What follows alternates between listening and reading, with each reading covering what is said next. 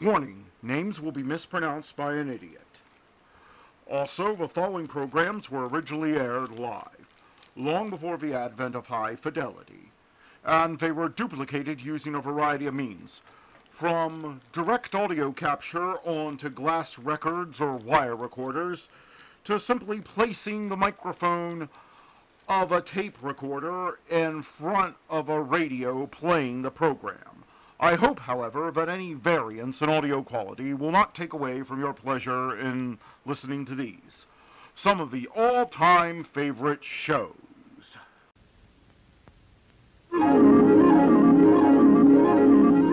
The following program is brought to you in living color on NBC.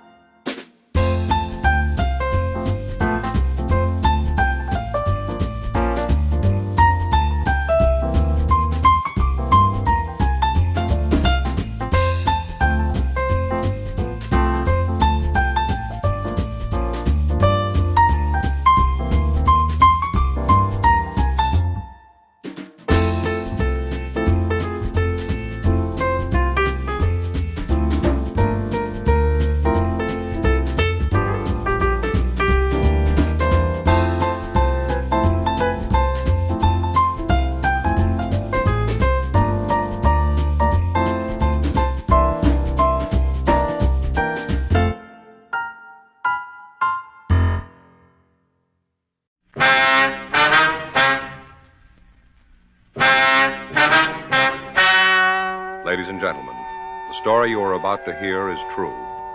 Dragnet is brought to you by Chesterfield, made by Liggett & Myers, first major tobacco company to give you a complete line of quality cigarettes.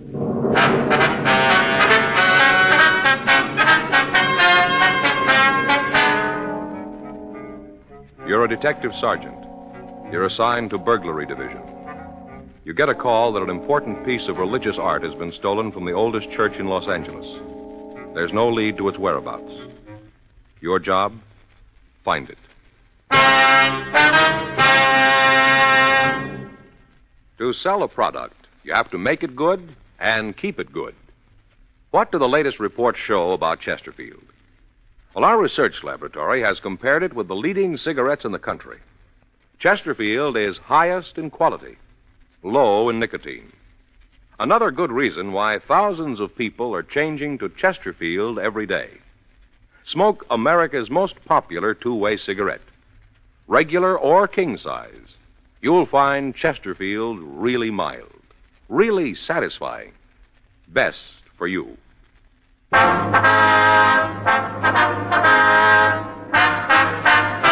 Dragnet, the documented drama of an actual crime. For the next 30 minutes, in cooperation with the Los Angeles Police Department, you will travel step by step on the side of the law through an actual case from official police files. From beginning to end, from crime to punishment, Dragnet is the story of your police force in action. It was Wednesday, December 24th. It was cold in Los Angeles. We were working the day watch out of burglary division. My partner's Frank Smith. The boss is Captain Bernard. My name's Friday. I'd gone across the street to buy stamps for some Christmas cards I was sending out. It was 9:15 a.m. when I got back to room 45. Burglary. I sat down at a table in the squad room and I started to address the cards when Frank walked in carrying a stack of Christmas boxes. Hi, Joe. All right. Christmas cards, huh? A little late, aren't you? Well, I was going to send them out Monday, but we had that stakeout. You ought to get married, Joe. Yeah? It's the only system. Faye does all that stuff for me. Laundry, mails, cards. Only system. Might help. You got a big stack there. Ought to cut down the list. Look at this here. Upholstery shop. Yeah? They send me a card every year. I never get anything upholstered. Faye and I ought to go over our list. Cut off a few names. I brought in your present. Want to open it now? No, I'll wait. I always open a couple the day before. Why? Well, put you in the spirit ahead of time. I opened Phil's this morning. Who's he? Faye's brother in Denver. Gave me a magazine, one of those funny ones. What do you mean, a comic book? No, one of those funny ones, you know. No, I don't, Frank. Well, some of the pages have holes in them. You look through and there's a picture on the next page. Oh, yeah, I've seen those on the newsstand. They have cloth pasted in. Cloth? In the ads. If you want to buy a suit, they have a sample right there. You mean you can feel it? Reach right out and feel it. There was one for $200. A suit? Sure. Cloth comes from Scotland. What's it made out of? Solid gold? No, they got a special kind of goat over there. It's real smooth. Not a goat, Frank. A sheep. Well, it's a special kind of sheep, then, because a suit costs $200. You gonna get one? I told Faye. She said, wear the sample. Anything doing? Fanning and Pryor were in on that market holdup. They come up with anything? Pound of air, nothing else. I hope it stays quiet. I got more shopping to do. I finished. What'd you get Ann? Stationery set, some paper and envelopes, leather binding. Joe, you'll never learn. Well, what's the matter? No woman wants a stationery set. Get her something personal. Well, it's got her initials on it.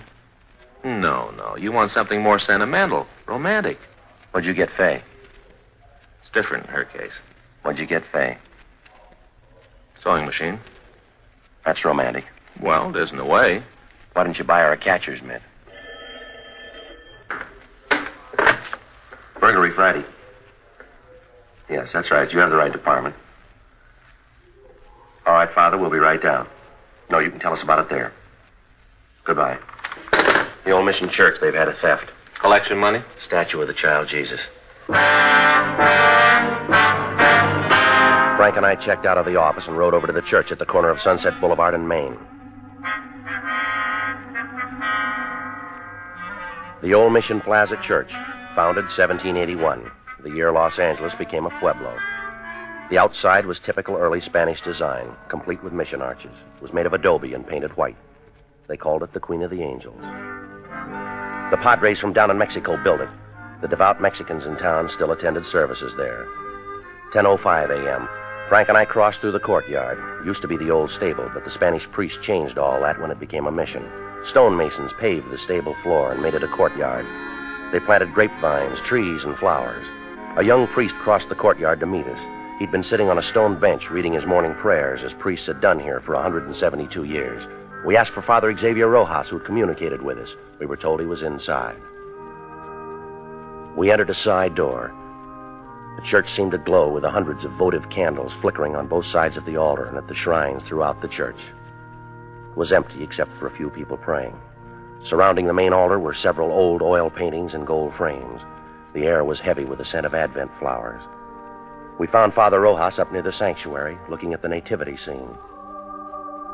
He told us about the crib. It was a $70 duplication of the scene at Bethlehem. The parishioners had taken up a collection for it 31 years ago. It was put up every year on December 22nd and taken down after the holy season. It was beautiful, except that one of the shepherds had lost an arm, the sheep was old and cracked, and the infant Jesus was missing. Father Rojas led us back into the sacristy.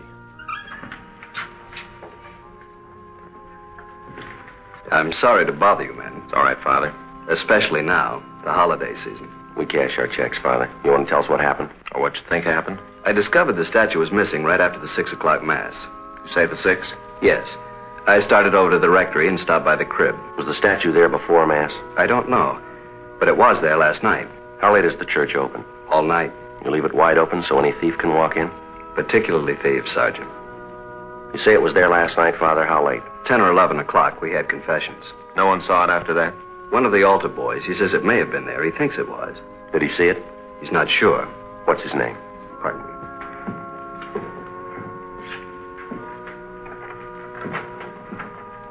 Here's the schedule. You'll find the names for every mass there. Was there a big crowd at the 6 o'clock Mass, Father? Not too many. 7's the big one. People on their way to work. Did anyone stay after Mass, did you notice? Not especially. I came back here, took off the vestments. I suppose it was 10 or 15 minutes before I went back in the church. It was empty then? No, people were coming in for the 7 o'clock. Are these the altar boys, James Cornine and Joseph Heffernan? That's right. Joe's the one who mentioned it might have been there. Did you check with the other priests, Father? Before I called you. None of them knows anything about it. Just for a check on the pawn shops, how much is the statue worth? In money? Well, that's the point in pawn shops, Father. Only a few dollars. We could get a new one, but it wouldn't be the same. We've had children in the parish. They've grown up and married. It's the only Jesus they know. We understand. And we've had children who died. It was the only Jesus they knew. So many of the people who come here are simple people. They wouldn't understand, Sergeant. It would be like changing the evening star. We'll do our best, Father.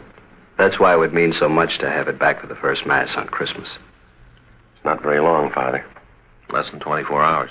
If anything turns up here, you know where to get in touch with us. Yes. Sad, isn't it? How's that? In so short a time, men learn to steal. Yes, but consider us, Father. Us? If some of them didn't, you and I'd be out of work.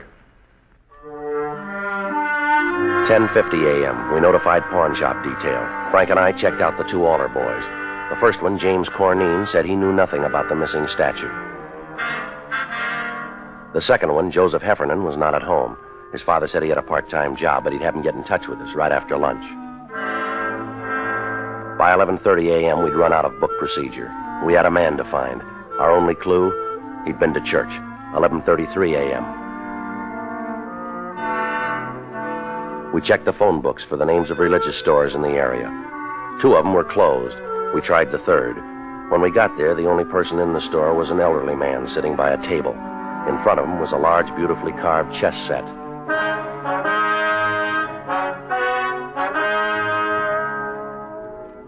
We're police officers. My name's Friday. This is my partner, Frank Smith. Pleased to see you. Caught me in the middle of a big chess match. Where's your partner? Up in San Jose. We've been playing for years. Same match? No, just 2 or 3 months on this one. What I meant was we've been playing different matches for years. I see.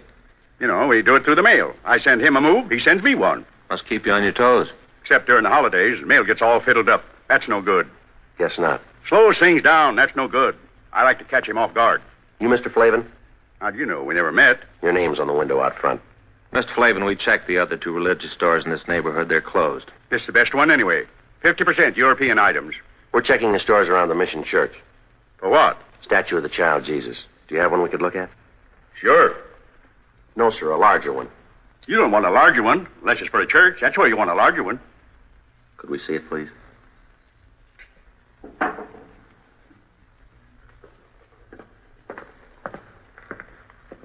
It's not my due to butt in. But unless you live in a big place, this'll make your living room all the kilter. Yes, sir. Do most of the people who go to the Mission Church trade here? Good many of them, especially the kids. Why kids? More religious. Check on yourself. See if kids aren't more religious than you. Might be so. That's what's wrong with the world.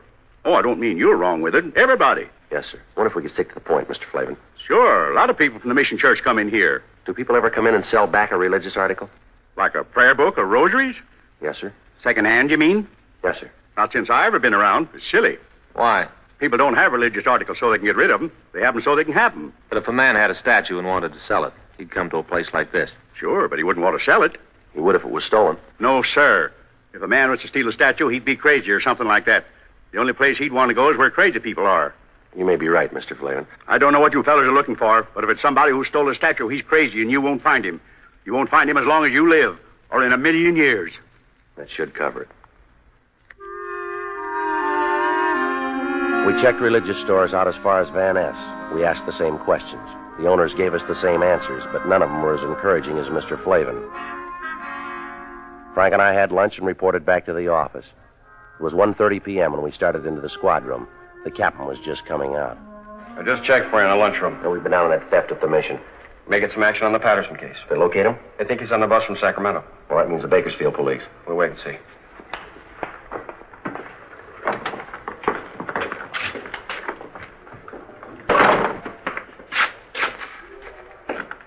Are one of you fellas Sergeant Friday? He is. I'm Joe Heffernan. My father said you wanted to see me. Well, sit down, son. You didn't have to come in. A phone call would have worked. My father said to get on over. He says that any kid that uses phones is lazy. We want to ask you about this morning. You serve 6 o'clock mass? Yes, sir. I'm senior boy, so I get the 6th. You're a senior and you take the early trick? Yes, sir. That way, if you receive communion, you get to have breakfast sooner. Father Rojas says you think the statue was there before mass. I didn't look, but I have a feeling it was there.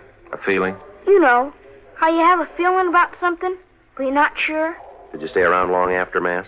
I put out the candles and hung up my surplice. How long would that take? About 5 minutes, maybe. Did any of the people at mass stay on? Some of them always do, especially ladies. Oh? Maybe they don't finish in time. Or else they start new prayers. I don't know. So when you left, there were still some women there. No, sir. That was at first. After I went back to the sacristy, there was only this one man. What man? He comes at 6 o'clock all the time. Do you know his name? No, sir. But he works down in Olive. You know, paint shop, where they paint signs. Could you describe him? Sort of medium. He was wearing a suit that didn't match. Didn't match? You know, different pants than coat. How about his age? Oh, he's pretty old. Take a guess. About 40, maybe. There's nothing particular about him. Then why did you notice him? I've seen him before. And the bundle, I guess. The bundle? Out in front. I saw him when he was coming out. He had this bundle, and he almost dropped it. How large a bundle? It's hard to say. Come on, son. Was it large or small? The size of the statue? About that big. Yes, sir.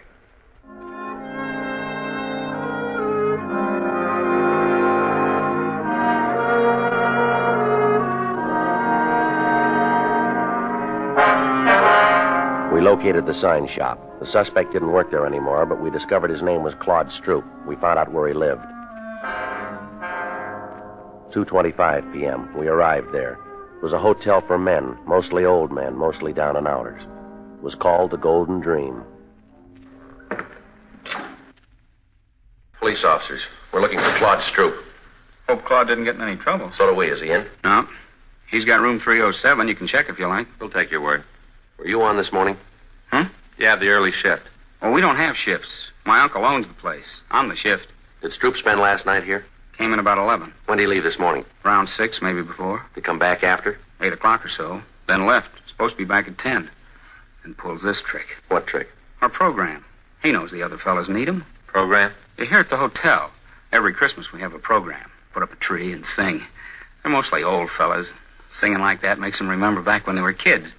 Then Jimmy Finn comes on. Jimmy Finn? He shares number 409.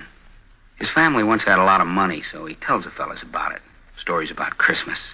How they had this big log, and his grandfather used to start it up, and after dinner everybody turned over his plate, and there underneath was a $20 gold piece. Brand new one. When Stroop came in this morning, did he have a bundle? I didn't see him come in. You said you saw him. I saw him go out after, but not come in. When was that? 8. If you want to look for a bundle, I could give you his key. We don't have a warrant. It's all right. I know about police. It's all right with me. It's not with us. I didn't mean that. I just meant it was all right with me. Good King Wenceslas looked out on the feast of Stephen. When They were 3 old men. You couldn't tell how much better they would have been with Stroop singing the 4th part, but somehow you didn't care. This was Christmas at the Golden Dream, and it sounded fine. that night, though the frost was cruel, when the poor man came in sight, gathering winter fuel. This is the last rehearsal. They got most of the songs down pat. Sounds pretty good. Yeah, that's why it's a shame Claude isn't here. He's tenor, and they need him to make it sound just right. Does Stroop have a job? No, sir. He used to have jobs. Not much lately, though. Did he say where he was going? No, he should have. The fellas need him. When he comes in, will you call us? Sure, and not say anything to him. That's right. I hope it's nothing serious for Claude. Fella's troubles ought to be over. Troubles? Way back. It wouldn't count now. Tell us anyway. Well, I don't know much about it. As much as you know. Now, come on. It was something back where he used to live. He robbed somebody or something. What else? That's all. It was a long time ago, way far back. But he forgot it all, the robbing and everything. No, not quite. He remembered it this morning. God rest ye merry gentlemen, let nothing you dismay, for Jesus Christ our Savior was born upon this day to save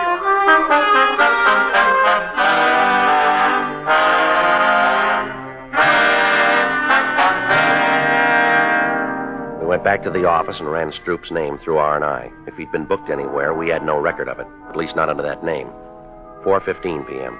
Pawn shop detail reported back. No object resembling the statue of the child Jesus had been turned in. 4:18 p.m. I hung up the phone. Patterson's on that Sacramento bus. I thought Bakersfield had it. They were supposed to confirm. They did. Upward station. What about Fanning and Pryor? They're still out. Well, they'll be back soon. When's the bus arrive? 6 o'clock. There's plenty of time for them to make it. There's more time for you. We're still in that theft. Can it wait? No. What is it? $10, $15 statue? When's the price determine a case?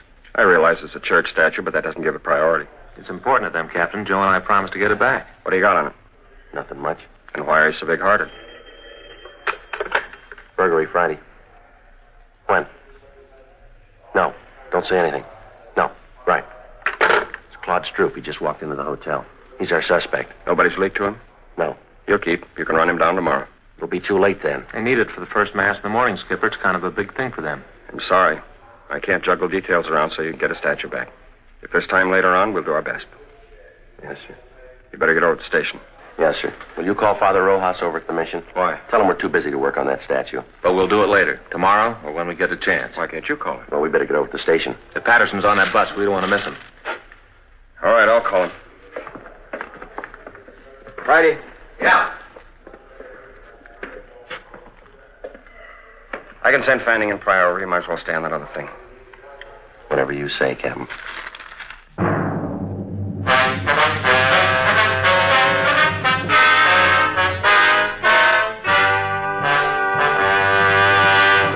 You are listening to Dragnet, the authentic story of your police force in action. There are good reasons why thousands of people are changing to Chesterfield every day. Why Chesterfield is the largest selling two-way cigarette in America. Why Chesterfield is best for me and best for you. People these days want facts. When you want people to use your product, you have to tell them what effect it has on people who do use it regularly. That's why a doctor has examined for almost 2 years a large group of Chesterfield smokers. 45% of them have, on the average, been smoking Chesterfields for well over 10 years. What is the effect on these people from smoking Chesterfield? No adverse effects. To the nose, throat, and sinuses, says the doctor. Consider Chesterfield's record with these smokers, with millions of other smokers throughout America. Another good reason for you to change to Chesterfield. Regular or king size, Chesterfield is best for me, best for you.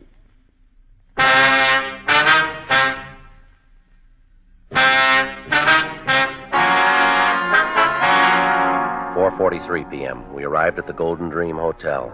The desk clerk was right. Claude Stroop looked like a man who'd had his troubles at bargain rates. Your name Claude Stroop? Yes, sir. Police officers. We'd like to talk to you. I didn't do anything against the law. Honest, I didn't do anything against it. You haven't been accused. Want to take you downtown. We'd like to talk to you. No, sir, I'm not going. I'm not going anywhere. I'm not going to talk to anybody. You're half wrong already.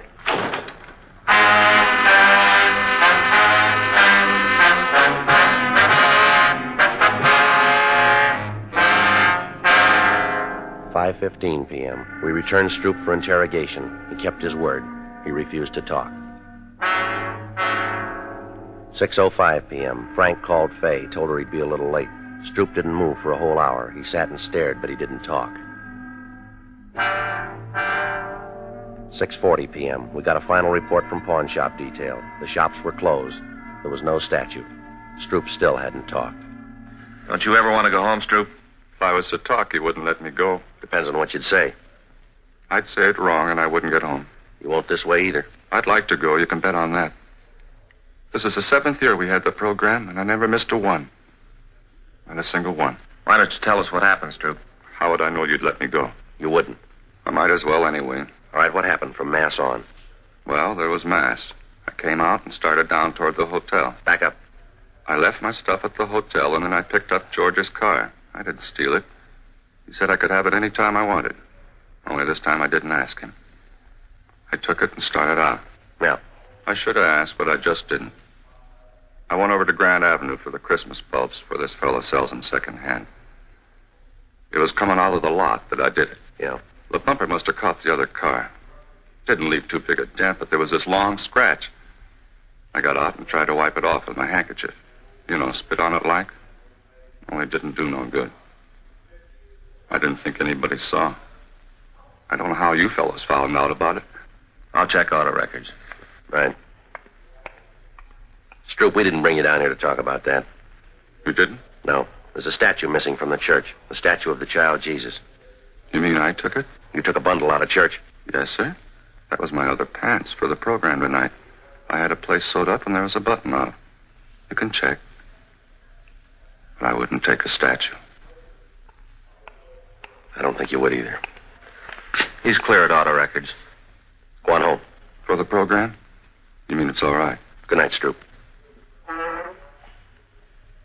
Good night.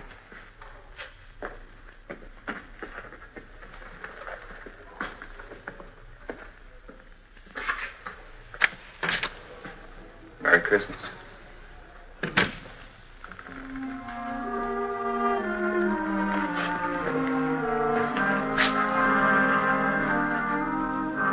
Where to? Well, I don't know.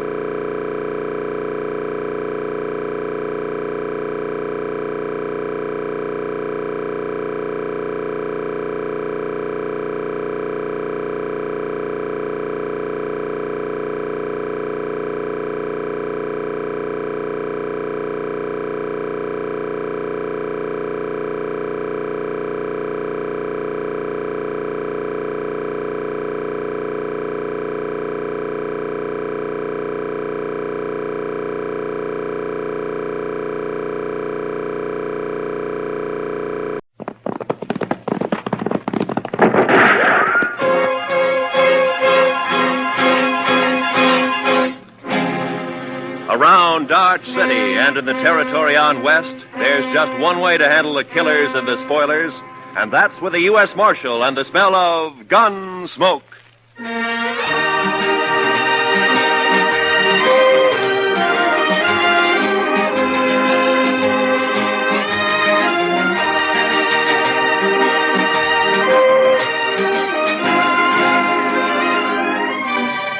Gunsmoke, starring William Conrad.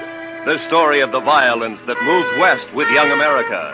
The story of a man who moved with it. Matt Dillon, United States Marshal.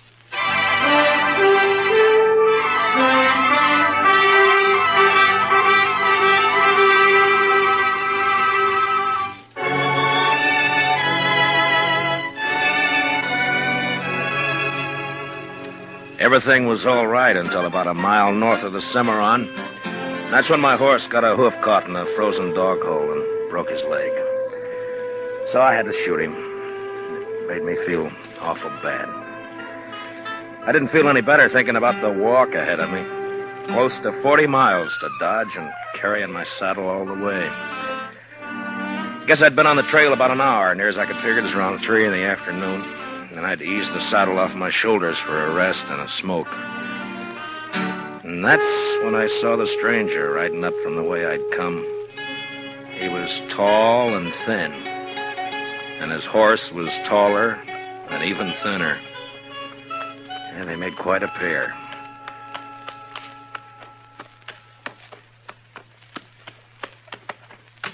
Hi.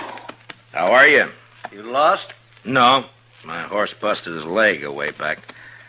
I'm on my way to Dodge. Oh, it's your horse, huh? I saw it. Yeah. On your way to Dodge, huh? Yeah, that's right. You got any more of that tobacco? Yeah, sure. Here you are. Thanks. Thanks a lot. That's okay. Kind of a big walk you got ahead, ain't it? Kinda. It's going to be dark soon. You figure making camp? That's the idea. Well, it's too bad. Yeah. Do you need any food? No, thanks. I got enough. Well, I thank you for the tobacco. Sure. Anytime.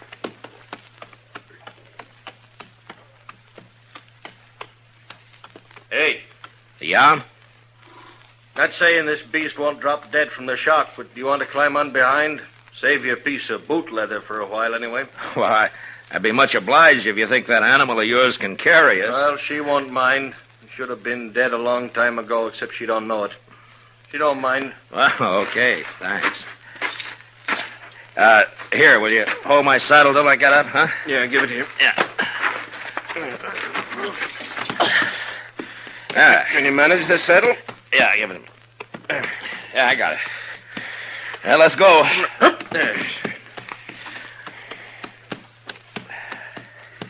You heading for Dodge, too?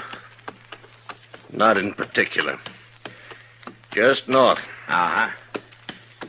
This beast'll do about 10 knots with the wind behind her, but we ain't gonna get more than 5 with this load. You ain't in no hurry, are you? Well, I was kind of hoping to get back tonight. It's Christmas Eve, you know. Oh, yeah, that's right, ain't it? Yeah. That backbone of hers sticking into you? Oh, no, it's okay. Thanks. Notice that tin do-jigger tied to you. You with the law? Yeah, I'm a U.S. Marshal. My name's Matt Dillon. That's so. I never seen a marshal on foot. Well, it happens sometimes. How is it you're down this way? You need to mite off your course? So you marshal down here as well as Dodge? No, I just took a prisoner across the Cimarron into Oklahoma territory. Turned him over to the Army there. Did, huh?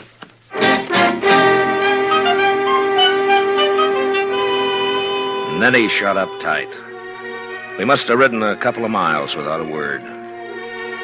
I got to thinking about Dodge and Chester, Doc, and Kitty, and the rest of them. You know, there's something pretty special about any place at Christmas time.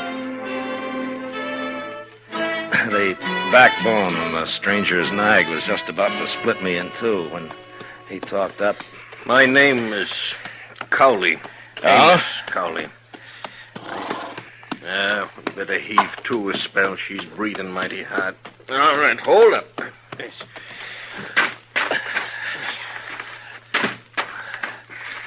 Yeah, it's getting a little chilly, isn't it? Yeah.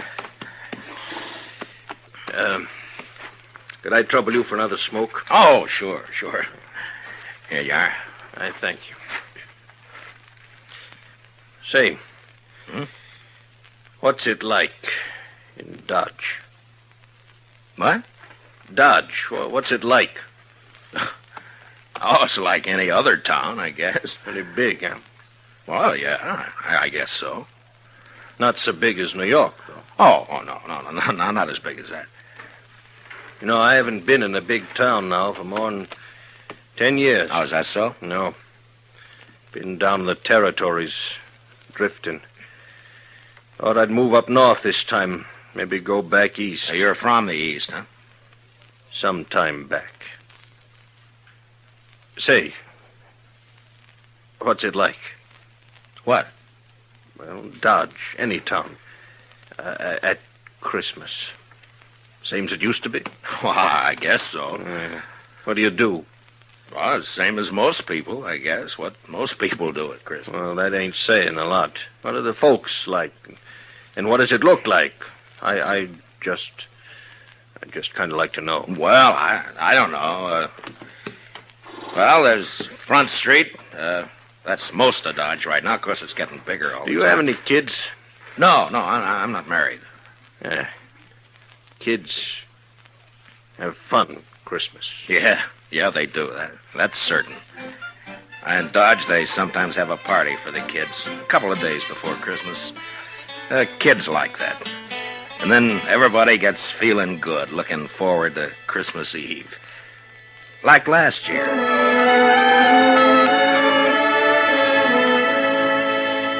There was snow on the ground, but the sky was clear. You could even see the stars. I was going down the street to the Texas Trail to meet Doc and Chester.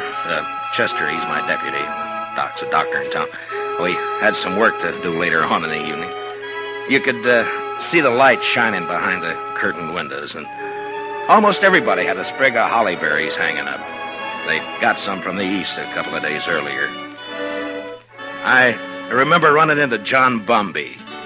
He's a kind of general handyman in Dodge. Never says much, but he sure had a lot to say that night. Oh, hello, Marshal. Oh, hi, John. A lovely night for Christmas Eve, isn't it? Yeah, it certainly is, John. Yeah. Pretty fine night. Peace on earth, goodwill to men. Mr. Dillon? Yeah, that's the way it should be, John. You know, Marshal, this is going to be quite a night for me. Yes, sir. Oh, is that so? Oh, yes, sir. Tonight, I'm asking Mrs. McNish to become Mrs. Bumby. What? Mm-hmm. What, John? I didn't know that. Oh, I know it's been a mighty fast secret, but I'm popping the question tonight. Well, I wish you a lot of luck, John. Hey, I'll tell you what. Come by to the Texas Trail later, and we'll have a drink on it. Oh, I will. I really will, Marshal. You're good and kind, Marshal. Good and kind.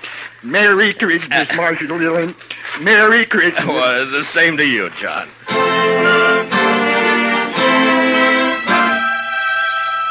That may sound kind of funny to you, but John Bumby's a good man. A little peculiar sometimes, but good as they come. And they don't make enough like him.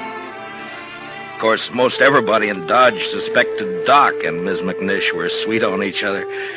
But it just goes to show you. I'll tell you about John and Ms. McNish a little later. So I went on down the street. You know, it's a funny thing about those words, Merry Christmas. Men say it to each other, and, well, it makes them feel kind of good. Yeah, I know what you mean. Used to be a seafaring man myself. When you're on the sea and it comes Christmas, things like that they can count a lot. Yeah. Well, we might as well get underway again, huh? Sure. All right. Hey. You want to take my saddle? Give it here. Okay. Give it to me. Okay. Come. I guess you'll miss it in Dodge tonight. Won't you? Well, if you could get a little more out of this nag of yours, we might make it tonight. No, there's not a chance. She'll be on her beam ends pretty quick. She's been on a long reach since sunup. Oh. Mighty bare country up this way. All right, depends on what you're used to, I suppose. Well, mighty bare where I've been, too. It's not like the sea. That's always different. How come you left it? I always heard a sailor doesn't ever get it out of his blood. The sea? I guess you can get it out of your blood, all right. You got the right reason you can. Yeah, I guess so. Hey, you trying to get something out of me? Well, no. Get what? I would just remark. You want to ride with me? I don't want any talk about the sea. Well, you brought it up. Get it.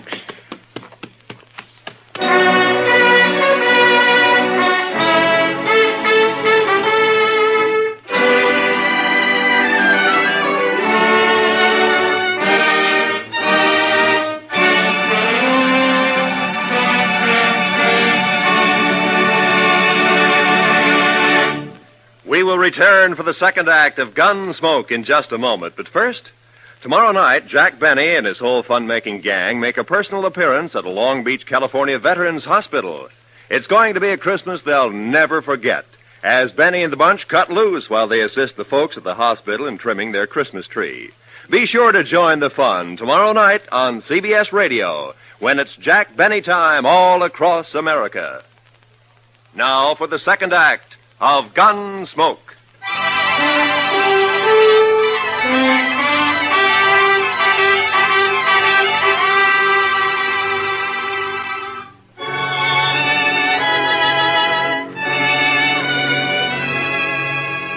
Amos Cowley sulked his way along the trail for the next while. And then it was almost like he couldn't stand the quiet. Or maybe he had things on his mind. He turned his head.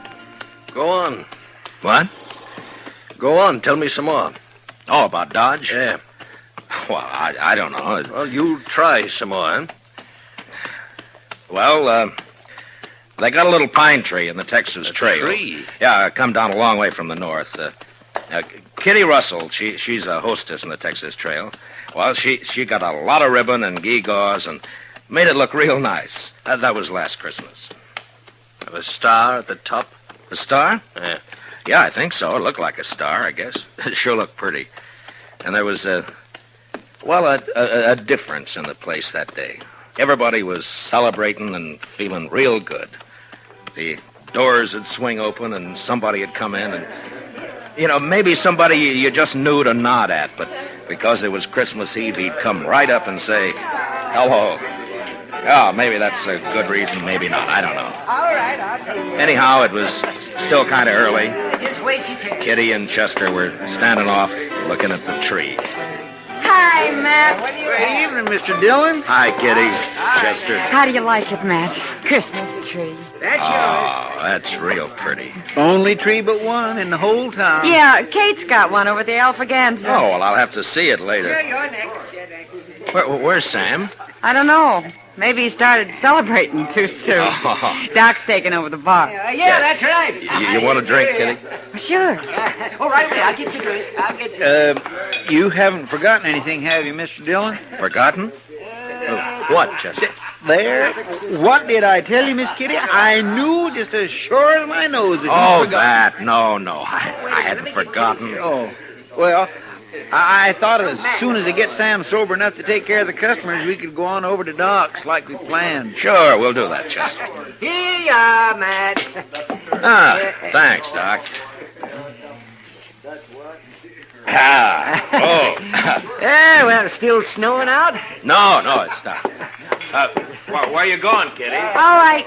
Just want to look outside.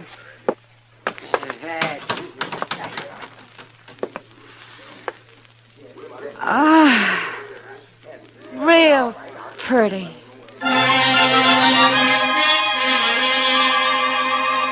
Man thinks of a lot of funny things that don't mean much. Kitty standing at the door, sniffing the cold air, and the warmth inside, and the whiskey in me. It was a good feeling. And then Chester and I decided to take a bottle over to Mr. Hightower. He's the telegraph operator over at the depot. He runs a printing shop on the side. Say, Mr. Dillon? Yeah, Chester. Do you mind if I stop by the church for a minute? No, I don't mind. I just feel kind of right tonight, Mr. Dillon. Figure I ought to thank somebody for it. Sure.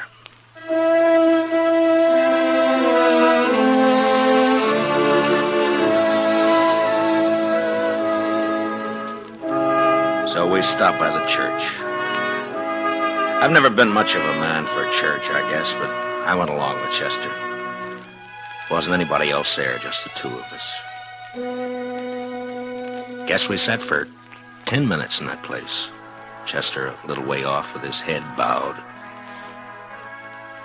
You know, there's a lot of peace in a church. Maybe it's the quiet. Maybe it's the good that people find in there.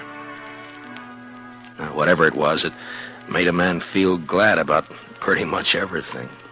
I haven't been in a church since I don't know when. Oh, is that so? I heaved to. Well, she's becalmed again, mister. Okay.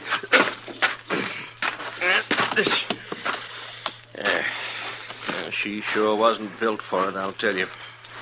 You ever see anything like that? She is kind of old, isn't she? I've had her going on 8 years. She hasn't changed a mite. Eats like a pig and looks like a four-legged mizzenmast. Smoke? Don't mind. Hey, what about that fella Hightower? Did you get that bottle to him? Oh, sure. Yeah, I guess it was lonely over in the depot all alone. He was glad for the company. There was a wood fire burning in the stove, but it didn't keep out the cold.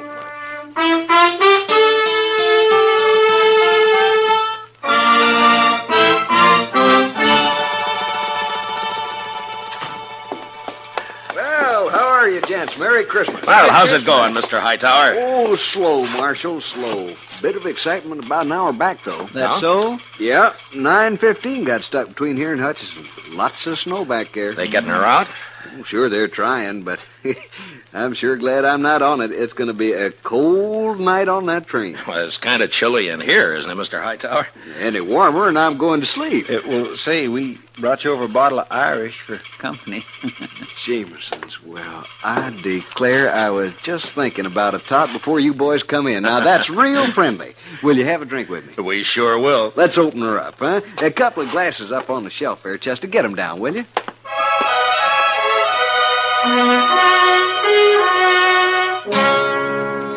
I don't know if you get an idea about the folks in Dodge or not. They're not any different than any other people, or the town either. I guess maybe it's a pretty small place at that. The depot, the hall, a few stores, a church, Doc's office, a Texas Trail, Alafraganza, my office. Not much, but it's where you live, you know? Sounds all right. I lived in a town once back east. Small. I know what you mean. Well, maybe you'll be going back. Maybe. Say, the kids, they still believe in St. Nick? Oh, sure, I Mighty suppose. few kids down where I've been. Indian kids, they don't believe in St. Nick. No reason they should, I guess. I used to believe in it, you know that? Well, I guess most people did one time or another. Hey, you figure we come maybe 10 miles? Maybe. Yeah, it's getting dark. Yeah. Well, come on. You want to ride the saddle for a bit? Oh, no. That's okay. Well, then okay. We rode on, and I thought about last year, about Kitty, Doc and Chester and me, going over to Doc's place after Doc got tired at Tendon Bar at the Texas Trail. It was about 1:45, and we stood around and sang Christmas carols. And I remember how it sounded that night, how it looked. The glow in the stove in the middle of the room, and frosty windows. On a cold winter Yeah, it was Christmas Eve, all right. It was so deep. Noel, Noel, Noel, Noel. Born is the King of Israel. Say, that was fine. That was just fine. Yes, it was. Oh, gee. Say, now, what do you say if we... Listen. Huh? Huh? Oh. Merry Christmas. Merry Christmas. Merry Christmas. Merry Christmas. You know, I feel sentimental. That's exactly what I feel. I feel sentimental. I know what you mean, Doc. I surely know. Okay, Doc. Bring him out.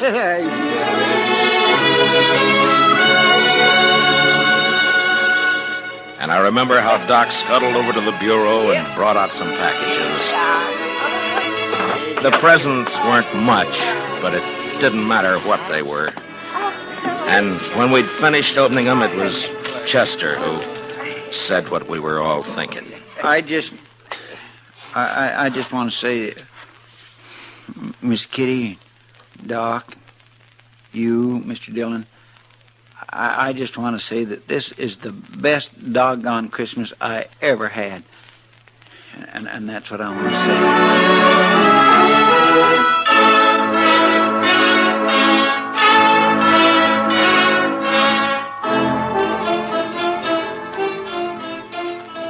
Say, you was going to tell me about that fella John was courting that woman.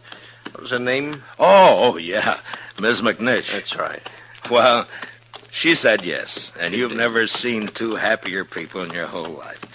Yeah, she's Miss McNish Bumpy now. Oh, that's good. You know, you might settle for a bit in Dodge, or you could get work there.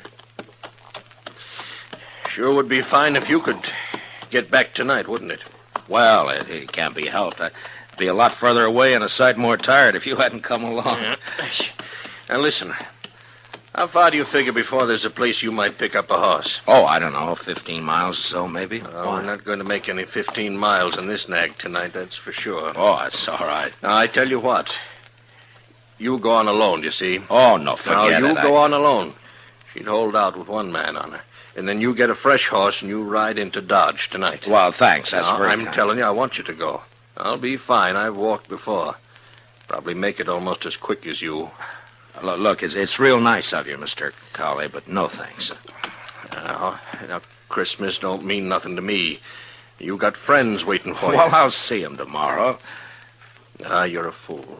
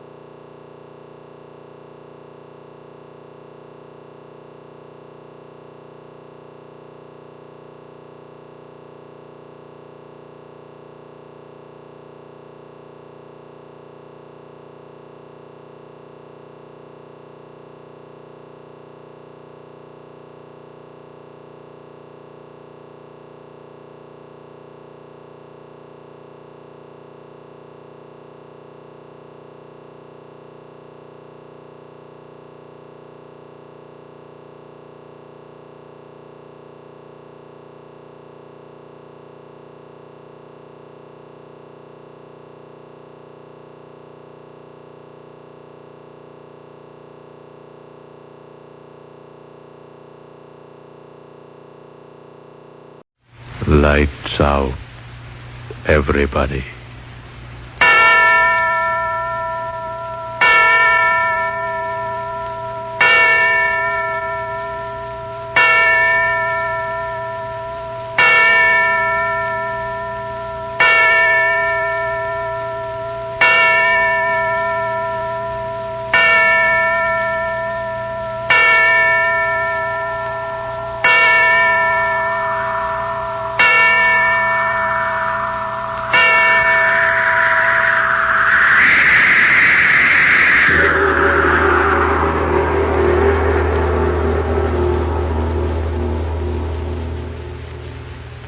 This is a tale they tell of another Christmas.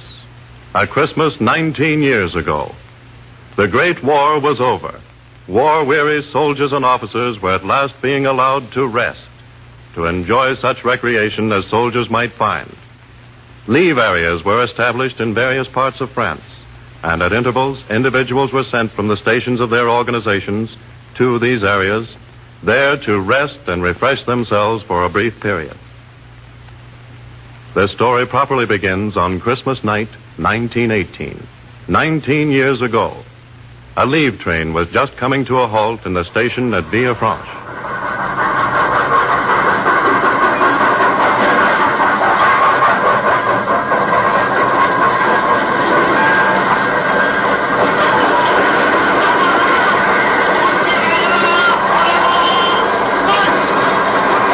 On peut monter à ce compartiment-là, monsieur. Il y a seulement un officier. C'est un Français. C'est première classe, monsieur. Oh, merci, monsieur. I see the brighter mind. Here you are, mate. Top. Ah, merci, monsieur l'anglais. Merci. I'm not an English, you know, chap. Australian. Anzac. Compris? Ah, oui. Vous êtes australien, n'est-ce pas? Righto. And Merry Christmas, old chap. Un joyeux Noël, monsieur l'Australien.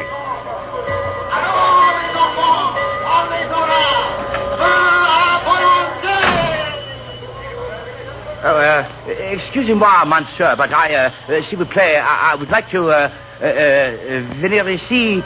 Oh, blast it, I can't talk the ruddy language. It is not necessary to speak the blasted language, monsieur, since I speak yours, after a fashion. Oh, beg pardon, old chap. The station master told me you wouldn't mind if I stowed myself in here with you. I hope. I should be very glad indeed of your company. I am Captain Esme Rochefort de Gascoigne, of the 212th Regiment Artillery, GPF. I'm Lieutenant Horace Ballantyne, of the Australian Light Horse, sir. You are welcome, monsieur. May I help you with your baggage? I'll have it stowed in half top. Thank you. There.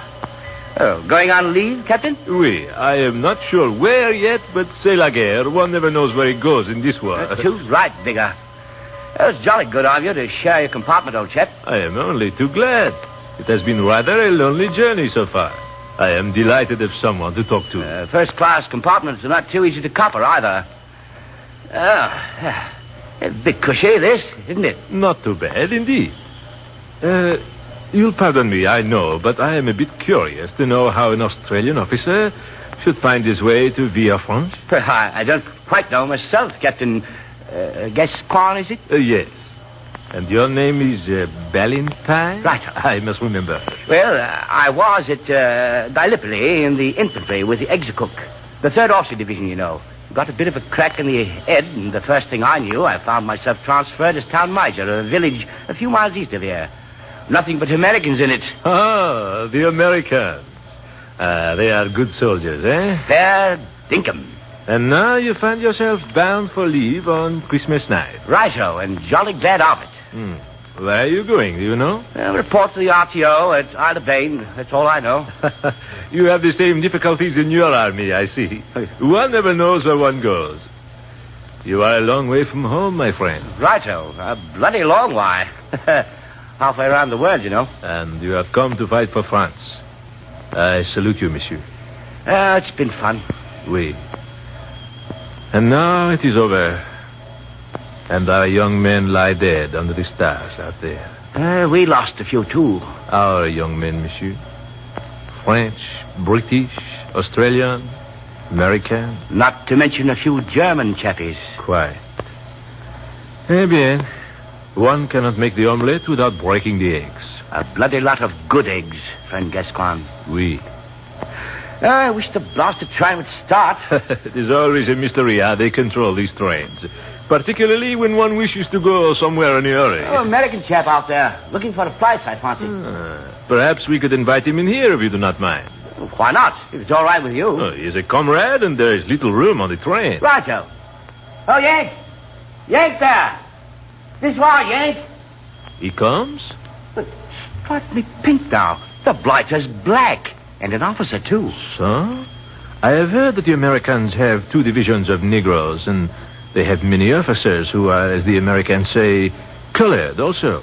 But I have never seen one. You don't mind if I ask him in? My dear Valentine, why should one mind? Is he not a man, an ally, an officer? Do we dislike one another because I am French and you Australian? Good chap. We've lots of blacks in our units. What the devil's the difference? What difference does it make what color the blighter's skin is? Yank. Room here.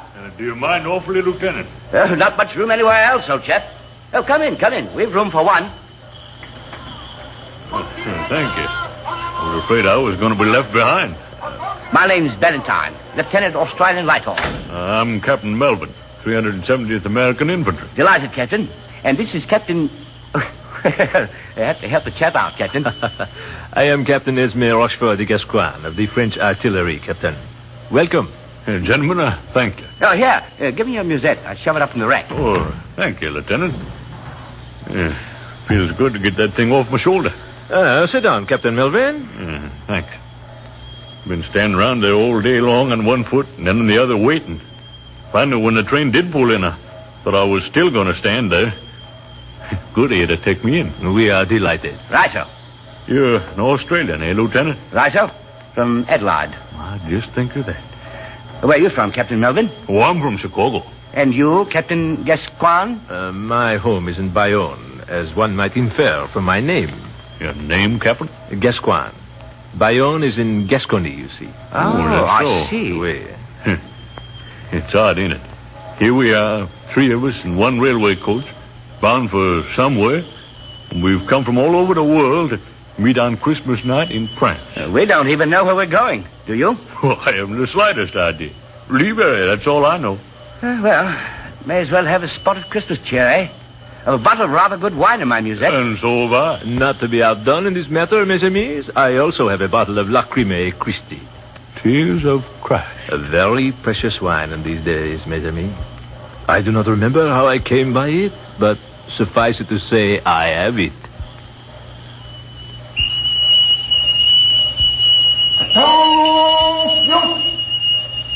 Attention! We are about to start, huh?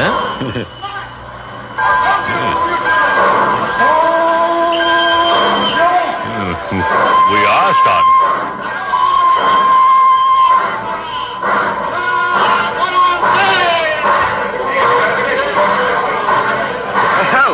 A ruddy, happy crowd out there at the station. Christmas. We still Christmas, despite the fact that most of them all want to get out of the town and go somewhere. Last Christmas, I was down in Texas. Keep Logan. I was in the hospital at Marseille. And I, mes amis, had dinner with a German general. A German general? Captured on Christmas Eve. Oh, yes. Gentlemen, will you drink with me? With pleasure, oui. If you will drink with me. And with me. Well, then, to Christmas, eh? Yeah. To Christmas. To Christmas. You know, my musette's so bloody full of junk of all sorts. I was afraid I might have lost the bottle. Souvenirs, huh? Oh, yes. Silly toys and things that I picked up. Give them to some kid somewhere. Lord knows they have few enough. I have gifts, too, in my musette. There is no one left of my people to give them to, but it is a sentiment for Christmas. Suppose we all do that. Mine's packed with odds and ends. I didn't know if I'd ever get back to that outfit after this leave, so I got some souvenirs together. Another drink, mes amis? Oh, not now, thanks, Captain. I'll wait a while. I think I shall, too. Quiet. It is a beautiful night, eh? Clear. You know, if the war was still on, I'd expect to hear someone shout, "Lights out, jury's up." Have a lot of bombs land in our laps. I hope we are done with that, monsieur. Amen. No moon, though. Yeah. But look at them stars. Oh, see that one over there. You might imagine it to be the Star of Bethlehem. Very bright, isn't it? Oui. Nearly 2,000 years ago. I wonder if that same star still shines upon the earth. If it does, we wouldn't know it. Not us. Fight wars and deny the name of the man that was born under it. Religious chap? No, not at all, Lieutenant. A long way from it. I'm not a religious chap either. But used to have some jolly times as a kid at Christmas time, though. Church things and all that, candles, whatnot. One is not religious, save when one sees the star shining down on him. I wonder if that could be the star. And why not, my friend? Our earth changes, but the everlasting stars change not. Yeah, be funny if it is, wouldn't it? Ozzie. Oui. But our journey is long, gentlemen. If you wish to sleep... You're sleepy, Captain? That little drink of wine has affected me, I fear. I cannot keep my eyes open. Yeah, I'm a little tired myself. Standing around all day in that station, there was no place to sit down. I can always sleep myself. I propose, then, that we do sleep for a little while, my friends. Talking to sleep, it made me sleepy. I'm all for it. Shall I turn down the lights? If you will, monsieur. Pleasant dreams. Merry Christmas. And Merry Christmas to you both, gentlemen. And to you, Lieutenant Valentine. Captain Gascoigne. Yonder star shall watch over us. N'est-ce pas? The star that shone on Bethlehem. Good night.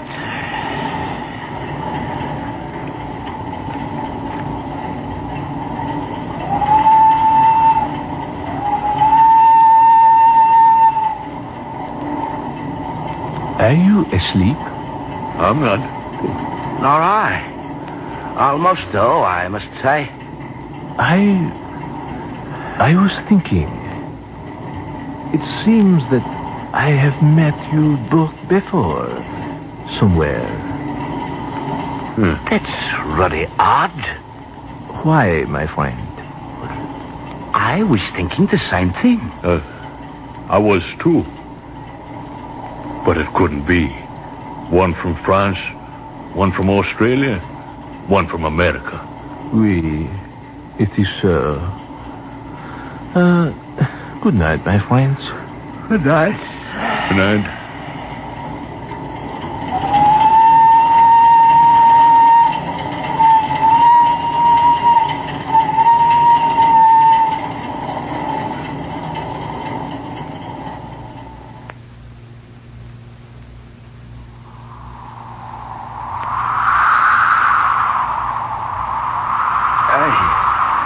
Friend Gaspar, we have journeyed far, and the sign that thou didst promise to us is not yet. Peace, Balthazar. We have not yet come to the end of our journey. Behold, Melchior crieth not out. Canst thou not study his patience to be like unto him? Yet thou art tired, Melchior. I am tired and weary. Yet must we go on. No man knoweth what the end of his far journeying shall bring him. Dost thou see, Balthazar? Thou must needs have faith. I have faith, friend Gaspar. Yet my burden upon my shoulder is cruel heavy, and I would fain rest. Have faith, O Balthazar. Have faith, I conjure thee. Faith. I lead on, O Gaspar. Whither thou goest, there will I follow thee. And also I, Gaspar. For I know that thou art inspired of God, that his hand doth lead thee. Yet not even I know what miracle he will do before our eyes. No matter. We will follow, and thy road lead to death. Now, which road takest thou? That to the right hand or to the left? I know not. Wilt thou not call upon God, Gaspar? Aye. Kneel down, brethren. O Lord, Father God, lead us, thy servants, in the way thou didst set out for us. For know, Lord Father God, that we are poor, and our eyes know not the right, and we would follow the way that thou wilt have us follow. Therefore we pray thee humbly, dear Father.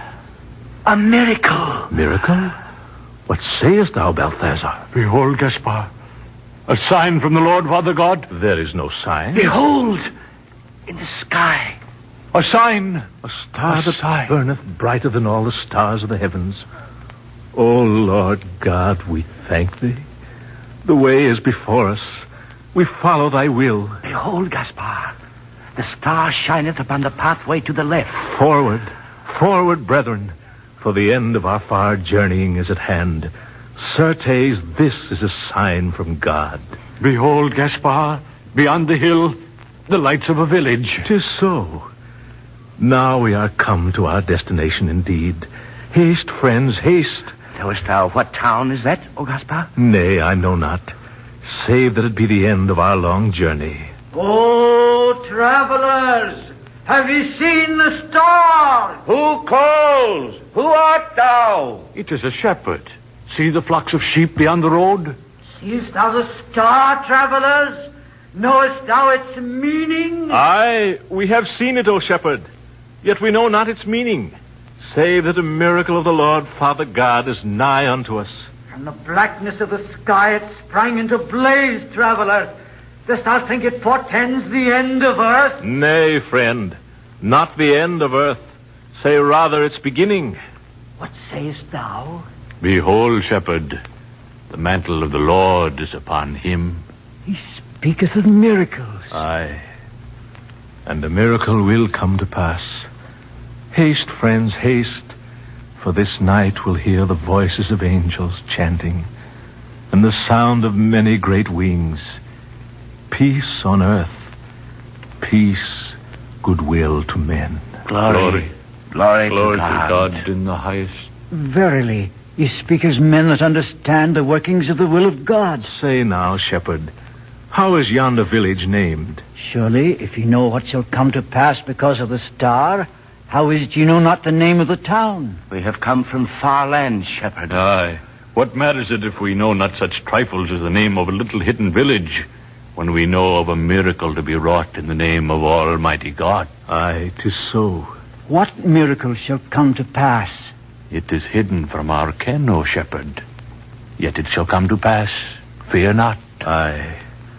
And such a miracle as shall set all the world to singing praises, lifting up their voices unto the heavens, crying in a loud voice, Mighty, mighty is the Lord God of hosts. Ye be not of Israel? Nay, I am from the land of the Greeks, and these my companions be also from far lands. Melchior from Ethiopia, Balthazar, a wise man of Egypt, a soothsayer unto the king. Ye have come far. Aye, so. Since many days our feet have trod the pathways of hidden, unknown places. Yet always have we set our faces unto the east, obeying the bidding of a voice unheard, the guidance of a hand unfelt.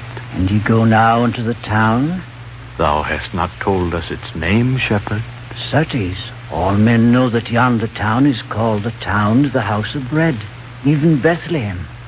Know ye that I, even I, am of Bethlehem, where was born 1,000 years agone David, son of Jesse, that was king of Israel. 'Tis well. For now I speak with the tongue of the Lord, the wisdom he hath put into my mouth.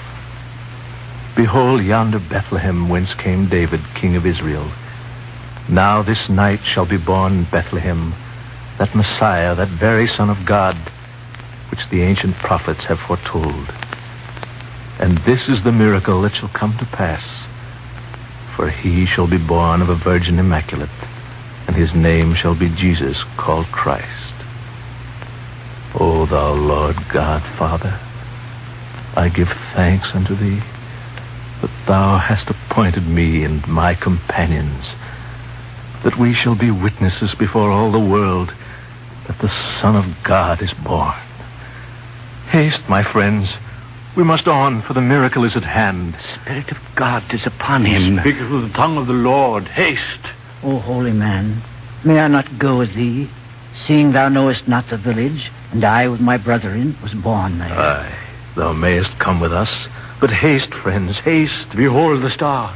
How it seemeth to beckon us on. Lo, it cometh down from the heavens and standeth above the rooftops of the town. It is the doing of God. Aye, praise God. Praise God. Praise God. Sling thy burthens from thy shoulders, friends. Haste, haste. I marvel also that there should be lights abroad in the town.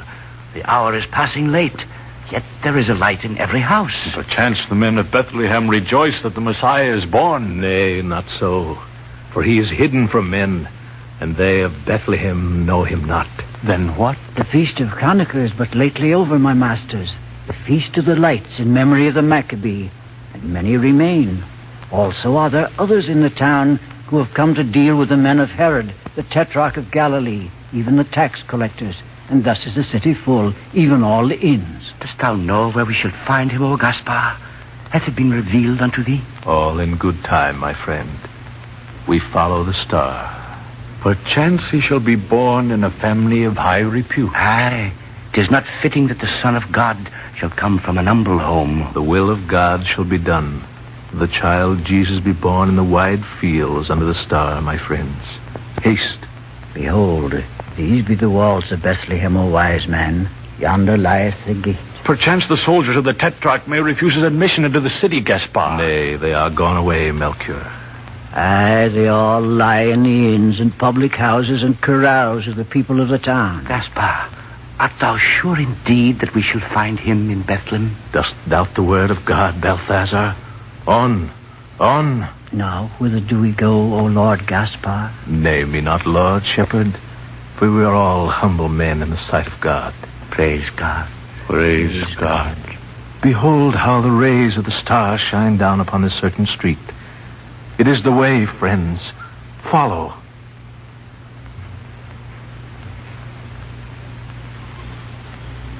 Lo, one comes, Gaspar. In haste. Aye, but so... Perchance he knoweth. Hold thou, men.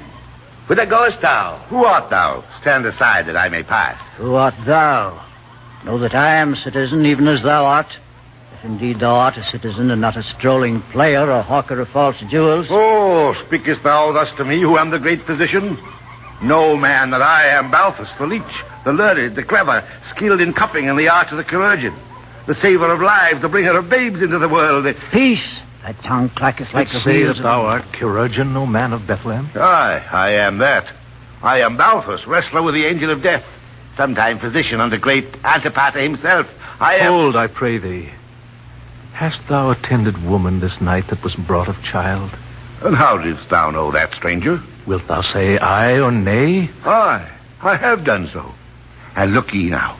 This night have I come upon a miracle, a very marvel, a prodigy of nature. Never before in all my time have I... Cease thy clacking and speak, leech. And who art thou thus to... Speak of the marvel that thou hast witnessed, man. Behold, not 2 hours have passed since one came post-haste, crying before my door, O Balthus, O most noble surgeon, O saver of lives, come down and haste. And I, setting down the goblet of sack posset wherefrom I did drink, flung open the window and looked down. To thy story, leech, to thy story.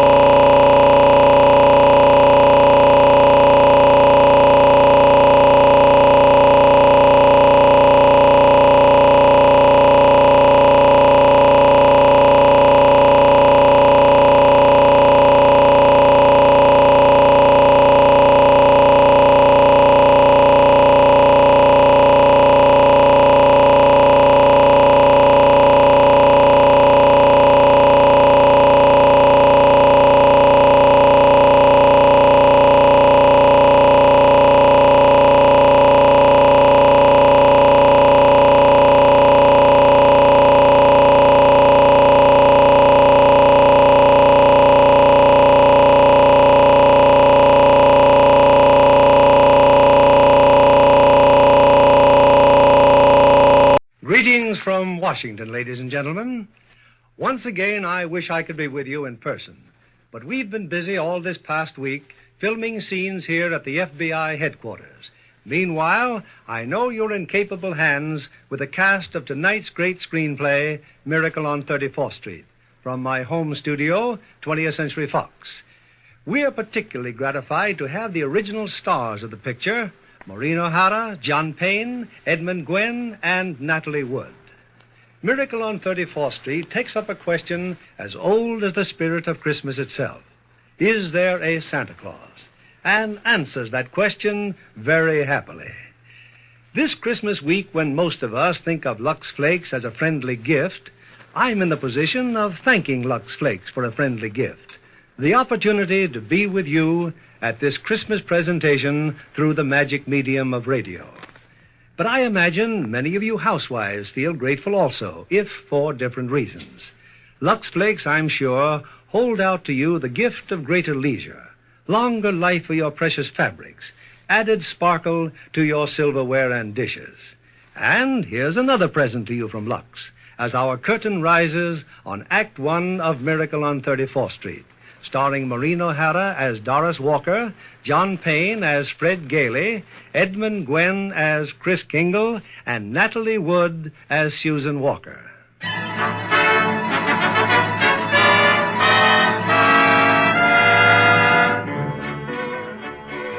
It's Thanksgiving Day in New York City. On Fifth Avenue, adjoining Central Park, an annual event is being joyfully awaited. The spectacular parade presented by Macy's department store to herald in the Christmas season. A little away from the crowd are two of Macy's public relations experts. He's simply wonderful, Mrs. Walker. Just look at him on that float. The most realistic Santa Claus we've ever had. Why, he didn't even need any padding, did he? Padding? Well, didn't you notice his tummy? So round, so firm, so fully packed.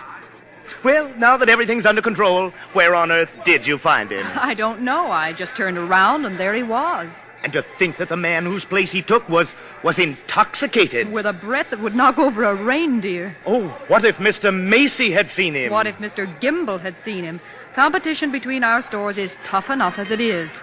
Well, the parade's starting. Let's stand at the curb. Not I, Mr. Shellhammer. I'm going home and relax. Anyway, I can see it from there. I live just around the corner. Oh, so you do. Well, see you tomorrow, Mrs. Walker. And congratulations on finding the best Santa Claus in Macy's history.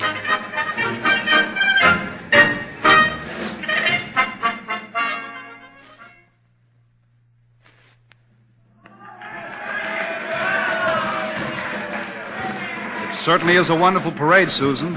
Just look at that clown. Gosh, what a giant. Giant, Mr. Gailey? There are no such things as giants. Well, not now, maybe, but in olden days there's... Really, Mr. Gailey? And you a lawyer? Well, what about the giant that Jack killed? You know, Jack and the Beanstalk? Everybody knows that's a fairy tale.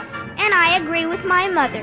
Fairy tales are silly. Oh. Come in.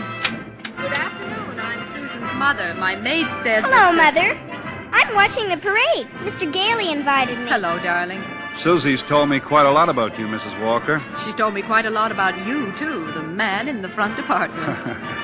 This is all part of a plot, Mrs. Walker. I'm very fond of Susie, but I also wanted to meet you. At least you're frank. Don't even mention the name.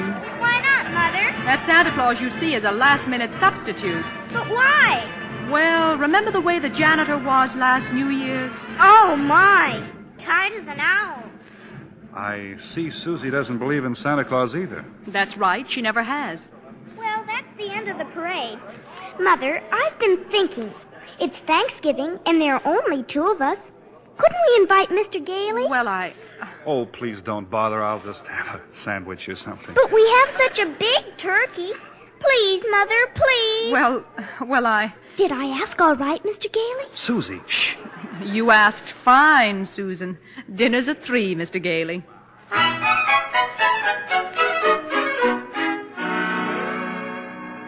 Hello, Mrs. Walker? Yes, Mr. Shellhammer? Your maid said you were at Thanksgiving dinner, but I just had to tell you, your Santa Claus was stupendous. Well, thank you. Mr. Macy himself wants him to be our toy department Santa Claus. Fine. Can you hire him? Well, I already have. Oh, he's a born salesman. I just feel it. Good. We'll talk about it in the morning. Thanks for calling, Mr. Shellhammer.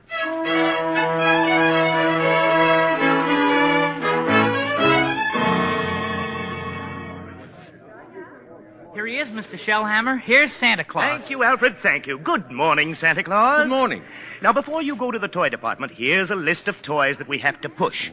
You know, things we're overstocked on. Now, you'll find that a great many children will be undecided as to what they want for Christmas. Now, when that happens, you immediately suggest one of these items. You understand? I certainly do. Fine. Now, take the list, and Alfred here will show you to your throne in the toy department. And don't forget, you're working for Macy's.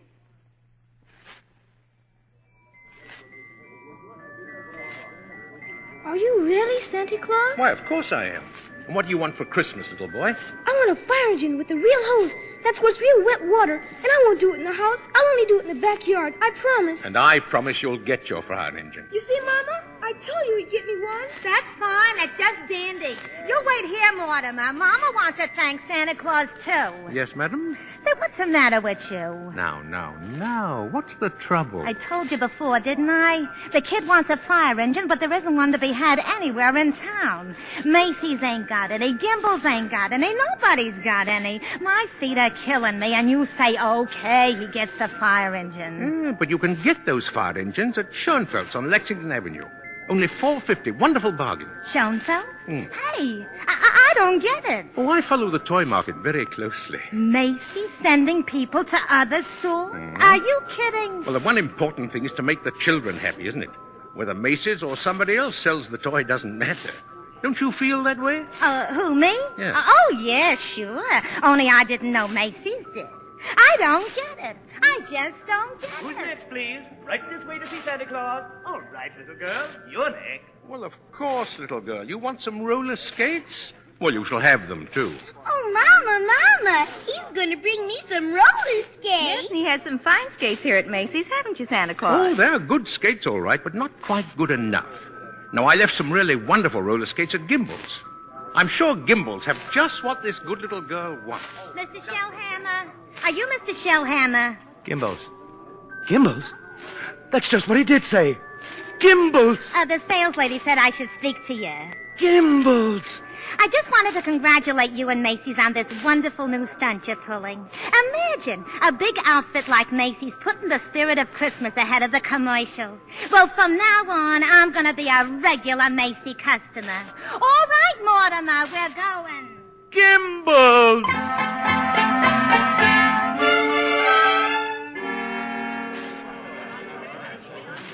There's the toy department over there, Mr. Gailey. You certainly know all about Macy's store, don't you, Susie?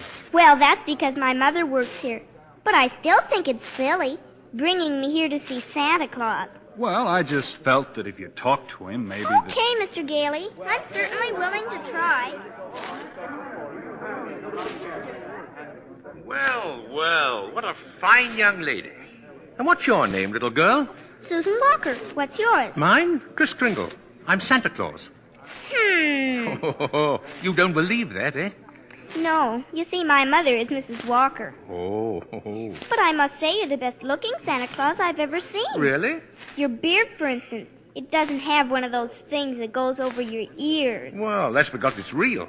Just like I'm really Santa Claus. Go ahead. Pull it. Well, my goodness. It is real. Yes. Now, what would you like me to bring you for Christmas? Nothing, thank you. Whatever I want, my mother will get for me. If it's sensible and doesn't cost too much, of course. That's quite right, Susan. Oh, hello, Mother. Hello, Mr. Gailey. How are you? The explanation for this is all very simple. Your maid's mother sprained her ankle. She had to go home. She asked me to bring Susie down to you. And as long as we were here, I figured we might as well say hello to Santa Claus. He has real whiskers, Mother. Susan, would you mind standing over there a minute? If you want me to. I shouldn't have brought Susan to see Santa, is that it? Well, now you're making me feel completely heartless. I'm sorry. Don't you see, I tell Susan that Santa Claus is a myth, and you show her a very convincing old man with real whiskers. Whom is she to believe? Yeah, that's right, isn't it? When Susan was a baby, her father and I were divorced.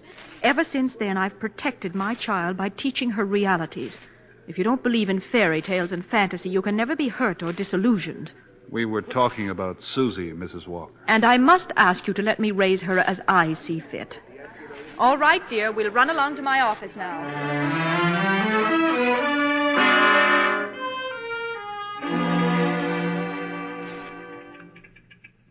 Alfred said you wanted to see me, Mrs. Walker. Oh, yes. I'd be grateful if you'd please tell Susan that you're not really Santa Claus, that there actually is no such person. But, Mrs. Walker, not only is there such a person, but here I am to prove it. No, you must understand. I want you to tell her the truth. Now, what's your real name? Kris Kringle, and I always tell the truth. Susan, I'll bet you're in the first grade. Second grade. I mean your real name. That is my real name. My goodness, the second grade? Very well. I have your employment card right here. I'll look it up on that. That's a very cute dress, Susan. It's from Macy's. We get 10% off. Oh. So, you always tell the truth, do you? Look at your employment card. Name, Kris Kringle. Address, Brooks Memorial Home, Great Neck, Long Island. You may call the home if you care to confirm that, Mrs. Walker. It's a home for elderly gentlemen. Would you also like me to confirm this? What's that? Date of birth. As old as my tongue and a little bit older than my teeth. Place of birth, North Pole. Now, really. Why, I believe you doubt me, Mrs. Walker. And this tops everything. Next of kin. Oh, that. Dasher, Dancer, Prancer, and Vixen. I'm sorry to have to do this, Mr. Kringle? But the Santa Claus that we had 2 years ago is back in town, and I feel that we owe it to him to... What, have I done something wrong? No. It's just that we feel... Oh, excuse me. Hello? This is Mr. Shellhammer, Mrs. Walker. Drop whatever you're doing. Mr. Macy wants to see us immediately. Oh, I'll be right up. I'm afraid I'll have to be very abrupt with you. I have to see Mr. Macy. You'll be paid for the full week, Mr. Kringle, and I'll send your check to that address. Come right in, Mrs. Walker, Mr. Shellhammer. Thank you, Mr. Macy. Now, about this new policy you two initiated. Oh. Macy's Santa Claus sending customers to Gimbals. I can explain everything, Mr. Macy. You don't have to explain a thing. Just look at my desk. 42 telegrams and over 500 phone calls. Grateful parents expressing undying gratitude to Macy's department store. Well, you don't say. From now on, not only will our Santa Claus continue in this manner, but every salesperson in the entire store. You mean if we haven't got what the customer asks for, we're to send him where he can get it. No high pressuring, no forcing a customer to take something he doesn't really want. I think that's wonderful, Mr. Macy. We'll be known as the helpful store, the friendly store, the store that places public service ahead of profits. And, consequently, we'll make more profits than ever. As for you, Mrs. Walker and Mr. Shellhammer, you'll find a more practical expression of my gratitude in your Christmas envelopes. Oh, thank you. And tell that wonderful Santa Claus I won't forget him either. Matter of fact, I'll tell him myself in the morning. Yes, indeed, Mr. Macy. Good night. Good night, Mr. Macy. And thank you again, sir. Imagine a bonus. Yes. Well, what's the matter with you? Mr. Shellhammer, I just fired him. Who? Santa Claus. Oh, no. No, you couldn't have. But I did. He's crazy, Mr. Shellhammer. He really thinks he is Santa Claus. I don't care if he thinks he's the Easter Bunny. Find him. Oh, no.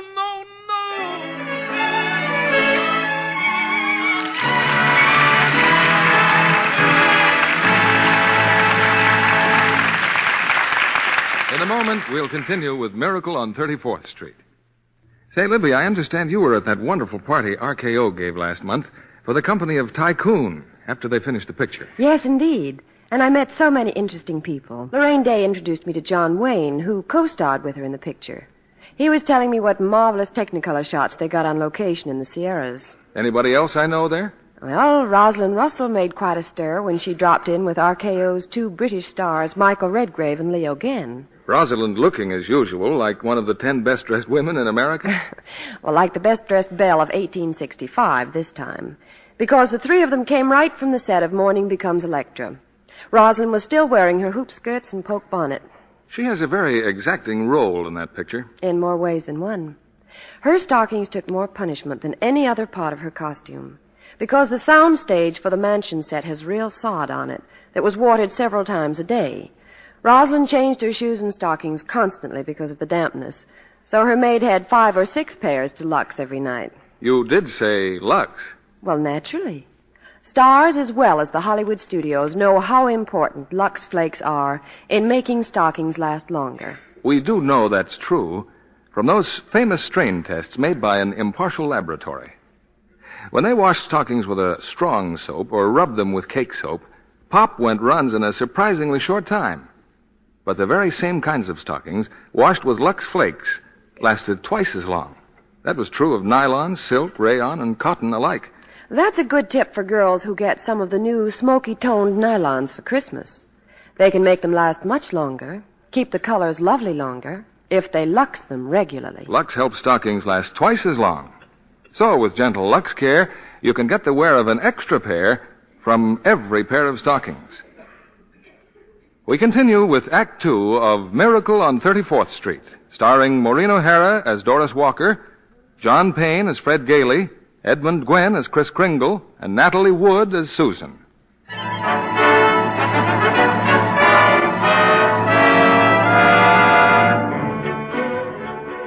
It was a frantic few hours that Doris spent last night rushing out to the Brooks Memorial Home in Long Island and assuring Kris Kringle that Macy's wanted him back as Santa Claus.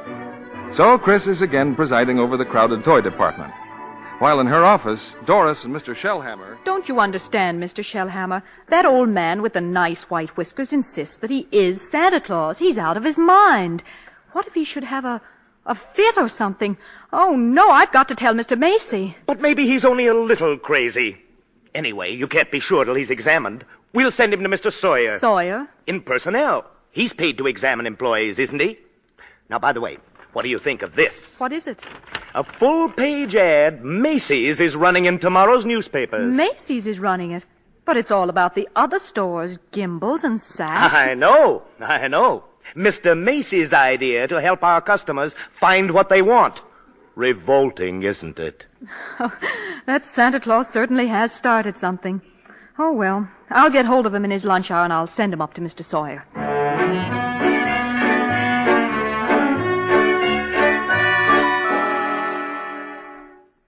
Changed my clothes, Mr. Sawyer, and came right up. Oh, then that's your own beard, huh? Oh, yes. Interesting complex in back of that. Why do you carry a cane? Always carry a cane, Mr. Sawyer. Well, that is when I wear street clothes. I carved this cane out of a runner from one of my old sleighs. What's that? What's that? With a fine, solid silver top. Who was the first president of the United States? Oh, give me a difficult one. Like who was vice president under John Quincy Adams? I'm conducting this examination. The answer is Daniel D. Tompkins. You're a rather nervous man, aren't you? Do you get enough sleep? My personal habits are no concern of yours. Now, what hand am I holding up? Right hand. How many fingers do you see? 3. Oh, dear, and you bite your nails, what? too. Oh. Stand up now. Feet together, arms extended. Muscular coordination test. I've taken dozens of these tests. Mr. Sawyer, are you happy at home? That will be all, Mr. Kringle. The examination's over. Thank you. And it may interest you to know that I've been happily married, very happily, for 22 years, very happily married. Delighted to hear it. Bye, Mr. Sawyer. Bye. Miss Prawn. Yes, sir. Get Mrs. Walker on the phone. Yes, sir. But your wife, Mr. Sawyer, she's called 4 times already. Tell my big fat wife to shut up and mind her own business. Here's Mrs. Walker, sir. Hello? I was just going to call you, Mr. Sawyer. There's a Dr. Pierce stopping by this afternoon at 3. Who's Dr. Pierce? He's the physician at the Brooks home. I thought we might discuss Mr. Kringle's case with him. Well, there's hardly any point in discussing it, Mrs. Walker. Obviously, the old man should be discharged.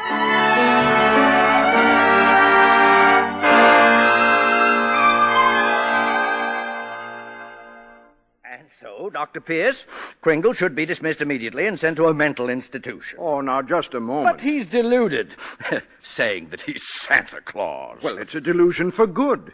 I found he only wants to be friendly and helpful. No, his whole manner suggests aggressiveness. Why, look at the way he carries that cane. Well, Mrs. Walker, naturally, I can't discharge that loony. So when he exhibits his maniacal tendencies, please realize the responsibility is completely yours. Well, I'm right back where I started. Mrs. Walker, I assure you, Kris Kringle has no maniacal tendencies. But if there's the slightest possibility of his causing any trouble... Well, what trouble? All that need happen is that a policeman ask him his name, Kris Kringle, clang, clang, and Macy's Santa Claus lands up in the psychopathic ward. Well, you can prevent that very simply. There must be someone here at the store who could rent him a room. Then they could both come to work together. I'd just as soon he avoided that long train ride to Long Island anyway. You mean sort of take custody of him? Yeah. Do you think Mr. Kringle would agree to that? Well, I'm sure he'll agree. Well, in that case, now let's see. Who do I know who could rent him a room?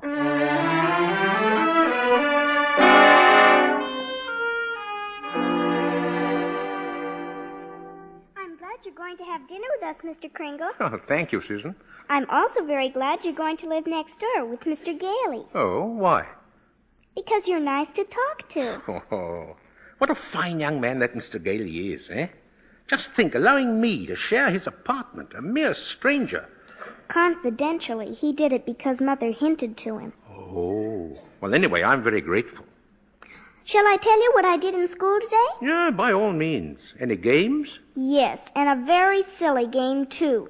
They played zoo, and each child was supposed to be an animal. But, Susie, they were just pretending. Well, that's what makes the game so silly. Well, of course, in order to play games, you need imagination. Oh, that's when you see things, but they're not really there. Oh, yeah.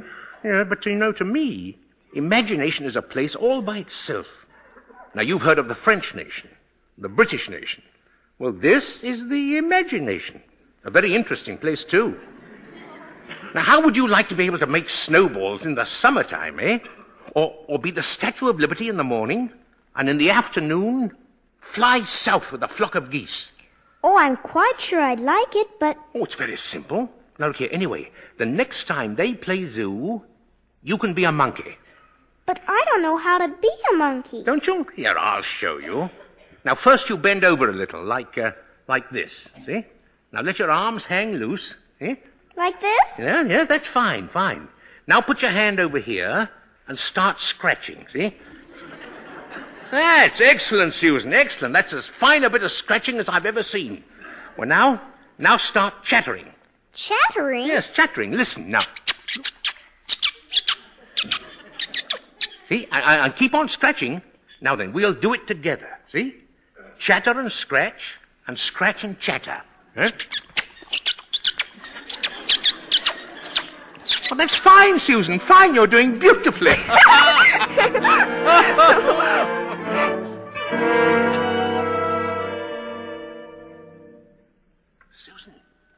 Susan, you still awake? Yes. I've just come in to say good night. Susan, about Christmas. There must be something you'd like for Christmas. Well, I've certainly thought about something, Mr. Kringle. Have? What is it, eh? Tell me. It's right here on the night table. Oh? See, I tore this page out of a magazine. It's a picture of a house. Oh, that's what you want, eh? A doll's house. Colonial architecture. Oh, no, not a doll's house. A real house. A real house? Yes, and if you're really Santa Claus, you can get it for me. Oh, now, wait a minute, Susie. What could you possibly do with a big house? Live in it with my mother. And I want a great big backyard with a great big tree to put a swing on, and a garden, and a... Oh, well, why even discuss it? Susie, could I keep this picture just in case? I guess so. Thank you. Well, Mr. Gale is waiting for me. Good night, monkey. Good night, Mr. Kringle.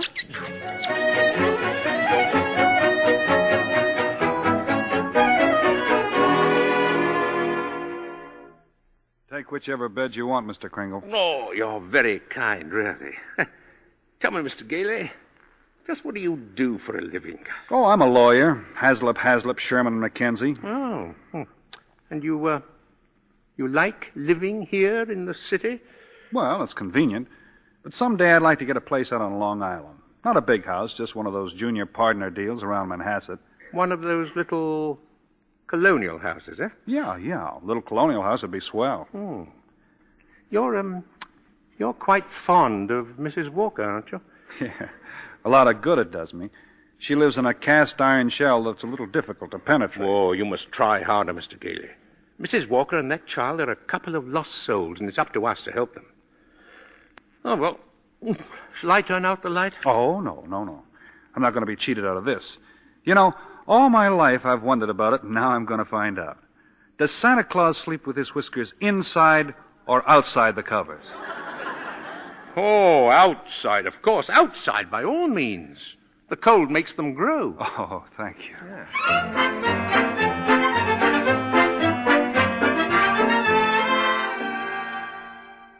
Come in, Mrs. Walker. Come in. Thank you, Mr. Macy.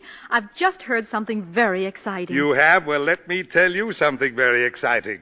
Our policy of being kind to customers has tripled our sales. Now, what do you think of that? That's wonderful, Mr. Macy. And Gimbels thinks it's wonderful, too. Gimbels? Gimbels are adopting the same policy. Well, is that so? And it gives me an idea. As long as Gimbels are doing the same thing, why not some pictures for the newspapers? Pictures? Yes, you and Mr. Gimbel shaking hands. Shaking hands? R.H. Macy and Gimbel? Well, yes. Yes, why not?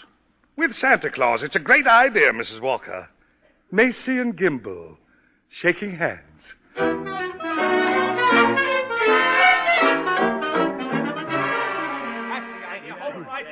That's enough pictures, gentlemen. Thank you very much. Well, Mr. Gimbel? Come on, R.H. Now we'll go over to my store and get some really good pictures. Just a minute. I have something here for Santa Claus. Here you are, Mr. Kringle, a check in appreciation of all you've done. Macy, why, that's most kind of you. I didn't think you were that generous, R.H. Well, that's quite a check. What are you going to do with it, Mr. Kringle? Well, I have a friend, Dr. Pierce. He needs a new X-ray machine. Buy the machine through the store. 10% discount. Nonsense. Come over to Gimbel's and we'll furnish it at cost. Keep it up, gentlemen. Keep it up. At this rate, my friend will have a whole new hospital.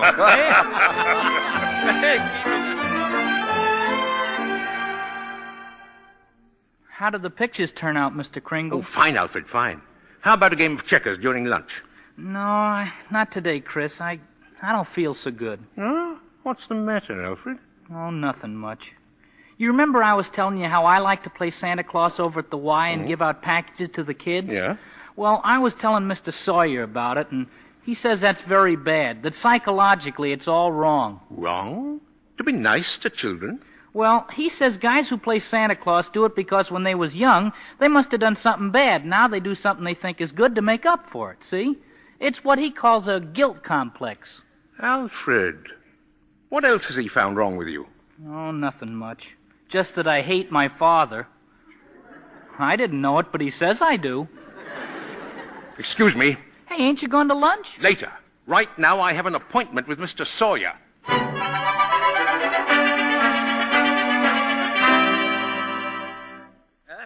What do you mean breaking into my office like this? Are you a licensed psychiatrist? What business is it of yours? I have great respect for psychiatry and great contempt for meddling amateurs who go around practicing it. Shut up! You ought to be horsewhipped. Taking a boy like Alfred and filling him up with complices and phobias and... I think I'm better equipped to judge that than you. Just because Alfred wants to be kind to children, you tell him he has a guilt complex. Having the same delusion you couldn't possibly understand. And don't you wave that cane at me. Either you stop analyzing Alfred or I'll go straight to Mr. Macy and tell him what a contemptible fraud you are. Get out of here. Get out of here before I have you thrown out.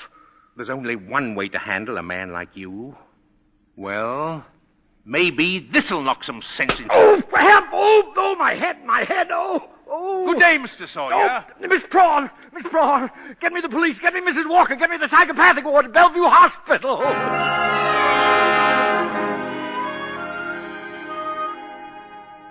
You can see Mr. Kringle now, Mr. Gailey. Thank you, nurse. Hello, Chris. Hello, Fred. Chris, I've been speaking to the doctors. They said they've given you some tests. Yeah, same old tests. Except this time you failed to pass them. Chris, you deliberately failed them. Why? Because I had great hopes, Fred. I had a feeling Mrs. Walker was beginning to believe in me. Now I discover she was only humoring me all the time. But this wasn't Doris's idea at all. Mr. Sawyer had you sent here before she even knew about it. But why didn't she come to me and explain things? Because she didn't want to hurt you. Oh, it's not just Mrs. Walker, Fred. Now, take Mr. Sawyer. He's contemptible, dishonest, deceitful. Yet he's out there and I'm in here. Well, if that's normal, I don't want it. But you can't just think of yourself, Chris. What happens to you matters to a lot of other people. People like me who believe in what you stand for, and people like Susie, who are just beginning to. Chris, you're letting us down. No, maybe you're right, Fred. Of course you're right. I ought to be ashamed of myself. Let's get out of here. Now, wait a minute. You flunked your mental examination, but good. Oh, yes. Yes, so I did. You're a lawyer. You fix it. Hey, now look, I won't let you down, and you won't let me down. Chris, take it easy, will you? Look, there'll have to be a hearing. If you're going to be committed, it's got to go before a judge. Well, if I can do anything at all, it'll have to be in that courtroom. Now, sit tight, Chris. I'll get an idea. I'll have to get an idea.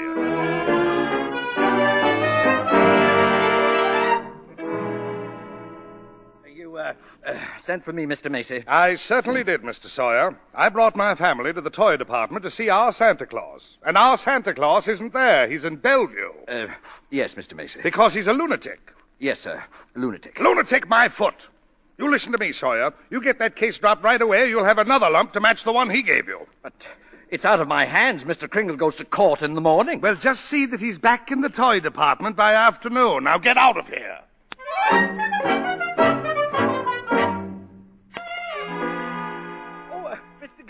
Mr. Gailey. Yes? I've been looking all over for you. I'm Mr. Sawyer. Oh, so you're Sawyer. Yes. I was just speaking to the court clerk, and he said you represent Mr. Kringle. Well, I represent Mr. Macy. And I'll see you in court. Oh, well, that's what I wanted to speak to you about. Now, Mr. Macy would like to drop the whole case right now. You see, we're most anxious to avoid any publicity. No publicity, huh? That's very interesting. Ah, then you'll cooperate? You know something, Sawyer? You've just given me the idea I've been searching for. Oh, good, good. If I'm going to win this case, I'm going to have public opinion and plenty of it. And publicity's just the way to do it. Thanks, and so long, Sawyer. Mr. Gailey! But Mr. Gailey!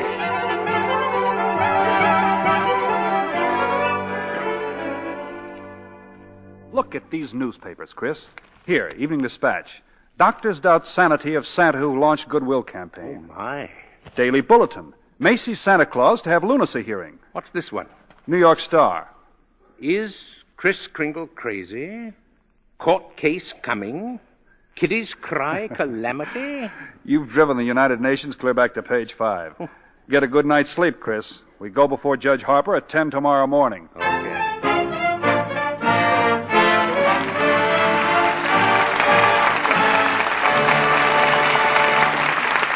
We pause now for station identification. This is CBS, the Columbia Broadcasting System.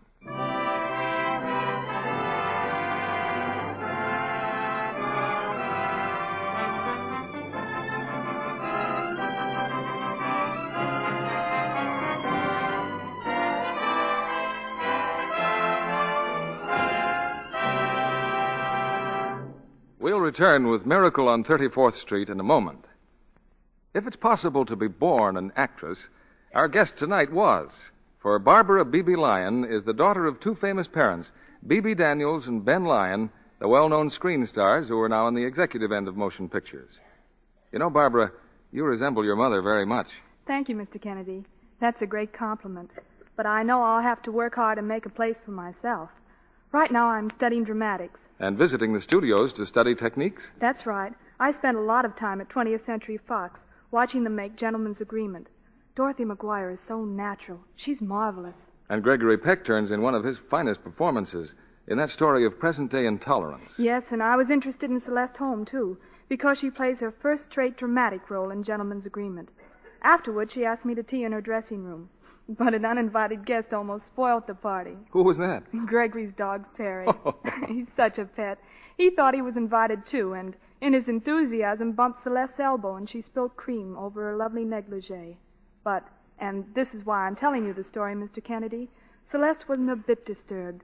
She just handed the robe to her maid and told her to lux it right away. She couldn't give it safer treatment.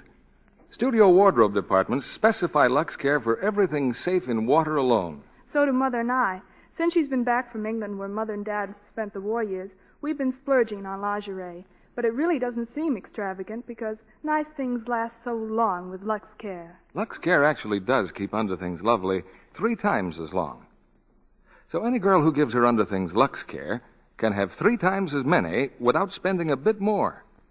Instead of just replacing underthings that have grown faded and old-looking from wrong washing, she can buy extra new ones, soon have 3 times as many, because they stay lovely 3 times as long. Thank you for coming tonight, Barbara Lyon. Now, here's Act 3 of Miracle on 34th Street, starring Maureen O'Hara as Doris Walker, John Payne as Fred Gailey, Edmund Gwen as Chris, and Natalie Wood as Susan.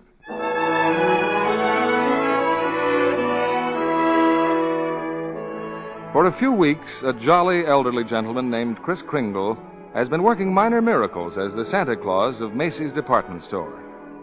But now his sanity has been seriously questioned, and in a crowded courtroom, Judge Harper listens patiently as the assistant district attorney summons Chris to the witness stand. Now, this is not a trial, Mr. Kringle. It's just a hearing, so you don't have to answer any questions. Now then, where do you live, please? Well, it seems to me that's what this hearing will decide, won't it? Mr. Kringle, do you believe that you are Santa Claus? Of course I do. That's all, Your Honor. The state rests its case. Well, Mr. Gailey? Your Honor, Mr. Mara contends my client is not sane because he believes he is Santa Claus. An entirely logical conclusion. Anyone who thinks he's Santa Claus is crazy. Your Honor, you believe yourself to be Judge Harper, yet no one questions your sanity because you are Judge Harper, do they? Mr. Kringle is the subject of this sanity hearing, not I. Very well, Your Honor. But I intend to prove that Mr. Kringle is Santa Claus. Mr. Mara, I thought you said this was a cut-and-dried sanity hearing. I thought it was, Your Honor. In the view of Mr. Gailey's statement, I'll have to review the entire background of this case. Court's adjourned till tomorrow morning.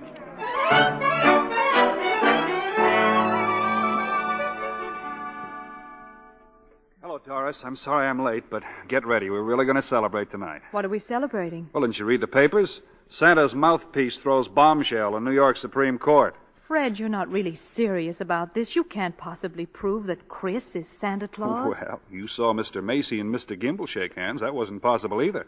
And what does your firm have to say about it? Hayslip and McKenzie and the rest of them? That I've jeopardized their prestige, and either I drop this impossible case or they'll drop me. You see? So I beat them to it. I quit. Fred, you threw away your career because of a sentimental whim? Well, I'll open my own office. And what kind of clients will you get? Oh, probably a lot of people like Chris who are being pushed around. You know, that's the only fun in law anyway. Doris, look, don't you have any faith at all in me? Oh, it's not a question of faith. It's common sense. But faith is believing in things when common sense tells you not to. It's not just Chris that's on trial. It's everything he stands for. Human kindness and love. Fred, listen. We've seen a lot of each other the last couple of weeks. I've become very fond of you. We've talked about some wonderful plans, haven't we? And then you do this. You go on an idealistic binge, throw away your security, and you expect me to be happy about it. And I expect too much, is that it? Well, that's that, I guess. Good night, Doris.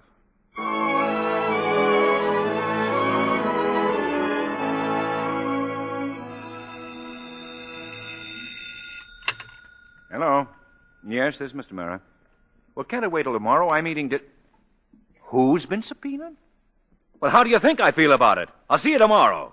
Who's that, dear? R.H. Macy's been subpoenaed. Oh, my. Oh, those reporters. They make me look like a sadistic monster who likes nothing better than to drown pussycats and tear wings off of butterflies. Quiet, dear, quiet. Tommy's still awake. Oh, yeah. It'd just break his heart if he knew what his daddy's doing. I'm doing my job as assistant district attorney. Well, I'm not so sure, but that I agree with him. Mr. Kringle looks like a very nice old man, and I don't see why you have to keep persecuting him. I'm not persecuting him. I'm prosecuting him. I like the old man, too, but there's nothing I can do about it. You know something, Thomas? Sometimes I wish I'd married a butcher or a plumber. Well, if I lose this case, it's very possible you'll get your wish. R.H. Macy, I wonder what he's going to pull tomorrow.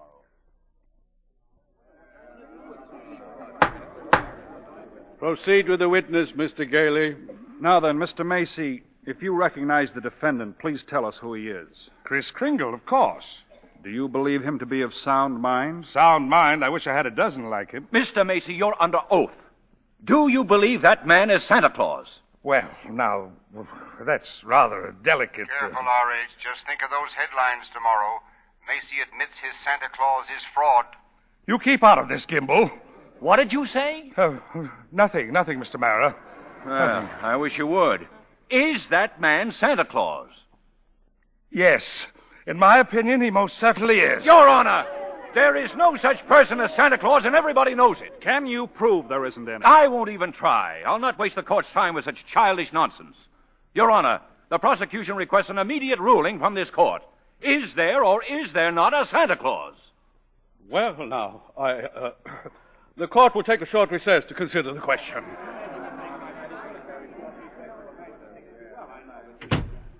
Hello, Henry.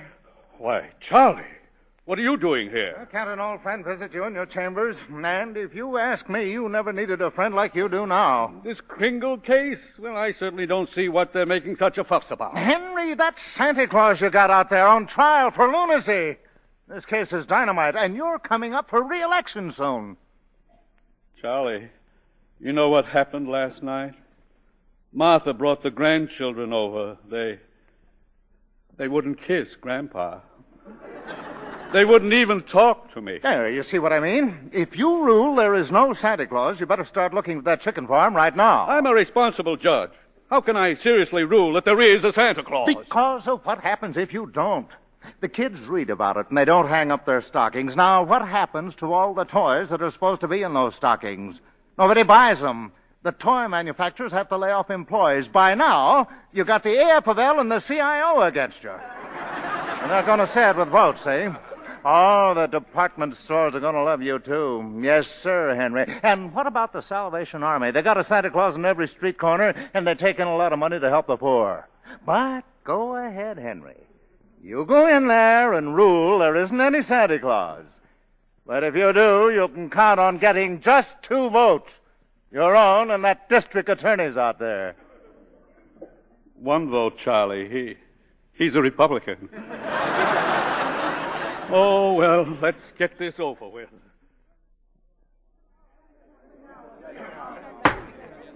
The question of Santa Claus seems to be largely a matter of opinion. The tradition of American justice demands a broad and unprejudiced view of such a controversial matter. But, Your Honor... This court, therefore, intends to keep its mind open. We shall ask for evidence on either side. But the burden of proof clearly rests with my opponent. Can he produce any evidence to support his views? If Your Honor please, I can. Will Thomas Mara please take the stand? Who? Me? No, Thomas Mara, Jr. I believe he and his mother are both in court today. Hi, Papa. Hi. Tommy, do you believe in Santa Claus? I sure do. He gave me a brand new sled last year. And, what does Santa Claus look like, Tommy?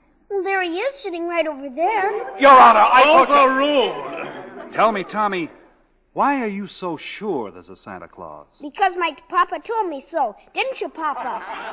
Thank you, Tommy. You can go back to your mother now. See you later, Papa. You certainly will. Your Honor! Don't forget, Santa Claus. This year I want a football helmet. Now, don't worry, Tommy. You'll get it. Mr. Kringle, if you don't mind. I'm sorry, sir. Your Honor, the state of New York concedes the existence of a Santa Claus. But in so conceding, we demand that Mr. Gailey stop presenting personal opinion as evidence. I insist he submit authoritative proof that Mr. Kringle here is the one and only Santa Claus. Well, Mr. Gailey, are you prepared to show that Mr. Kringle is Santa Claus on the basis of unprejudiced authority? Well, no, not now. I need a little time. Why not now? Tomorrow, Your Honor. Very well. Court's adjourned till tomorrow morning. Phew.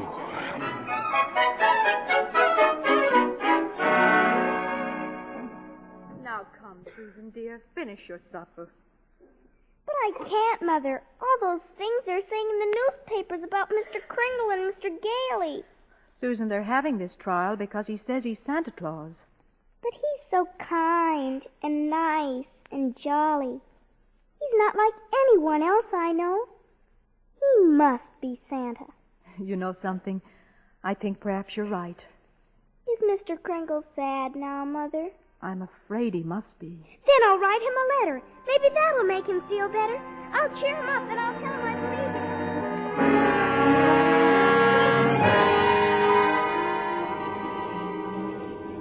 him. Oh, postman! Postman! Yeah, lady? Oh, would you mind taking this letter? Oh, sure, lady. We're going straight down to the post office now. Okay, Louie, take it away.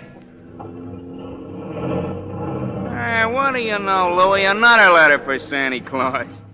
Hey, here's a new one. Instead of North Pole, this kid's got it addressed to Kris Kringle, New York County Courthouse. Well, the kid's right. Huh? Oh, yeah, sure. They got him on trial down there. He claims he's Santa Claus, and the DA claims he's nuts. Hey, Frankie, I got an idea. Yeah? How many Santa Claus letters do you think we got down there in the dead letter office? Oh, who knows? Must be 50,000. Bags and bags all over the joint. You mean? But, Frankie, why not? Wouldn't it be nice to get rid of them all? Wouldn't it? Boy, oh boy. Look, Louie, as soon as we get to the post office, we go see the supervisor. You know something? I bet we both get promoted!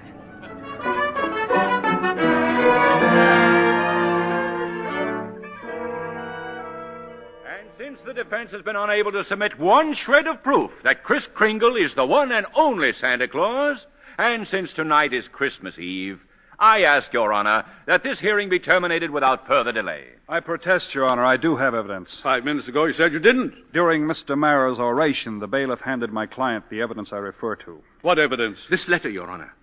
Yes, Mr. Kringle? It's from Susan Walker. She believes in me. This letter means more to me than anything in the world. That letter, Your Honor, was delivered by the United States Post Office, an official agency of the federal government.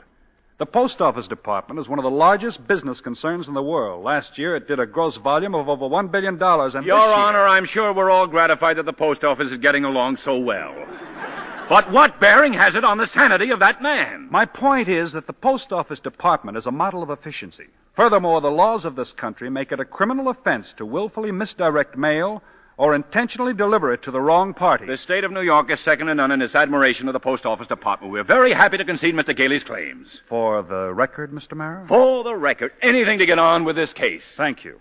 Your Honor, that letter just received by Mr. Kringle is positive proof that a One letter is hardly positive proof. I have further exhibits, Your Honor, but I hesitate to produce them. Come, Mr. Gailey. Put them here on my desk. But, Your Honor, I said put them on my desk. All right, boys, bring them in. Put them right there. Your Honor, what is this? Empty those mail sacks on Judge Harper's desk. But we got 6 truckloads out there. Bring them in or be fined for contempt of court. Now, just a second here. We'll do it, Your Honor. We'll do it. True rain, true sleet, true courtrooms, anything. We deliver. Mr. Gailey. Your Honor, every one of those letters and every one of those mail sacks is addressed to Santa Claus. The Post Office Department has delivered them. Therefore, the Post Office Department recognizes...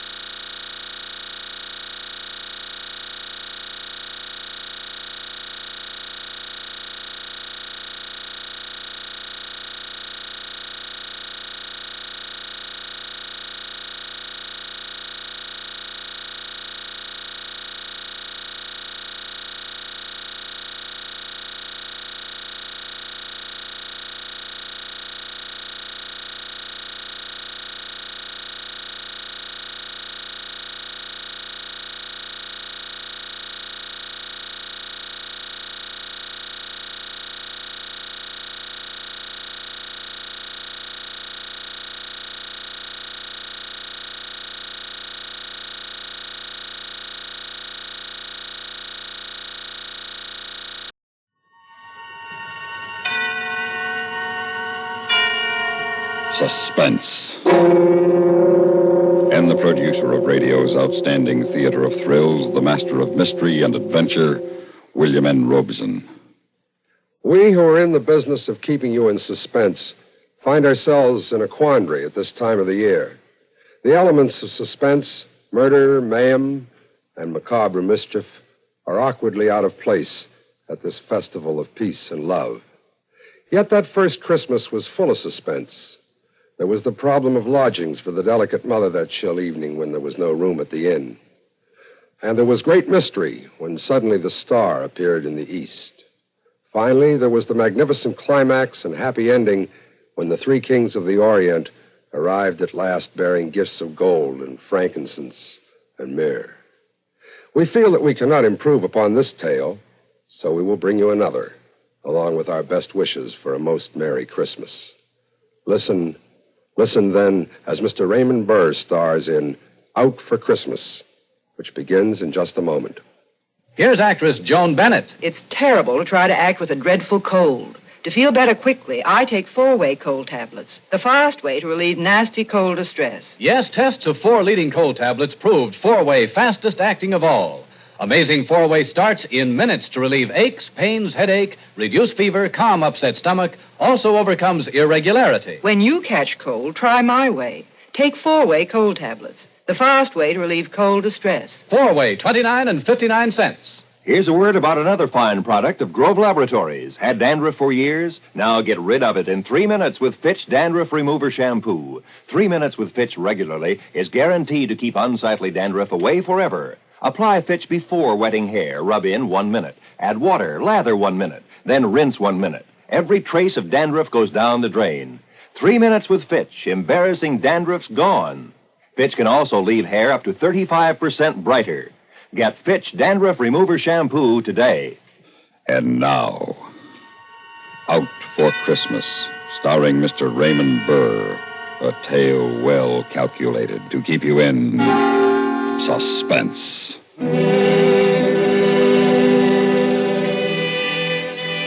I hadn't figured on being out for Christmas, but my prison record paid off. Takes a lot of good behavior to knock time off and an armed robbery and assault rap, but I was a good boy, model prisoner. Took everything they threw at me with a... well, not exactly with a smile. I don't smile much. But I took it without griping, so I'm out for Christmas.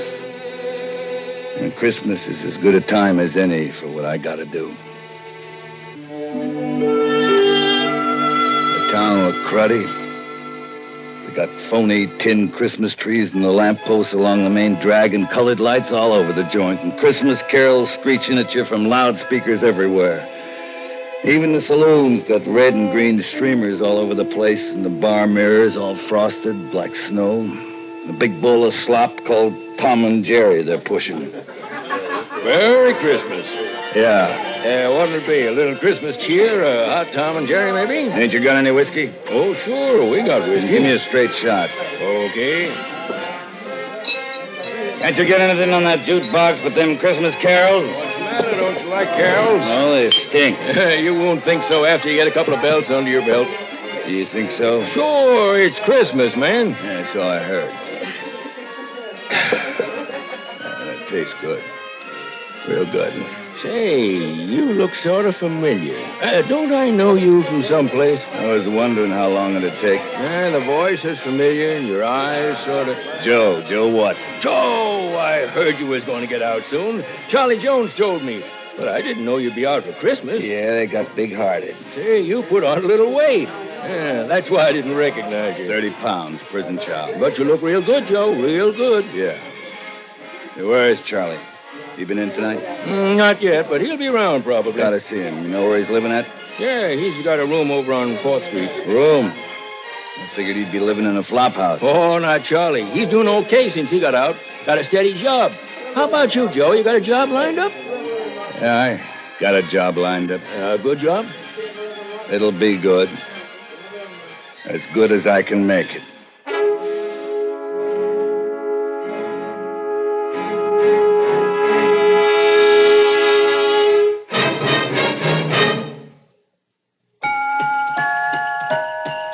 Has the last-minute shopping really got you down? Are you dashing and prancing all over the town?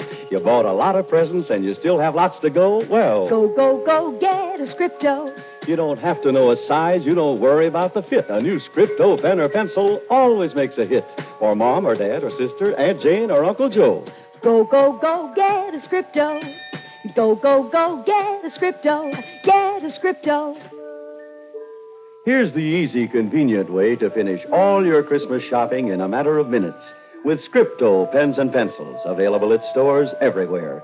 All Scriptos, costing $1 or more, are handsomely gift-boxed. See the famous Scripto Satellite.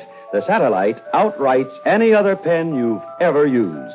Costs only $1.95. Enjoy one-stop gift shopping. Go, go, go, get a Scripto. Give a Scripto. Scripto. And now, starring Mr. Raymond Burr, Act Two of Out for Christmas.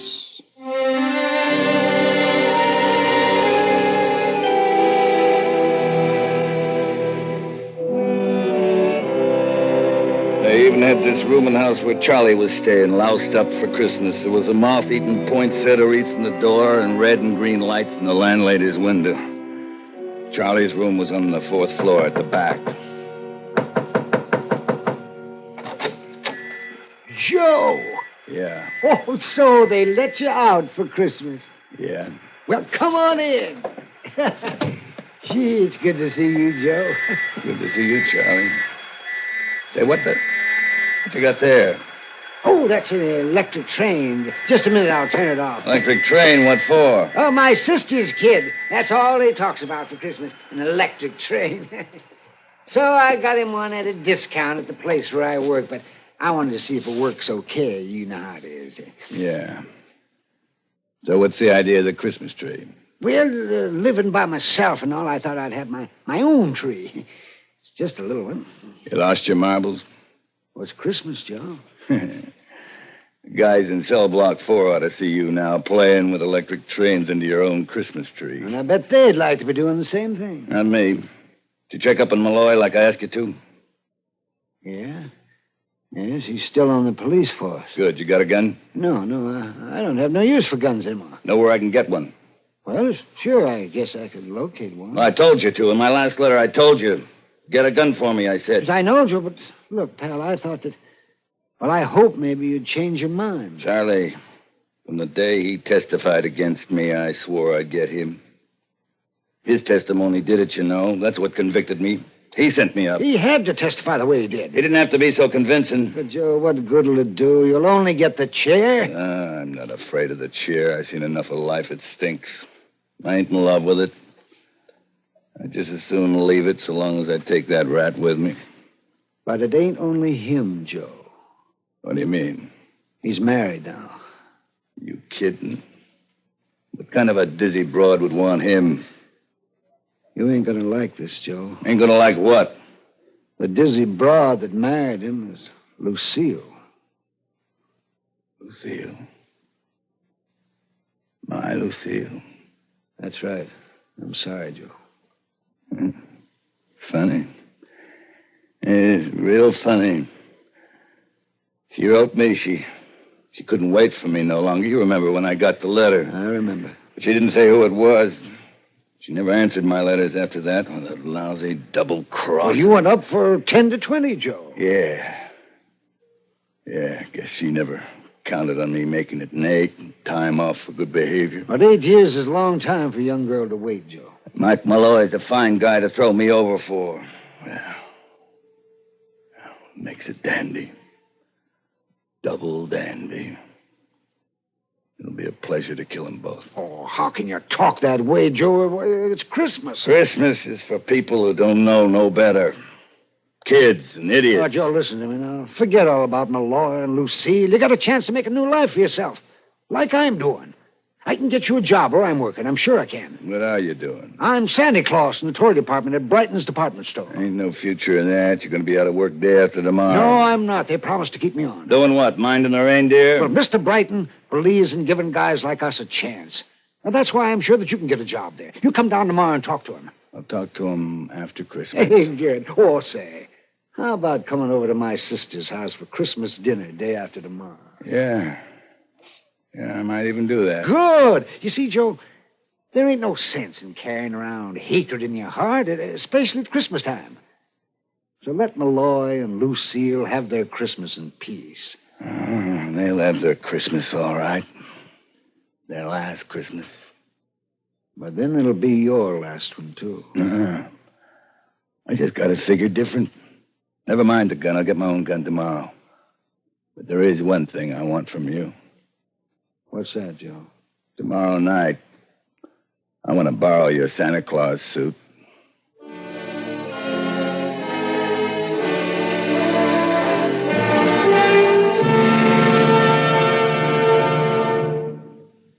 Holiday hustle make you queasy, stomach nervous and uneasy? Then Doodle you know about the little white chablets in the little green pocket roll? Just a-waiting for the moment when you need 'em to bring your acid indigestion under control. Chums are the little white tablets in the little green pocket roll. Tums for the tummy, Tums. Bring relief quicker than you'd ever guess. Best for any kind of acid distress. Keep 'em handy in the pocket roll. Keep your tummy under Tums control. yes, during the busy, bustling season, get quick relief from annoying acid indigestion. Always carry Tums, 10 cents. 3-roll pack, a quarter. Or get the new 6-roll pack with free metal carrier, 49 cents. And now, starring Mr. Raymond Burr, Act 3 of Out for Christmas.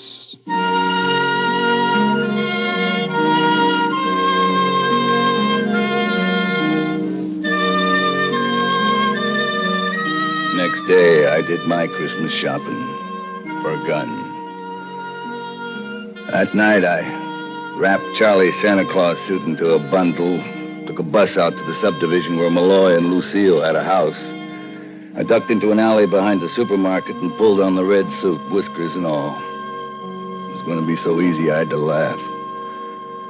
You couldn't want a better disguise on Christmas Eve for murder.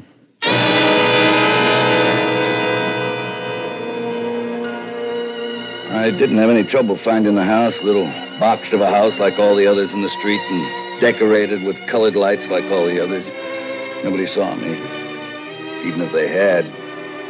Who has a better right than Santa Claus to be on the streets Christmas Eve? The gun felt cold in my pocket as I closed my fist around it, pushed the bell. Even it was wired for Christmas. Yes? Merry Christmas. Why, it's Santa Claus. Aren't you going to ask me in? Well, my husband isn't home yet. That's all right. I'll come in and wait for him. I don't understand. You don't believe in Santa Claus anymore, Lucille? You ought to. Who are you? Don't you recognize my voice? You sound like... Joe? Oh, no. Good old Joe. He was going to wait for me, no matter how long it took. Joe, I thought you were... In the cooler for keeps? I told you I'd come back for you. Here I am. Well, you're too late, Joe. Yeah, so I hear. How come you didn't wait, Lucille? I fell in love. With the guy who sent me to prison? With a no-good cop? He didn't send you to prison, Joe. You were guilty. I'd have beat the rap if he hadn't testified the way he did. He had to testify that way. He was only telling the truth. Yeah, so you could get me out of the way and steal my girl. Joe, you've got things all twisted. It all happened afterwards. I only met him at your trial. We fell in love afterwards. When I couldn't protect myself. Oh, Joe, I'm sorry. It just happened. You're telling me. Where's the fuzz? Who? The copper, your old man. He's still on duty. Working overtime to put the arm on some stiff on Christmas Eve. When will he be home? I expect him any time now. Good. I'm going to be glad to see him. Why, when you hate him so? You see, I promised him something. Didn't he ever tell you? No. I promised to kill him when I got out. Joe. Tonight's the night, see? You mean it? You've got a gun. Sure, I got a gun. And I'm going to use it. On both of you. Both of us? You both double-crossed me. I could kill you first, but I think I'll wait till your old man comes home. Ought to be interesting to see how he acts. I wouldn't be the least bit surprised if he tried to make a deal with me. A deal? Yeah, like shoot my wife, but let me go free. What a terrible thing to say. You'll see what kind of a creep you married. Joe, do it then. But do it because I ask you. Kill me and let him go. I come to get you both. And I'm going to get you both. Together.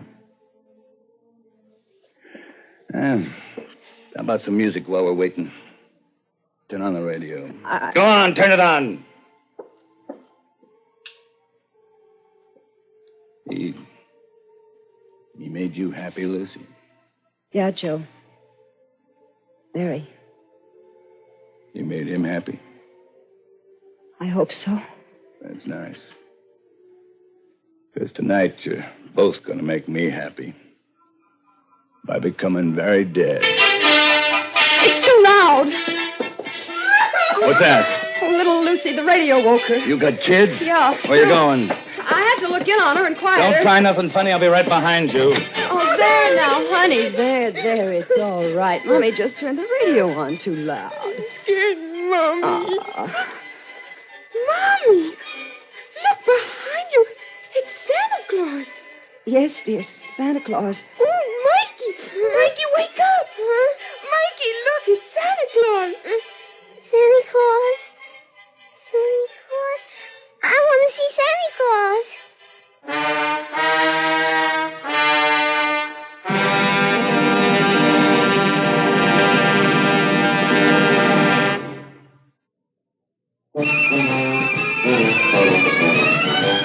Of all leading filters, cigarettes, Kent filters best, Kent filters best.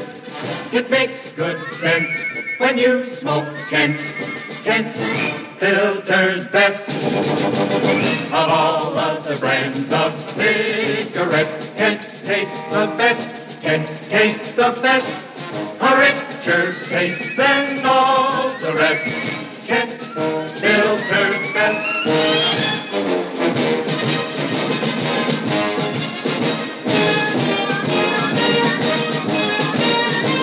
It makes good sense when you smoke Kent.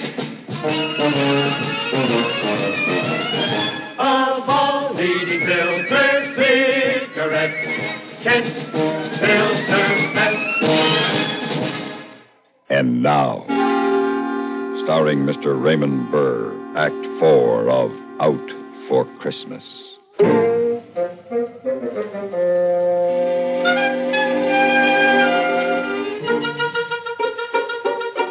Just had time to jam the gun back into my pocket before those two kids were wide awake and all over me, grabbing at my red suit, pulling at my phony whiskers, pushing me into a chair. Did you bring me a present, Santa Claus? Did you? Where are your reindeer, Santa? Sit down, Mikey. I don't want to sit on his lap. You'll get rid of these chicks. Where's my present, Santa? Well, what did you do with the reindeers? What did you do with the reindeers? Well, they're parked outside, Mikey, on the roof. Did you come down the chimney? Oh, yeah, sure. Why aren't you close to me? Didn't the fire burn you? Well, no, you see, it's an asbestos suit. Now, listen, you kids ought to go back to bed. Oh, no, Santa, please, we want our presents. I want to see the reindeer. See, you got to get them off me. They're so excited, Joe. They've never entertained Santa Claus before. I ain't no Santa Claus. To them you are. Yeah. Santa Claus? Well, what? I want to kiss you. Me too. All right, you kids. Now, listen to me. Yes, Santa Claus, I'm listening. Me too. You gotta go back to bed now. Well, I want my presents. Me too. You'll get your presents in the morning when you wake up.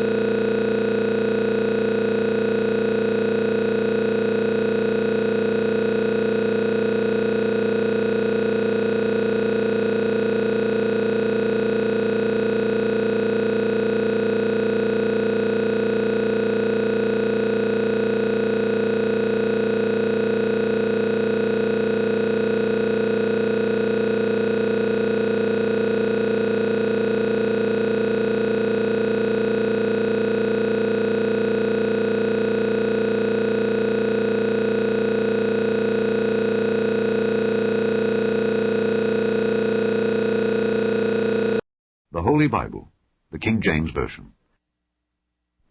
Read by Alexander Scorby. The Gospel according to St. John, chapter 1. In the beginning was the Word, and the Word was with God, and the Word was God. The same was in the beginning with God. All things were made by him, and without him was not anything made that was made. In him was life, and the life was the light of men. And the light shineth in darkness, and the darkness comprehended it not. There was a man sent from God whose name was John. The same came for a witness to bear witness of the light, that all men through him might believe. He was not that light, but was sent to bear witness of that light. That was the true light, which lighteth every man that cometh into the world. He was in the world, and the world was made by him, and the world knew him not. He came unto his own, and his own received him not. But as many as received him, to them gave he power to become the sons of God, even to them that believe on his name, which were born not of blood, nor of the will of the flesh, nor of the will of man, but of God. And the Word was made flesh, and dwelt among us. And we beheld his glory, the glory as of the only begotten of the Father, full of grace and truth. John bare witness of him, and cried, saying, This was he of whom I spake. He that cometh after me is preferred before me, for he was before me. And of his fullness have all we received, and grace for grace. For the law was given by Moses, but grace and truth came by Jesus Christ.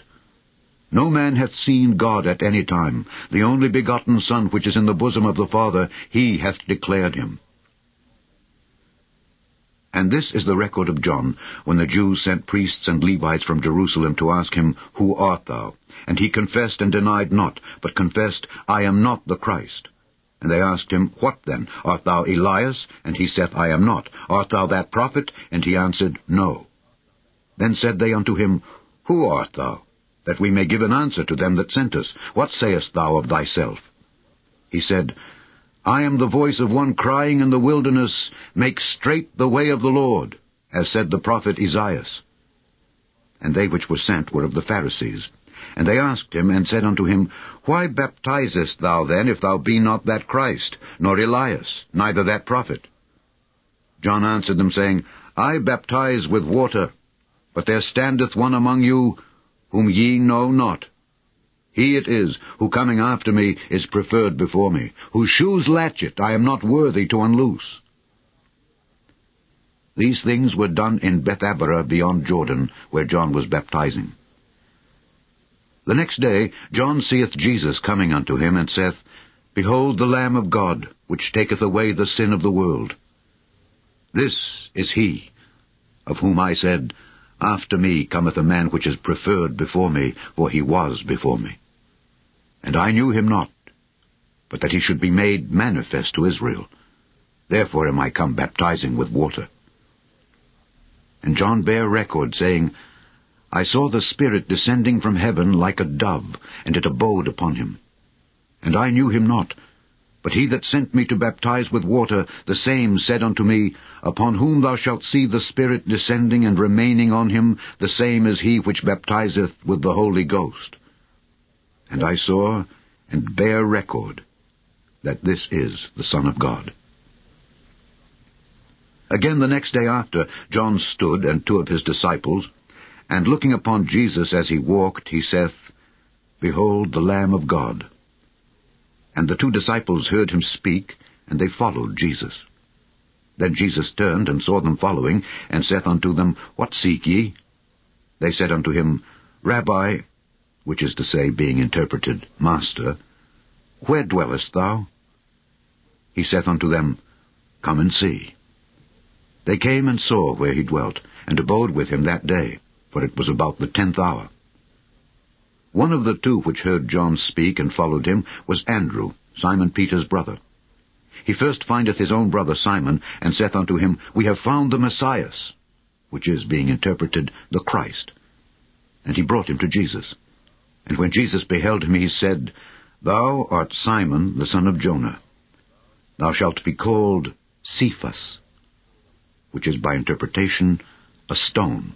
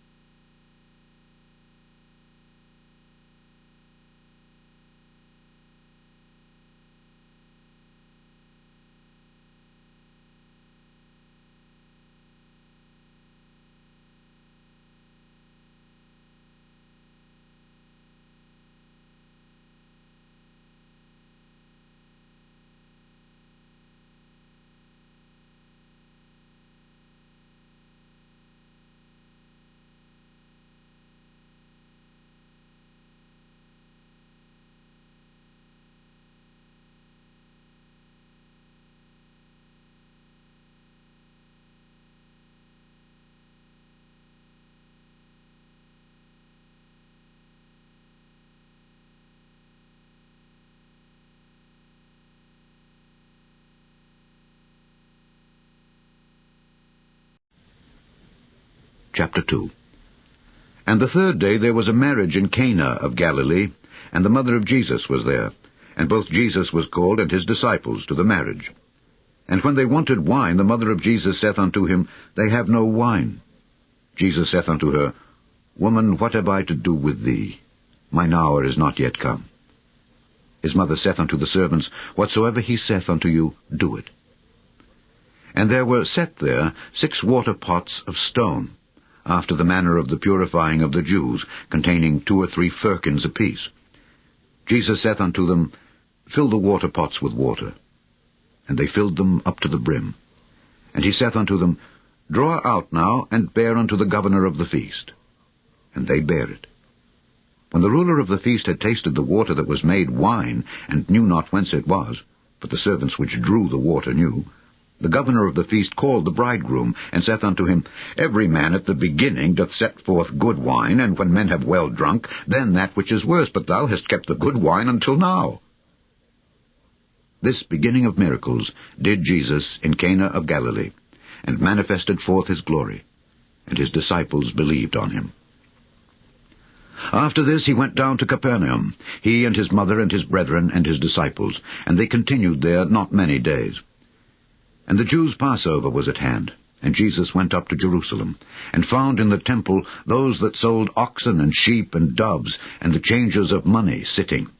And when he had made a scourge of small cords, he drove them all out of the temple, and the sheep and the oxen, and poured out the changers' money, and overthrew the tables, and said unto them that sold doves, Take these things hence, make not my Father's house an house of merchandise. And his disciples remembered that it was written, The zeal of thine house hath eaten me up. Then answered the Jews, and said unto him, What sign showest thou unto us, seeing that thou doest these things? Jesus answered and said unto them, Destroy this temple, and in 3 days I will raise it up. Then said the Jews, 46 years was this temple in building,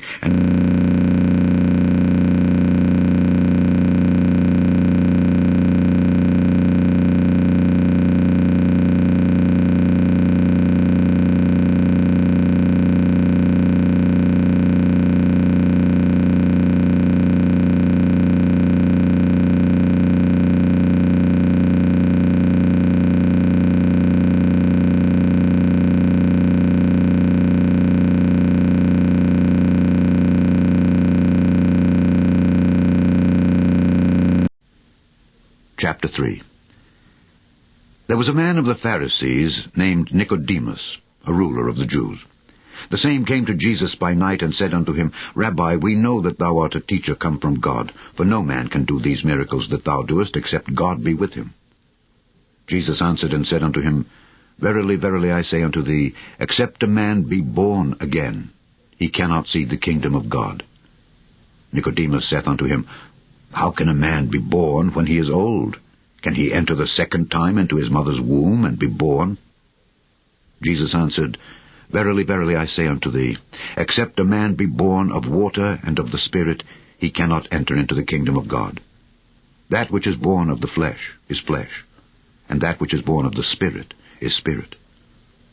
Marvel not that I said unto thee, Ye must be born again. The wind bloweth where it listeth, and thou hearest the sound thereof, but canst not tell whence it cometh, and whither it goeth. So is every one that is born of the Spirit. Nicodemus answered and said unto him, How can these things be? Jesus answered and said unto him, Art thou a master of Israel, and knowest not these things? Verily, verily, I say unto thee, we speak that we do know, and testify that we have seen, and ye receive not our witness. If I have told you earthly things, and ye believe not, how shall ye believe if I tell you of heavenly things? And no man hath ascended up to heaven, but he that came down from heaven, even the Son of Man which is in heaven. And as Moses lifted up the serpent in the wilderness, even so must the Son of Man be lifted up, that whosoever believeth in him should not perish, but have eternal life. For God so loved the world, that he gave his only begotten Son, that whosoever believeth in him should not perish, but have everlasting life. For God sent not his Son into the world to condemn the world, but that the world through him might be saved. He that believeth on him is not condemned, but he that believeth not is condemned already, because he hath not believed in the name of the only begotten Son of God. And this is the condemnation, that light is come into the world, and men loved darkness rather than light, because their deeds were evil. For every one that doeth evil hateth the light, neither cometh to the light, lest his deeds should be reproved. But he that doeth truth cometh to the light, that his deeds may be made manifest, that they are wrought in God. After these things came Jesus and his disciples into the land of Judea, and there he tarried with them, and baptized. And John also was baptizing in Enon near to Salem, because there was much water there. And they came and were baptized, for John was not yet cast into prison. Then there arose a question between some of John's disciples and the Jews about purifying. And they came unto John and said unto him, Rabbi, he that was with thee beyond Jordan, to whom thou bearest witness, behold, the same baptizeth, and all men come to him. John answered and said, A man can receive nothing, except it be given him from heaven. Ye yourselves bear me witness that I said, I am not the Christ, but that I am sent before him. He that hath the bride is the bridegroom. But the friend of the bridegroom, which standeth and heareth him, rejoiceth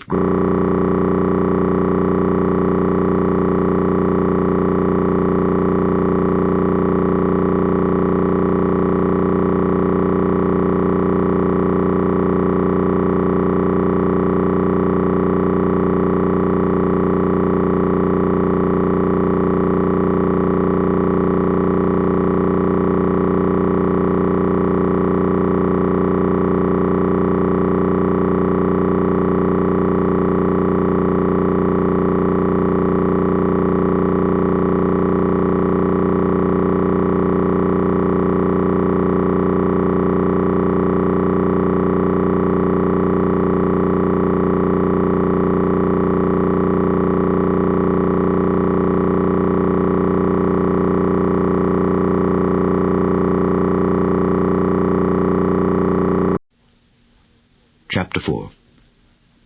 When therefore the Lord knew how the Pharisees had heard that Jesus made and baptized more disciples than John, though Jesus himself baptized not, but his disciples, he left Judea and departed again into Galilee. And he must needs go through Samaria. Then cometh he to a city of Samaria, which is called Sychar, near to the parcel of ground that Jacob gave to his son Joseph. Now Jacob's well was there. Jesus, therefore, being wearied with his journey, sat thus on the well, and it was about the 6th hour. There cometh a woman of Samaria to draw water. Jesus saith unto her, Give me to drink. For his disciples were gone away unto the city to buy meat. Then saith the woman of Samaria unto him, How is it that thou, being a Jew, askest drink of me, which am a woman of Samaria? For the Jews have no dealings with the Samaritans. Jesus answered and said unto her, If thou knewest the gift of God, and who it is that saith to thee, Give me to drink, thou wouldest have asked of him, and he would have given thee living water. The woman saith unto him, Sir, thou hast nothing to draw with, and the well is deep. From whence then hast thou that living water? Art thou greater than our father Jacob, which gave us the well, and drank thereof himself, and his children, and his cattle? Jesus answered and said unto her, Whosoever drinketh of this water shall thirst again. But whosoever drinketh of the water that I shall give him shall never thirst. But the water that I shall give him shall be in him a well of water springing up into everlasting life. The woman saith unto him, Sir, give me this water, that I thirst not, neither come hither to draw. Jesus saith unto her, Go, call thy husband, and come hither. The woman answered and said, I have no husband. Jesus said unto her, Thou hast well said, I have no husband, for thou hast had 5 husbands, and he whom thou now hast is not thy husband. In that saidst thou truly. The woman saith unto him, Sir, I perceive that thou art a prophet. Our fathers worshipped in this mountain, and ye say that in Jerusalem is the place where men ought to worship. Jesus saith unto her, Woman, believe me, the hour cometh when ye shall neither in this mountain nor yet at Jerusalem worship the Father. Ye worship ye know not what. We know what we worship, for salvation is of the Jews. But the hour cometh, and now is, when the true worshippers shall worship the Father in spirit and in truth, for the Father seeketh such to worship him. God is a spirit, and they that worship him must worship him in spirit and in truth. The woman saith unto him, I know that Messiah cometh, which is called Christ. When he is come, he will tell us all things. Jesus saith unto her, I that speak unto thee am he. And upon this came his disciples, and marveled that he talked with the woman. Yet no man said, What seekest thou, or why talkest thou with her? The woman then left her waterpot, and went her way into the city, and saith to the men, Come, see a man which told me all things that ever I did. Is not this the Christ? Then they went out of the city, and came unto him. In the meanwhile his disciples prayed him, saying, Master, eat. But he said unto them, I have meat to eat that ye know not of. Therefore said the disciples one to another, Hath any man brought him aught to eat? Jesus saith unto them, My meat is to do the will of him that sent me, and to finish his work. Say not ye, There are yet 4 months, and then cometh harvest? Behold, I say unto you, Lift up your eyes, and look on the fields, for they are white already to harvest. And he that reapeth receiveth wages, and gathereth fruit unto life eternal, that both he that soweth and he that reapeth may rejoice together. And herein is that saying true, One soweth, and another reapeth. I sent you to reap that whereon ye bestowed no labor. Other men labored, and ye are entered into their labors. And many of the Samaritans of that city believed on him for the saying of the woman, which testified, He told me all that ever I did. So when the Samaritans were come unto him, they besought him that he would tarry with them. And he abode there 2 days. And many more believed because of his own word, and said unto the woman, Now we believe, not because of thy saying, for we have heard him ourselves, and know that this is indeed the Christ, the Saviour of the world.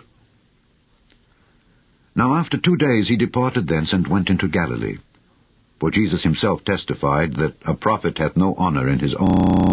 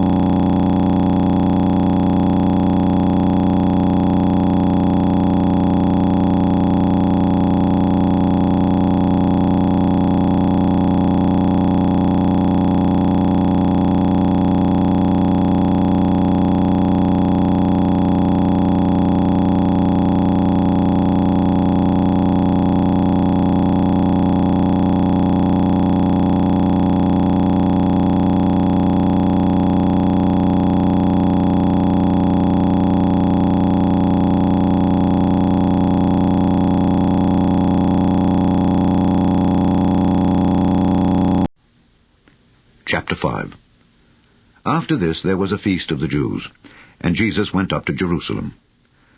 Now there is at Jerusalem by the sheep market a pool, which is called in the Hebrew tongue Bethesda, having 5 porches. In these lay a great multitude of impotent folk, of blind, halt, withered, waiting for the moving of the water. For an angel went down at a certain season into the pool and troubled the water. Whosoever then first after the troubling of the water stepped in was made whole of whatsoever disease he had. And a certain man was there which had an infirmity 38 years. When Jesus saw him lie, and knew that he had been now a long time in that case, he saith unto him, Wilt thou be made whole? The impotent man answered him, Sir, I have no man, when the water is troubled, to put me into the pool, but while I am coming another steppeth down before me. Jesus saith unto him, Rise, take up thy bed, and walk. And immediately the man was made whole, and took up his bed, and walked. And on the same day was the Sabbath. The Jews therefore said unto him that was cured, It is the Sabbath day, it is not lawful for thee to carry thy bed. He answered them, He that made me whole, the same said unto me, Take up thy bed, and walk. Then asked they him, What man is that which said unto thee, Take up thy bed, and walk? And he that was healed wist not who it was, for Jesus had conveyed himself away, a multitude being in that place. Afterward Jesus findeth him in the temple, and said unto him, Behold, thou art made whole. Sin no more, lest a worse thing come unto thee. The man departed, and told the Jews that it was Jesus which had made him whole.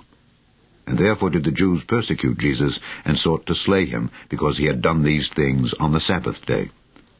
But Jesus answered them, My Father worketh hitherto, and I work. Therefore the Jews sought the more to kill him, because he not only had broken the Sabbath, but said also that God was his Father, making himself equal with God. Then answered Jesus, and said unto them, Verily, verily, I say unto you, the Son can do nothing of himself, but what he seeth the Father do. For what things soever he doeth, these also doeth the Son likewise. For the Father loveth the Son, and showeth him all things that himself doeth, and he will show him greater works than these, that ye may marvel. For as the Father raiseth up the dead and quickeneth them, even so the Son quickeneth whom he will. For the Father judgeth no man, but hath committed all judgment unto the Son, that all men should honour the Son, even as they honour the Father. He that honoureth not the Son honoureth not the Father which hath sent him. Verily, verily, I say unto you, he that heareth my word and believeth on him that sent me hath everlasting life, and shall not come into condemnation, but is passed from death unto life. Verily, verily, I say unto you, the hour is coming, and now is, when the dead shall hear the voice of the Son of God, and they that hear shall live. For as the Father hath life in himself, so hath he given to the Son to have life in himself, and hath given him authority to execute judgment also, because he is the Son of Man.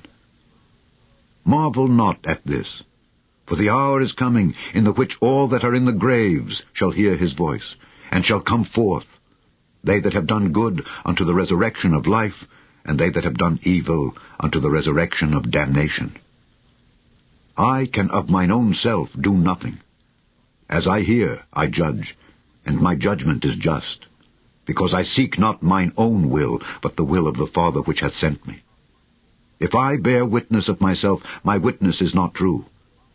There is another that beareth witness of me, and I know that the witness which he witnesseth of me is true. Ye sent unto John, and he bare witness unto the truth. But I received not testimony from man, but these things I say, that ye might be saved. He was a burning and a shining light, and ye were willing for a season to rejoice in his light. But I have greater witness than that of John.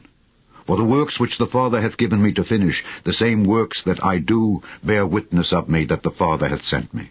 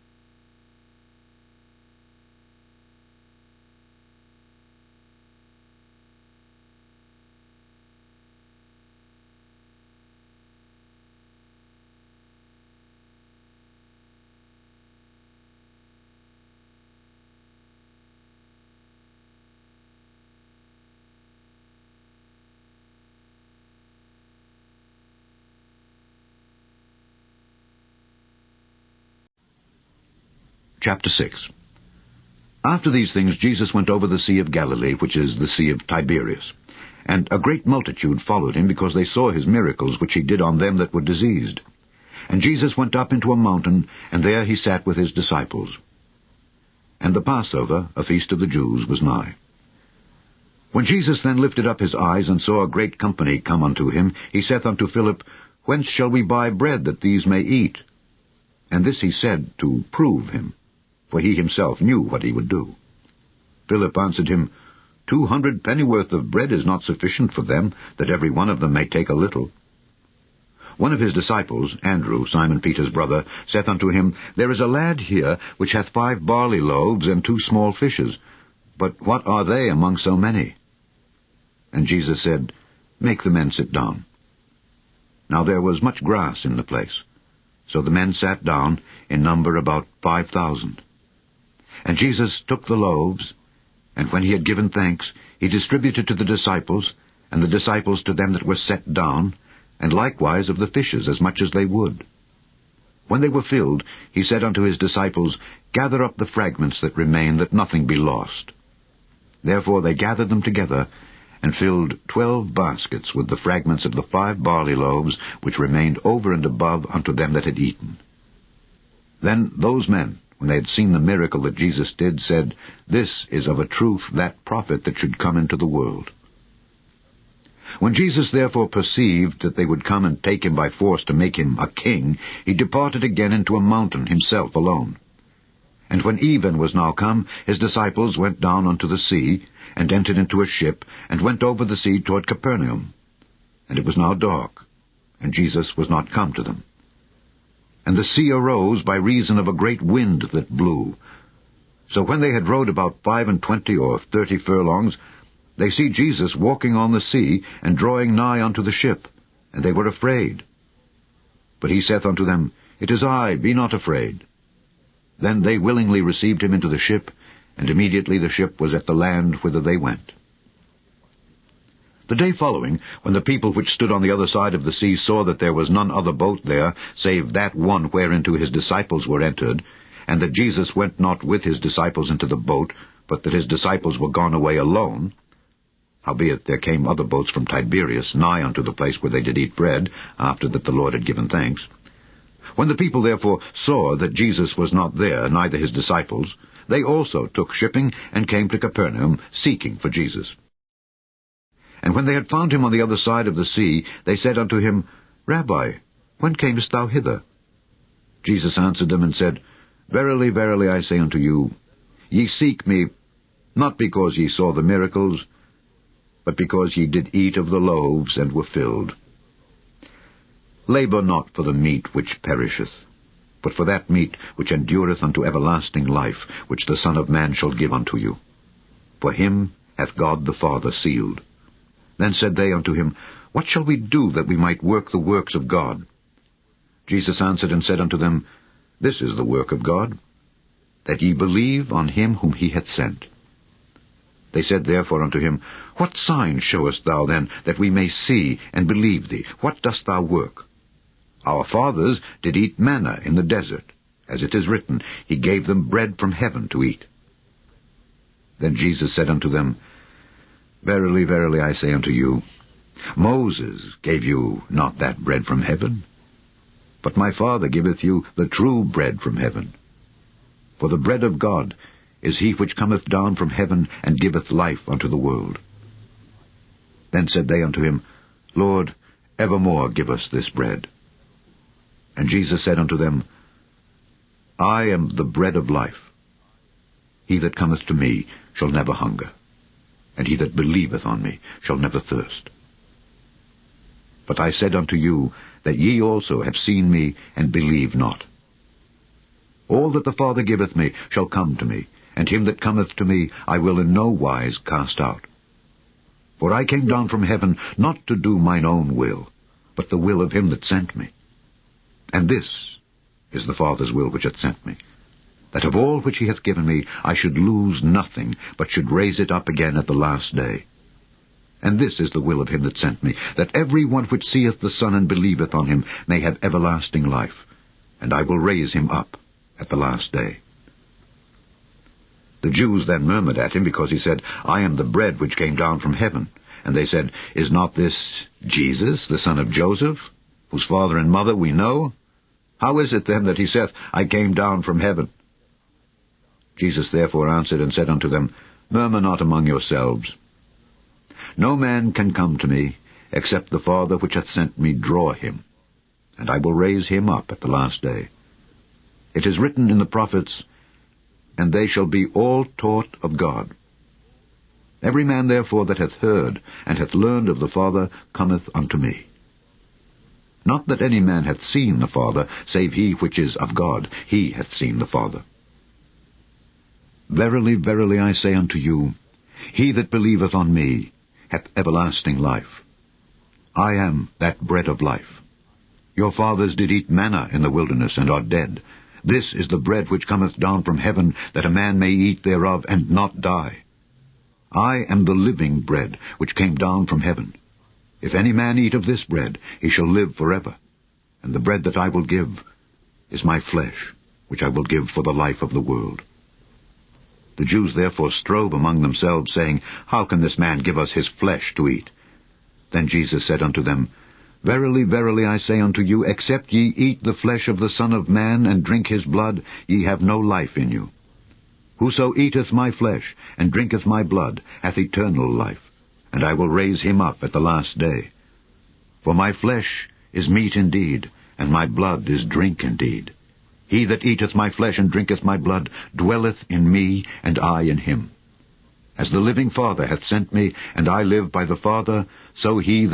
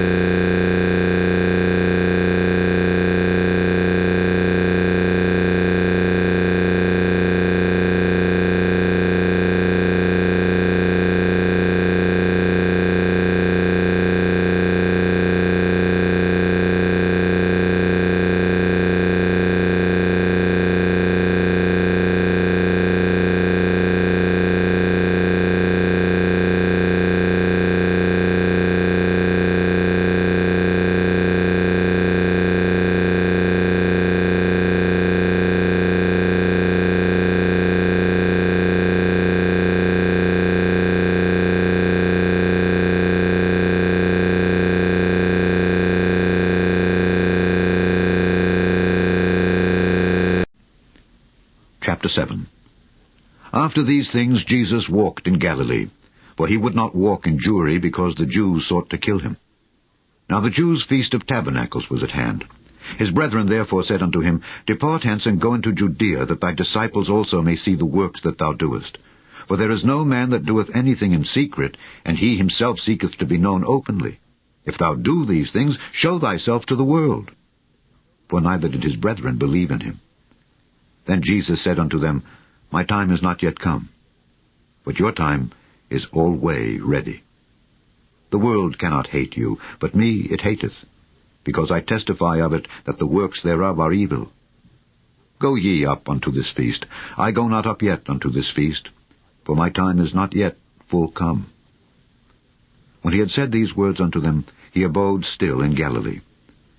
But when his brethren were gone up, then went he also up unto the feast, not openly, but as it were in secret. Then the Jews sought him at the feast, and said, Where is he? And there was much murmuring among the people concerning him. For some said, He is a good man. Others said, Nay, but he deceiveth the people. Howbeit no man spake openly of him, for fear of the Jews. Now about the midst of the feast, Jesus went up into the temple, and taught. And the Jews marveled, saying, How knoweth this man letters, having never learned? Jesus answered them and said, My doctrine is not mine, but his that sent me. If any man will do his will, he shall know of the doctrine, whether it be of God, or whether I speak of myself. He that speaketh of himself seeketh his own glory, but he that seeketh his glory that sent him, the same is true, and no unrighteousness is in him. Did not Moses give you the law? And yet none of you keepeth the law. Why go ye about to kill me? The people answered and said, Thou hast a devil. Who goeth about to kill thee? Jesus answered and said unto them, I have done one work, and ye all marvel. Moses therefore gave unto you circumcision, not because it is of Moses, but of the fathers. And ye on the Sabbath day circumcise a man. If a man on the Sabbath day receive circumcision, that the law of Moses should not be broken, are ye angry at me, because I have made a man every whit whole on the Sabbath day? Judge not according to the appearance, but judge righteous judgment. Then said some of them of Jerusalem, Is not this he whom they seek to kill? But lo, he speaketh boldly, and they say nothing unto him. Do the rulers know indeed that this is the very Christ? Howbeit we know this man whence he is. But when Christ cometh, no man knoweth whence he is. Then cried Jesus in the temple as he taught, saying, Ye both know me, and ye know whence I am. And I am not come of myself, but he that sent me is true, whom ye know not. But I know him, for I am from him, and he hath sent me. Then they sought to take him, but no man laid hands on him, because his hour was not yet come. And many of the people believed on him, and said, When Christ cometh, will he do more miracles than these which this man hath done? The Pharisees heard that the people murmured such things concerning him, and the Pharisees and the chief priests sent officers to take him. Then said Jesus unto them, Yet a little while am I with you, and then I go unto him that sent me. Ye shall seek me, and shall not find me. And where I am, thither ye cannot come.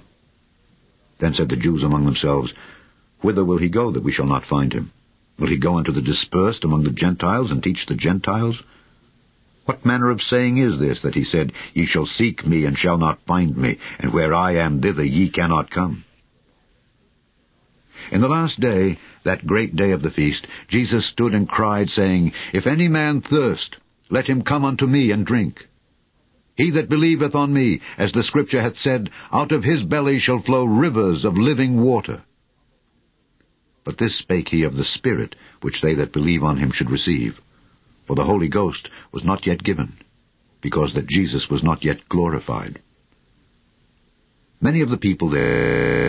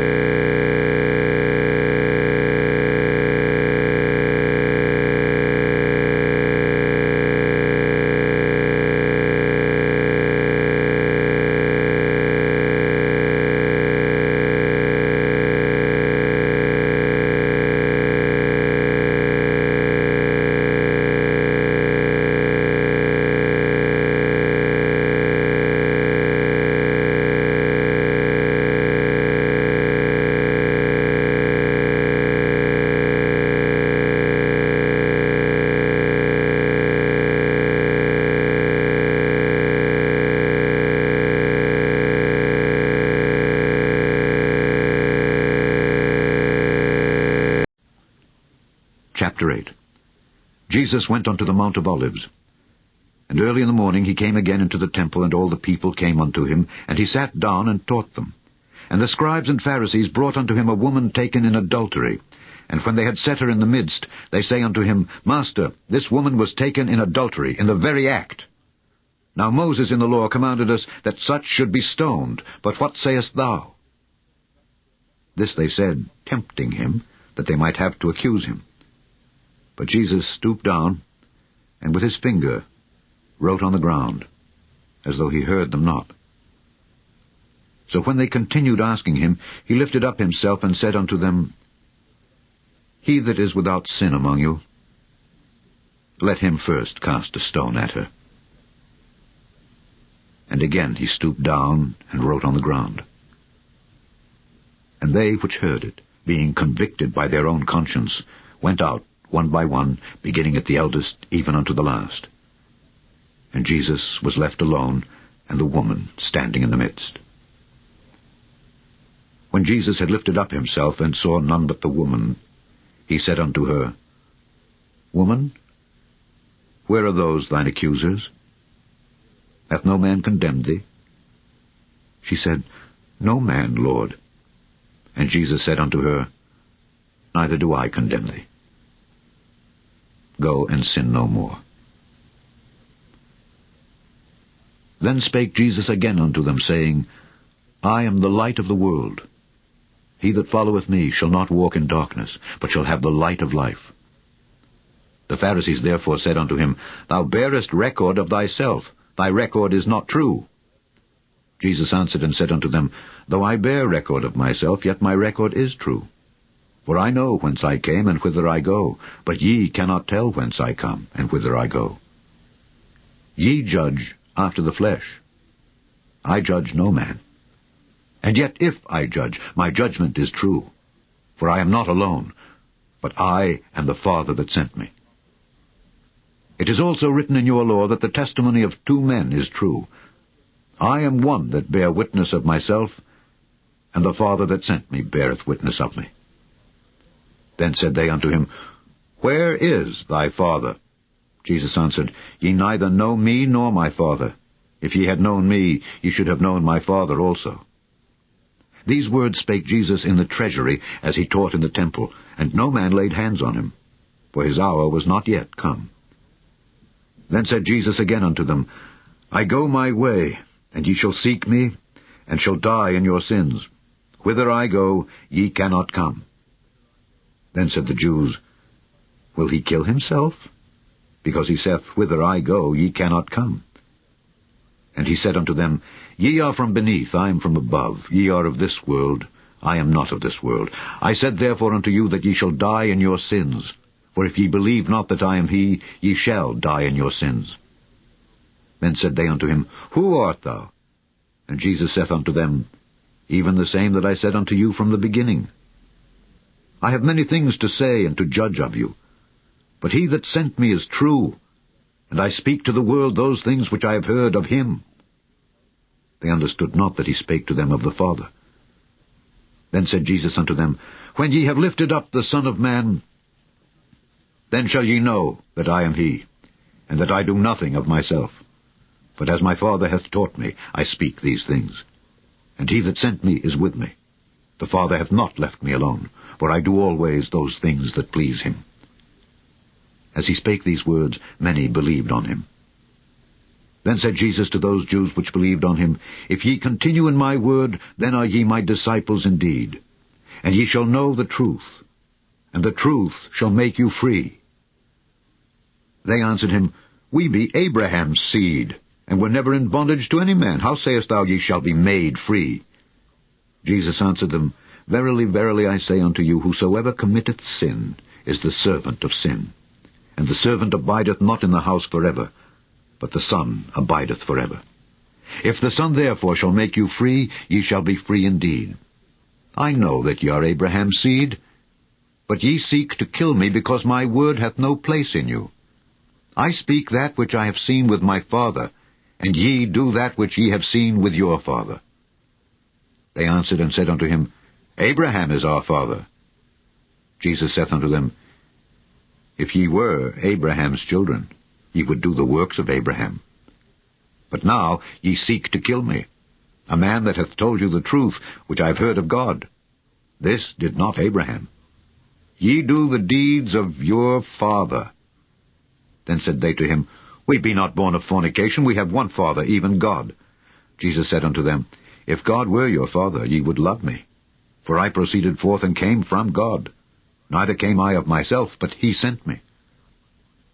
Why do ye not understand my speech? Even because ye cannot hear my word.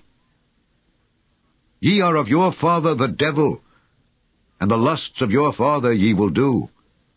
He was a murderer from the beginning, and abode not in the truth, because there is no truth in him. When he speaketh a lie, he speaketh of his own, for he is a liar and the father of it. And because I tell you the truth, ye believe me not. Which of you convinceth me of sin? And if I say the truth, why do ye not believe me?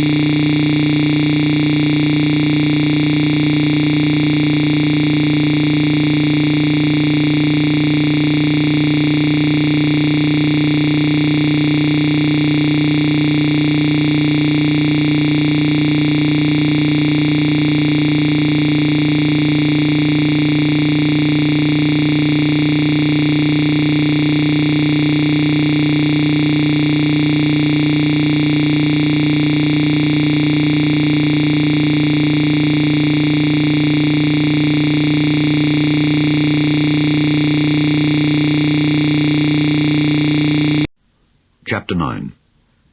And as Jesus passed by, he saw a man which was blind from his birth. And his disciples asked him, saying, Master, who did sin, this man or his parents, that he was born blind? Jesus answered, Neither hath this man sinned, nor his parents, but that the works of God should be made manifest in him. I must work the works of him that sent me while it is day. The night cometh when no man can work. As long as I am in the world, I am the light of the world. When he had thus spoken, he spat on the ground, and made clay of the spittle, and he anointed the eyes of the blind man with the clay, and said unto him, Go, wash in the pool of Siloam, which is by interpretation, sent. He went his way therefore, and washed, and came seeing. The neighbors therefore, and they which before had seen him that he was blind, said, Is not this he that sat and begged?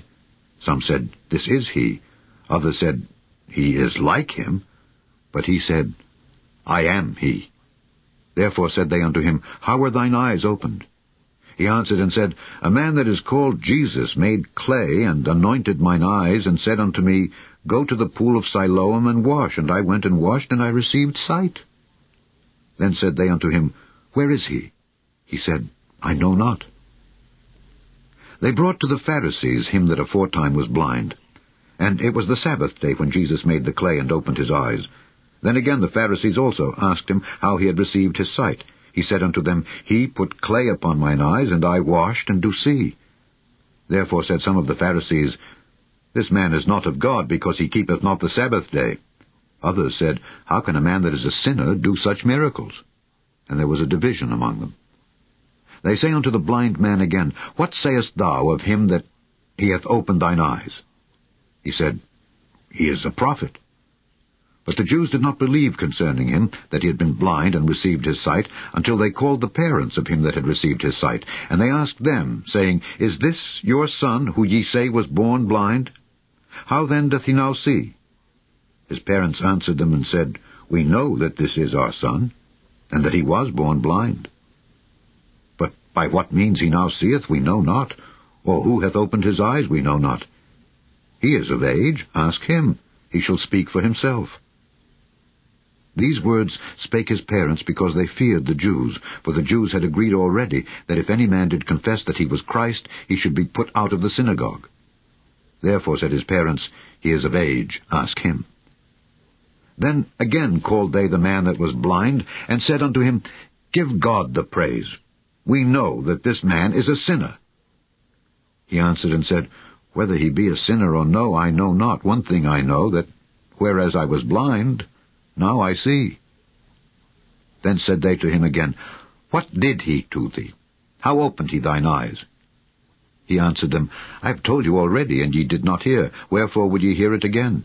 Will ye also be his disciples? Then they reviled him, and said, Thou art his disciple, but we are Moses' disciples. We know that God spake unto Moses. As for this fellow, we know not from whence he is. The man answered and said unto them, Why, herein is a marvelous thing, that ye know not from whence he is, and yet he hath opened mine eyes. Now we know that God heareth not sinners. But if any man be a worshipper of God, and doeth his will, him he heareth. Since the world began, was it not heard that any man opened the eyes of one that was born blind? If this man were not of God, he could do nothing. They answered and said unto him, Thou wast altogether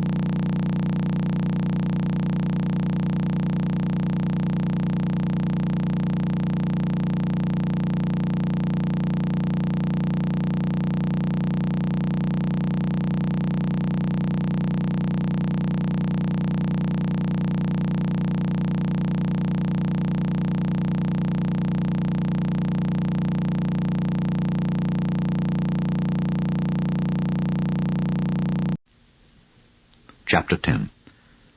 Verily, verily, I say unto you, he that entereth not by the door into the sheepfold, but climbeth up some other way, the same is a thief and a robber. But he that entereth in by the door is the shepherd of the sheep. To him the porter openeth, and the sheep hear his voice, and he calleth his own sheep by name, and leadeth them out.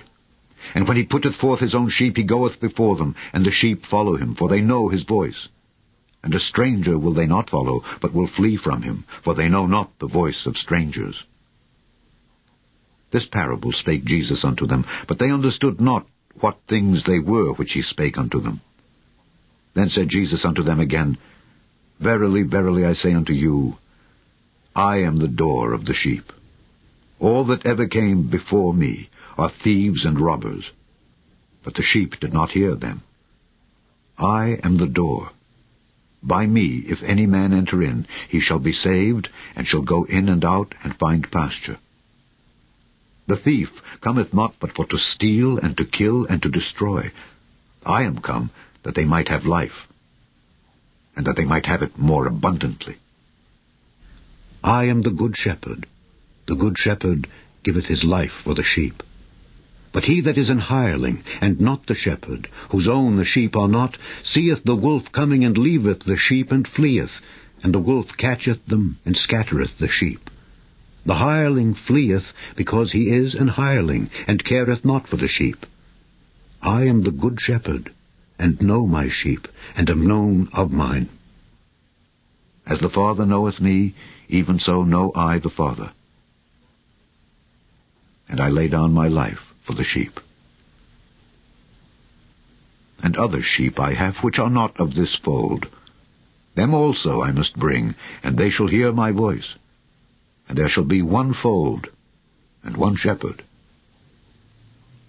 Therefore doth my Father love me, because I lay down my life, that I might take it again. No man taketh it from me, but I lay it down of myself. I have power to lay it down, and I have power to take it again. This commandment have I received of my Father. There was a division therefore again among the Jews for these sayings, and many of them said, He hath a devil, and is mad. Why hear ye him? Others said, These are not the words of him that hath a devil. Can a devil open the eyes of the blind? And it was at Jerusalem the feast of the dedication, and it was winter. And Jesus walked in the temple in Solomon's porch. Then came the Jews round about him, and said unto him, How long dost thou make us to doubt? If thou be the Christ, tell us plainly. Jesus answered them, I told you, and ye believed not. The works that I do in my Father's name, they bear witness of me. But ye believe not, because ye are not of my sheep, as I said unto you. My sheep hear my voice, and I know them, and they follow me. And I give unto them eternal life, and they shall never perish, neither shall any man pluck them out of my hand. My Father, which gave them me, is greater than all, and no man is able to pluck them out of my Father's hand. I and my Father are one. Then the Jews took up stones again to stone him. Jesus answered them, Many good works have I showed you from my Father. For which of those works do ye stone me? The Jews answered him, saying, For a good work we stone thee not, but for blasphemy, and because...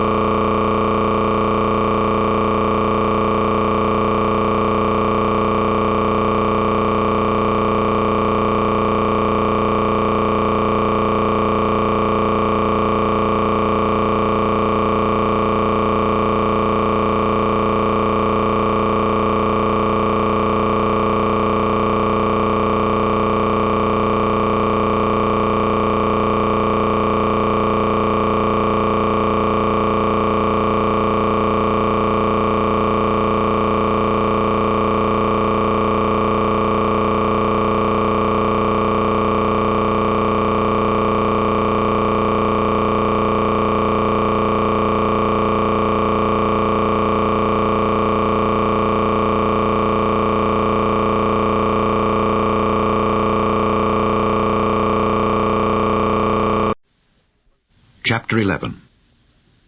Now a certain man was sick, named Lazarus, of Bethany, the town of Mary and her sister Martha. It was that Mary which anointed the Lord with ointment and wiped his feet with her hair, whose brother Lazarus was sick. Therefore his sisters sent unto him, saying, Lord, behold, he whom thou lovest is sick. When Jesus heard that, he said, This sickness is not unto death, but for the glory of God, that the Son of God might be glorified thereby. Now Jesus loved Martha and her sister and Lazarus. When he had heard therefore that he was sick, he abode 2 days still in the same place where he was. Then after that saith he to his disciples, Let us go into Judea again. His disciples say unto him, Master, the Jews of late sought to stone thee, and goest thou thither again? Jesus answered, Are there not 12 hours in the day? If any man walk in the day, he stumbleth not, because he seeth the light of this world. But if a man walk in the night, he stumbleth, because there is no light in him. These things said he, and after that he saith unto them, Our friend Lazarus sleepeth, but I go, that I may awake him out of sleep. Then said his disciples, Lord, if he sleep, he shall do well. Howbeit Jesus spake of his death, but they thought that he had spoken of taking of rest and sleep. Then said Jesus unto them plainly, Lazarus is dead, and I am glad for your sakes that I was not there, to the intent ye may believe. Nevertheless, let us go unto him. Then said Thomas, which is called Didymus, unto his fellow disciples, Let us also go, that we may die with him. Then when Jesus came, he found that he had lain in the grave 4 days already. Now Bethany was nigh unto Jerusalem, about 15 furlongs off. And many of the Jews came to Martha and Mary to comfort them concerning their brother. Then Martha, as soon as she heard that Jesus was coming, went and met him, but Mary sat still in the house. Then said Martha unto Jesus, Lord, if thou hadst been here, my brother had not died. But I know that even now, whatsoever thou wilt ask of God, God will give it thee. Jesus saith unto her, Thy brother shall rise again. Martha saith unto him, I know that he shall rise again in the resurrection at the last day. Jesus said unto her, I am the resurrection and the life. He that believeth in me, though he were dead, yet shall he live. And whosoever liveth and believeth in me shall never die. Believest thou this? She saith unto him, Yea, Lord, I believe that thou art the Christ, the Son of God, which should come into the world. And when she had so said, she went her way, and called Mary her sister secretly, saying, The Master is come, and calleth for thee. As soon as she heard that, she arose quickly and came unto him. Now Jesus was not yet come into the town, but was in that place where Martha met him. The Jews then which were with her in the house, and comforted her, when they saw Mary, that she rose up hastily and went out, followed her, saying, She goeth unto the grave to weep there. Then when Mary was come where Jesus was, and saw him, she fell down at his feet, saying unto him, Lord, if thou hadst been here, my brother had not died. When Jesus therefore saw her weeping, and the Jews also weeping which came with her, he groaned in the spirit, and was troubled, and said, Where have ye laid him? They said unto him, Lord, come and see. Jesus wept. Then said the Jews, Behold how he loved him. And some of them said, Could not this man which opened the eyes of the blind have caused that even this man should not have died? Jesus therefore, again groaning in himself, cometh to the grave. It was a cave, and a stone lay upon it. Jesus said, Take ye away the stone. Martha, the sister of him that was dead, saith unto him, Lord, by this time he stinketh, for he hath been dead 4 days. Jesus saith unto her, Said I not unto thee that if thou wouldest believe, thou shouldest see the glory of God? Then they took away the stone from the place where the dead was laid, and Jesus lifted up his eyes and said, Father, I thank thee that thou hast heard me. And I knew that thou hearest me always, but because of the people which stand by I said it, that they may believe that thou hast sent me. And when he thus had spoken, he cried with a loud voice, Lazarus, come forth. And he that was dead came forth, bound hand and foot with grave clothes, and his face was bound about with a napkin. Jesus saith unto them, Loose him, and let him go. Then many of the Jews which came to Mary, and had seen the things which Jesus did, believed on him. But some of them went their ways to the Pharisees, and told them what things Jesus had done. Then gathered the chief priests and the Pharisees a council, and said, What do we? For this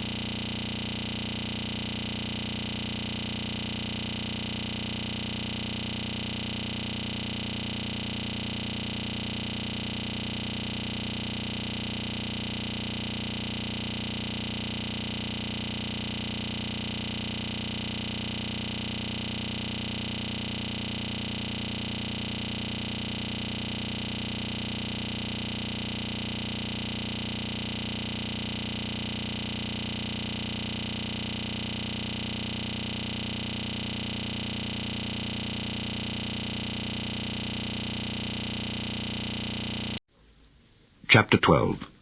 Then Jesus, 6 days before the Passover, came to Bethany, where Lazarus was, which had been dead, whom he raised from the dead. There they made him a supper, and Martha served, but Lazarus was one of them that sat at the table with him. Then took Mary a pound of ointment of spikenard, very costly, and anointed the feet of Jesus, and wiped his feet with her hair. And the house was filled with the odor of the ointment.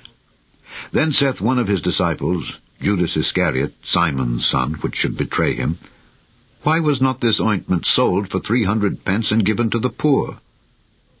This he said, not that he cared for the poor, but because he was a thief, and had the bag, and bare what was put therein. Then said Jesus, Let her alone. Against the day of my burying hath she kept this. For the poor always ye have with you, but me ye have not always. Much people of the Jews therefore knew that he was there, and they came not for Jesus' sake only, but that they might see Lazarus also, whom he had raised from the dead. But the chief priests consulted that they might put Lazarus also to death, because that by reason of him many of the Jews went away and believed on Jesus. On the next day, much people that were come to the feast, when they heard that Jesus was coming to Jerusalem, took branches of palm trees and went forth to meet him, and cried, Hosanna! Blessed is the King of Israel that cometh in the name of the Lord. And Jesus, when he had found a young ass, sat thereon, as it is written, Fear not, daughter of Zion, behold, thy King cometh sitting on an ass's colt. These things understood not his disciples at the first. But when Jesus was glorified, then remembered they that these things were written of him, and that they had done these things unto him. The people therefore that was with him when he called Lazarus out of his grave, and raised him from the dead, bear record. For this cause the people also met him, for that they heard that he had done this miracle. The Pharisees therefore said among themselves, Perceive ye how ye prevail nothing? Behold, the world is gone after him. And there were certain Greeks among them that came up to worship at the feast. The same came therefore to Philip, which was of Bethsaida of Galilee, and desired him, saying, Sir, we would see Jesus. Philip cometh and telleth Andrew, and again Andrew and Philip tell Jesus. And Jesus answered them, saying, The hour is come that the Son of Man should be glorified. Verily, verily, I say unto you, except a corn of wheat fall into the ground and die, it abideth alone. But if it die, it bringeth forth much fruit. He that loveth his life shall lose it, and he that hateth his life in this world shall keep it unto life eternal. If any man serve me, let him follow me. And where I am, there shall also my servant be. If any man serve me, him will my Father honor.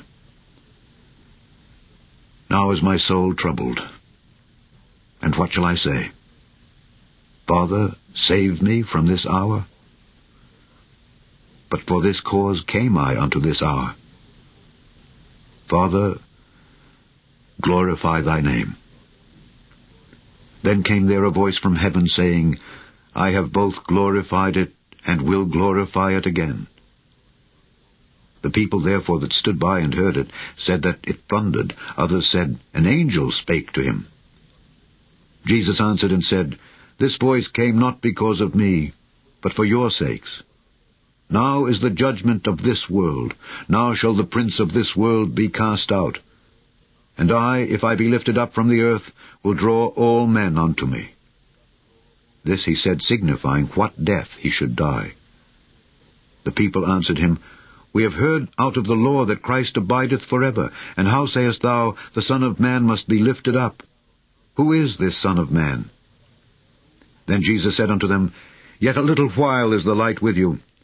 Walk while ye have the light, lest darkness come upon you. For he that walketh in darkness knoweth not whither he goeth. While ye have light, believe in the light, that ye may be the children of light. These things spake Jesus, and departed, and did hide himself from them. But though he had done so many miracles before them, yet they believed not on him, that the saying of Esaias the prophet might be fulfilled, which he spake, Lord, who hath believed our report, and to whom hath the arm of the Lord been revealed? Therefore they could not believe, because that Esaias said again, He hath blinded their eyes, and hardened their heart, that they should not see with their eyes, nor understand with their heart, and be converted, and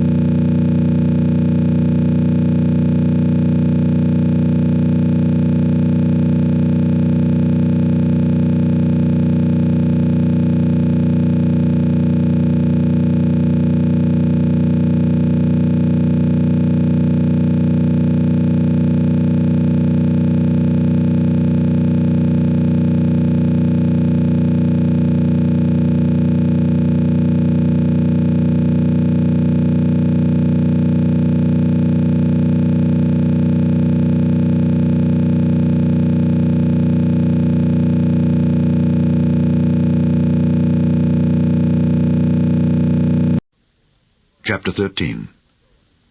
Now before the feast of the Passover, when Jesus knew that his hour was come, that he should depart out of this world unto the Father, having loved his own which were in the world, he loved them unto the end.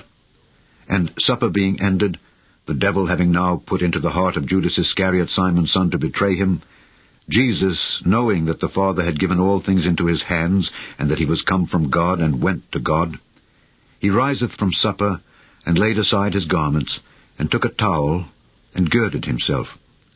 After that he poureth water into a basin, and began to wash the disciples' feet, and to wipe them with the towel wherewith he was girded.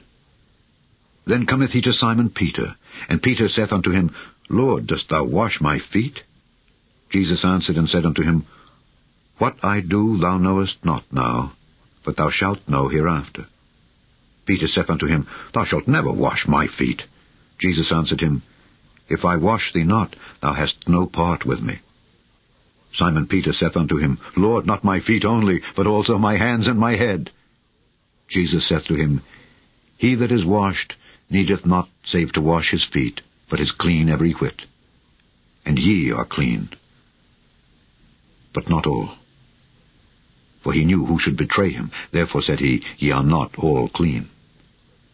So after he had washed their feet, and had taken his garments, and was set down again, he said unto them, Know ye what I have done to you? Ye call me Master and Lord, and ye say, Well, for so I am. If I then, your Lord and Master, have washed your feet, ye also ought to wash one another's feet. For I have given you an example, that ye should do as I have done to you. Verily, verily, I say unto you, the servant is not greater than his Lord, neither he that is sent greater than he that sent him. If ye know these things, happy are ye if ye do them.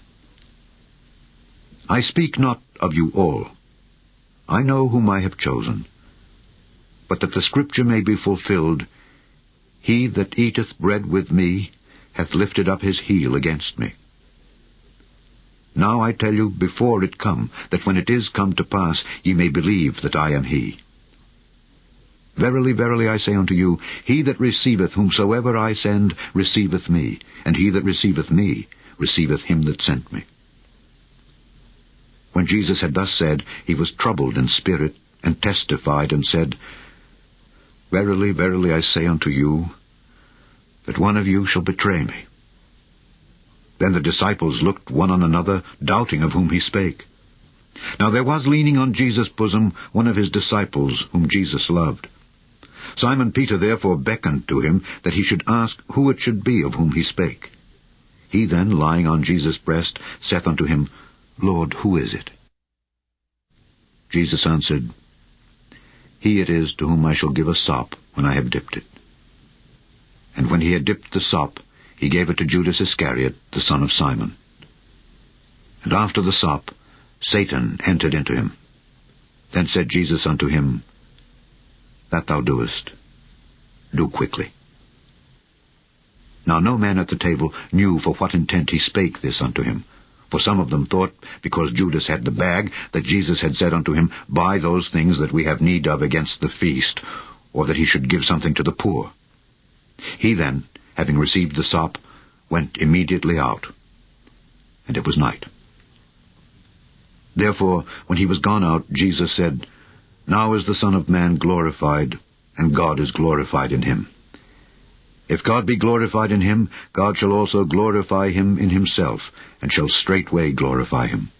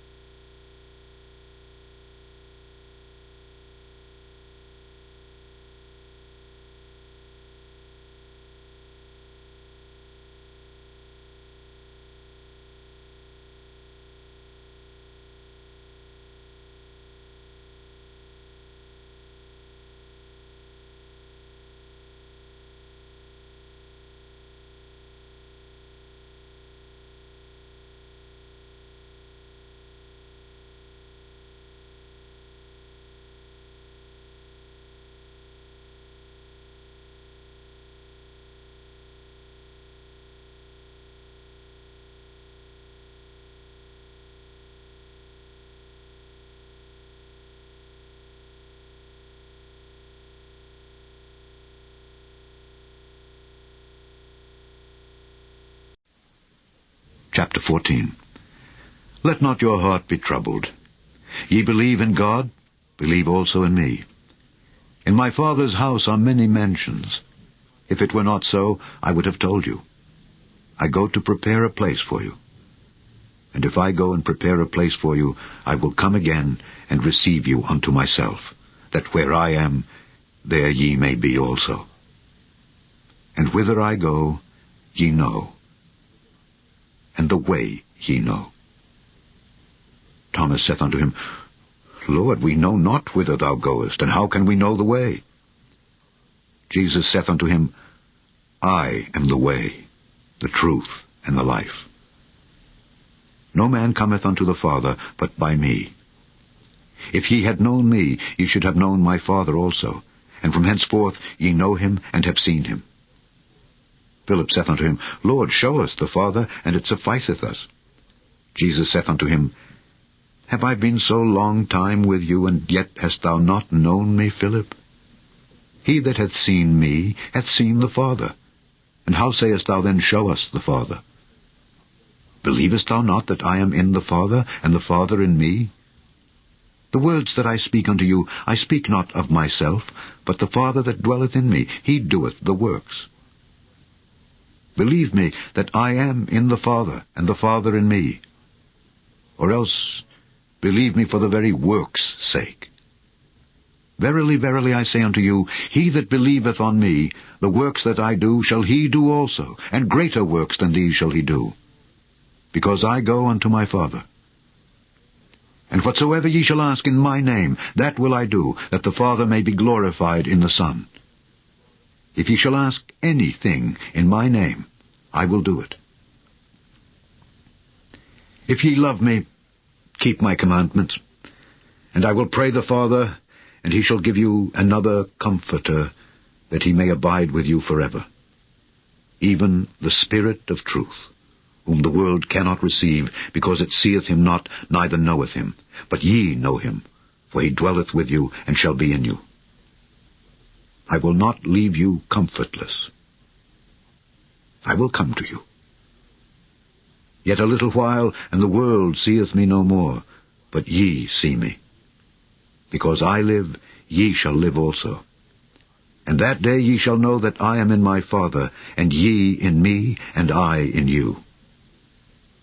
He that hath my commandments and keepeth them, he it is that loveth me. And he that loveth me shall be loved of my Father, and I will love him, and will manifest myself to him. Judas saith unto him, not Iscariot, Lord, how is it that thou wilt manifest thyself unto us, and not unto the world? Jesus answered and said unto him, If a man love me, he will keep my words, and my Father will love him, and we will come unto him, and make our abode with him. He that loveth me not keepeth not my sayings, and the word which ye hear is not mine, but the Father's which sent me. These things have I spoken unto you, being yet present with you.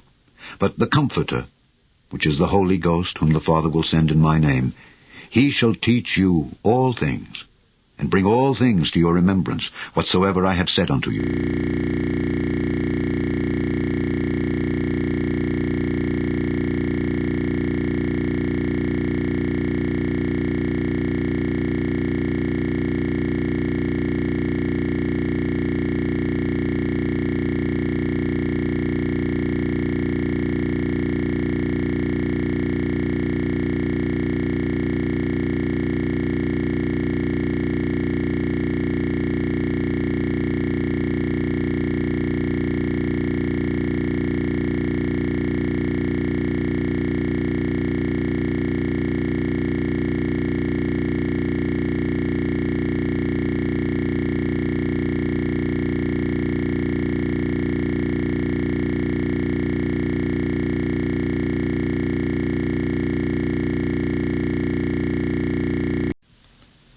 Chapter 15.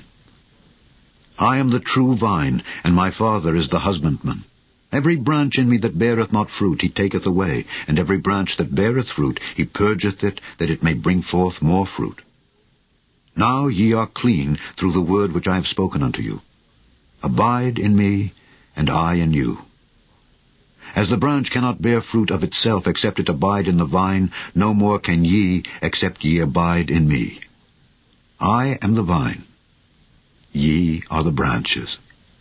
He that abideth in me, and I in him, the same bringeth forth much fruit, for without me ye can do nothing.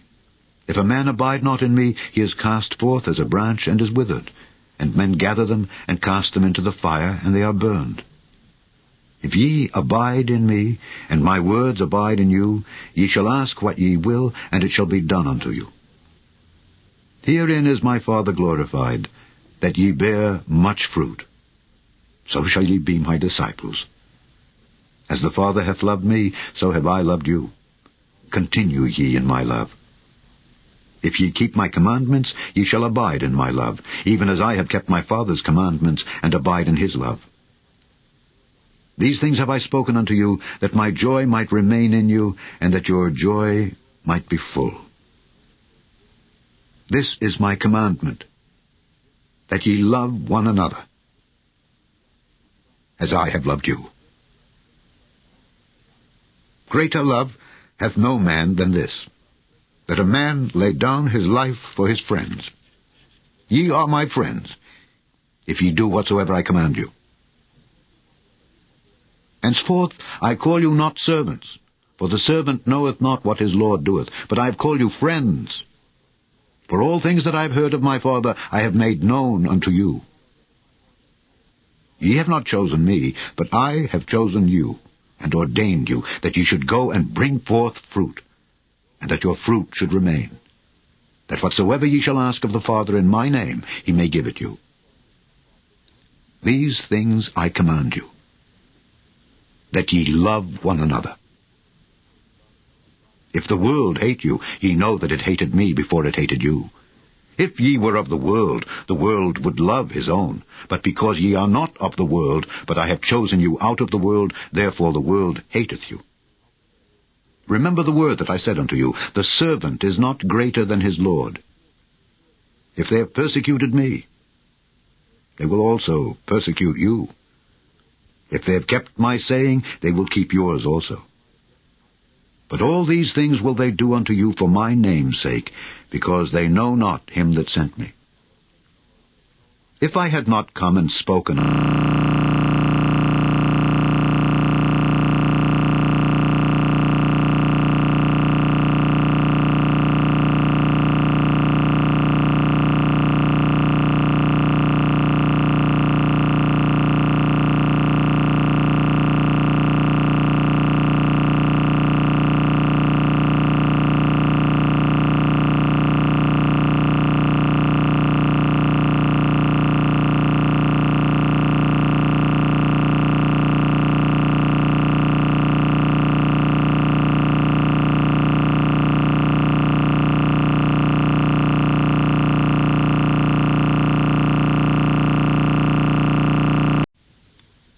Chapter 16.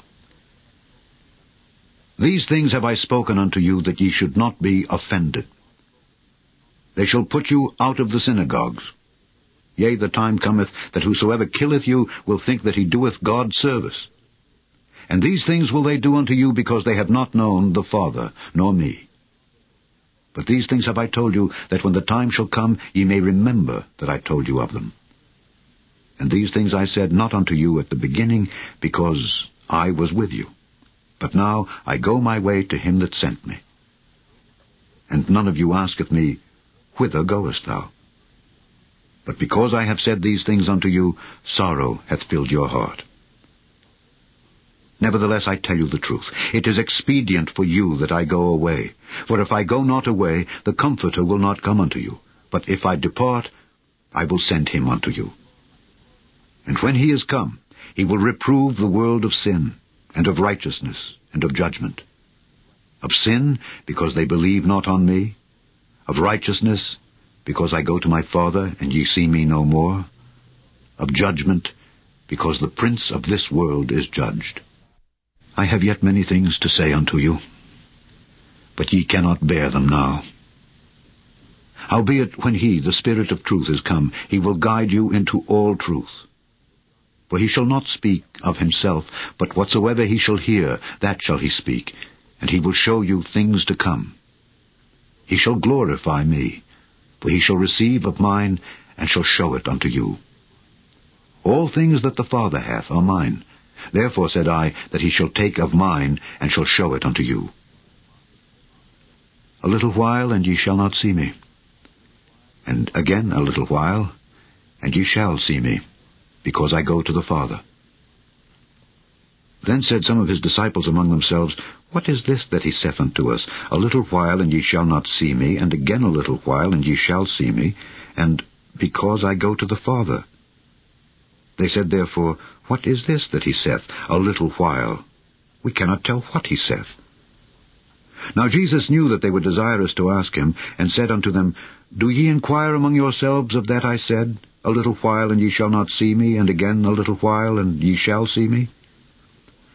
Verily, verily, I say unto you, that ye shall weep and lament, but the world shall rejoice. And ye shall be sorrowful, but your sorrow shall be turned into joy. A woman, when she is in travail, hath sorrow, because her hour is come. But as soon as she is delivered of the child, she remembereth no more the anguish for joy that a man is born into the world. And ye now therefore have sorrow, but I will see you again, and your heart shall rejoice, and your joy no man taketh from you. And in that day ye shall ask me nothing. Verily, verily, I say unto you, whatsoever ye shall ask the Father in my name, he will give it you. Hitherto have ye asked nothing in my name. Ask, and ye shall receive, that your joy may be full.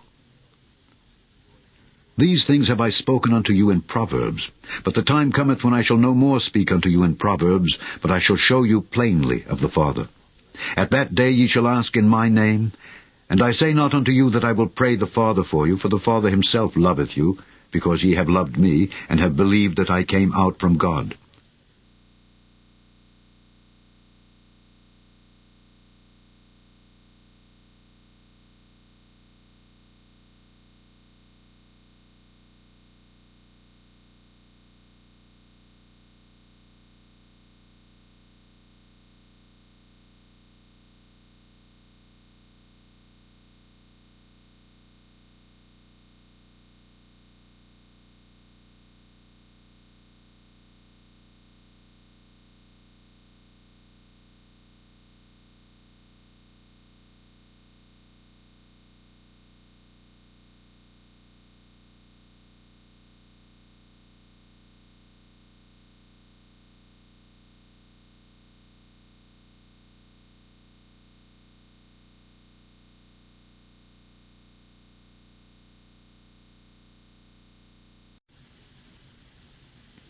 Chapter 17. These words spake Jesus, and lifted up his eyes to heaven, and said, Father, the hour is come. Glorify thy Son, that thy Son also may glorify thee. As thou hast given him power over all flesh, that he should give eternal life to as many as thou hast given him. And this is life eternal, that they might know thee, the only true God, and Jesus Christ, whom thou hast sent. I have glorified thee on the earth. I have finished the work which thou gavest me to do. And now, O Father, glorify thou me with thine own self, with the glory which I had with thee before the world was. I have manifested thy name unto the men which thou gavest me out of the world. Thine they were, and thou gavest them me, and they have kept thy word.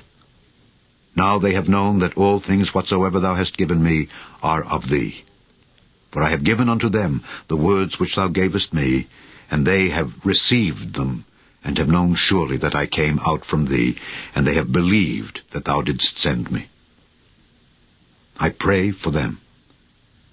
I pray not for the world, but for them which thou hast given me, for they are thine.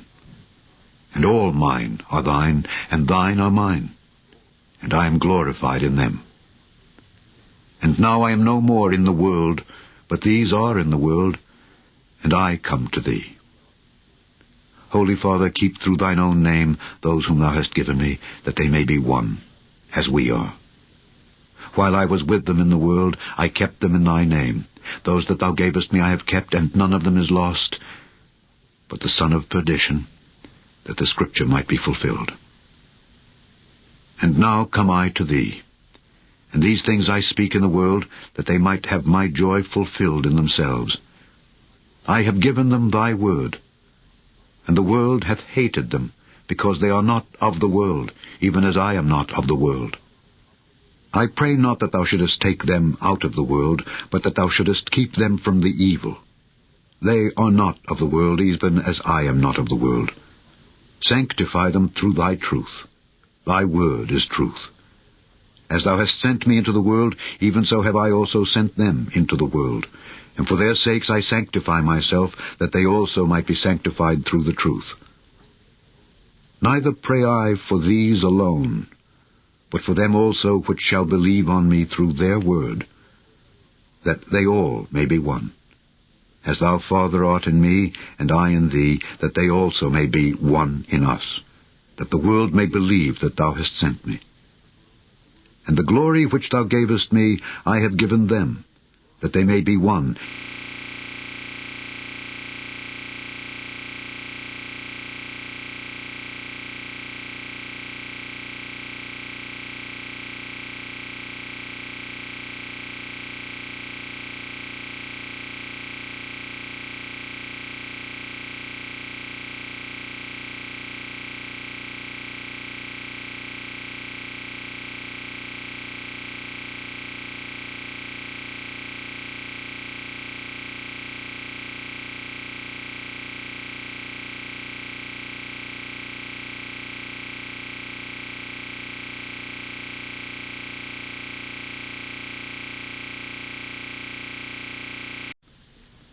Chapter 18. When Jesus had spoken these words, he went forth with his disciples over the brook Cedron, where was a garden, into the which he entered, and his disciples. And Judas also, which betrayed him, knew the place, for Jesus ofttimes resorted thither with his disciples.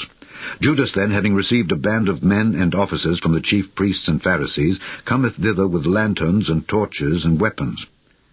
Jesus, therefore, knowing all things that should come upon him, went forth and said unto them, Whom seek ye? They answered him, Jesus of Nazareth. Jesus saith unto them, I am he. And Judas also, which betrayed him, stood with them. As soon then as he had said unto them, I am he, they went backward and fell to the ground. Then asked he them again, Whom seek ye? And they said, Jesus of Nazareth. Jesus answered, I have told you that I am he. If therefore ye seek me, let these go their way. That the saying might be fulfilled which he spake, Of them which thou gavest me have I lost none. Then Simon Peter, having a sword, drew it, and smote the high priest's servant, and cut off his right ear. The servant's name was Malchus. Then said Jesus unto Peter, Put up thy sword into the sheath. The cup which my Father hath given me, shall I not drink it? Then the band and the captain and the officers of the Jews took Jesus, and bound him, and led him away to Annas first, for he was father-in-law to Caiaphas, which was the high priest that same year. Now Caiaphas was he which gave counsel to the Jews, that it was expedient that one man should die for the people. And Simon Peter followed Jesus, and so did another disciple. That disciple was known unto the high priest, and went in with Jesus into the palace of the high priest. But Peter stood at the door without. Then went out that other disciple, which was known unto the high priest, and spake unto her that kept the door, and brought in Peter. Then saith the damsel that kept the door unto Peter, Art not thou also one of this man's disciples? He saith, I am not. And the servants and officers stood there, who had made a fire of coals, for it was cold, and they warmed themselves. And Peter stood with them, and warmed himself. The high priest then asked Jesus of his disciples and of his doctrine. Jesus answered him, I spake openly to the world. I ever taught in the synagogue and in the temple, whither the Jews always resort, and in secret have I said nothing. Why askest thou me? Ask them which heard me what I have said unto them. Behold, they know what I said. And when he had thus spoken, one of the officers which stood by struck Jesus with the palm of his hand, saying, Answerest thou the high priest so? Jesus answered him, If I have spoken evil, bear witness of the evil. But if well, why smitest thou me? Now Annas had sent him bound unto Caiaphas the high priest. And Simon Peter stood and warmed himself. They said therefore unto him, Art not thou also one of his disciples? He denied it, and said, I am not. One of the servants of the high priest, being his kinsman, whose ear Peter cut off, saith, Did not I see thee in the garden with him? Peter then denied again, and immediately the cock crew. Then led they Jesus from Caiaphas unto the hall of judgment, and it was early, and they themselves went not into the judgment hall, lest they should be defiled, but that they might eat the Passover. Pilate then went out unto them, and said, What accusation bring ye against this man? They answered and said unto him, If he were not a malefactor, we would not have delivered him up unto thee. Then said Pilate unto them, Take ye him, and judge him according to your law. The Jews therefore said unto him, It is not lawful for us to put any man to death, that the saying of Jesus might be fulfilled, which he spake, signifying what death he should die. Then Pilate entered into the judgment hall again, and called Jesus, and said unto him, Art thou the King of the Jews? Jesus answered him, Sayest thou this thing of thyself? Or did others tell it thee of?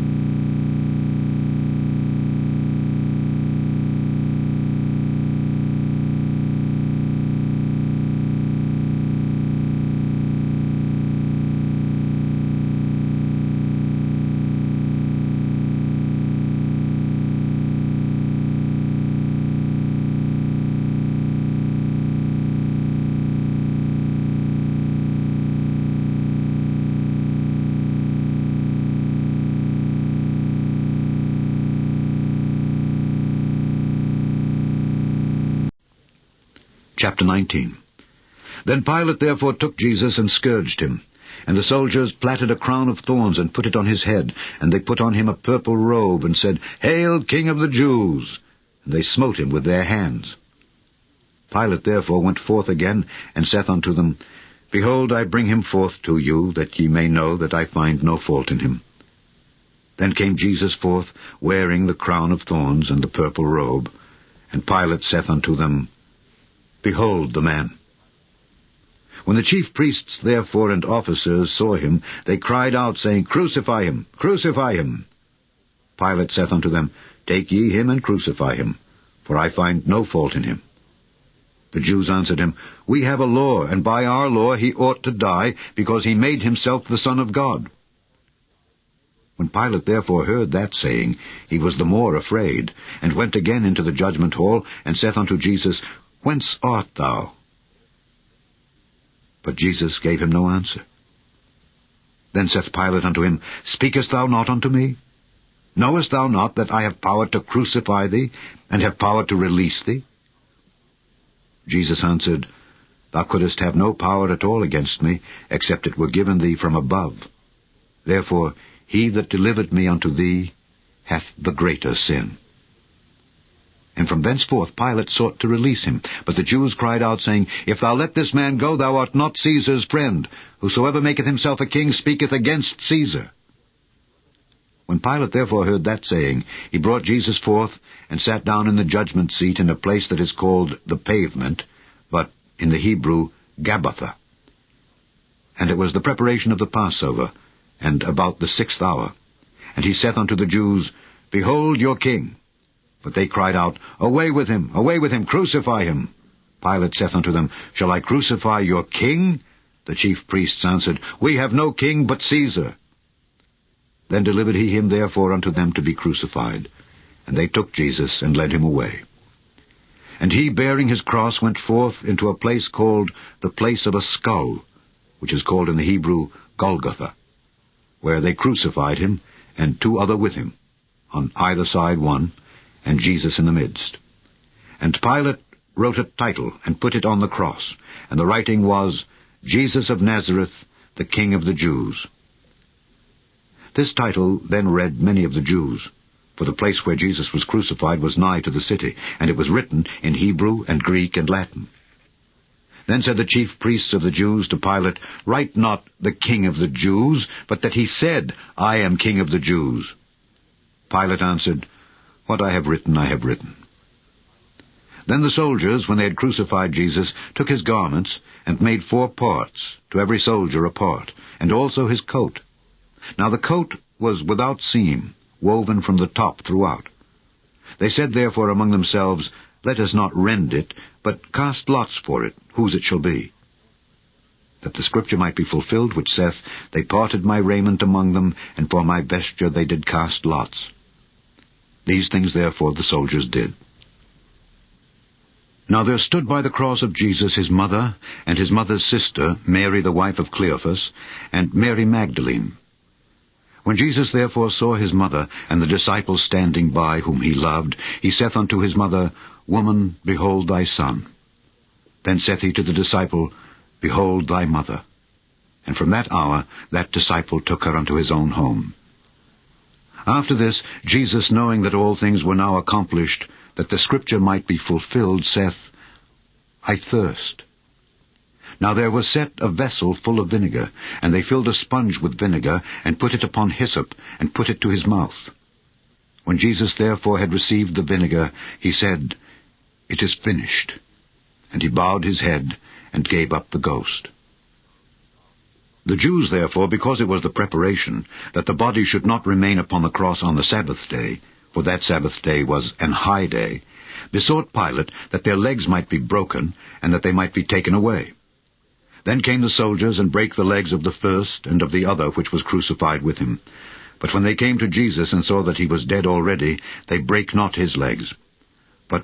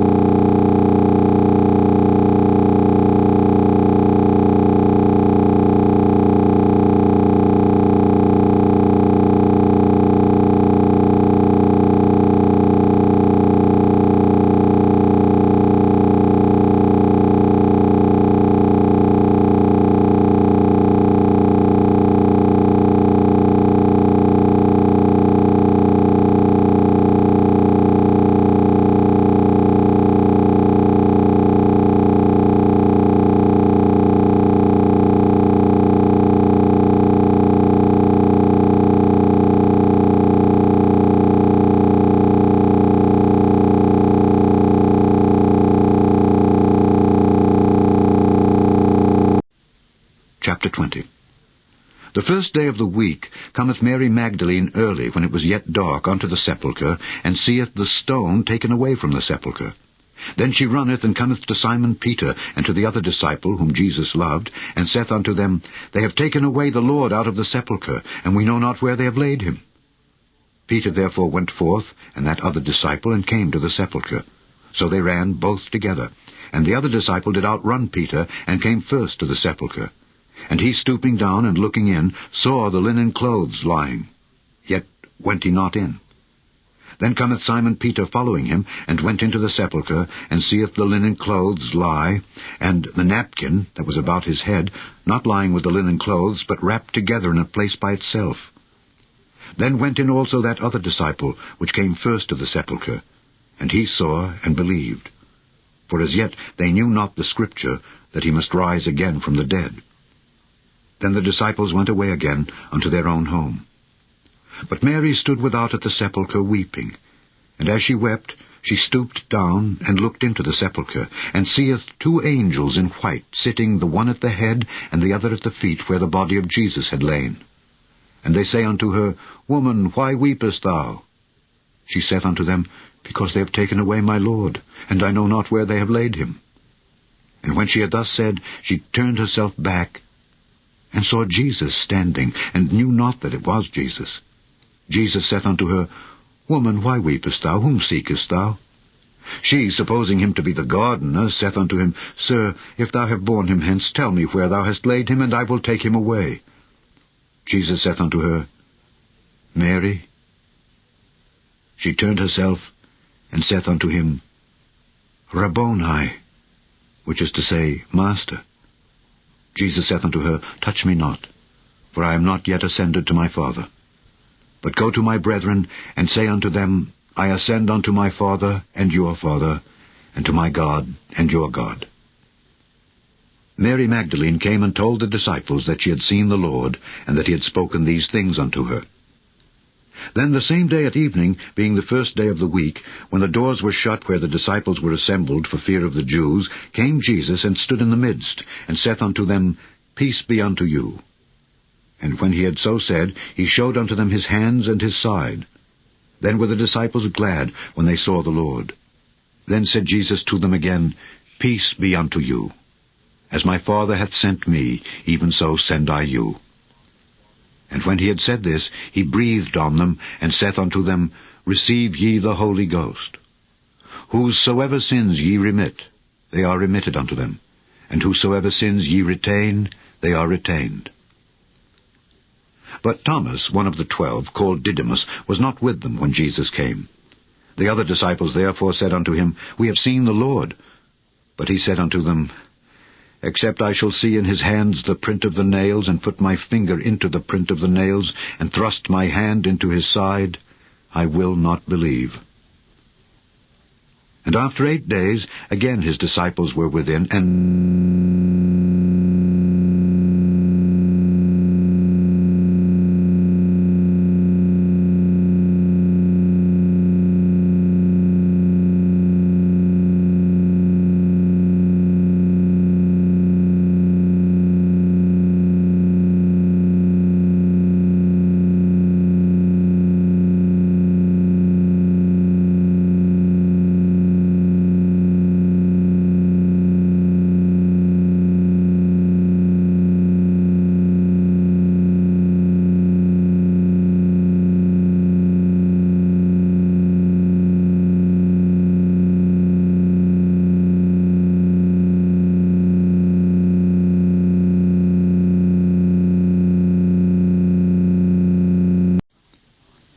Chapter 21. After these things Jesus showed himself again to the disciples at the Sea of Tiberias, and on this wise showed he himself. There were together Simon Peter, and Thomas called Didymus, and Nathanael of Cana in Galilee, and the sons of Zebedee, and 2 other of his disciples. Simon Peter saith unto them, I go a-fishing. They say unto him, We also go with thee. They went forth, and entered into a ship immediately. And that night they caught nothing. But when the morning was now come, Jesus stood on the shore, but the disciples knew not that it was Jesus. Then Jesus saith unto them, Children, have ye any meat? They answered him, No. And he said unto them, Cast the net on the right side of the ship, and ye shall find. They cast therefore, and now they were not able to draw it for the multitude of fishes. Therefore that disciple whom Jesus loved saith unto Peter, It is the Lord. Now when Simon Peter heard that it was the Lord, he girt his fisher's coat unto him, for he was naked, and did cast himself into the sea. And the other disciples came in a little ship, for they were not far from land, but as it were 200 cubits, dragging the net with fishes. As soon then as they were come to land, they saw a fire of coals there, and fish laid thereon, and bread. Jesus saith unto them, Bring of the fish which ye have now caught. Simon Peter went up and drew the net to land full of great fishes, 153. And for all there were so many, yet was not the net broken. Jesus saith unto them, Come and dine. And none of the disciples durst ask him, Who art thou? Knowing that it was the Lord. Jesus then cometh, and taketh bread, and giveth them, and fish likewise. This is now the 3rd time that Jesus showed himself to his disciples after that he was risen from the dead. So when they had dined, Jesus saith to Simon Peter, Simon, son of Jonas, lovest thou me more than these? He saith unto him, Yea, Lord, thou knowest that I love thee. He saith unto him, Feed my lambs. He saith to him again the 2nd time, Simon, son of Jonas, lovest thou me? He saith unto him, Yea, Lord, thou knowest that I love thee. He saith unto him, Feed my sheep. He saith unto him the third time, Simon, son of Jonas, lovest thou me? Peter was grieved, because he said unto him the third time, Lovest thou me? And he said unto him, Lord, thou knowest all things, thou knowest that I love thee. Jesus saith unto him, Feed my sheep. Verily, verily, I say unto thee, when thou wast young, thou girdest thyself, and walkedst whither thou wouldest. But when thou shalt be old, thou shalt stretch forth thy hands, and another shall gird thee, and carry thee whither thou wouldest not. This spake he, signifying by what death he should glorify God. And when he had spoken this, he saith unto him, Follow me. Then Peter, turning about, seeth the disciple whom Jesus loved following, which also leaned on his breast at supper, and said, Lord, which is he that betrayeth thee? Peter, seeing him, saith to Jesus, Lord,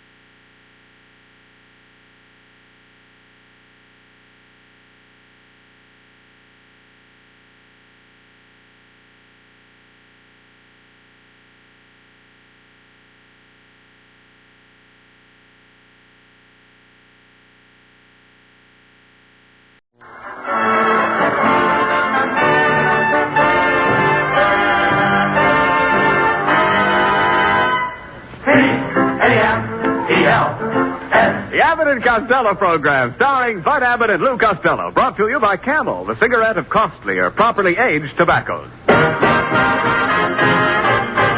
Abbott and Costello program, with the modern rhythm of Will Osborne's orchestra, Iris Adrian, our singing star Connie Haynes, and spotlighting that chunky, chubby little cherub who, when caught asking a neighbor lady to take her shoes off because his Uncle Artie Stebbins said she had crow's feet, calmly said, I'm a bad boy!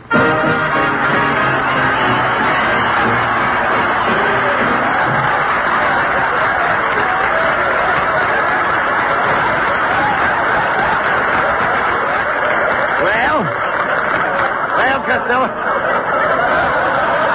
where have you been? Why weren't you here fixing up the house for the party tonight? Oh, hey, Abbott, I had to get down to jail to get my landlady out. You know, Mrs. Satchel Puss? Yeah. I had to get her out on bail. What do you mean? She got arrested for shoplifting. They finally caught her. I thought she was too smart to get caught. Well, she made a mistake. She stole an alarm clock and hid it in her bustle. Well, how did they catch her? Her bustle went off at 7:15. Never mind your landlady. Did you send out the invitations for the party? Oh, yeah. I got them right here. Look what it says. What is it? Lou Costello invites you to a Christmas party to be held at his home, B-A-P-O-B. B-A-P-O-B? Yep. You mean RSVP? Oh, no, I mean B-A-P-O-B. Bring a pound of butter. Oh, boy, what a party I'm going to have. My Aunt May will bring her cranberry sauce. That's her specialty. Aunt Catherine will bring her plum pudding. That's her specialty. And Aunt Eva will bring her 14 children. That's a nice family. Yeah. Never mind your relatives. Look, forget about your relatives for a minute, Lou. Yeah. Did you remember to get souvenirs for everybody? Oh, souvenirs. Yes. Yeah, I'm having favors for the girls. At 12 o'clock, I'm going to turn the lights off. Oh, yeah. Any favors for the men? What do you call turning the lights off? Look, Costello, who did you invite besides your relatives? Oh, a lot of movie stars. And I invited Lana Turner. And she kissed me. Lana Turner kissed you? The smoke isn't coming out of my ears for nothing. Look, Costello, how about the tree? Did you get a tree? Did you get a tree? Oh, did I get a tree? Yeah. I got the biggest Christmas tree you ever saw. Well, I just got through putting it in the living room. You did? What a tree! It's 6 feet higher than the ceiling. Well, it's a shame to have to cut the top off. That's the way I felt about it, too. Sure. So I cut a hole in the ceiling. You cut a hole in the ceiling of our living room? Yeah, this will be the first Christmas we ever had a tree in our bathroom. talk, man. Look. What kind of a tree did you get? Is it a fir? Oh, yes, it's one of those... What did you say? I said, did you get a fir? No, I got a tree. Oh, stop this silliness. I want to see your fur. See my fur? Certainly. What am I, a silver fox? No, dummy. I'm not talking about fur, F-U-R. The fur I mean has an eye in it. Oh, the fur has an eye in it? Yes. Just one eye? Certainly there's just one eye in fur. Must be I, J. Fox. No, look. Stand still when I'm talking to you. Yes, sir. I'm talking about a fir tree. Mm-hmm. Now, will you quit talking about the fur with you in it? You doesn't belong in the kind of fur I'm talking about. I doesn't belong in that kind of fur? Oh, yes, I belongs in it, but you doesn't. Why should you belong in fur if I doesn't? I happen to look better in fur than you do. I'm prettier than you. I'm cuter than you. You bad boy. No remarks. You bad boy. Never mind. I'm trying to find out what kind of a Christmas tree you got. Look, wait a minute. Here, I've got it. What kind of bark did it have? What kind of bark? Yes. Didn't you notice the tree's bark? No, I have my earmuffs on. No. Bark. Oh, bark. Yes. No.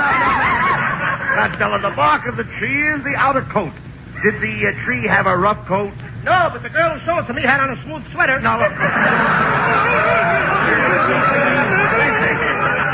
No time for singing, please.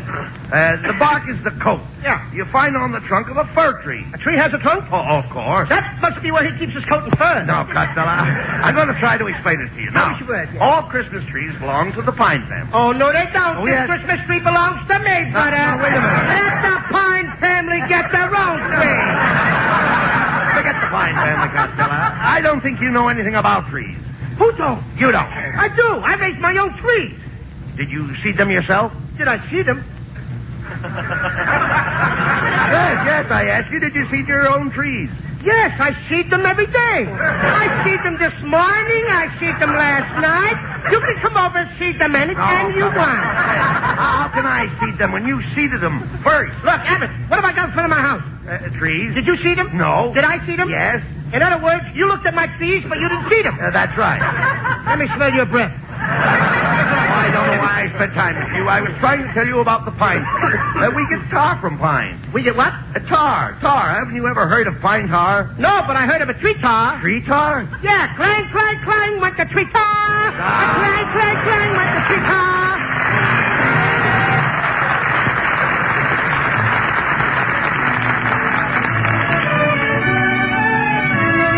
As a Christmas present to her Camel fans, lovely Connie Haynes repeats the song she helped make so popular.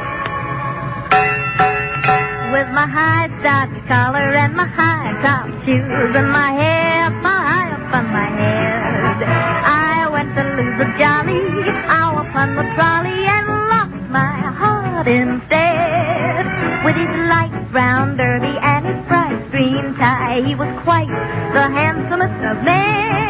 I started to yen, so I counted to 10, then I counted to 10 again.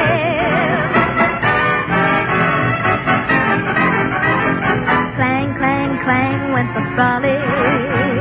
Ding, ding, ding went the bell. Zing, zing, zing went my heartstrings. For the moment I saw him, I fell. Chug, chug, chug went the motor. Bump, bump, bump went the brake. Thump, thump, thump went my heartstrings. When he smiled, I could feel the car shake. He tipped his hat and took a seat. He said he hoped he hadn't stepped upon my feet. He asked my name, I held my breath. I couldn't speak because it scared me half to death. Buzz, buzz, buzz went the buzzer. Flop, flop, flop went the wheel. Stop, stop, stop went my heartstrings. As he started to leave, I took hold of his sleeve with my hand. And as if it were planned, he stayed on with me. And it was grand just to stand with his hand holding mine to the end of the line.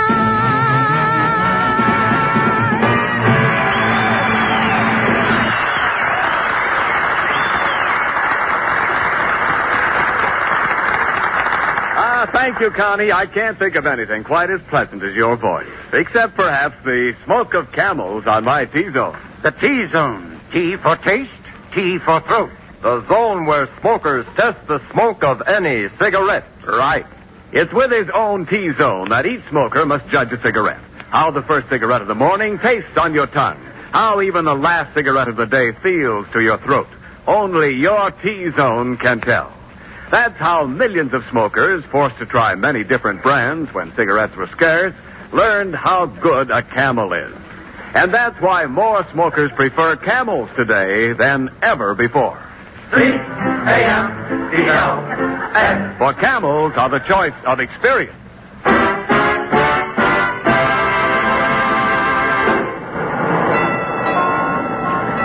Costello, what did we have to come downtown for? Oh, I gotta get some more spaghetti, Abbott, so I can finish trimming my Christmas tree.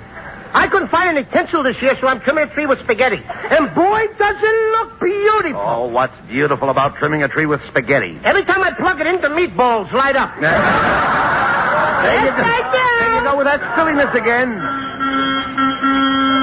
Hey, Abbott, look who's in the car. It's that movie actress, Betsy May Mucho.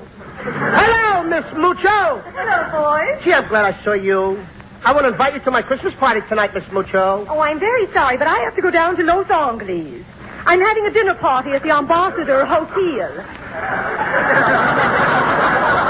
The Ambassador Hotel. Oh, sure, Abbott. You know where the Ambassador is. That's the home of the Cuckoo Nut Groove. Oh, it's going to be a thrilling dinner. Yeah. We're going to have crab louis and steamed clams. Clams? Yes. Don't you just adore clams? No, I'd rather have a plate of fried oysters. Well, I must be ski-dawdling along. I beg your pardon? I must be ski-dawdling along. Oh, Well, cuídese. Well, so tight. I sure knock off those Spanish words, don't I? Well, that's one turn down for your party. I don't care, Abbott. I don't care if she don't want to come. Well, Here comes my girlfriend, Lena Genster. She'll come to my party tonight. She's madly in love with me. Ah, there you are, you sawed-off Boris Karloff. Standing on street corners, flirting with girls. I wasn't flirting with any girls, Lena. I'm saving myself for you. Thanks, Fatso, for saving so much. I've got a bone to pick with you. I put some of that perfume you gave me on my hair. wait a minute. I think it has a nice golden tint. What is it, Chanel number 5? No, Chemtone number 7. Roller and all. You little worm. Please, Lena, let's be friends. I'd never desert you. I'd stand by you. I'm as solid as the rock of Gibraltar. I can believe that. You're sticking out in the Mediterranean. Look, Lena, don't talk like that. I was just going to ask you to come to my Christmas party tonight. Are you kidding? I'm going out with Van Johnson tonight. Oh, Van Johnson. You always talk about Van Johnson. Take away his blonde curly hair, and what do you got left? I don't know, but you can deliver it to my house in the morning. Goodbye. Well, there's number 2 that ain't going to come to my party Hey, tonight. Costello, look. Isn't that Mrs. Niles getting off the streetcar? Oh, hello, Mr. Abbott. Do you always stand on street corners leaning on a trash can? Oh, that's Costello. I didn't recognize him.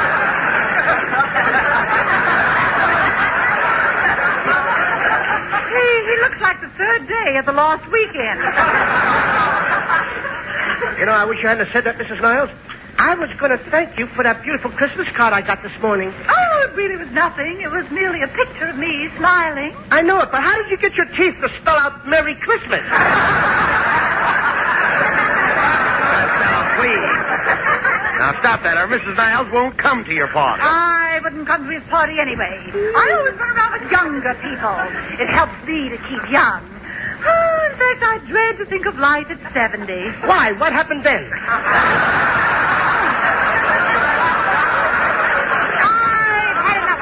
Goodbye. Well, it looks like you're not going to have any party. That's the third turn down you've had. I don't care, Abbott. Let's go home. I'm going to call up some of my other friends. I'll get somebody to come. Here, come on, let's grab this cab. Cabby, drive us to North Hollywood. North Hollywood? What's the matter with Glendale? There's something wrong with Glendale. I don't live there. Oh, Glendale ain't good enough for you, huh? Go on, Costello. Say it. Glendale is a one-horse town. Glendale ain't a one-horse town. Oh, then why did I lose my job with the city street department? Go on. God, don't stand there. Say it. Tell people I'm not a citizen of Glendale. Go on, say I never even voted. You voted. 3 times, huh? Go on, start a rumor. Tell everybody I got paid when I voted. Melonhead, you didn't get a cent for voting. Oh, the $6 they gave me was for a dog life. Oh, now I'm a dog, huh? Tell everybody I'm a dog. Throw me a piece of liver. I wouldn't throw you my liver. What's the matter with your liver? All right, you tell me what's wrong with my liver. Get a load of this punk. Now, he wants me to go to school for 4 years, study day and night to be a doctor, just so I can tell him what's wrong with his liver. Melonhead, I don't want you to go to school. Oh, you want me to be a moron like you? Please, fellows, this is the Christmas season. Remember, peace on earth. Yeah, Melonhead, why do you have to pick on me like this? Yes, Melonhead. Haven't you ever heard of the expression, turn the other cheek? Boys, you're right. I feel sorry for everything I said here tonight, and I'd like to turn the other cheek so I can feel the humility. Costello, will you please slap me? You mean that? Yes. You mean... Oh, I slapped you before I should, didn't I? That's all right. Go ahead, slap me. Okay. Now, slap the other cheek. Here. Are you kidding? No. Yeah. Thanks, Costello. You know, nobody would ever believe that Melonhead would turn the other cheek. Costello? Yeah. Will you please write down on this paper here that I did? Oh, sure. I, Lou Costello, slapped Melonhead on both cheeks. There you are. I suppose you're going to show this to all your friends. No. I'm going to show it to my lawyer. I'll sue you for assault. I'll sue you for battery. Get me a lawyer. Get me a judge and a jury. I'll fix you. Get me out of here!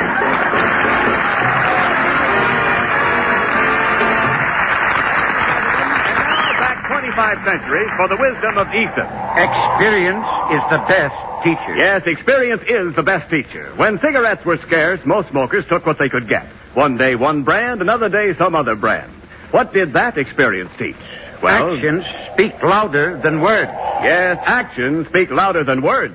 The actions of smokers today speak louder than any words about any cigarette. For after more experience with different brands than ever before, more smokers are asking for Camels than ever before. C-A-M-E-L-S.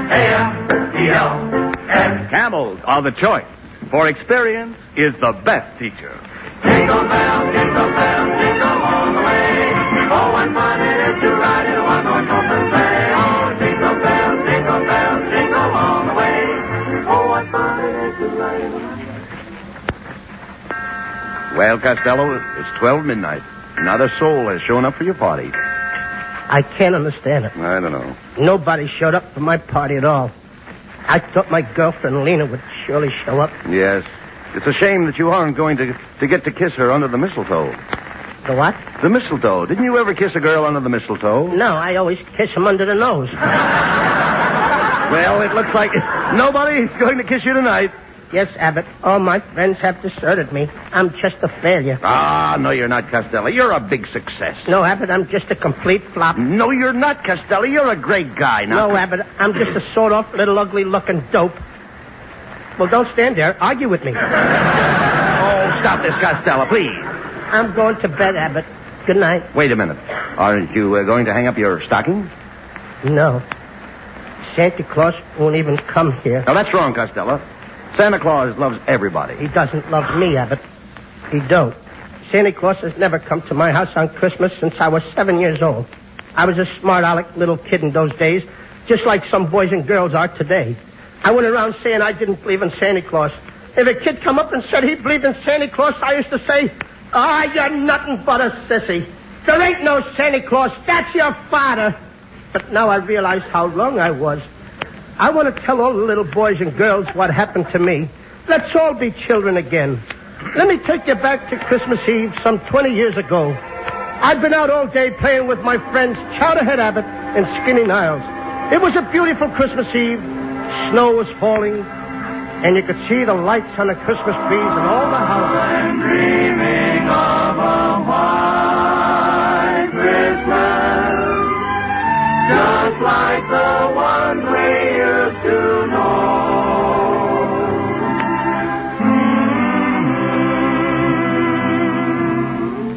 Louie,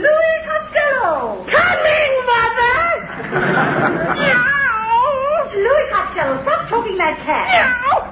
I'm not choking it, Ma. I'm trying to get the money out. Well, there's no money in that cat. Oh, yes, there is. Last night when Pa was playing poker, I heard him say, everybody put money in a kitty. Oh, that's supposed to be your father now. No, that was kind of a sneaky knock. It's probably the Iceman. Oh, never mind the door. I'll see who it is. You go wash your dirty face. Oh, Ma, why can't I just go up and cover the dirt with powder like you do?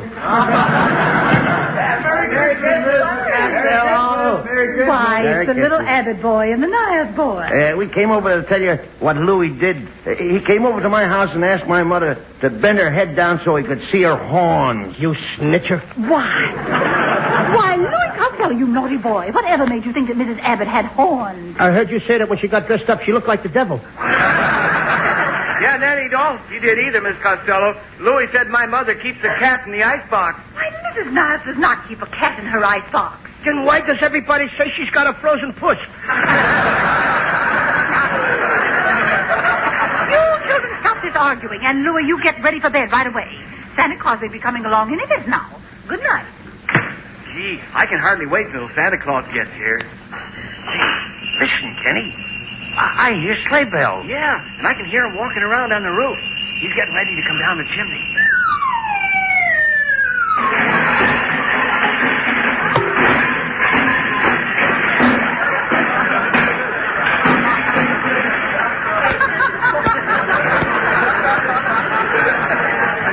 Who built that fire in the fireplace?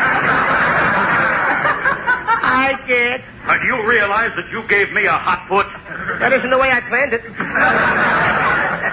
Well, I'm sorry I'm late, boys, but I had to stop off at Betty Grable's house. Why did you have to stop off there, Santa? After spending a year up there in the cold north, he's got to thaw out someplace. Quiet, Louie. Gee, Santa Claus, I hope you brung us kids some nice presents, huh? Oh, yes, I did. I brought some nice presents for you, Buddy Abbott, and you, Kenny Niles. But as for you, Louis Costello, you've been a bad boy. You hear? A bad boy. Santa Claus, did you have lamb chops for dinner? I'll take care of you later, Louis. Here, Kenny and Buddy, here are your presents. Now run along home like good little boys. Gee, thanks, Santa. That's all right. Good night. Good night, boys. Good night. Now, Louis Costello, I want to show you all the black marks I've got down here against you in my book. Now, here's a report from your Sunday school teacher. She tells me you put fly paper in all the pews last Sunday. That you put a cat in the pipe organ. That you put Limburger cheese behind all the radiators. And then you put a cap from a Coca-Cola bottle in the collection box and took out 15-cent change. Now, what do you say to that? I'm a busy little bee, ain't I? Oh, silence. You haven't heard the worst. I see that a few years ago you flirted with a little girl in school. Is that true? I'm afraid it is. And is it true that you gave her your class pin? What class pin? I was only 2 years old. I gave her the only pin I had.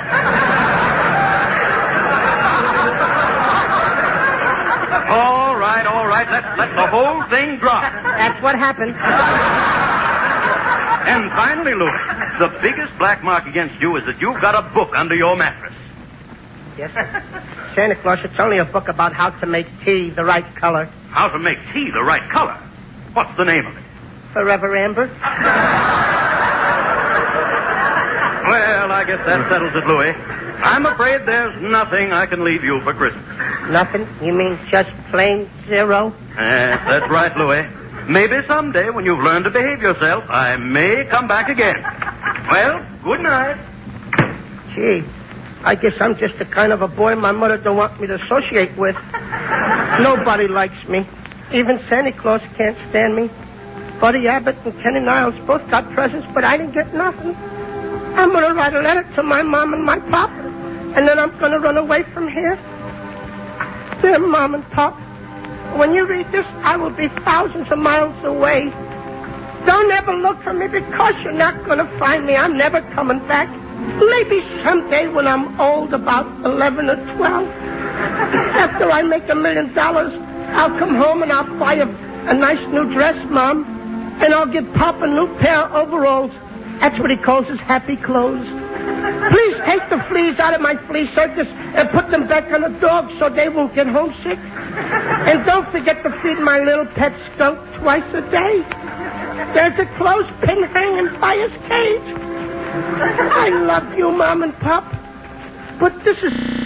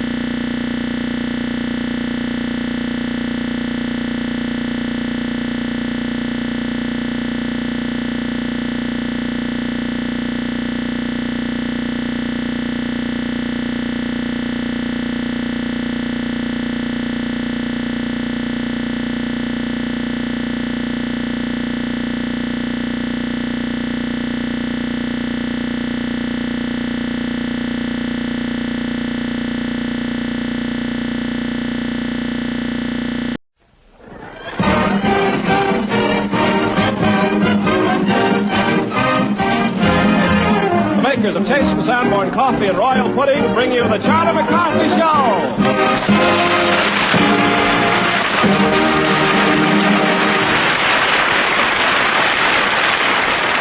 This is Ben Carter, ladies and gentlemen, greeting you from Los Angeles City College, Los Angeles, California. On behalf of Edgar Bergen, Charlie McCarthy, Ray Nolman's orchestra, Anita Gordon, Mortimer Stern, Pat Patrick as Ursula Twing, Johnny McGovern, and our special guest, Gary Cooper. And here are Edgar Bergen and Charlie McCarthy.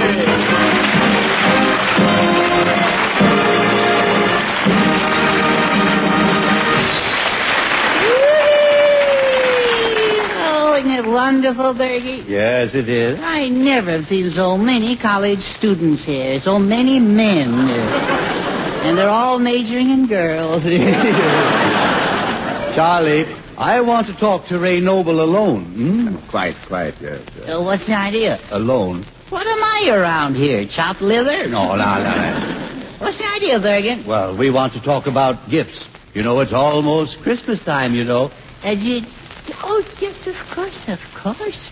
Well, you go right ahead and talk, you generous old bundle of Christmas spirits, you. That ought to pay off December 25th. Yeah. Santa Claus is coming. You know, that reminds me, Edgar. I had to look over my last year's Christmas presents to see who I'll give them to this year. Yeah, it's quite a thing, isn't it? Yes, yeah. Ray, Charlie's been peeking at the Christmas presents that I've hidden in the house. And he's also gotten into my Christmas candy. Don't you mean he's gotten the candy into him? Yeah. That was a snickeroo. No. Well, almost. Well, perhaps not. No. When I ask Charlie about the candy, I know he always says it's mice. But I can play his game, too, you know. Yes. Got one cooked up, too. You have. Now, Ray, will you play along with me? Oh, right. Oh, boy. I hope it's basketball. I have a sensational dribble, Edgar. No. No idea. No, I mean teaching Charlie a lesson on this. I see. Yes. Now, watch him squirm, Ray. Good. I'm going to enjoy this. Oh, Bergie. Yes, all right. Come here, Charlie. Bergie. Yes, Charlie. Charlie, what is it, Charlie? I had some candy put away for Christmas. Yeah? And now half of it is gone. Oh, no. Yeah. This comes as a blow. Yeah. Well, how could anyone stoop that low? Yeah. It was on the top shelf in my closet. How could anyone reach that high? Well, as I've said before, pesky little things, those mice. Yes. Yeah. You know, Charlie, you've convinced me that it was mice. I have? Yes. Oh, good. So last night, do you know what I did? Yeah, what'd you do? I put rat poison in the candy. Oh, I say, that's deucedly clever. You do what? Yeah. Rat poison? Rat poison? No.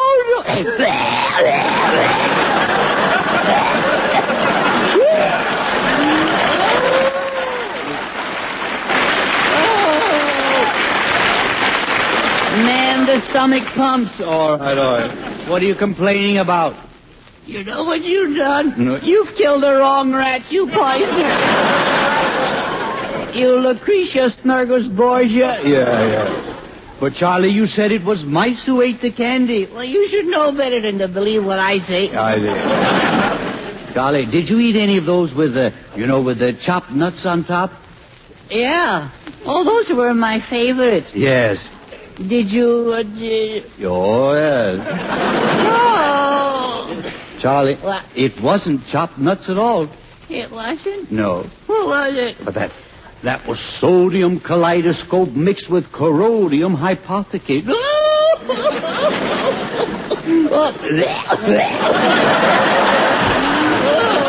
Ray. I say, Charlie, is there something you want to get off your chest? Yeah, you got the right idea, but the wrong location. I've been poisoned like a rat. I'm going to die. Oh, I say, that's unfortunate. Yeah. Well, don't put yourself out. Let's just say it's darn nuisance. Oh, but you know, Charlie, I had an uncle once named Joe. Oh, yeah? Yeah, he swallowed some poison one evening. Oh, how is he now? Joe is no mo. Oh! Charlie. Yes? yes, Fergie. Charlie, I'm going to miss you. Oh, thank you. It'll take me a couple of weeks to break in a new boy.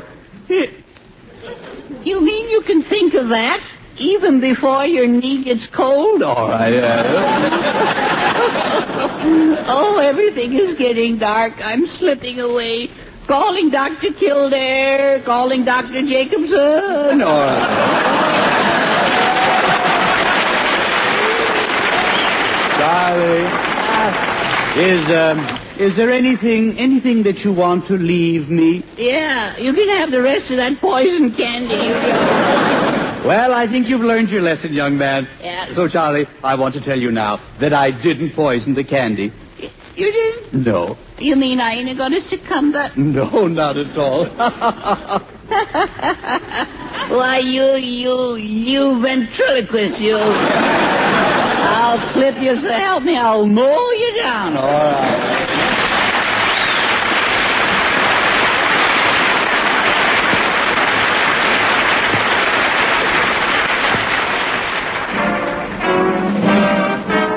And here are Ray and Oberlin, the orchestra, the Ray's special arrangement of Home is Where the Heart Is.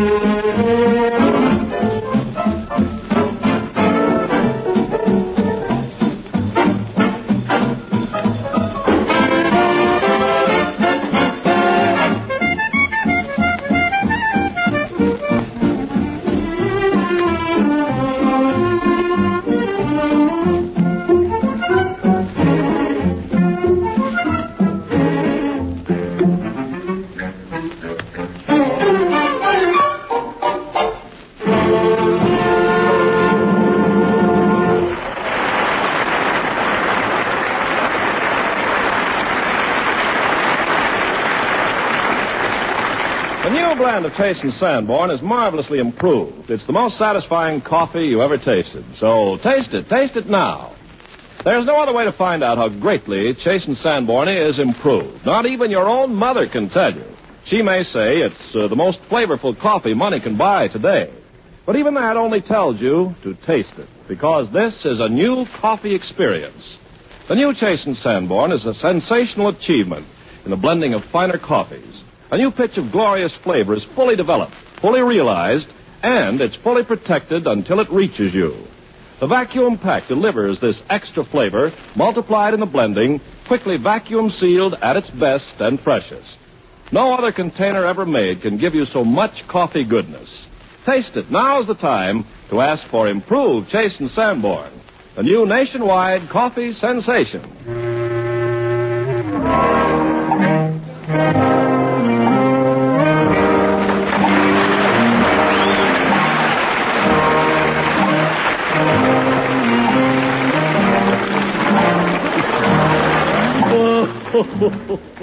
Hello, Mortimer. Oh, yeah. I was just going outside to look for you. Well, don't let me keep you. No.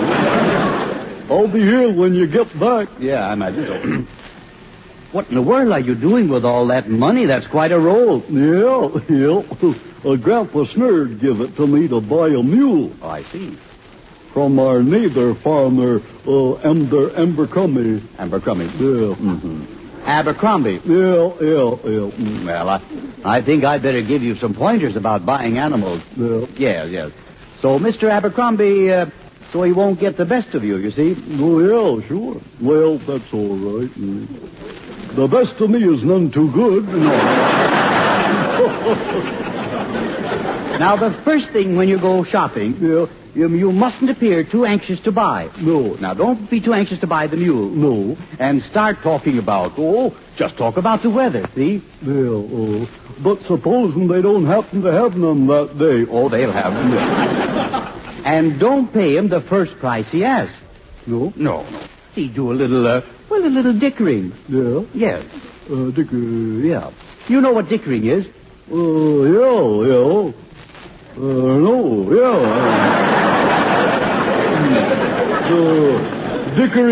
Dickering duck, a mule ran up my sock. No. I think I have an idea. I think we better rehearse this whole thing right now. Yeah. So you'll do it right. Yeah. Now, I'll be the man who owns the mule. Yeah? Yes. Okay. And I'll be the mule. No. No, you just be yourself. No, shucks. I always get the lousy end of it. Here we go. Now, let's rehearse this. Yeah. Now, I'm the farmer. Yep. Yes, I'm a farmer. Well, I'm glad you finally got into something respectable. Yeah. All right. Now, remember, talk about the weather first. Yeah. Hello there, Mr. Snurd. Howdy. It ain't as rainy as it is, was it? No.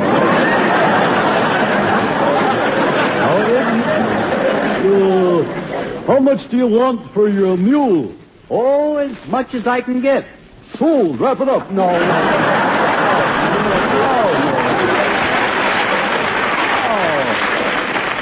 Not so fast, Mortimer. Not so fast. Don't be anxious. Oh, yeah, that's right.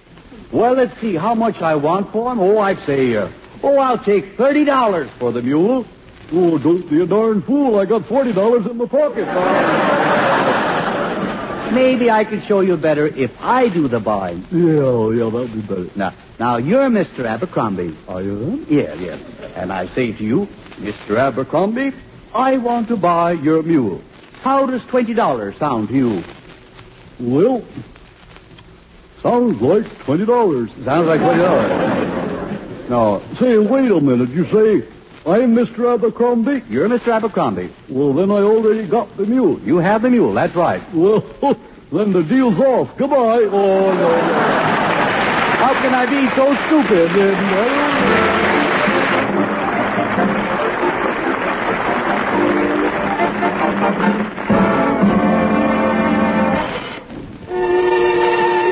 Lovely Anita Gordon, whose picture graces the cover of the current issue of Radio Mirror magazine, now sings Serenade of the Bells.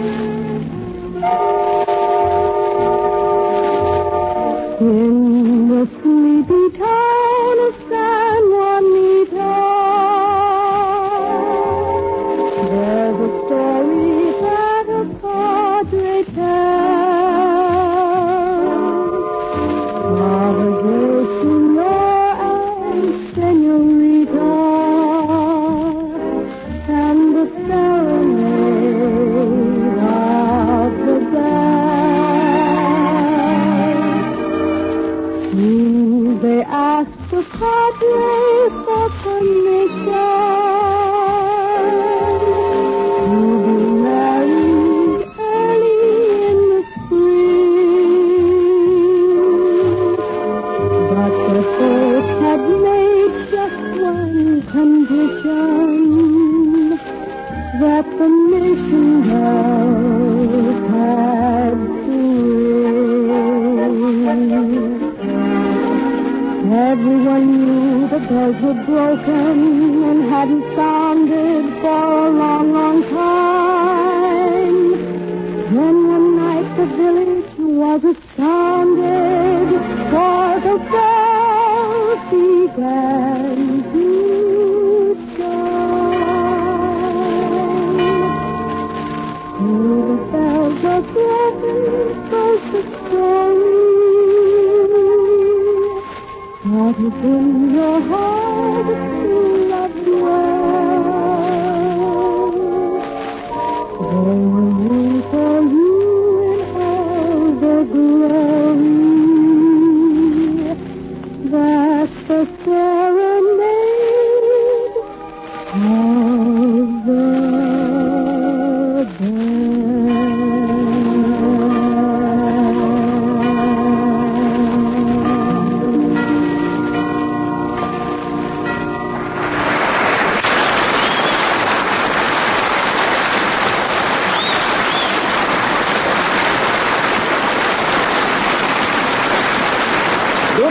until Christmas is okay for bathrobes and slippers, but don't wait another day for this treat. Start celebrating tomorrow. Royal pudding. Rich flavor. Most that sells. More food energy than sweet, fresh milk. Royal. More food energy than sweet, fresh milk. Yes, more food energy than sweet, fresh milk. That's the simple story of Royal puddings. Mothers know the magic in milk. It's rich in proteins, vitamins, minerals, food energy. And Royal puddings give even more, yes, even more food energy than the sweet, fresh milk you make them with. Children must have plenty of food energy for the running and jumping that helps develop better bodies. So give your children lots of Royal puddings. A big, delicious serving costs just a few cents. So try Royal puddings. You'll love them all. Rich, delicious chocolate, smooth, creamy vanilla, mellow, golden butterscotch. Royal pudding. Rich flavor. Most they sell. More food energy than sweet, fresh milk.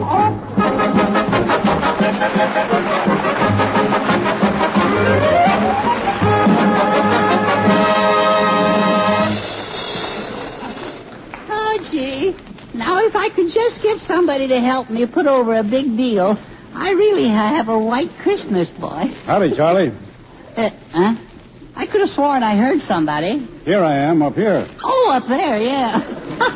Well, if it ain't Gary Cooper.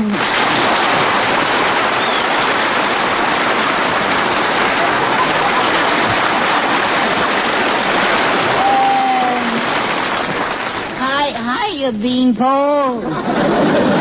Hiya, Knothole. Yeah.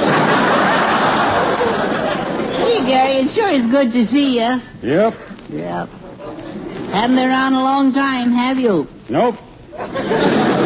Don't say much, do you? Maybe not, but nobody has to do my talking for me. Oh.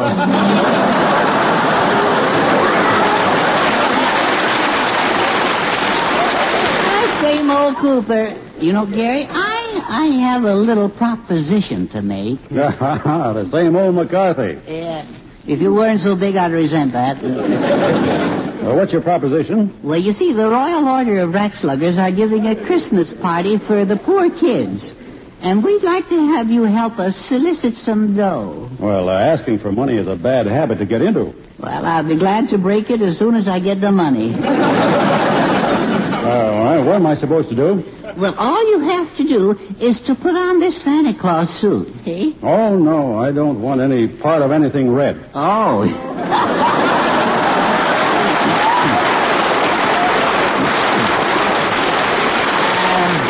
Well, now, just think of these poor kids, Gary. There's no Santa Claus, no peasants, no trees.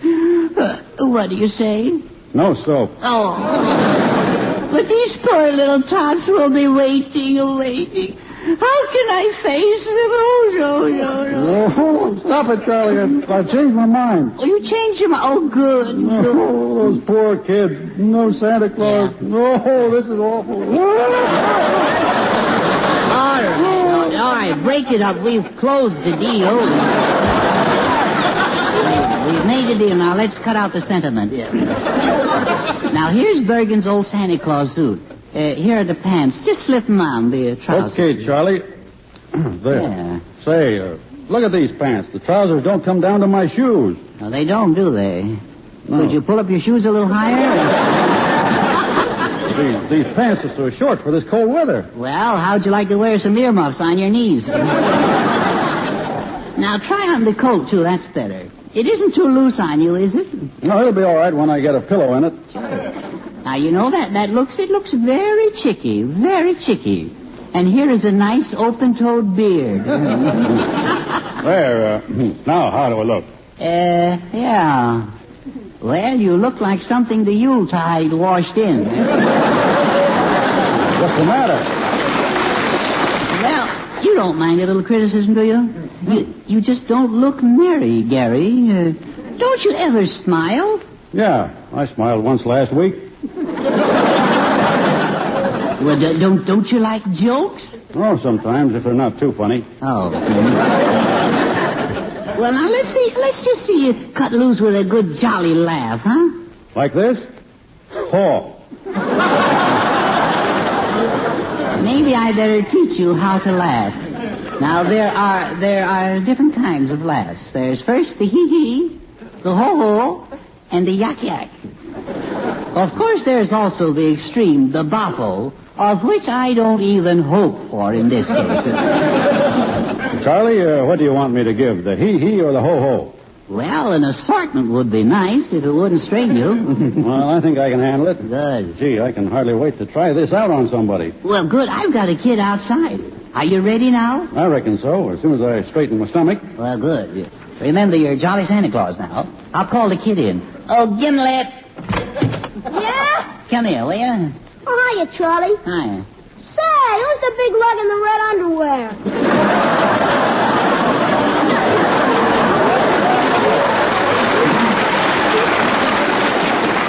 Why, I'm Santa Claus. Yeah, well, what about the jolly? What about the laugh? The laugh? Oh, yes, I'm Jolly Santa Claus. Ho, ho, hee, hee. No, not at all. What's the matter? Did I hee when I should have hoed? Yeah. Hey, Santa, you want to know what I want for Christmas? Not particularly. Well,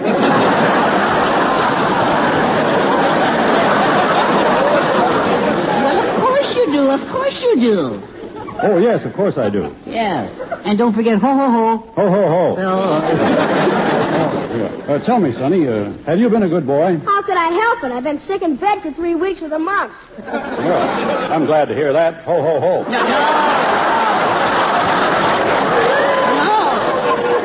You're sorry to hear that. He's been sick. You're sorry. Oh, I'm sorry to hear that. Ho, ho, ho. No.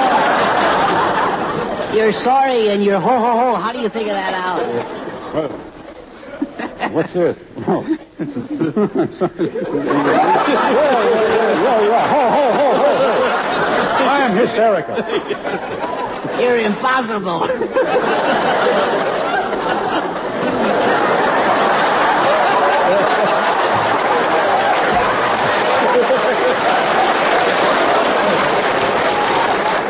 You got lost in your beard. Yeah. Well, go ahead. Now, ask the kid what he wants for Christmas. All right. What do you want for Christmas? What's the matter with you? Can't you read? Didn't you get my letter? Oh, yeah.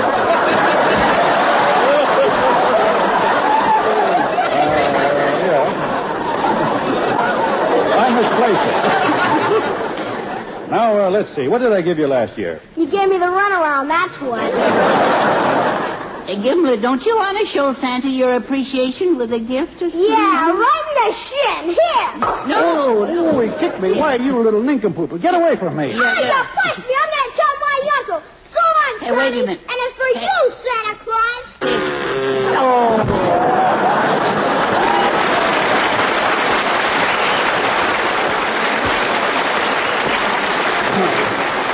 Well, Charlie, I'm quitting. I'm turning in my whiskers. Oh, you can't quit now, Gary. Think of those poor little kids. Now, don't start that again. Okay. Oh, Charlie. Oh, here comes Bergen. Get the chin pompadour back on. Oh, there.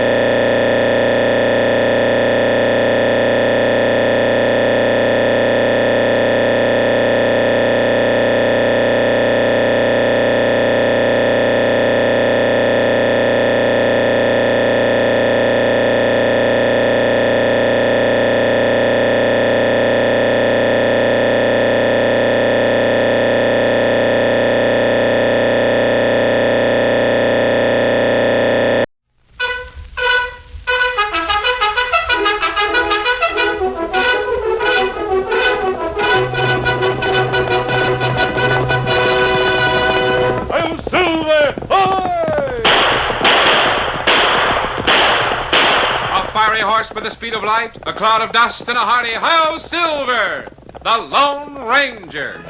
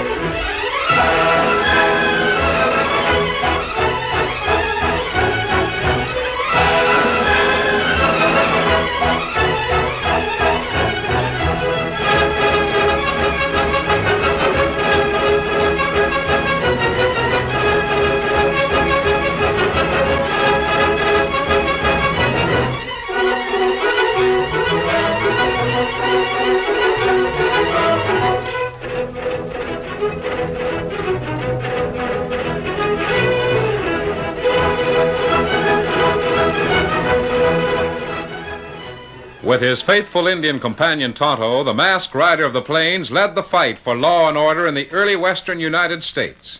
The stories of his strength and courage, his daring and resourcefulness have come down to us through the generations. And nowhere in the pages of history can one find a greater champion of justice. Return with us now to those thrilling days of yesteryear. From out of the past, from the thundering hoofbeats of the great horse Silver, the Lone Ranger rides again. Come on, Silver! Hurry, big fellow! I'll Silver! Away!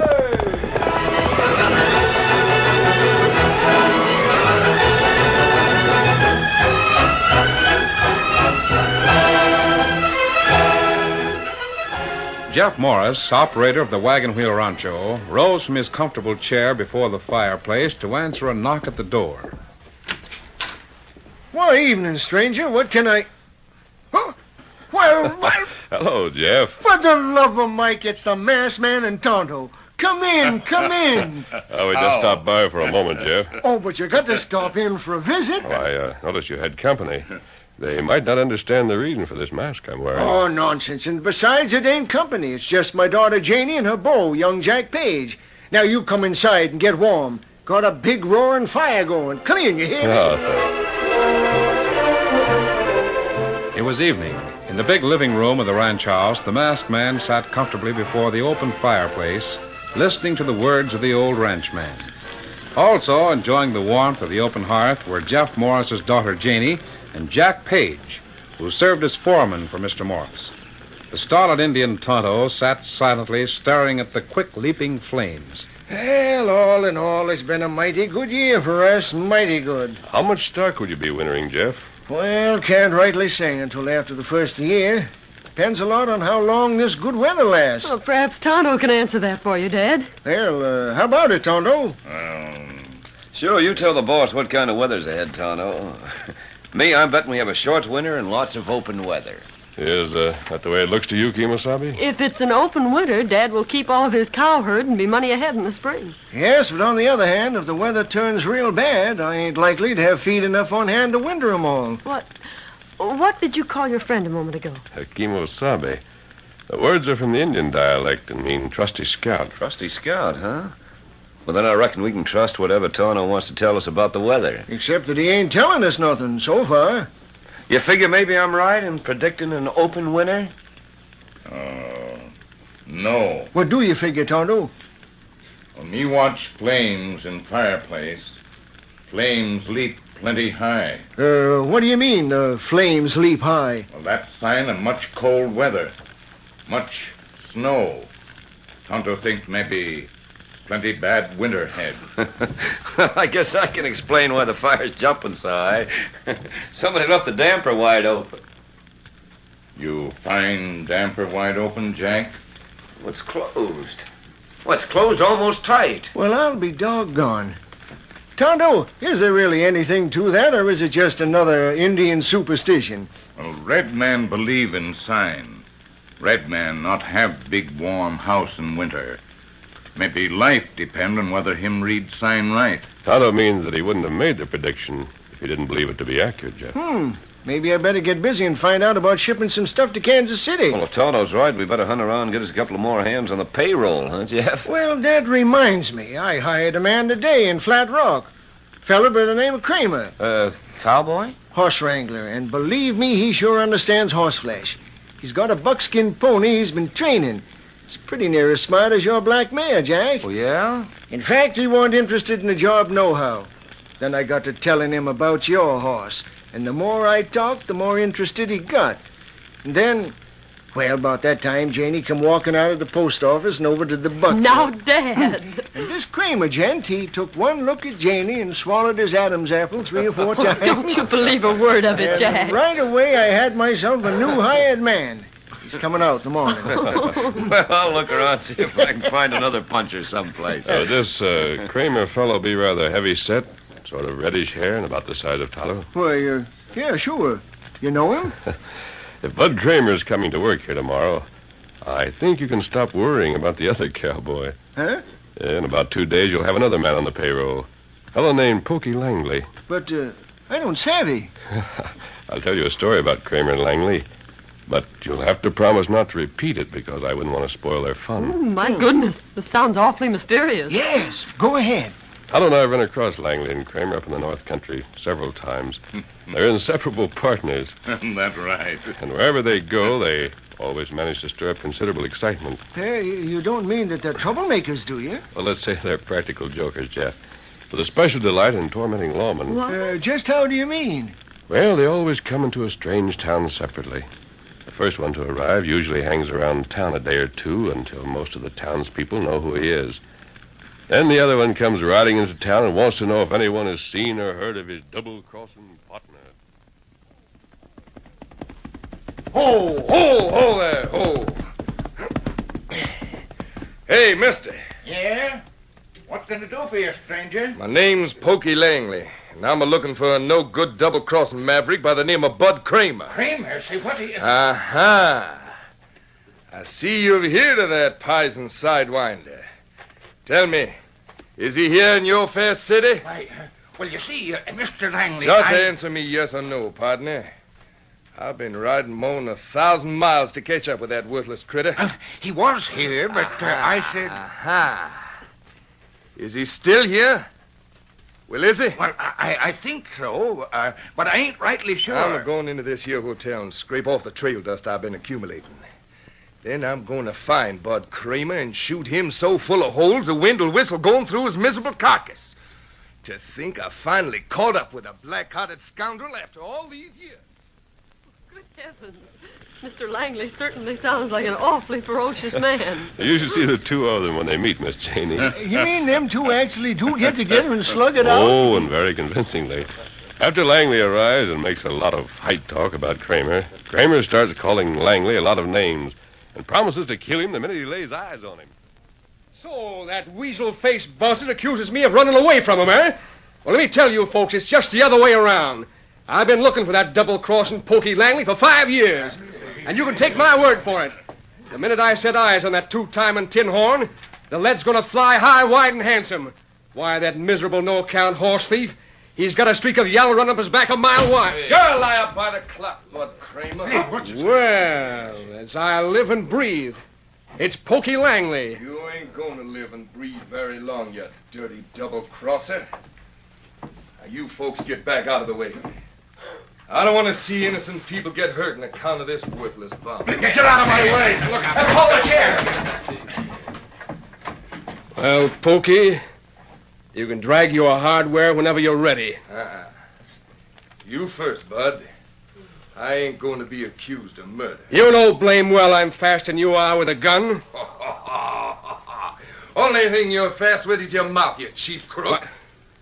Now, look yonder, behind the bar. Huh? See that clock? It's almost set to strike the half hour. Sure, we'll take that for a signal. Right. So long, Pokey.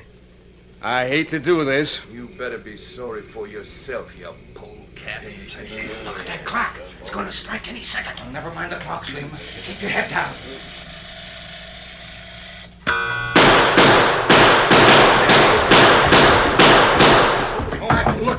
Why, they killed each other. Empty their guns. Or somebody get the sheriff. Sheriff? Them fellas don't need no sheriff. They need the undertaker. I know they was a pair of killers the minute I first laid eyes on them. Kramer and Langley feller, them think that pretty funny joke. You mean them two Ranahans went through all that hullabaloo just for a joke? That's right. Well, what happened when the sheriff got there? Or the undertaker? Well, they'd arrive at the scene of the shooting to find Langley and Kramer slapping each other on the back and laughing their sides out. And everybody in the place scared out of their wits, huh? Kramer and Langley never bothered to explain that they do their shooting at each other with blank cartridges. Blank cartridges? Well, of all the loco stunts I ever heard of, that sure is the worst. Well, I guess we can stand another log on the fire. So you figure if Kramer shows up here tomorrow, the other fellow, Langley, will be along asking for a job in a day or two, huh? Yes, I think you can depend on it. The masked rider and his Indian friend were gone when the ranch house came to life the next morning. After breakfast, Jeff Morris and his daughter Joney joined a group of cowboys in the ranch yard to watch young Jack Page as he put the black mare Lady through her paces. That mare is just the smartest piece of horseflesh I've ever seen in my life. And the handsomest, huh, Dad? Well, now, who you talking about, the horse or Jack Page? Well, they're both very handsome, if you must know. Oh, a fella's looks don't mean nothing, Janey. But I'll sure take my hat off to a fella that can handle a horse the way Jack handles that mare. Look, he's teaching her a new trick. Oh, he's teaching her to count. Sometimes she behaves beautifully, and other times she's awfully stubborn. A genuine female characteristic. Oh, you. Uh-oh. Looks like we got company coming. Oh, it's that Kramer gent. Jack, come here a minute. Huh? Oh, what do you want, Jack? Here comes young Kramer. Now, we ain't supposed to let on like we know about him and his partner, Langley. Savvy? Don't worry, I'll keep mum about it. And you too, Janey. Oh, I wouldn't spoil their fun for the world. Besides, I'd like to see Sheriff Dixon get all excited when the shooting starts. Yeah. Hold it now. Howdy, Kramer. Hold on. Oh, easy. Howdy, folks. This here's Bud Kramer, the new wrangler I hired in town yesterday. Oh, there, lady. What's the matter with you?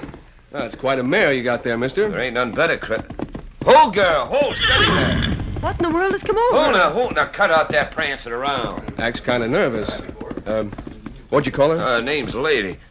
Hold, girl. Now, easy there. Easy now. Easy. Looks downright intelligent. Easy. Hello, lady. Well, now, look at that, would you? What's the matter, girl? I'll be darned. Anybody would think they was holding a regular conversation. Didn't I tell you this fella knowed how to handle horses? I'll bet you're a pretty good trick horse, huh, lady? What? Look. She's nodding her head. How in the world do you do it? I reckon it calls for a heap of patience, Miss Janey. Jack's been trying to teach her to count. Oh, shucks. That ain't nothing much for a smart horse to do. Our lady here. Let me see your teeth, lady. About a 5-year-old, huh? Yeah, that's right. Lady is 5. I suppose you can show me how to make her count up to 5, huh? I'll bet you $100 against the mare. She'll do it the first try, mister. Feel like gambling?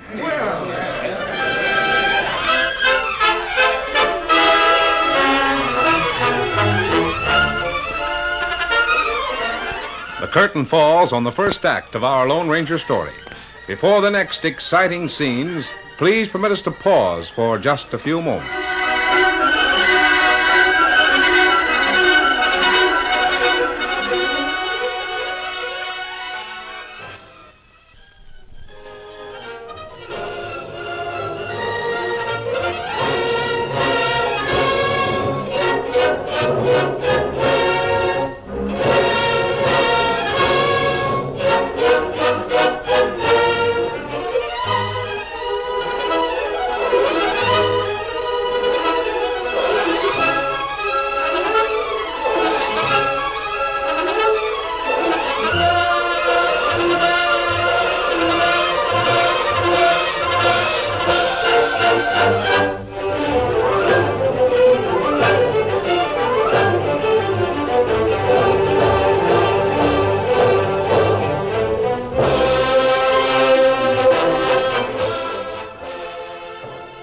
Now, to continue our story. Jack Page stared for a long moment at the smiling cowboy standing before him. Then... I'll bet you $100, Kramer. But the mare ain't mine to gamble with. No? I understood it was your horse. I'm aiming to give the mare away. Maybe Jeff wouldn't mind breaking the news. Well, what Jack is trying to tell you fellas is that him and Joney is fixing to get married. Joney becomes the new owner of the black mare on her wedding day. I think Lady will be the nicest wedding present any girl ever had. Well, Mr. Kramer, are you going to show us how to make Lady perform? Some other time. Right now, I better get my gear over to the bunkhouse. Kind of a loudmouth, Jasper, ain't he? Makes a lot of big talk and then just walks away. I wonder. Huh? I wonder if it was. Just a lot of loudmouth talk. Well, he sure changed his mind in a hurry when... Hey, look yonder. Why, yeah. Dixon, the sheriff. He's coming like he was late for breakfast. Now, say, if he's coming for the reason I'm thinking of, don't neither one of you let on what the masked man told us, you hear? Well, I'll put the mare in the stable, and I'll join you later. Slim! Yeah? Will you go over to the bunkhouse and tell Kramer I want to see him? Sure, Jack. Whoa there! Whoa, boy! Whoa there! Whoa! Well, howdy, Sheriff. What's the big rush? Howdy, Jeff. Hello, Janie. Hello, Sheriff. Say, you take on a new man named Kramer? Why, yeah. Well, listen, you got to get rid of him right away. Huh? Why, what's wrong? What's he done? I don't know, but there's a fella pulled into Flat Rock this morning looking for this Kramer gent, and he's sure got blood in his eye. Oh, I wonder why. You mean he's gunning for Bud Kramer? He sure is, and I don't aim to let him come together if I can prevent it. Why, this fella, this Pokey Langley, he come roaring into town looking for Kramer, and I declare I never seen a man more anxious for a killing party in all my life.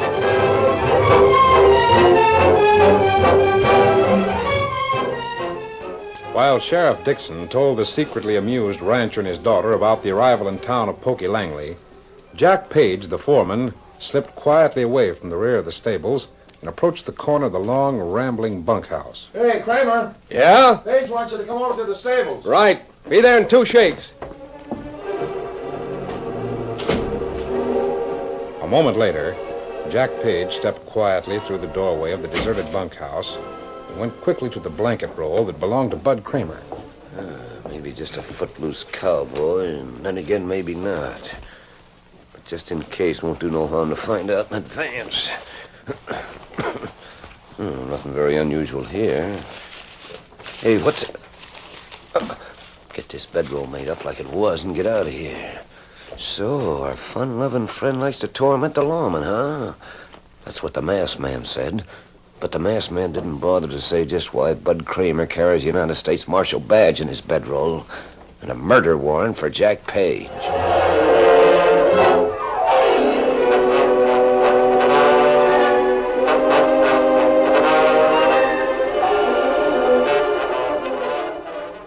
It was afternoon when the Lone Ranger met his friend Tonto at their new campsite. Quickly, the Indian related what had happened. Plenty big excitement in town, Kemosabe. Langley feller get there this morning, make much fight talk about Bud Kramer. Well, we expected that, didn't we? But you not savvy about Page feller, Kemosabe. Page? You mean the foreman at Morris's ranch? That's right. What about him, Tonto? Well, me find out about Bud Kramer. Him not just wandering cowboy, him U.S. Marshal with murder warrant for Jack Page. How did you learn this, Tonto? Well, a little while ago, Tonto meet Pokey Langley.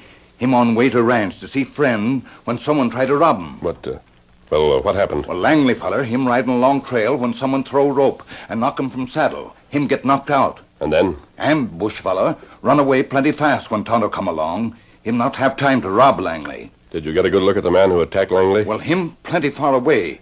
But Tonto see black horse, and it run plenty fast. You think the man was Jack Page? Then Langley feller come too.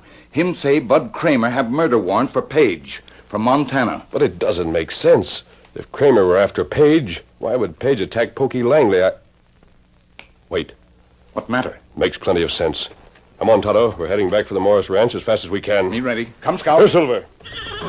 What you think happened at Ranch Kemosabe? There'll be another murder committed unless we get there in time to stop it. And we'll be responsible for it. Steady, Silver. Come on, Silver. Get him up, Scout.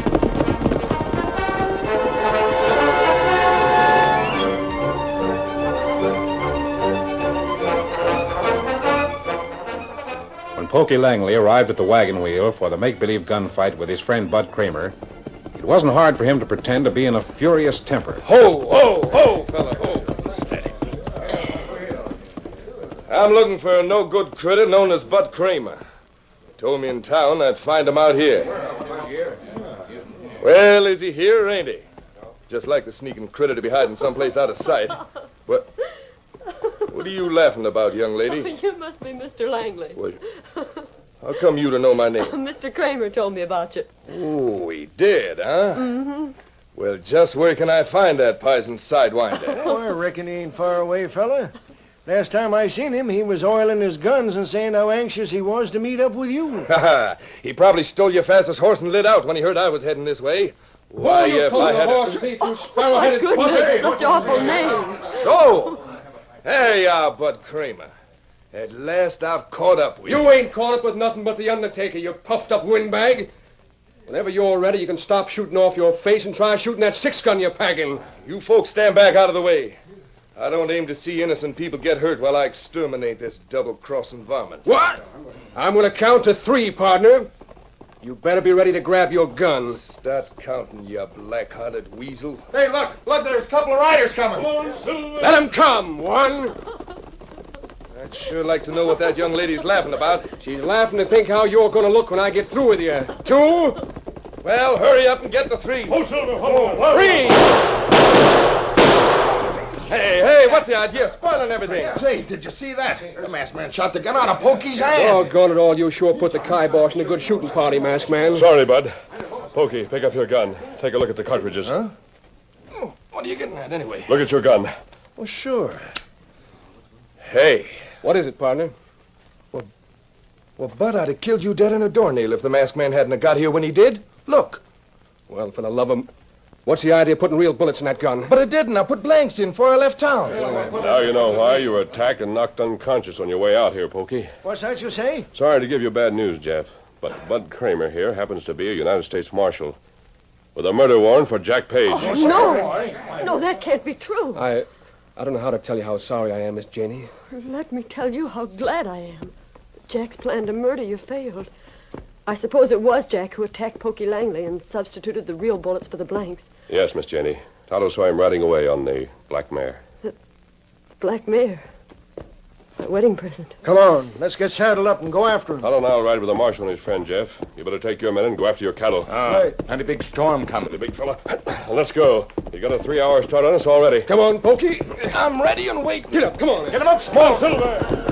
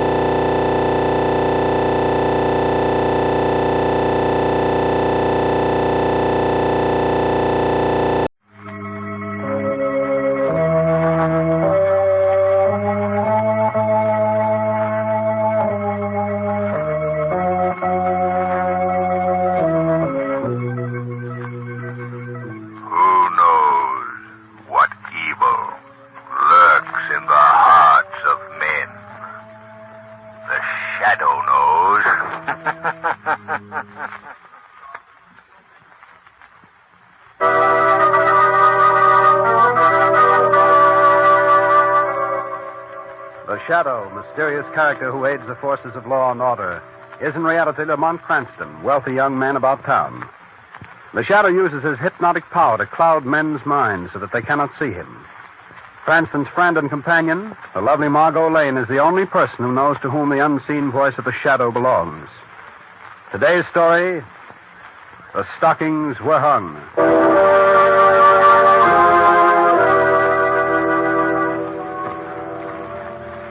This is a story of Christmas time in a great city. Tonight, with Margot Lane and Lamont Cranston, we look in on the lives of the Grover family. Get out of here. Get out. You'll not get a cent of pay from me, Mr. Grover. Simon Jordan, you know my wife's dead and I have 2 children. And it's Christmas. I've got to. Get out before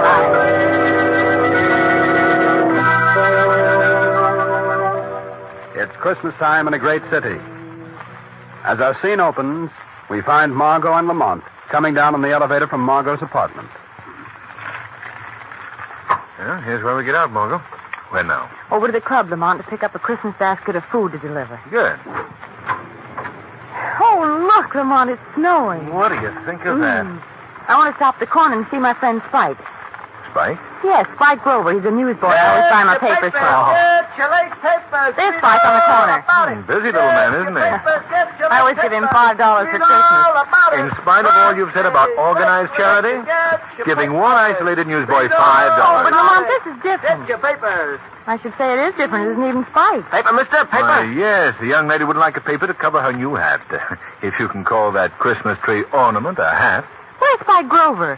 Spike's got family trouble. He's a pal of mine, Spike is. Tells me everything.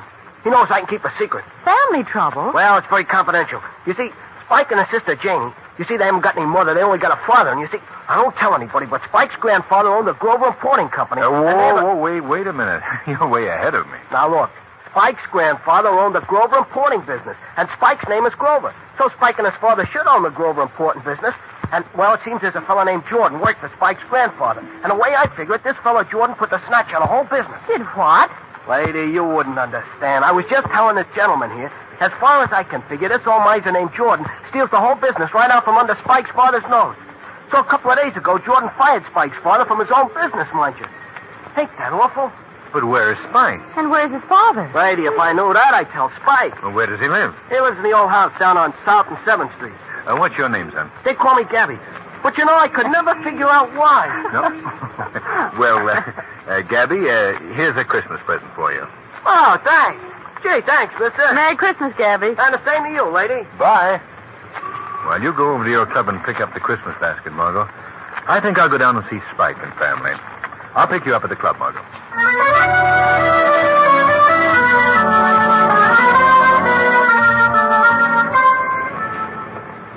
A cab?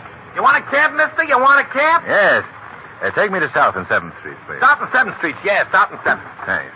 Oh, by the way, I want to stop at a pet shop on the way. Do you know a good one nearby? Well, I don't know where there's. There's one. Oh, yeah, I do know where there's one on the next block, that is. Well, that's where we're going then. Oh, driver, are you busy tonight? Yeah, I gotta drive this cab. Ain't it awful, ain't it? That's what I mean. That's what I... Now you've got me doing it. Doing what? Hiring the cab for tonight. You mean it? Sure. Gee, Santa Claus. I didn't know you without them whiskers. That's a joke. Hey, there's a pet shop, mister. There it is. Well, that's fine. Thanks. What's your name? Louis. Well, come on, Louis. Let's buy a pup. Buy a pup, huh? Buy a pup, oh boy. Hey, the red one in the window? Sold, Louis, sold. Oh, that's a cute pup. That's a cute pup, all right. How much is the red setup up in the window? Oh, that's a very fine animal. $35. Fine. Wrap it up. I beg your pardon? Put it in a cardboard carton with some holes in it. We'll take it with us. Very good, sir. Well, now, Louis, you'll take the pup in front, see? It's a surprise for a young lady we'll pick up later. She mustn't know about it. Yeah, sure. Say, but suppose it begins to bark or whine or something. Well, if she asks what it is, you just tell her a box of books. Hey, yeah, that's smart. But wait a minute. What kind of books am I going to say if it starts to bark? Oh, that's easy. You just call for Sneeze. Believe me, mister, if you didn't want this hack for the evening, I'd tell you it sounds a little screwy to me, I tell you. Hey, here's your dog, sir. Fine animal indeed. Oh, thanks. Louis, Sneeze. Huh? Sneeze. Oh. Gesundheit. Thanks. Great, Louis, great. Take the box of books now. We're off to South and 7th Street.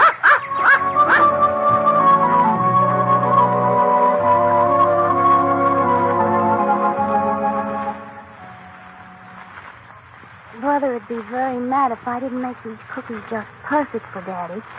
Let me see. Here it is, Mother's recipe for Christmas cookies. 1 1/4 cups of flour. I've got that. 1 1/2 teaspoons vanilla. Maybe nobody would notice if there's no vanilla in them. 1/3 cup of sugar. 1 egg. And 1/2 cup of butter. 1/2 cup of butter? I haven't even got half a cup of butter. Oh, I wanted so much to surprise Daddy. Well, that's no way to feel on Christmas Eve. What's the matter, Jamie? I haven't got hardly any butter. Well, we'll take care of that in a minute, Jamie. But I came here looking for your brother Kingsley. But I don't know where my brother is because he's looking for my father. And I don't know where my father is. Daddy hasn't been home for 2 whole days. No, easy, Jamie. Well, Kingsley says Daddy will be home for Christmas. I'm sure he will. But now Kingsley's gone. I haven't any butter, and Mother always made such good Christmas cookies. Well, now look, Janie. I think this will give you all the butter you want and anything else you might need for your Christmas cookies. Oh, it's $5. You can't expect me to find your father and Kingsley if you don't have Christmas cookies ready for them when they come home. Will you really bring them home? I'll try, Janie. I'll try.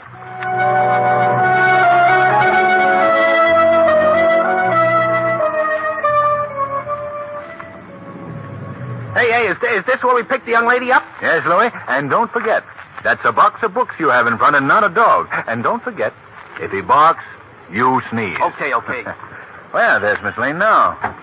Oh, Margot, been waiting long? Oh, no, Lamont. Whew, I just piled the snow on my best hat so I look like the spirit of Christmas. Oh, the good side. Did you deliver your last basket? Yes. What's that package you have in front, driver? Oh, I got a box of books. I got a box of books. Oh. Well, I thought you'd never get here. The South and 7th Street, Louie. That's Spike's house, Margot.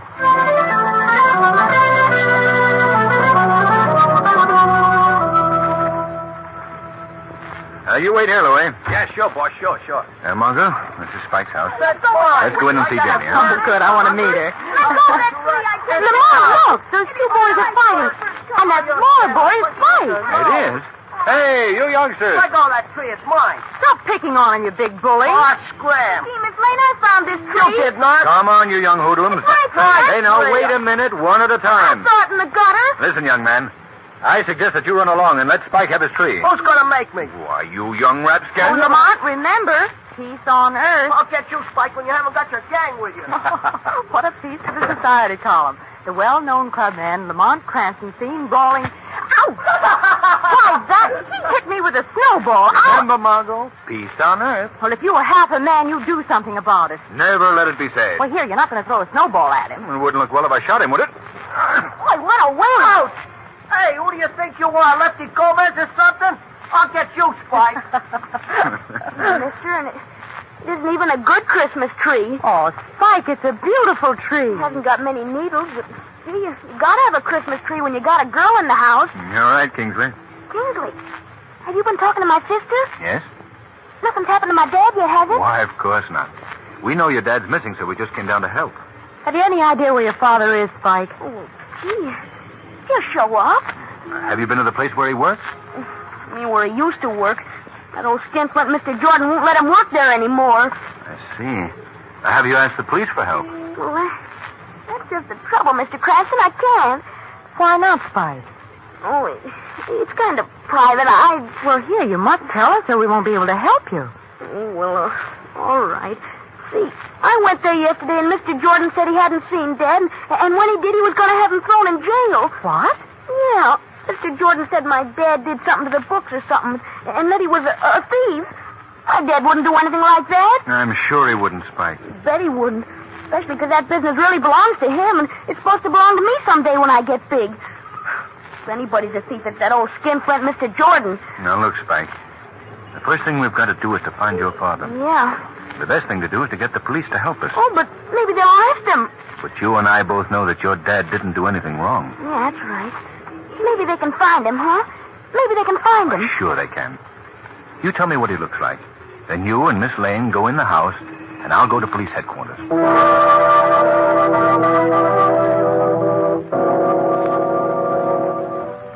Good evening, Sergeant Murphy. Well. Season's greetings to you, Mr. Cranston. Same to you. Sergeant, Kingsley Grover Sr. has been missing for 2 days. Tell me what he looks like, and we'll start looking. His son Spike told me that he was 5 feet 10, weighed about 165, was wearing a brown overcoat. Calling all cars. Missing since last Friday. Kingsley Grover Sr. Height 5 feet. Harbor Patrol. This is headquarters. We're looking for Kingsley Grover Sr. Height 5 feet 10. Wait.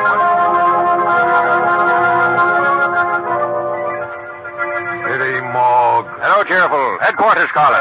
Merry Christmas. Have you got a stiff on ice about 5 feet 10? Wait.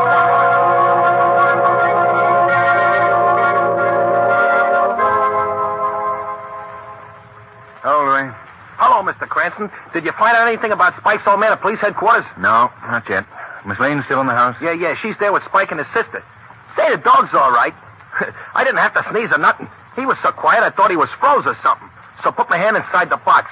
You know what happened? No. He bit my finger. He's a cod, all right. He's a cod. Keep up the good work, Louis. I'm going in the house. Okay, boss, okay. Hello, everybody. Oh, Mom, come on here. Gee, you were gone a long time, Mr. Cranston. The police find him? They'll get him soon, Spike. Don't be impatient now. No, I won't be impatient. Say, would it be bad if you and Miss Lane went into the other room for a minute? I want to talk to my sister. Do you mind? No, of course not, Spike. Come on with me, Lamont. It'll only be a second. Take your time, Spike. Look at Janie. We'll find him in time for Christmas.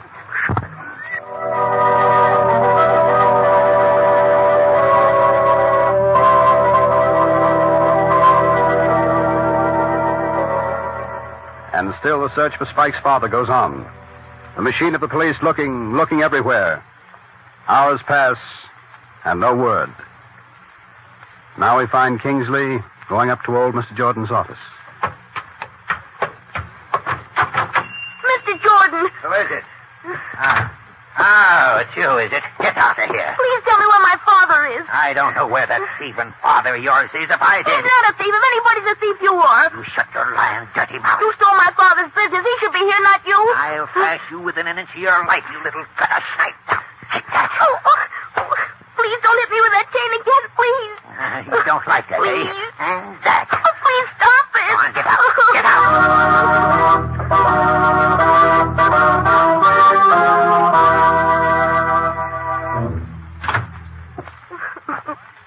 What's the matter? Kingsley, you're hurt. You poor kid.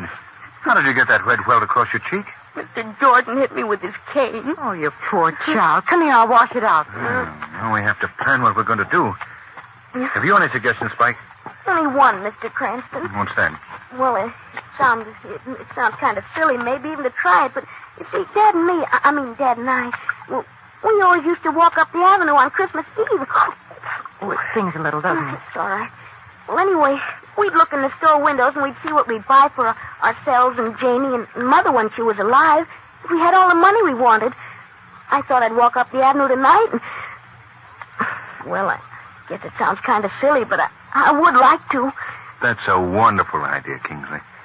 And Margot. Yes, Lamont. Why don't you go along and take a pencil and paper and write down all the things Spike would like for himself and his sister? We never did that. No? Well, just think what fun you'd have.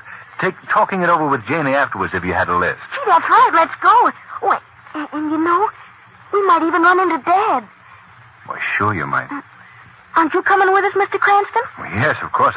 I'll join you on the avenue, but first I want to get to the police station again and check up. Oh, Janie. Yes, Kingsley? You better stay here and watch those cookies don't burn again. All right. I'll be with you in a little while.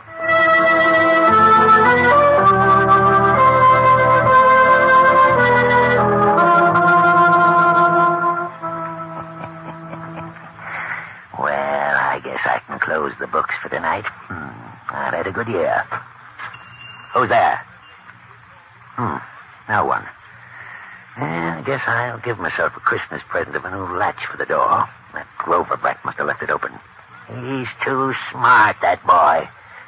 And you don't have to worry about any Grovers ever again, Simon Jordan. Simon Jordan. That's going to look fine in new gilt letters on the door instead of Grover's Important Company. You're pretty slick, Simon Jordan. These books are fixed so cleverly that even the Supreme Court couldn't tell that Simon Jordan didn't own this company. Hey, what was that? Who said that? No one said anything, Simon Jordan. I was just enjoying your joke with you. Where are you? I can hear your voice. Of course you can hear my voice, Simon Jordan. But you can't see me. I'm in the shadows.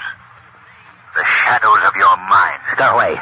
Go away from me. I thought you might be lonely. No, I'm not. Go on, go away. I came to ask you about the Grovers. Hey? What do you know about the Grovers? Enough, Simon Jordan. Enough to know that your altered books would not fool the Supreme Court. Hey? You're not a spirit, are you? In a sense, yes. I try to represent the spirit of honesty and justice. And when Simon Jordan beats a child with his cane, steals from the father of that child like a low, sneaking thief, then I must talk to Simon Jordan. I'm not a thief. No. I should not disgrace thieves by calling you one of them. Hey? You're a man too mean to be a thief, Jordan. Yeah. What do you want from this world? None of your business what I want. I'll tell you. You want money. Nothing but money. I feel sorry for you, Simon. Oh. I'm going to go now. But I want to leave one thought with you. Eh? You're an old man. You don't have much longer to live. What? All your life's work is your money. It's rather an empty victory, isn't it? You're alone in the world. Your money doesn't do anyone any good, Simon Jordan. Eh? But you can rest easy in your shriveled soul because the Grovers will be taken care of. The shadow will take care of them. The shadow?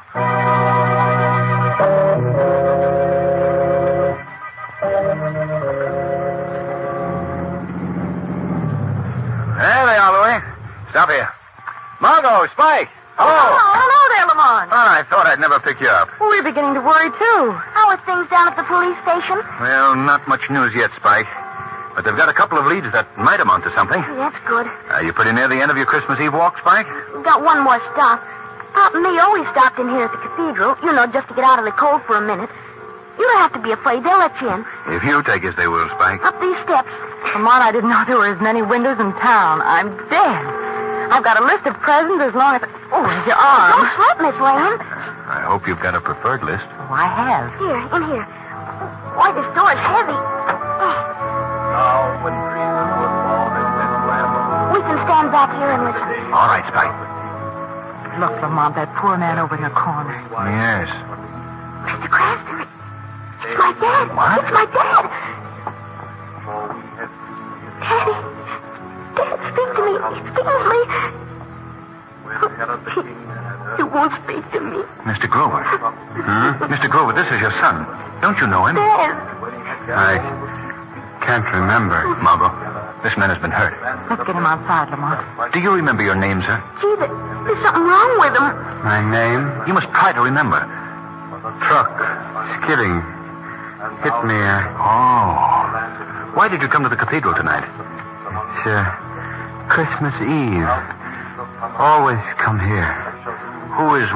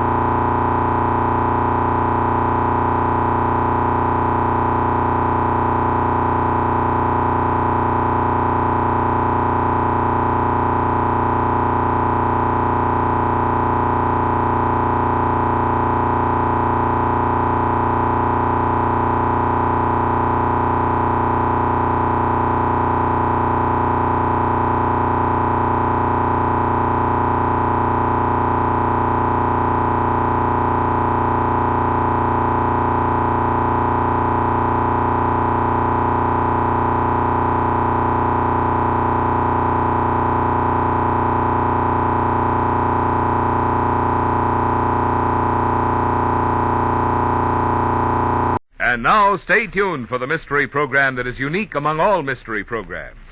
Because even when you know who is guilty, you always receive a startling surprise at the final curtain. In the Signal Oil program, The Whistler, transcribed by the Signal Oil Company to enable the entire production staff of The Whistler to spend the Christmas weekend at home with their families.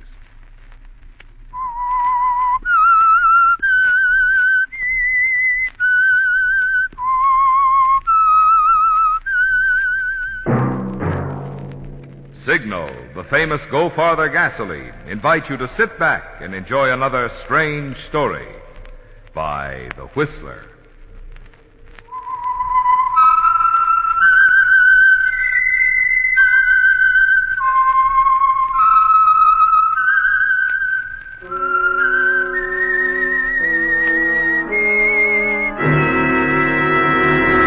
I am the Whistler. And I know many things, for I walk by night. I know many strange tales, hidden in the hearts of men and women who have stepped into the shadows. Yes, I know the nameless terrors of which they dare not speak. And now for the Signal Oil Company, The Whistler's strange story, Christmas Gift.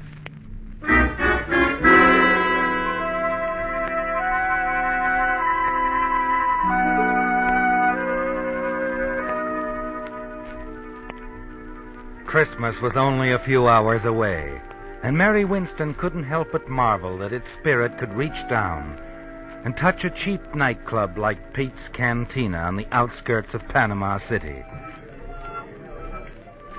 Sitting alone at a table, she gazed at her tawdry surroundings. And then from the bar at the far end of the club came the strains of a Christmas melody, a melody which brought back memories of happier Christmas Eves. Yes, the Christmas spirit is undying, isn't it, Mary? You watch the strolling soloist, Sailor Reynolds, nod as he comes closer and passes your table. It's been 3 months now since you were hired as a singing hostess at Pete's Cantina.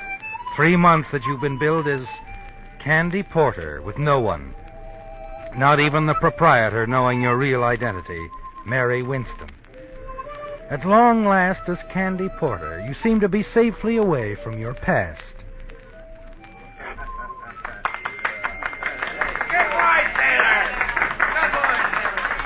As the music ends, you look up, aware suddenly that Pete Gardinas, the rolling, heavy-set proprietor, is approaching your table.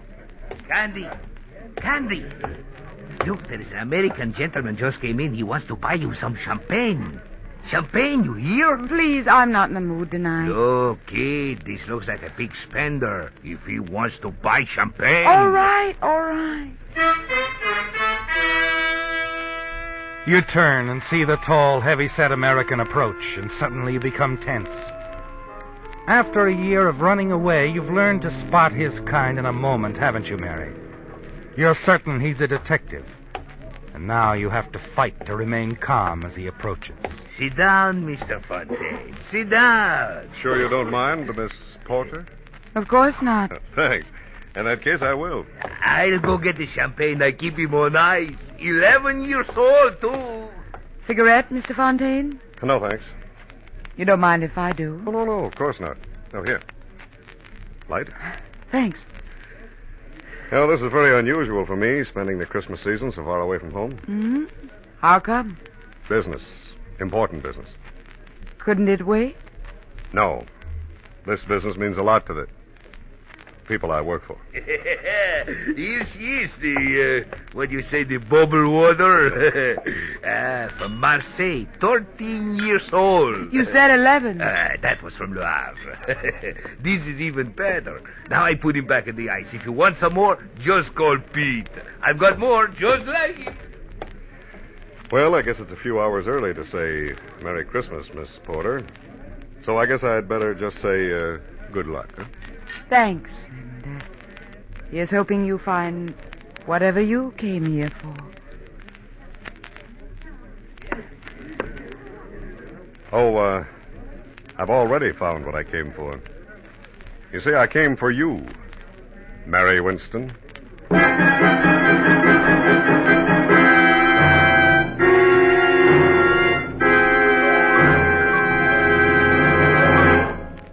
friends, to all of you who have opened your homes to the Whistler, not only throughout the year, but even tonight on this last busy weekend before Christmas, Signal Oil Company has asked me to express their sincere appreciation for this privilege and pleasure. And we of the cast want to add our thank you, too. During the 9 consecutive years that the Whistler has been broadcast by Signal Oil Company, many of us have celebrated Christmas with many of you a number of times. And believe me, we're mighty proud that you consider us a part of your entertainment family. Tonight, on behalf of Signal Oil Company and the independent signal dealers who serve you in the states of California, Oregon, Washington, Idaho, Nevada, Arizona, and Utah, I want to convey warmest season's greetings. May the many blessings of living in these United States of America enrich your holiday season and the new year.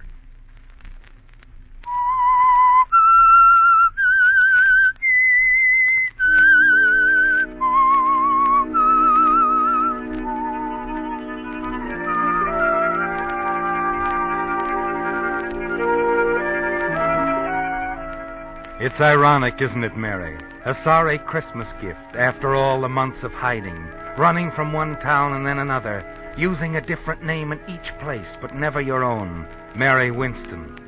These past 3 months you've been known as Candy Porter, singing hostess in Pete's Cantina here in Panama City. And now this detective sitting across from you has called you by your real name, Mary Winston. And you can't run, can you, Mary? Facing Fontaine, you decide there's only one move you can make. That you've only one card left. But if you play it wisely, carefully, it might prove to be an ace. You say you came here after me, Mr. Fontaine? Mm-hmm. I don't know what you mean. I think you do. And if I were you, I'd be ready to leave for Los Angeles in the morning, Miss Winston. Like the billing says, my name is Candy Porter. I know what the billing says. I know what it said in Brooklyn when you were billed as Doris Trent. In Denver when you were billed as Gladys James. But when you took a powder out of Los Angeles a year ago, you were Mary Winston. You know, it's strange you're mentioning Mary Winston. I was even thinking about her when you came in. A lot of other people have mistaken me for Mary Winston. We could have passed for twin sisters. She was my best friend. I could tell you a lot about her if you feel like listening. Sure. I'll listen. Go ahead and talk if it'll make you feel any better. We can't get away until tomorrow morning anyway. The more you tell now, the less you'll have to tell later. Thanks. You see, Mr. Fontaine, Mary Winston was just a good kid who got a bad break. She was in love with a swell guy, but scared to death of a hoodlum. It's an unusual story, Mr. Fontaine.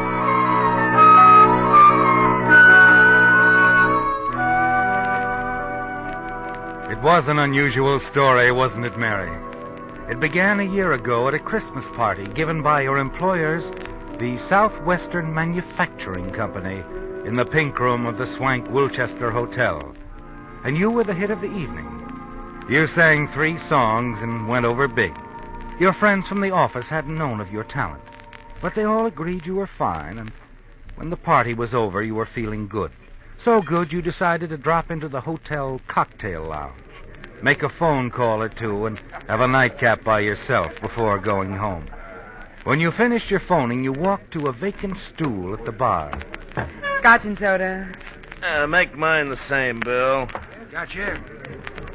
I heard you sing tonight. You were terrific. Thanks. What's the matter? Did he stand you up? Who? The guy you were just talking to on the phone. No. I guess he didn't stand you up. Didn't he? He's on his way here right now. Lucky guy. Here you are, folks. Take it out of here, Bill. $1.80 out of 10. Well, now, look here, Mr. Oh, take it easy. It's practically Christmas. What's the harm in my buying you one drink? Like I said, I liked your voice, Miss Winston. Change. Thank you, Bill. You a detective or a mind reader? Oh, you mean your name? Mm-hmm. It wasn't any trick to find that out. I just asked one of the boys I saw dancing with you. My name's Joe Collins. I see you've never heard of me. Should I?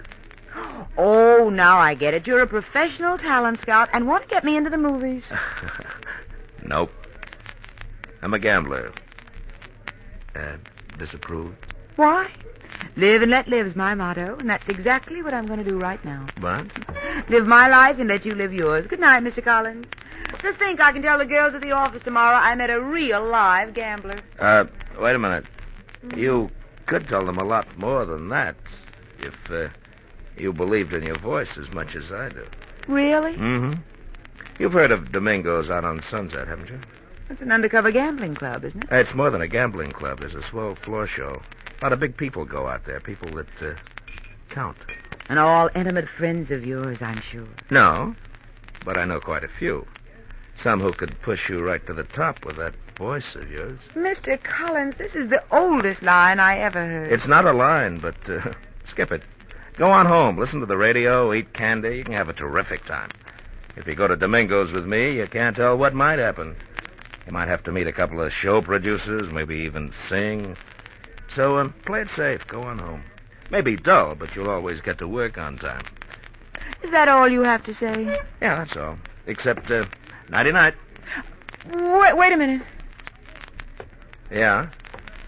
Could we be back early? We'll leave any time you say. Well, what are we waiting for? Well, now you're making sense. I'll call a cab. Well, never mind. I have a car. It's parked right around the corner.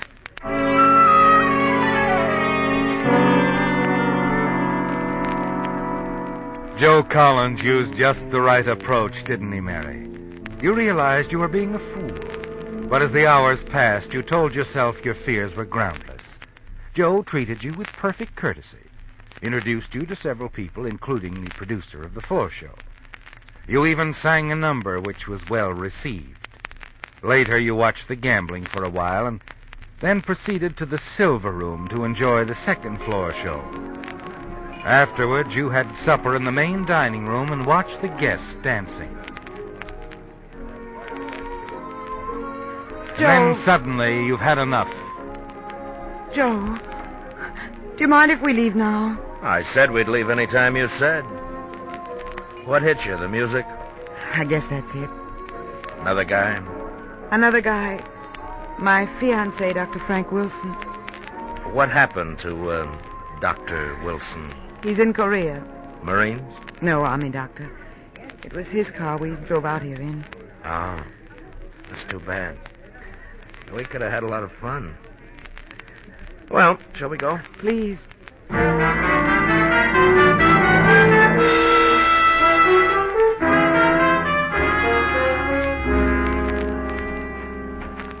Hop in, unless you want me to drive. No, I'll drive. Good. We'll probably be safer that way.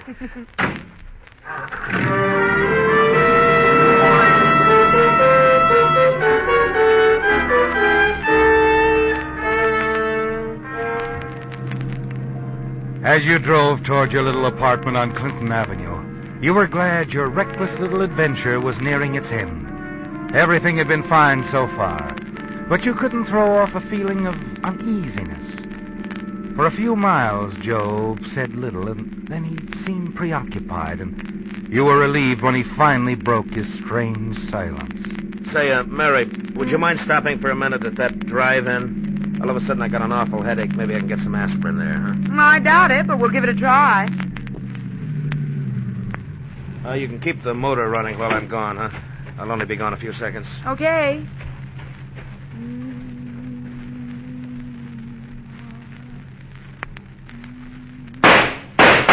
What? Joe! Get going. Joe, you shot him! I said get going fast. There's a gun in your ribs, baby. You just saw what happened to one guy that crossed me.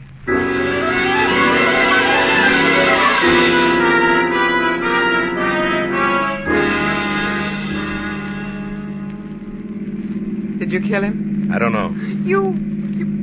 Oh, why was I such a fool? Turn right at the next corner. A car's been tailing us for the last 5 minutes. I'm glad. I hope it's a prowl car. It'll save me the trouble of phoning the police. I said turn! Yeah, he didn't turn, baby. You know, you shouldn't have said what you did about phoning the cops. Nobody but me and you knows about that drive-in job. You just better pull over and park. We got a couple of things to talk over. I said pull over. Okay. Please, Joe. Joe, don't kill me. I know you can do it easy, but I'll never tell about tonight. That's the way you feel now. An hour from now, you'll feel different. Oh, no, I won't. On my word of honor, I'll make a deal with you, Joe. I'll trade you my silence for my life. I swear I won't talk about it ever. You sound like you really mean that. Oh, I do mean it, Joe. I swear it. I swear it. You're swearing, huh? Yes, Joe. I swear it. Well, I'm not being very smart, but I'm going to take a chance. You drove the getaway car, so I guess that makes us partners anyway. Yeah. You know, partner, we ought to have a lot of fun together. Now, how about dropping me off at my place, huh? Tell me where to go. Live about 6 blocks from here. Just turn to the right at the next.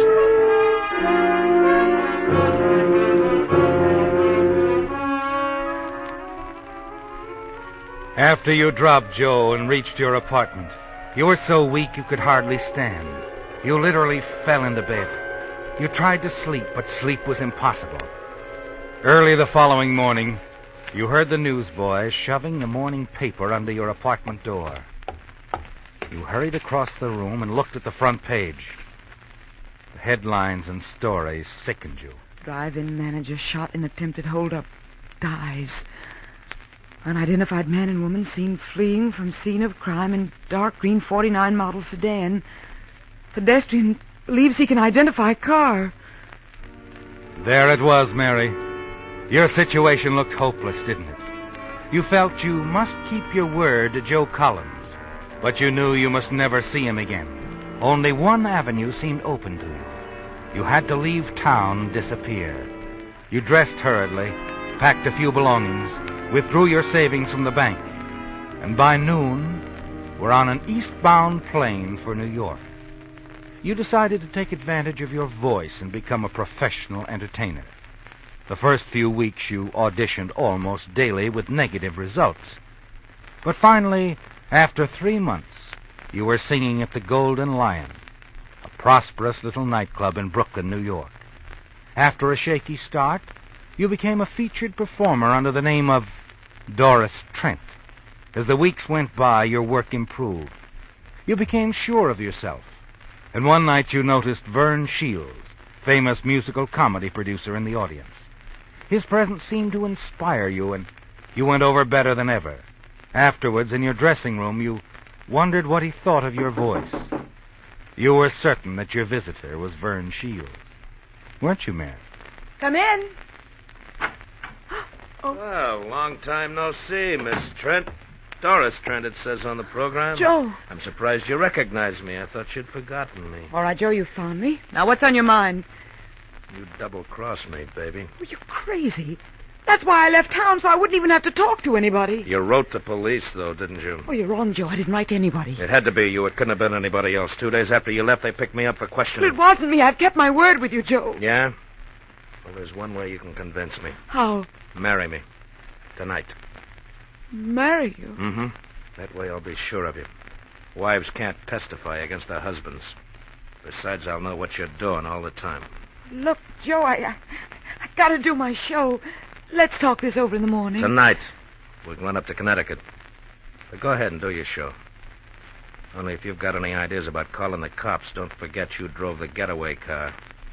And in case anything happens to me, there's a written confession in my pocket telling exactly how you helped me pull the job. How we used your boyfriend's car. How you kept the motor running waiting for me. You've thought of everything, haven't you? Everything, so don't try anything. Now go ahead and do your show. I'll wait for you here. You started down the hallway, turned toward the powder room off stage. Suddenly you realized what a fool you'd been. But you made up your mind not to keep on being a fool, didn't you, Mary? Not with that wall telephone just 5 steps ahead of you. Operator, get me police headquarters in a hurry. Better hang up quick, baby. I mean, quick. I had a hunch you'd try to double-cross me. Now I know for sure who wrote that note to the cops. Oh, didn't you? Honest, I didn't. You just tried to call him, didn't you? All of a sudden, I've lost interest in getting married. We're just going to take a little ride. Now, come on, baby. No, Joe, I'm not moving a foot.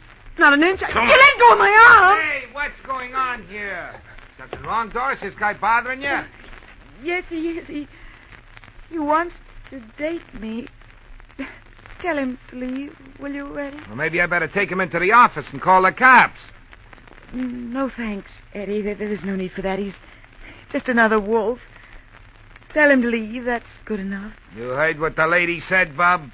Start traveling. Okay, Pop, anything you say. I'll see the lady later. I'll be parked right across the street, Miss Trent.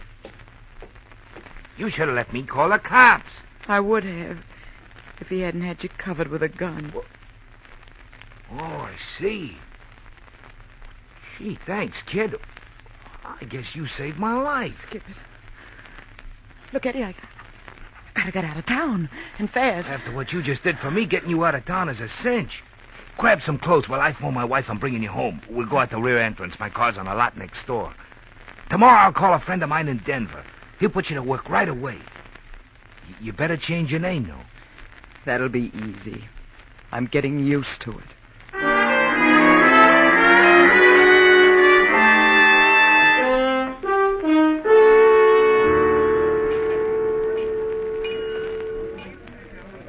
So, Mr. Fontaine, that's where I met Mary Winston. In Denver at the Hi-Hat Club, billed as Gladys James. She was there for quite a while, room with me. Then she left just like that one night, when a waiter told her some guy wanted to interview her for a magazine. She figured it was Joe Collins again. That's the last I ever saw of her. That's the end of the story? That's the end. And Mary Winston told you all this? Well, we were close friends. I'll say you were. You don't believe me, do you? If you were in my position, would you believe a story like that? No, I don't suppose I would.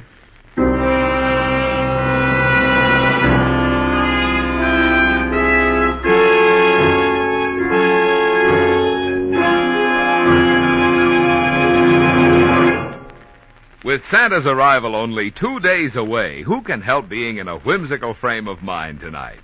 Whimsical about such things as how Santa can travel so far in one night.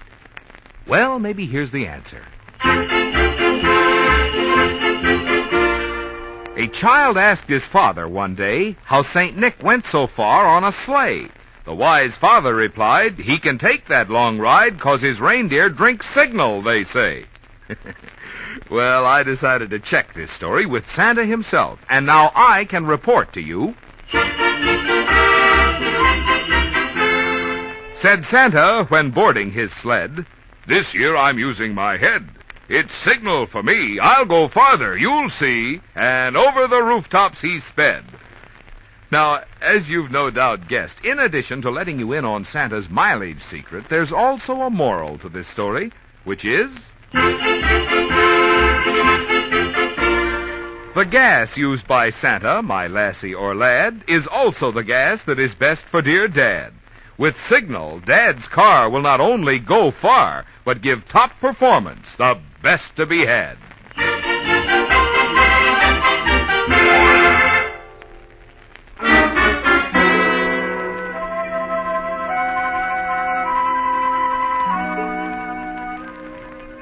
Well, Mary, it looks as though you've lost, doesn't it? That your show wasn't good enough. The man across the table, the detective you're certain has come to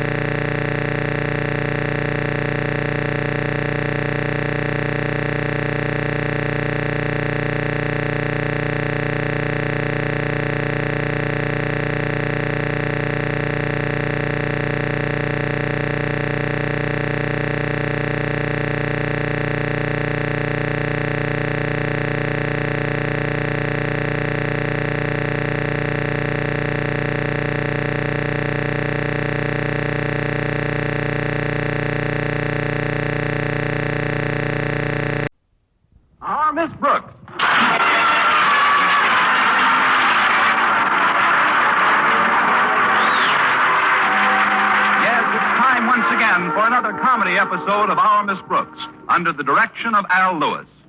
Well, many of us are spending this Christmas Eve with our families and friends. But our Miss Brooks, who teaches English at Madison High School, isn't quite so fortunate.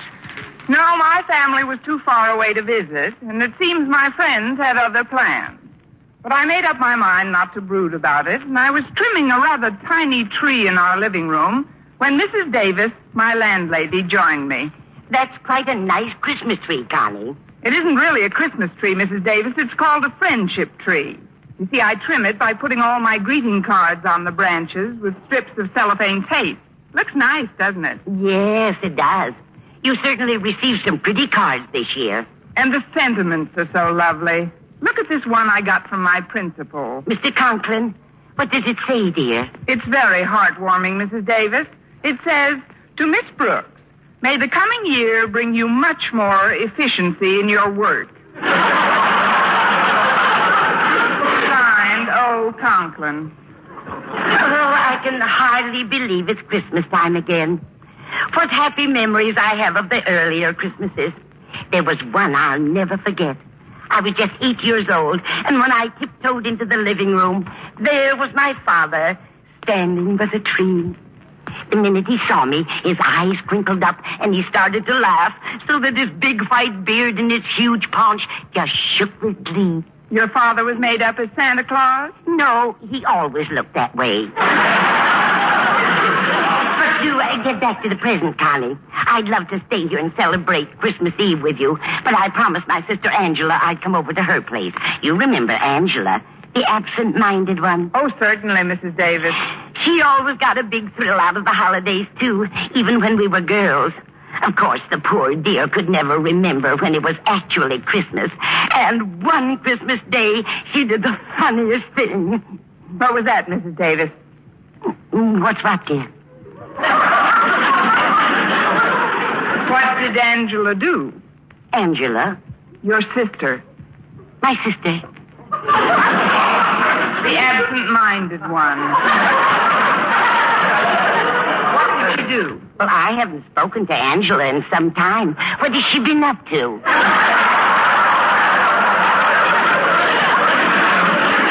I wish I knew. Maybe I can refresh your memory. Christmas morning, Angela did the funniest thing. Christmas morning isn't until tomorrow, Connie. You must be confused. Oh, don't worry about it. I only get these spells once in a while. Well, you shouldn't let it go, Connie. If you don't mind my offering a little advice, I'd like to suggest that you train your mind to concentrate more.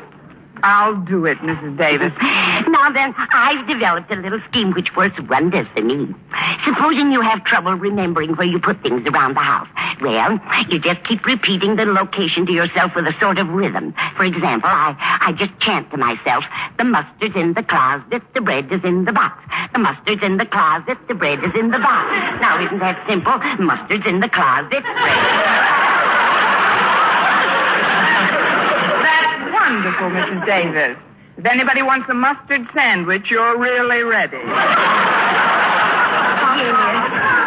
Now, before I do anything else, I want to invite you to join me tonight. Join you? Yes, dear. I'm going over to Angela's house. Oh, yes, that's right.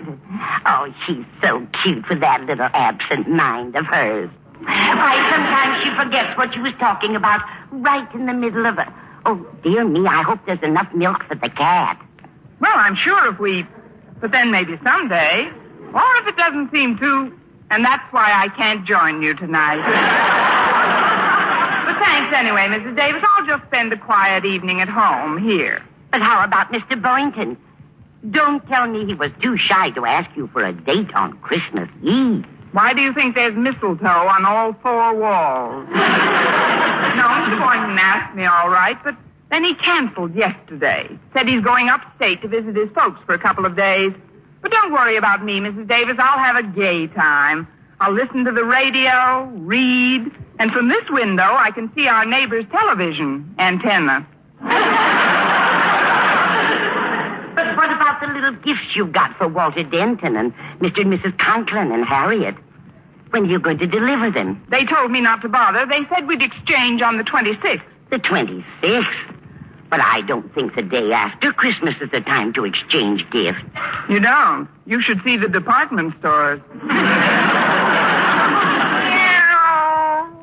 What's that, Mrs. Davis? Oh, it's Minerva. Where are you, dear?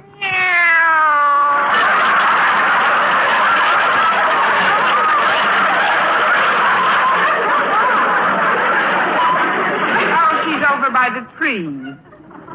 Here, Rover. Minerva. Isn't it the strangest thing how she bites at the pine needles? I guess the rosin in them appeals to her. I swear she likes the taste of it. I guess to her it's like a Tom and Jerry. Or rather, a Minnie and a Mickey. Come here, Minerva. We might as well get friendly. We're going to spend the evening together. Well, I'll be running along now, dear. I hope you won't feel too lonely. I'll be fine, Mrs. Davis. After all, I do have an imagination. I'll hang up my stocking in a little while. Then when I'm pretending I'm asleep, I'll sneak in and fill it. Before you know it, it'll be midnight. Midnight of Christmas Eve. I can just picture it.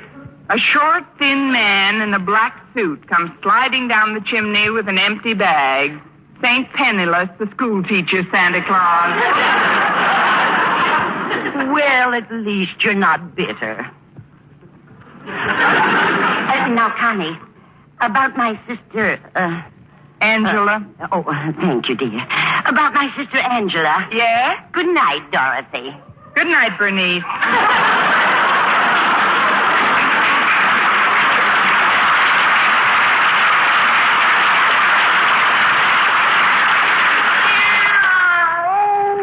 Oh, stop drinking those pine needles, Minerva. Come over here. That's a good kitty.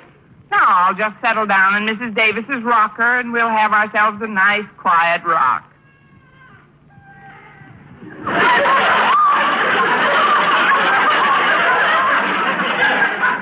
I've got to exercise more. My bones are rusting. Oh, it's the rocker. It's kind of soothing at that. You seem contented enough, Minerva. It was the night before Christmas, and all through the house, not a creature was stirring, not even a mouse. Sorry, Minerva. I didn't mean to catch you. Oh, gosh, I'm sleepy.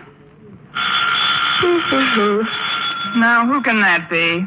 Expecting anyone, Minerva? That's funny. Nobody's here. I'm here. Where? Oh, leaning on my knee. What can I do for you? I'm a salesman, but I don't believe in giving any sales talk or sob stories. All I do is tell you what I'm selling. And if you want to buy, okay. If not, okay. Okay, what are you selling? Well, it's Christmas Eve. I'm just a small urchin, a little on the underprivileged side. I'm trying to make a few dollars to get some wood to heat our tiny apartment. So while she's singing to my 3 sick sisters, my mother's lips don't turn blue. That's what I like, no sob stories. If you're selling handkerchiefs, I'll take 6. No, ma'am. I'm selling Christmas trees. They're only $1 a piece. Oh, I've already got a tree. Then I'll make it 50 cents. But I don't need How about a tree. a quarter? Look, little boy. I can arrange payments. Please take one, ma'am. These aren't ordinary trees, you know. They're magic. Magic? Yes, ma'am. You'd be surprised what miracles will happen if you buy one. Well, a quarter isn't too much to pay for a miracle. It's 50 cents. I thought you said 25. That's when you sounded tougher to sell. Oh. Well, before I melt down to my coal buttons and the stovepipe hat, here's 50 cents. You won't be sorry, ma'am. Here's a little tree. Say, it's kind of cute at that. Would you like to come in and help me set it up? Oh, I can't. I gotta get right home. My sitter's been alone long enough. Sitter? What about your mother and the firewood? That's just a routine. My folks are attending a dinner the other bank presidents are giving for Father. With the pitch you've got, you'll have your own bank by the time you're 12. Thanks a lot. Good night, lady, and Merry Christmas. Same to you, you little underprivileged millionaire. I'll put this tree over here. Maybe we can find some extra trimmings for it in the morning. Minerva, will you stop gnawing on those pine needles? I wish I knew what made them so appetizing to us.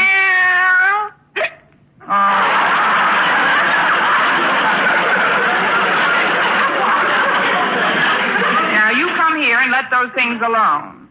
There we are. Well, I guess I'm not the only one that's spending Christmas Eve alone without family or friends. But who can tell? Maybe Santa Claus has something up his big red sleeve that I don't even know about yet. Of course, I do have a squeaky rocker and Minerva. Jingle bells, and merry, stuff like that. Oh, what fun it is to rock with a big fat drunken cat.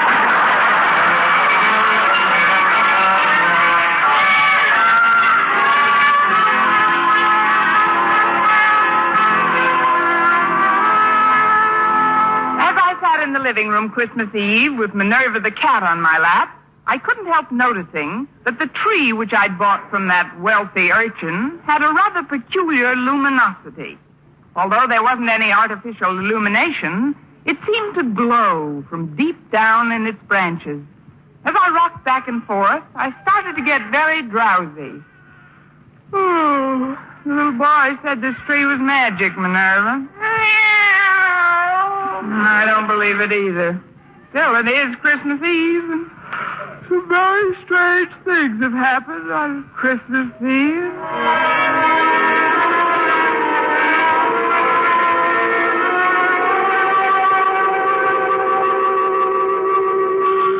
Huh? What's that?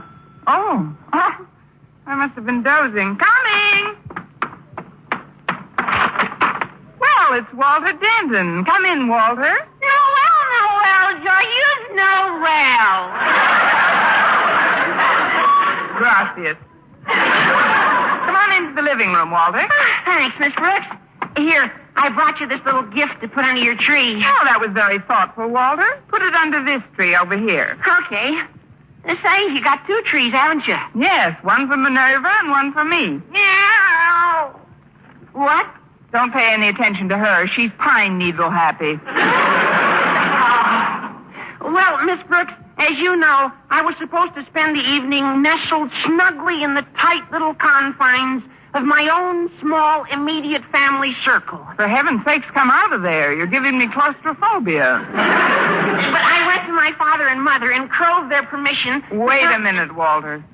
You crowed their permission? Yeah. Crave, and crove, isn't it? Of course not. Crave. Let's see. Craven. After you crowed their permission, what? Well, they raised my presents for a long enough while for me to deliver to you, Miss Brooks, the little token of my esteem and affection, which is now ensconcing under the tree. Walter, are you still in my English class? Sure, Miss Brooks. Well, I'd better bone up a little. One of us is going to flunk this term. What I'd like to say, Miss Brooks, is something that I've wanted to say for a long time. Yes, Walter? It's a little on the sentimental side, perhaps, for a so-called pep high school boy to be telling the teacher, but it's sincere, Miss Brooks. I'm sure it is. It's something I feel deep down inside of me, Miss Brooks, from whence so many of one's warmer emotions stem. That's whence they stem from, all right. Of course, even if it does seem over-sentimental or even downright sticky, Christmas Eve seems to be the time you can say things like this and not sound over-sentimental or sticky.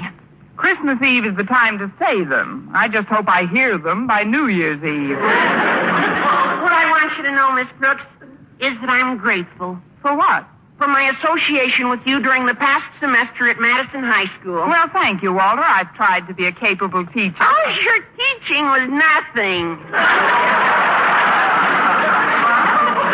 I don't mean scholastically. As a teacher, you were very adequate. No, I mean personally. The interest you took in me and my problems. For that, I could never thank you if I lived to be 100. Of course, you'd be gone a long time by then. Noel to you, too. You don't know what it's meant to me to have your ear whenever I needed it. It was nothing, really. I have another one. Especially about girls. Gosh, remember how silly I used to act about girls? Every time one of them looked at me, I giggled like a kid. And then, overnight, I matured. I met the one woman who mattered. Harriet Conklin.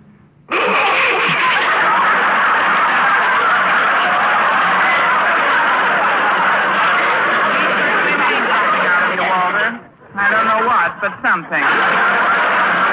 And you saw me through the difficult transition period of that amour as well, while Harriet and I were adjusting to one another. It was wonderful to be able to come to you for advice, Miss Brooks.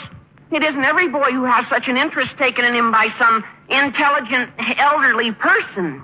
Give me back my ear. I can't hear you. Not that you're ancient or anything. Gosh, I've seen girls who don't look as good as you do. Girls?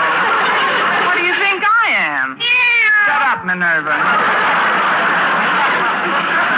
By the way, Miss Brooks, I see you got lots of mistletoe on the walls. Were you expecting Mr. Boynton tonight? Yes, Walter, I was. We were going for a wheelchair ride together. But he had to visit his folks upstate. His folks? Gosh, they must be well along in years. His father's over 50. They may shoot him next spring. Look, Walter, while you're here, you might as well pick up the little gift I got for you. Oh, but you shouldn't have, Miss Brooks. Where is it? Under the tree on your right. It isn't much, just a remembrance. Gee, I almost forgot. I can't open it yet. Why not? Oh, you mean you want to put it under your tree at home and open it with your family? Well, not exactly, but well, I'll get it later, Miss Brooks. There they are now. I'll answer it. There who are now? Come on in, folks. She was all alone when I got here. It's really a surprise, isn't it? We should have stayed home Christmas Eve. Besides, it's freezing out. Now, Osgood, don't be so grouchy. Hello, Miss Brooks. Merry Christmas. Why, it's Mr. and Mrs. Conklin and Harriet. How are you all? I'm cold. That's too bad. Come here, Minerva. Rub up against Mr. Conklin. What's that? Go away, cat. She seems to like you, Osgood. Or is she hungry, Miss Brooks? She's not that hungry. I don't like cats. Why doesn't you go chase a mouse or something? You forget, Mr. Conklin. This is Christmas Eve. There isn't one stirring. Say, Harriet. Yes, Walter? There's a lot of mistletoe around this room. I know. It's real pretty. Osgood, notice all the mistletoe in this room? What? Oh, that green stuff. More often than not, it makes me sneeze. Oh, come on, Osgood. Let's see if it does. Oh, now, Martha, don't embarrass me. I don't like that. It doesn't make you sneeze, does it, Harriet? I'm willing to find out. Here's a nice wreath of it on this wall. Yeah. Well, here we are. Yes, here we are.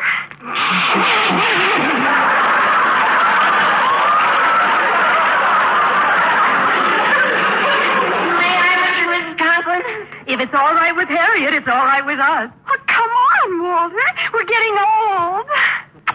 Oh, gosh, you're sweet, Harriet. Isn't that cute, Osgood?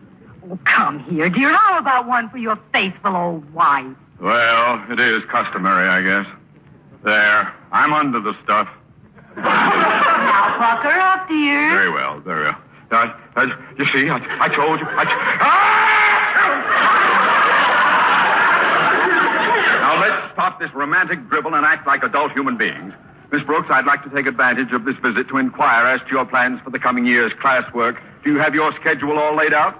Frankly, Mr. Conklin, I haven't had much chance to work on anything. Haven't had much of a chance, but you've been away from school all week. Your vacation started last Monday. I know, Mr. Conklin, and that's what I took the week as. I mean, a vacation is something you go on when you get the opportunity to. You don't work on it or during it, unless, even though I didn't actually go anywhere, when my vacation came along, I went on it, or was on one, usually.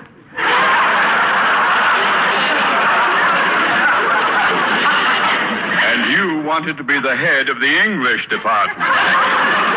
Please, Osgood, this is no time to talk of school affairs. We're here to spend part of our holiday with Miss Brooks. It was very nice of you to think about me, Mrs. Conklin. It was nice of all of you. I want to... Where are Walter and Harriet? Denton, get my daughter away from that mistletoe at once. Well, Mr. Conklin, Harriet isn't allergic to mistletoe. No, but I'm allergic to you. Harriet's almost irresistible sometimes, especially alongside of older women like Mrs. Conklin and Miss Brooks. Sounds like the bell. I'll get it. Why, Mr. Boynton, come in. Sure, thanks, Miss Brooks. But I thought you were going upstate to see your folks. I was, but they sent me a wire that they wanted to come here for about a week or so. They'll arrive in the morning, so I thought I'd drop this little gift off for you tonight. Oh, but you shouldn't have. Where is it? Let's just put it under the tree in the living room. Look who's here, everybody. Well, it's Mr. Boynton. Hi there, Mr. B. This is nice. Hello, Boynton. Pretty cold out, isn't it? Hello, folks. This is beginning to get more like Christmas Eve every minute. Sit down, Mr. Boynton. I'm certainly glad your folks decided to visit you instead of vice versa. Well, so am I. There's a particularly good reason why I'm glad. There is? Yes. It gives me a chance to see how my guinea pigs are affected by this cold snap. They haven't reacted at all. What do you expect them to do? Blow on their paws? Brooks, have you pointed out the mistletoe to Mr. Boynton? Oh, why don't you stop that nonsense, Martha? It isn't nonsense. Mr. Boynton, look at the mistletoe. Mistletoe? Oh, yes. A very interesting example of the flora found in various areas throughout the globe. An evergreen parasitic shrub, it is indigenous to the regions where apple trees and oaks abound. Now that the lecture is over, may we ask questions? Certainly, Miss Brooks. Want to stand under it?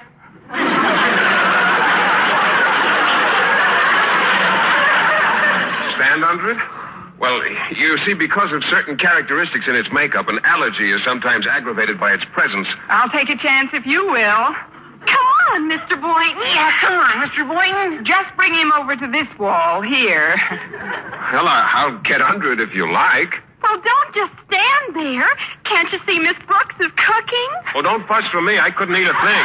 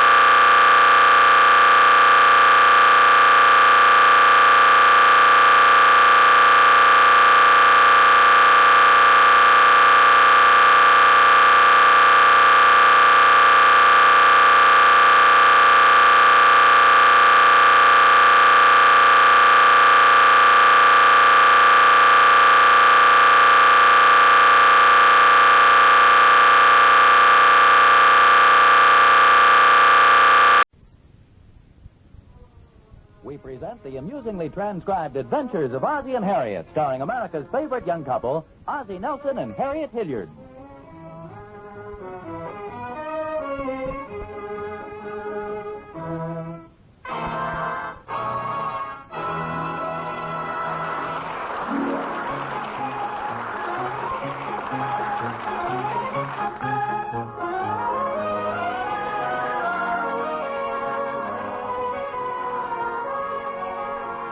Say, things are pretty quiet in the Nelsons' living room for a Christmas night. There are Ozzie and Harriet relaxing in those two easy chairs, and the boys seem to have commandeered the sofa. Well, anyway, by the looks of those open gifts piled around the center of the tree, I'd say their Christmas has been pretty successful. And by the looks of those three unhitched belts stretched around the centers of the Nelson males, I'd say Harriet's Christmas dinner has been pretty successful, too. Oh, it sure was a swell dinner, Harriet. Yeah, it sure was, Mom. Well, thank you. Boy, am I full. I couldn't have had another drumstick if you'd paid me. Darn right we're late. Well, I'd say we all had our share. Ah, boy. I just want to sit here and relax. Do I get your new slippers for you, Pop? Oh, yeah, thanks, Rick. Well, they sure are swell slippers. Yeah, very nice. They cost $5.95. Ricky, Pop knows who gave them to him. Well, wait a minute. I'm not so sure, Dave. You see, the card says to Pop from Santa Claus. Hey, you didn't read the small print. Oh, let's see. Also known as Old St. Rick. Well, just to set the record straight, that perfume Santa gave me was very nice, Ricky. Oh, thanks, Mom. Well, David? Don't look at me, little man. I'm sending my thanks to the North Pole. Well, it certainly has been a nice Christmas for all of us, I'd say. I'll say it has. Yeah. Boy, I just wish it wasn't over. What are you complaining about? You spent all morning opening presents. Heck, I'm willing to work straight through the night. Well, as they say, all good things must come to an end. But Christmas is only half over as far as I'm concerned. We still got another whole week of Christmas vacation. Boy, no more school for 7 days. Yeah, no more presents for 364 days. I think you're a little ahead of yourself. We're still celebrating this Christmas. Heck, with the presents open and a big meal over, the celebration is kind of dead. Well, any way you look at it, fellas, we've had a very full and rewarding day. Why don't we all just sit back and enjoy a little peace and quiet?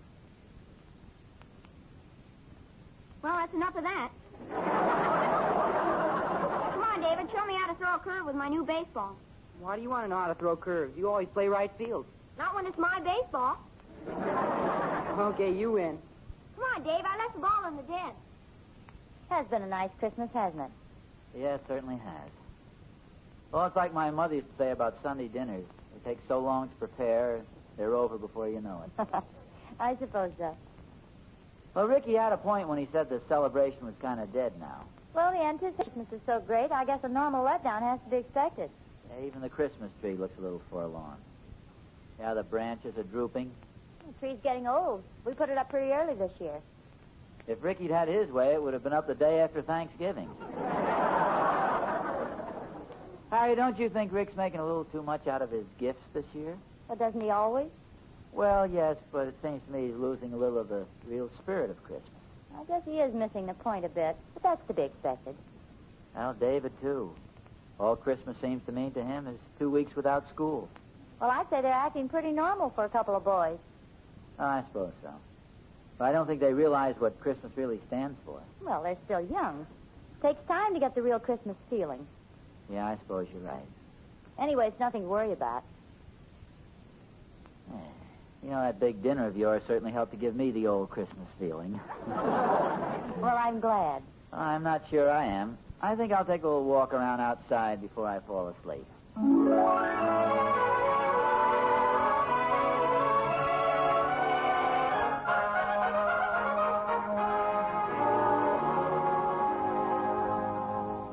Merry Christmas, Oz. Oh, hi, Thorny. Merry Christmas. You mind if I drag up one of your porch chairs? No, not at all. Be my guest. You know, this is the only way Catherine's plum pudding and I can meet on equal terms.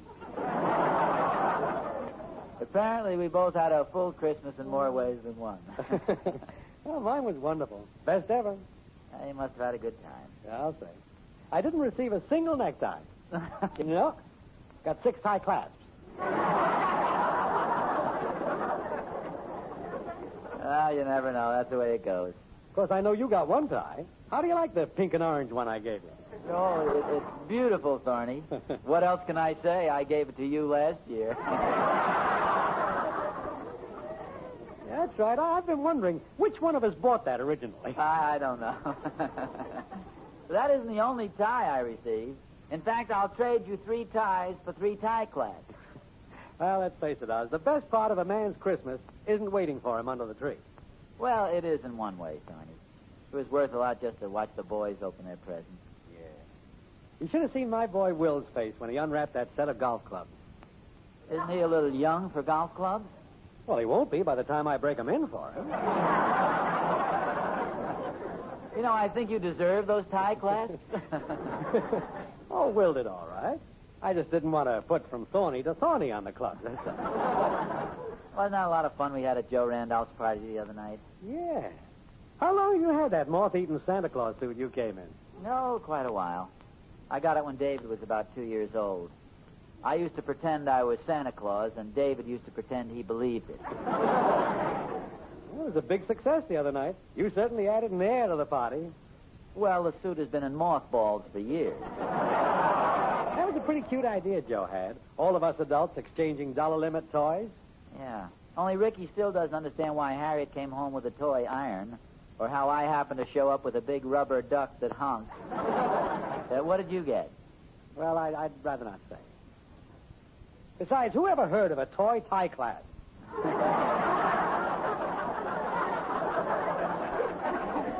It was a lot of fun, though.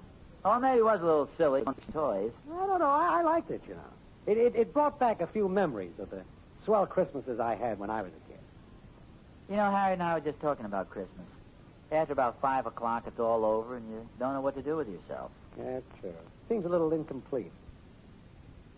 I think I'll go have that other piece of pie. No, that's a fine solution. Just seems to me we could do something more in the spirit of the occasion. Okay. Let's take a little snooze, and I'll snore you a chorus of jingle bells. No, that's hardly what I mean. I feel like living it up a little. Hey, I've got it. What? I think I'll go in the house and honk my new rubber duck.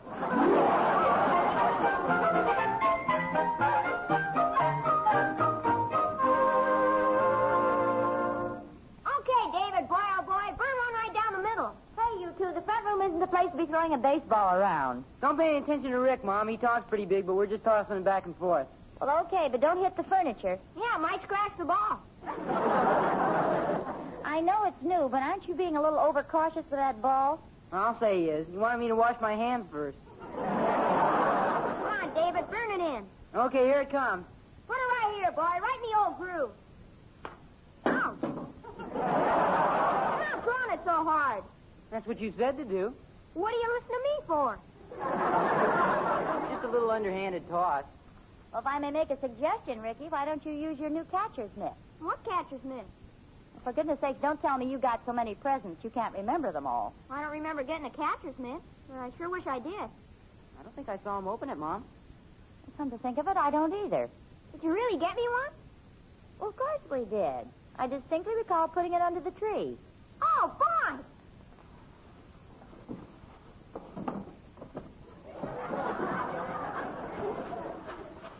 Hey, I don't see it. Where is it?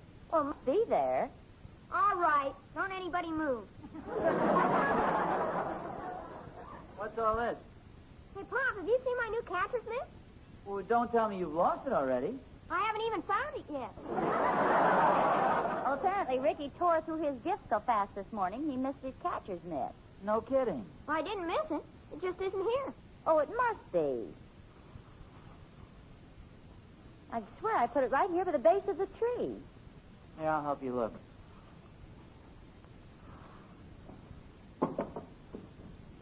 Well, it doesn't seem to be around here anywhere. It's not behind the tree. Are you sure you remember wrapping it, Harriet? Oh, I didn't wrap it. It was one of those last-minute presents I had gift wrapped at the store. They sent it out yesterday with some other things. At least I'm pretty sure they did. Maybe it's still in the closet where you hid my baseball. No, it couldn't be there. Besides, young man, you shouldn't be snooping around the house before Christmas. I wasn't snooping. I was just taking precautionary measures in case the house caught on fire. Well, must be around here someplace. Maybe slip down behind the couch. No, I don't think it's there, David. I'll look. No. Hey, I guess I'm not the only one who has a gift missing. Why, what did you find? Those green sleeves Grandma Hilliard knitted for Pop. Ricky, those are socks. Oh. Oh, for goodness sake. They must have accidentally slipped behind there while I was opening up my gifts. You opened your gifts in front of the fireplace. Oh, well, I guess they accidentally slipped in the wrong direction. I didn't think of the fireplace.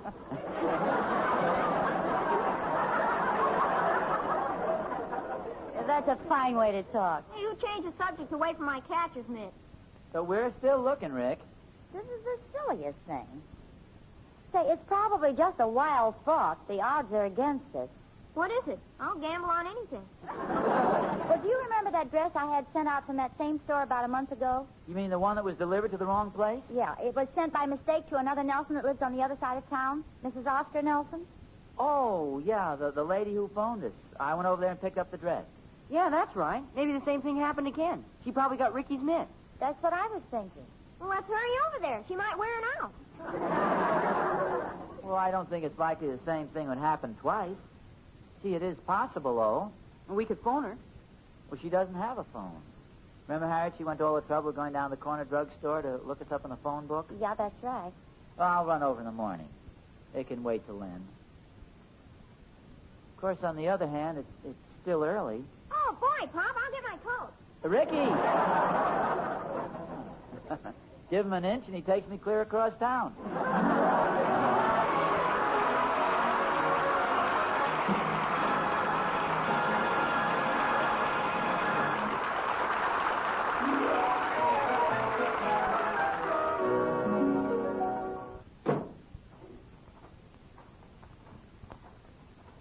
You think my catcher's mitt is here, Pop? Well, let's hope so. A little longer drive over here than I thought it was. That's a pretty old house, huh, Pop? Well, this isn't the newest part of town, son. Looks very nice, though. How's this work? You spin the little handle. Hey, that's pretty neat. You don't even need electricity. I wonder what they'll think of next. Yes? Mrs. Nelson? Yes. Well, I'm Mr. Nelson. That is, I'm Mr. Ozzie Nelson. Oh, certainly. You're the gentleman that came to pick up a package about a month ago. Yes, that's right. Oh, my goodness, here I keep you standing out in the cold. Won't you come in? Oh, yeah, thank you. This is my son, Ricky. Hello, Ricky. Hello, Mrs. Nelson. Well, this is probably sort of a shot in the dark, but Ricky was supposed to get a new catcher's mitt for Christmas, but the package seems to have been lost someplace, and naturally he's a little concerned about it. We thought maybe they made another mistake and delivered it to you. Oh, I see. Well, I'm sorry to disappoint you, Ricky, but nothing like that's been delivered here. We thought maybe it arrived here and you didn't know what it was or something. Oh, no, I'm afraid not. It's just a shot in the dark. We really shouldn't have bothered you on Christmas night, but you know how kids are about their gifts. Indeed, I do. I have two of my own. Kathy's just 2 and Jimmy's 5. Oh, well, that's a pretty interesting age. I'll bet you and your husband are awfully proud of them. Well, my husband passed away just about a year ago. Oh, I'm sorry. That's a shame. Yes, those things are kind of hard to understand sometimes, but the children and I have had a nice Christmas together. Yeah, that's good. We're thankful that we're all healthy. Jimmy got a beautiful sweater, and I got Kathy the cutest little coat and dress. Did they get some toys, too? Oh, yes. Kathy's got her big teddy bear in bed with her now. You should see her. She's hugging it as tight as she can and sound asleep. I can remember when Ricky's teddy bear was the joy of his life. The day he got it, he had to stand on tiptoe to look it in the eye. Christmas is a wonderful day. The youngsters seem to get so much fun out of it. Sometimes I think it's a shame we all have to grow up. Yeah, sure is. Well, I guess we'd better be going. I'm sorry to have disturbed you. Oh, I'm glad you stopped in. Won't you let me get you a glass of apple cider first? No, thanks. I don't think so. I'm doing the driving.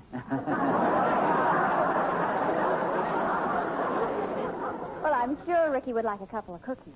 Oh, Oh, gee, thanks. They look good. Oh, now that's not enough for a growing boy. Come on, take a couple more. Gee, thanks a lot. Well, come on, son. Well, good night. It's a little late for greetings, but Merry Christmas to you both. Thank you. Oh, thank you. Merry Christmas to you and a Happy New Year.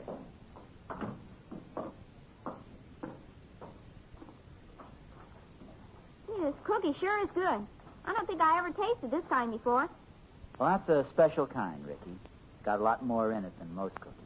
What else, Pa? Well, you might call it Christmas cheer.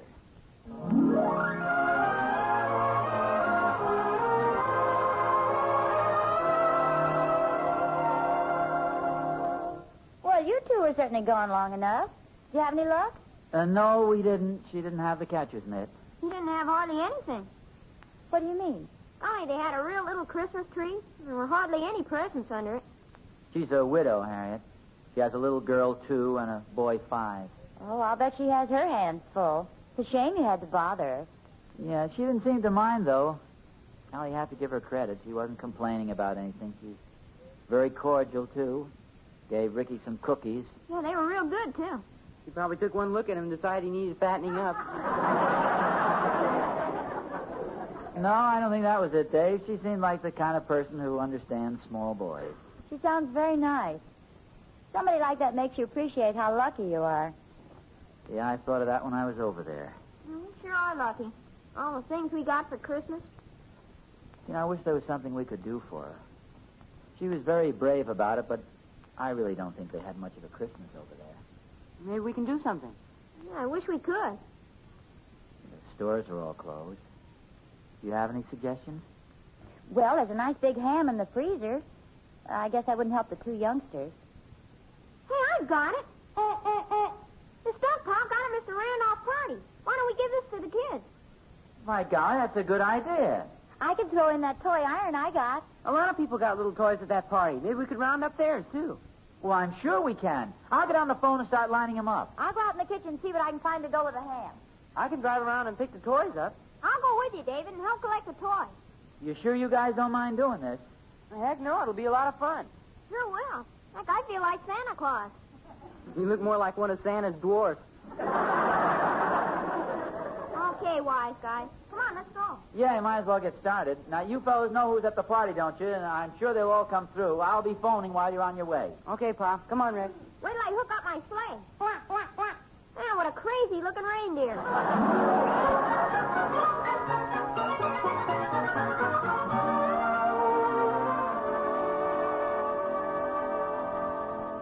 I've got all the food packed, dear. How did you do? Oh, fine. Everybody came through. They're all going to rewrap the toys, so we won't have to do it. Oh, good. Dave and Ricky should be back for very long, shouldn't they? Oh, sure. They've already been in a couple of houses I called. Did everyone seem willing to give their toys? Oh, very much so. You know, Harriet, I think everybody I talked to sort of brightened up when I told them what we wanted to do. Well, maybe they had the same feeling about Christmas that we did earlier this evening. Oh, it did seem like something was missing, didn't it? Now there's hardly enough Christmas left to get it all in. I don't mind admitting that I'll go to bed feeling a lot happier and warmer inside. You know what pleases me is the way the boys pitched in on this thing. I'm very proud of them. It's as if they'd suddenly grown up a little more. In fact, I guess we've all gained a little insight into Christmas. We sure have. Say, while we're waiting for the boys, why don't I help you clean up some of the wrappings and stuff under the tree? Lead on, kind sir. I'm always willing to accept an offer like that. I look at all this ribbon and stuff. Ozzie, look. What's the matter? This package is Ricky's mitt. For goodness sakes, it must have been right under the tree all the time. Well, Harriet, we all looked under there. I know it. It doesn't seem possible. We all could have missed it. It's practically in plain sight. Well, I'll be darned. I don't know why we didn't see it. There's one thing I do know. I know that because we didn't see it sooner, 2 small youngsters and their mother are going to be a lot happier this Christmas. Well, we've got the car loaded with all the stuff. I'll bet we got more than a dozen presents. Mrs. Dunkel sent along a big jar of cranberry sauce. Yeah, and Mrs. Thornberry gave us a big mince pie. And Mr. Thornberry threw in a real neat blanket. He said it was just an old one they didn't need, but he wasn't fooling us. Heck no. There was still some tinsel left on it from under his tree. Well, that's wonderful, fellas. We've got a little surprise for you, too, Ricky. We found this while you were gone. Got your name on it. Yeah, I bet you it's my cancer's mitt. Golly, look at this, David. What a neat mitt. You really like it? Do I? This is what I wanted most. Gee, when I didn't get it this morning, I thought maybe you were mad at me for something. No, nothing like that, Rick. Golly, thanks a lot, Mom, Pop. Hey, where'd you find it? Well, believe it or not, it was right under the tree all the time. It couldn't have been. We agree, but it was. Golly. Anyhow, you've got it. Boy, this is sure going to come in handy. Say, I hate to break this up, but don't you think we'd better take all the things we've collected over to Mrs. Nelson? Yeah, we'd better get going. I bet this is one night she won't mind waking the kids up. Pop? What is it, Dave? Oh, nothing, I guess. Oh, come on, Dave. What is it? Well, I was thinking while we were collecting the presents, would you think it was silly if I put on the Santa Claus suit and sort of played the part for the kids? Well, I think it'd be wonderful. I thought maybe Mrs. Nelson could tell the kids that Santa had an awful lot of stuff to deliver and was just a little late getting there. Why don't you hurry upstairs and put it on? It's in my closet. Oh, good. I'll be right down. That was a nice idea. Yeah, it sure was. Well, come on, Rick. Let's get this stuff in the car. Pop? Yeah? Sure was funny the way my catcher's mitt just seemed to turn up. Yeah, it's very peculiar. Well, you can hardly believe it. Yeah? Well, Mrs. Nelson's son, Jimmy, is only 5, but if it's okay, I'd like to give him my catcher's mitt. Well, that's very generous, Ricky, but he's pretty young. Yeah, but he'll grow fast, too. Besides, I had a swell Christmas even before I knew about the mitt. And the way it turned out. Yeah, I don't feel it really should belong to me.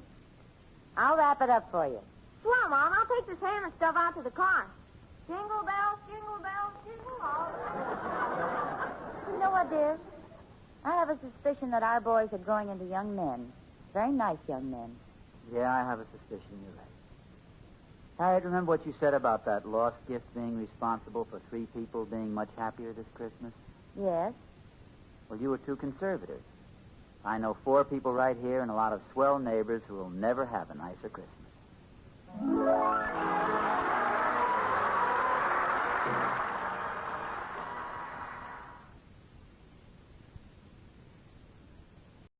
When the blue of the night meets the gold of the day, someone waits for me.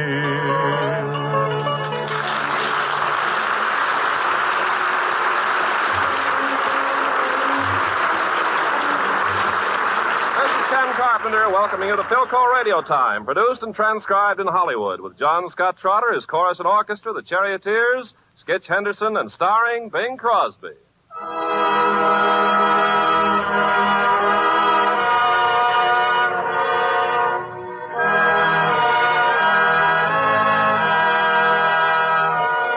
As is Bing's custom at Christmas time, he opens the program with Adeste Fidelis.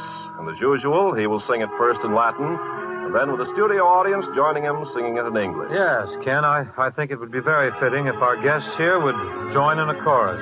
Come all ye faithful. Bing, I think it'd be nice if the home folks, the folks listening in all over the world, would join in, too. Oh, it would indeed. Gather round, folks, wherever you may be, and help us sing this eternal hymn. Adeste Fidelis, Laeti triumphantes, venite in Bethlehem.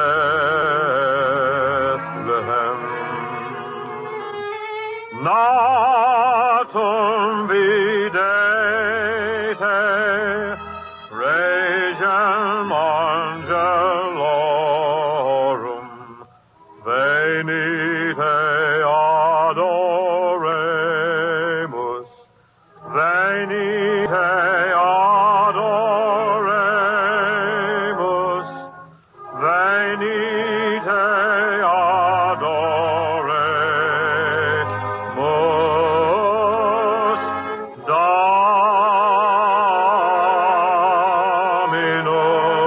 Dominum. And now everybody in the family key. Oh,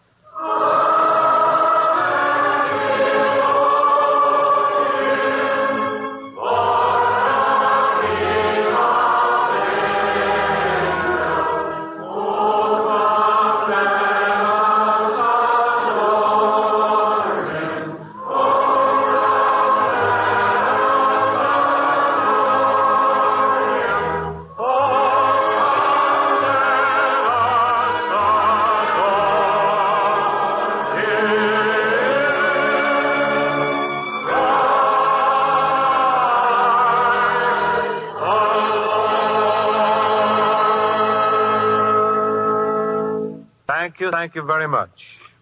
Skitch Henderson is jetted in for the holidays, and he now joins me in Mel Torme and Bob Wells' musical Christmas card, The Christmas Song. Art ready, Lyle?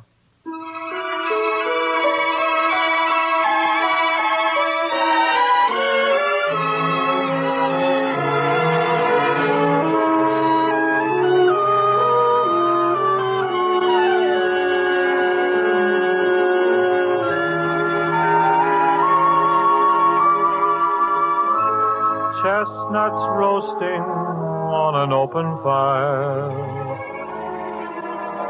Jack Frost nipping at your nose.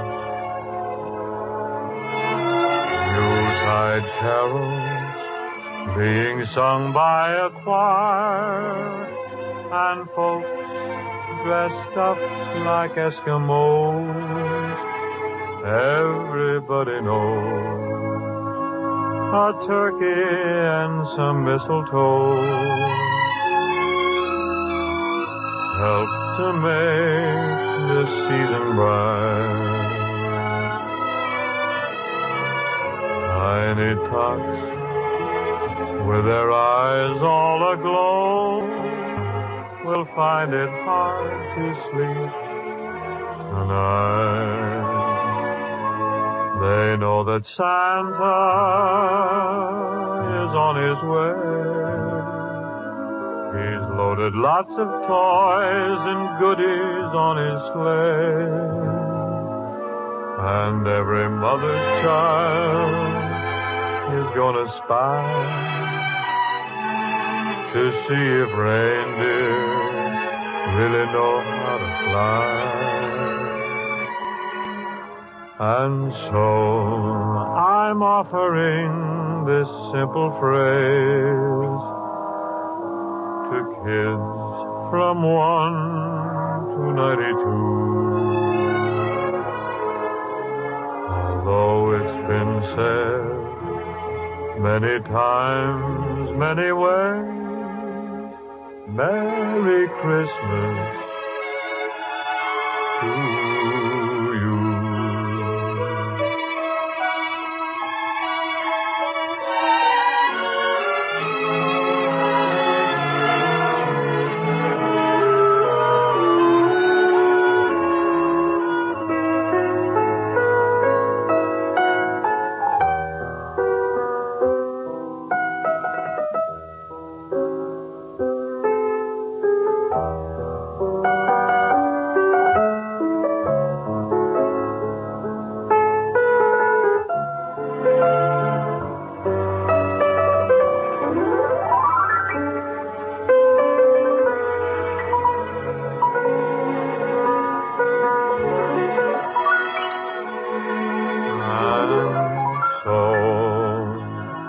Offering this simple phrase to kids from 1 to 92. Although it's been said many times, many ways, Merry Christmas to you.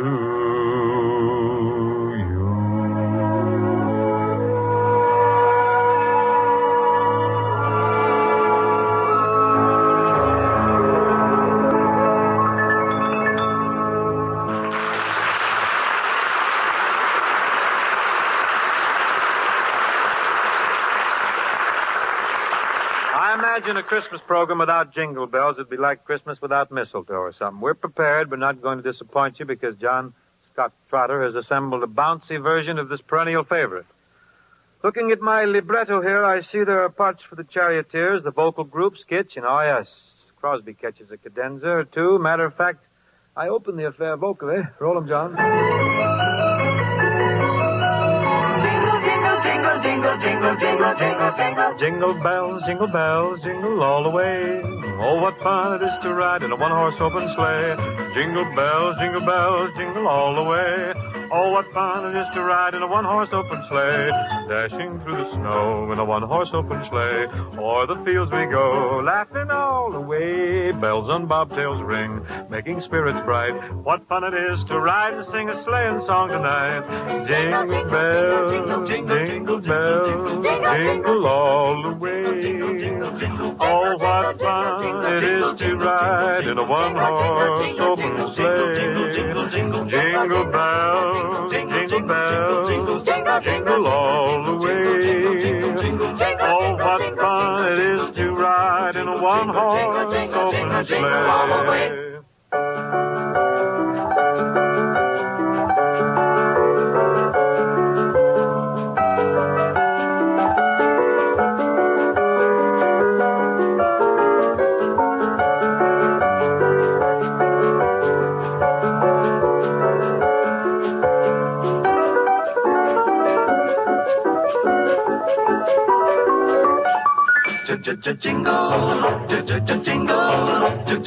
Jingle, jingle, jingle all the way.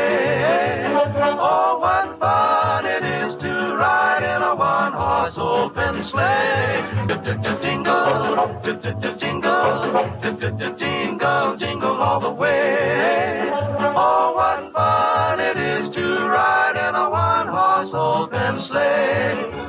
Jingle bells, jingle bells, jingle all the way.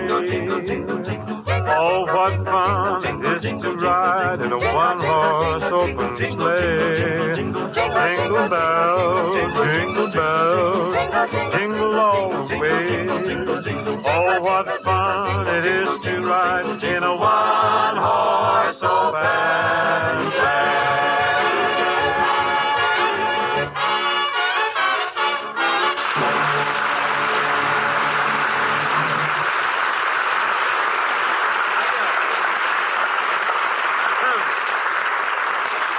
Yes, sir, and that little number just fractured the vocal group and the charioteers threw in 8,482 jingles and never dropped a jingle. That kind of vocal work will give you a lower plate wobble, I guess. And now, here's the Philco man with a sprig or two of vocal holly, And a hunk of mistletoe to you, Bing, from your ever-loving sponsor. Say, the goose really hangs high here tonight. What's your Christmas Eve message for 1947, kid? Just the season's greetings to our friends everywhere on behalf of Philco, its distributors and dealers. Wonderful. Let's parlay that with a Happy New Year for 1948. Yes, from all of us on Philco Radio Time, sincere good wishes for the Yuletide and the coming year. My, we're certainly full of greetings tonight, aren't we? Nothing to sell? Not a thing. Isn't this sensational? Oh, the halcyon days are here on radio, aren't they? Jolly Noel from us all. I guess White Christmas could stand one last delivery before the season ends.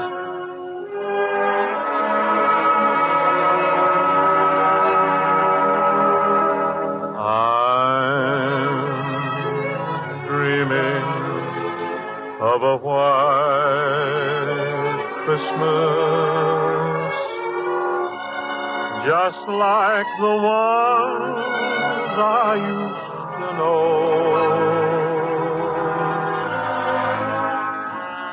where the treetops glisten and children listen to hear sleigh bells in the snow.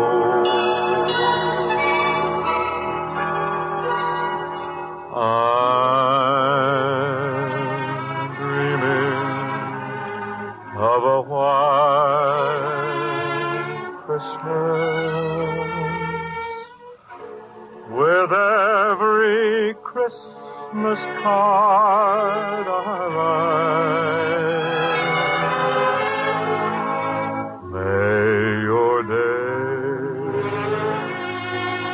Be merry and bright,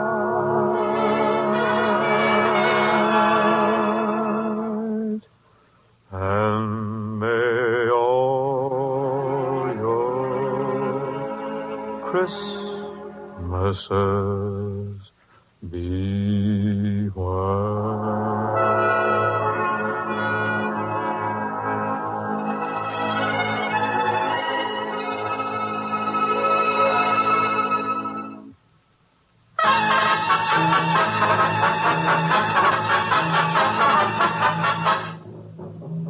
We now present Charles Tazwell's Christmas play, The Small One, a story for those who like Christmas and small donkeys. The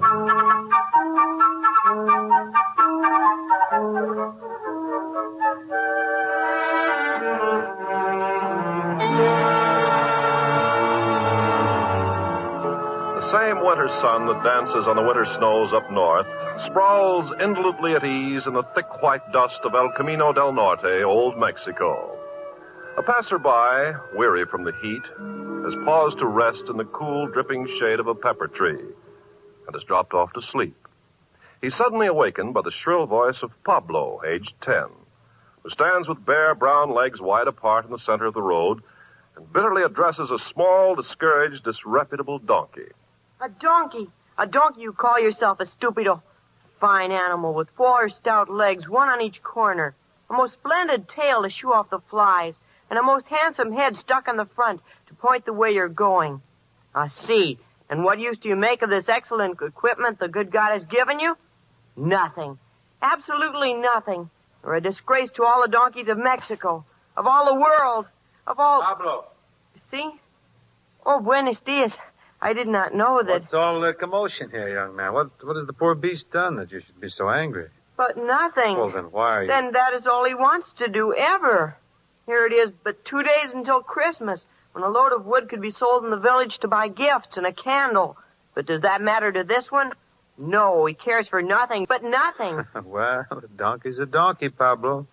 They're all the same. But why? Why of all beasts should a donkey be so stubborn? Stubborn? Oh, no, Pablo. That's wrong. But he's always... I know. Everyone says they are. They curse them and they belabor their backs with sticks and they call them stupid, but that's because they don't know the truth about little donkeys. The truth? Yes. It's really not stubbornness, but pride that makes small donkeys so aloof. No wind, sun, rain, pain, or adversity can touch them. You see, their pride is a shield against all the discomforts man or the elements can offer. But what has a donkey to be proud of? Oh, a great deal, Pablo. Bring your small beast over here in the shade. I'll explain. Come along, Cupido. Listen. Listen, Pablo, do you hear that? Only a small donkey can make that sound with his hoofs as he walks on the stones of the road. No other beast can do it. Sit down. Sit down, my son. Si, senor. Now, as I was saying, people are all wrong about small donkeys. A very long time ago, a great honor came to one of them, an honor so great that it lifted him and all his descendants to an exalted place. A place that you or I or all the world might envy. Ever since that time, every small donkey has been content to stand and drowse in the sun or the shade. For he alone of all animals, of all men, has already fulfilled his destiny. His destiny, senor? Yes. You see, once upon a time there was a small donkey. He was 14 unhappy years old, and he had worked hard and long for at least twice 14 masters. He was battered and scarred, and he presented a most distressful appearance. His tail was naught but a piece of limp rope unraveled down at the end. One of his ears stood straight up like a cactus plant, while the other hung drooping like a wilted cabbage leaf. His off hind leg had a decided stiffness. What was his name? They called him the Small One. His latest master was a woodcutter who also owned 4 younger and therefore stronger donkeys, but Small One was the special charge of the woodcutter's son. It was the boy who saw to it that Small One always had dry straw for his bed, and that the load of wood to be carried to the town was not too heavy for Small One's aging back. One day the woodcutter called his son to him. He said, Son, Yes, Father. I have a task for you to do in the town, son. A load of wood? No. I wish you to take this donkey, the one you call the Small One, to a shop just inside the town gates. I have already spoken to the owner. He'll give you a piece of silver in exchange for the beast. You mean... Oh, you don't mean you're going to sell Small One? He can no longer do his share of the work. Even when carrying half the load the other donkeys carry, his worn-out legs tremble and his sides work like a bellows. But he'll be strong as the others soon. Well, you wait and see. Give him a few weeks. Enough. An old donkey is of little use. One day he might drop dead on us up in the hills, a total loss. Better to take a piece of silver and say good riddance to the beast. You will start at once. You hear? Yes. Yes, Father. The shop you will take him to is the second one on the left as you pass through the gates in town. The second? But that's the tanner's. And what of that? The small one's hide is old, but it will make good leather. But he's been faithful. He's worked hard. He's done his best. And you can't sell him to the tanners to be killed. Come now. I'll have no tears. No crying over a miserable donkey. Hurry, be off with you. And take good care not to lose that piece of silver on the way home. And so, Pablo, the small boy and the small donkey began their sorrowful journey into town. The boy was heartbroken. He cried for a while. And then he tried desperately to think of some way to save his friend. The sound of the small one's hoofs on the road seemed to say over and over again, going to the tanners, going to the tanners. Suddenly it came to the boy's mind that there was a horse market in the town. If he could sell the small one to some new and kind master, the little donkey would still live, and yet the father would also have his piece of silver. Well, it was early afternoon when the boy and the small one passed through the town gates and down the narrow, twisted streets to the marketplace.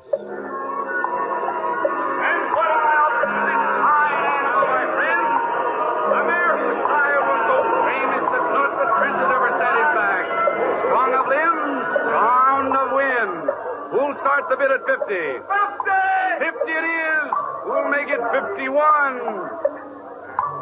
Come, my friends. Are you going to let such an animal go for so paltry a sum? Please, sir, would you like to buy a fine donkey? What? What'd you say, boy? This small donkey, he's for sale. Strong and willing. The price is very cheap, but one piece No, I don't want to buy a donkey. Be off with you. 60 is the bid. That's more like it. Do I hear 62? Will someone say 62? Come, my friend. You'll never again get such a fine horse for so little cash. Look at the proud head. See the flowing mane. Excuse me, please. This small donkey's for sale. Would you What like is it you want, boy?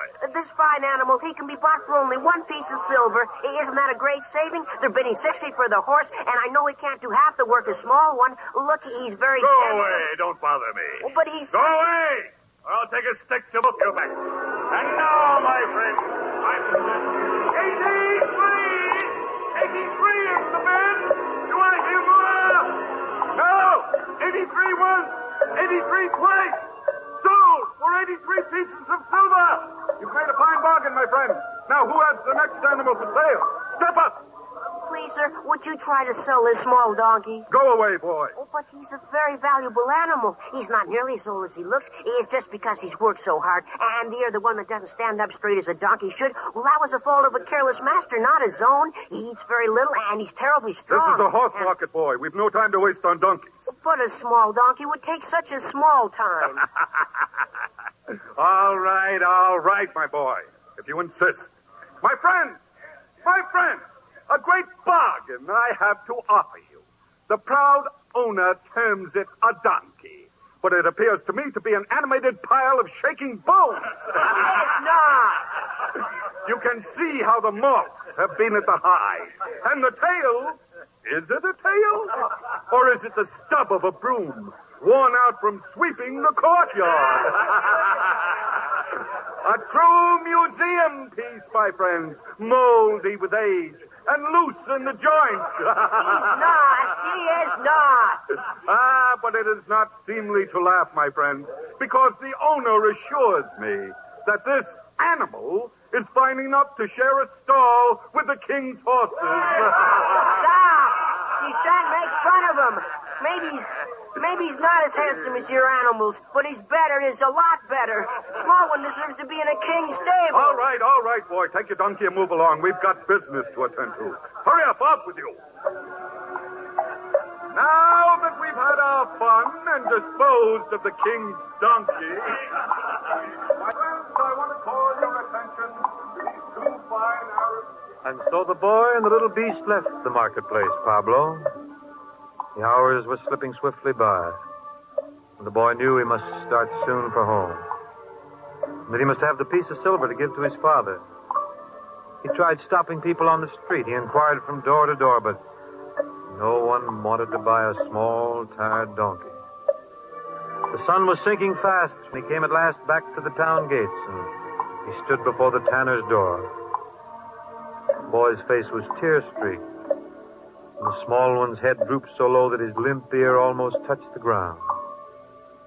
The boy said goodbye to his small friend, and he asked forgiveness for what he had to do, and there was understanding in the little donkey's eyes. And then, just as the boy was lifting the latch of the tanner's door, a voice spoke to him. My son, Yes? Yes, sir? I have a great favor to ask.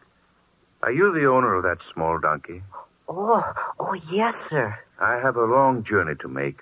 My wife is not well. I have great need of a strong, gentle animal to carry her safely.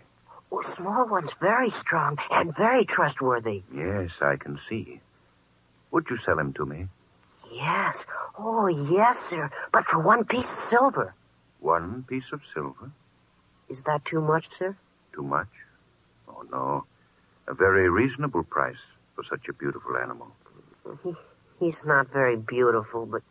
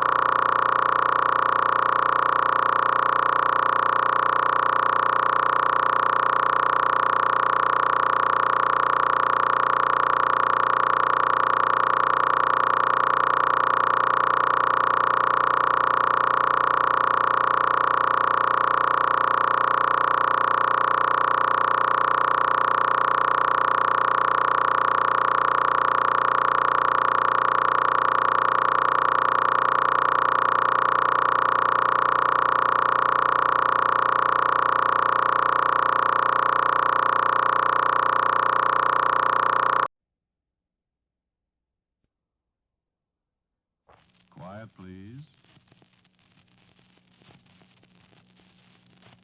Quiet, please.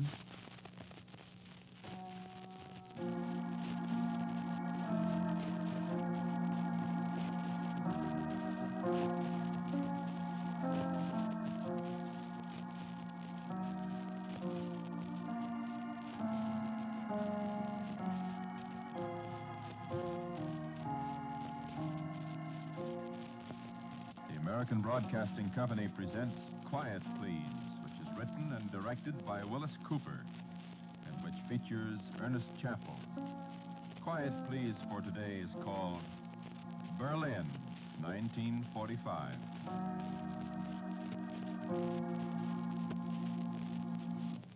Good afternoon. This is Willis Cooper. The Quiet Please story we're bringing you today is a Christmas story that many of our listeners have asked us to repeat this year. And though Christmas actually was yesterday, after all, it's still Christmas today, isn't it? This was Christmas Day 3 years ago, Christmas 1945, in a ruined house in Berlin, in Germany. 5 soldiers around a table beginning their Christmas dinner. Staff Sergeant John Plattner was carving.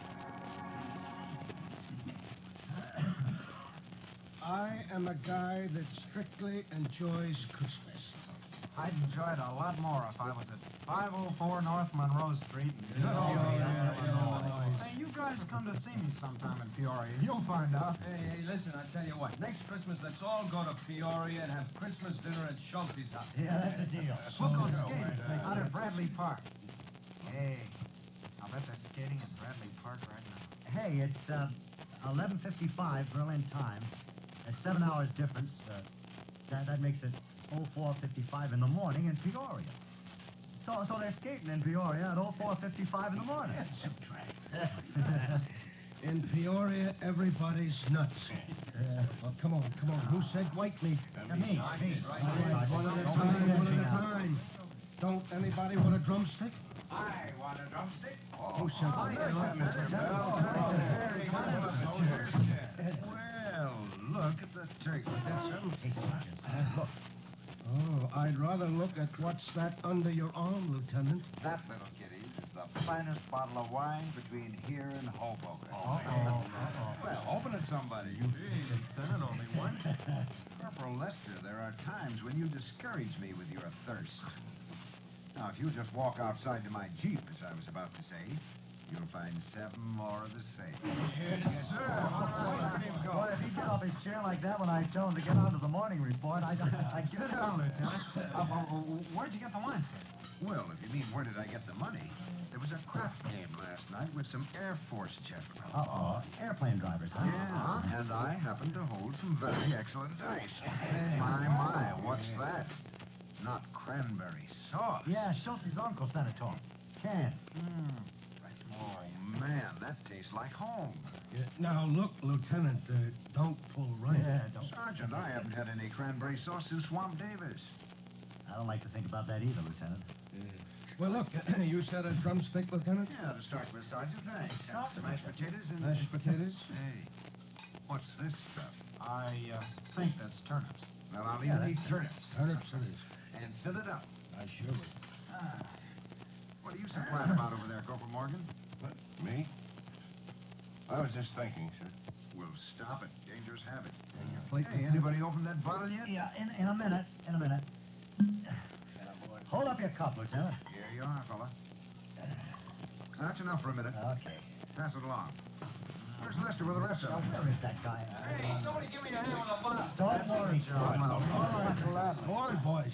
Help yourself to the stuff and holler when you want more turkey. Hey, shall we open all the bottles, Lieutenant? Why, sure, why not? Look, will you sit down before your turkey gets cold? In the Army, a mess sergeant should talk like that.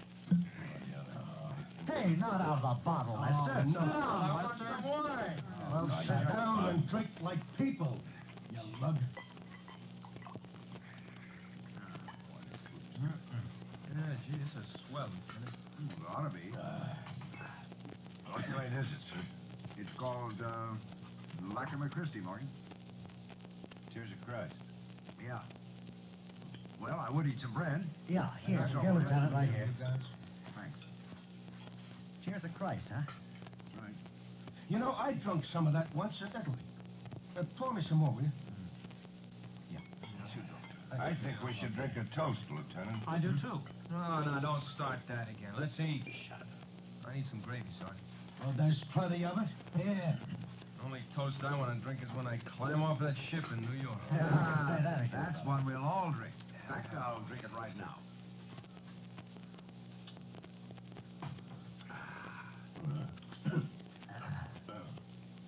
Remember what we were doing last Christmas, Lance?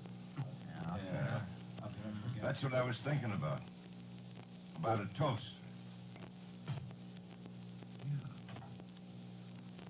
Yes, I think you're right, Morgan.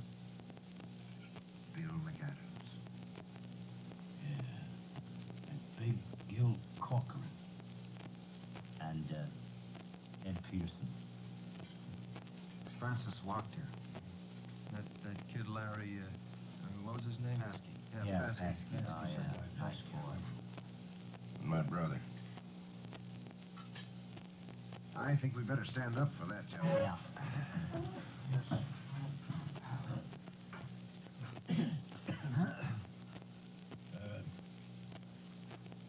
You say the toast, Lieutenant. Huh? No, we'll just drink to him. To all of them. All of them.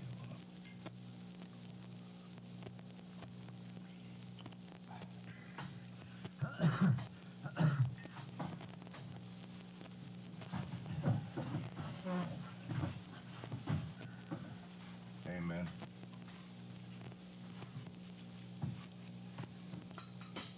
How much more turkey, Sergeant?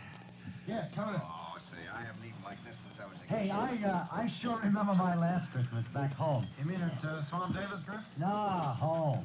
Hollywood. What? You been there? Yeah, hey, we had a show that day. All along, coast to coast. Say, what'd you do on the radio, Griff? Sing? No, I was an announcer. You don't sound much like an announcer. Hey, how about another drumsticks, eh? Sure. Reach your plate. Yeah, thanks. You want to hear me announce? Good evening, friends of the radio music world. Tonight, we are again privileged to present the Army Air Forces Symphony Orchestra under the direction of Major Eddie Dunstetter, direct from the Flying Training Command Auditorium in Santa Ana, California. Our program this evening includes Si mes vers avaient des ailes by Ronaldo Hahn, La Création du Monde by Darius Milhaud, selections from Der Bürger aus Edelmann by Richard Strauss, and to conclude, the inimitable folk song of our Russian allies, Krasny Sarafan. Did you hear what I heard? Well, Did that come out of that? Hey, why'd you get out of a soft touch like that, Griff? I popped a crooner in the eye. He was a master sergeant, so they shipped me. Is there any more wine? After that, Griff, you ate a whole bottle of yourself. Don't kid me, Lieutenant. Thanks, Dusty. You know, my last Christmas in Peoria. Oh, here we go. Hey, the best Christmas I remember was down at Bliss. One year I was in big troop with the 7th Cavalry. Oh, yeah? Yeah. There was a Mexican cavalry outfit just across the river at Juarez. Now, they come over to play polo, see? And brought a bunch of their enlisted men along. And every single one of them lads had a quart of tequila in his saddlebags. Oh, brother. Did you ever drink tequila, Lieutenant? Once. That was enough. There was a Mexican sergeant. I can remember his name. Sorrento Pablo Francisco Rafael Del Rey Jimenez Jr. I mean, Junior. He taught me how to say Merry Christmas in Mexican. No kidding. How'd it go? What is it? Felices Navidades. And what's I'm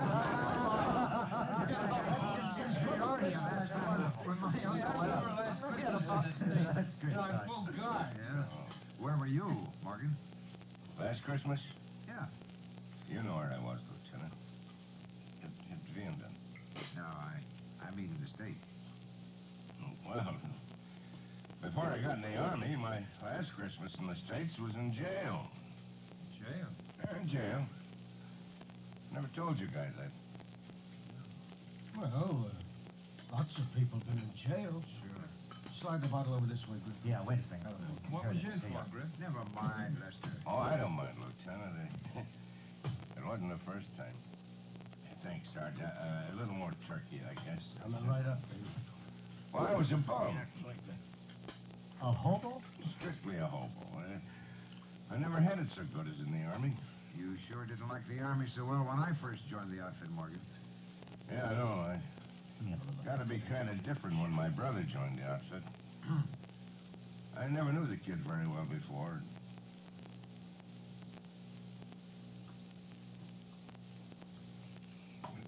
Sure miss him. Yeah.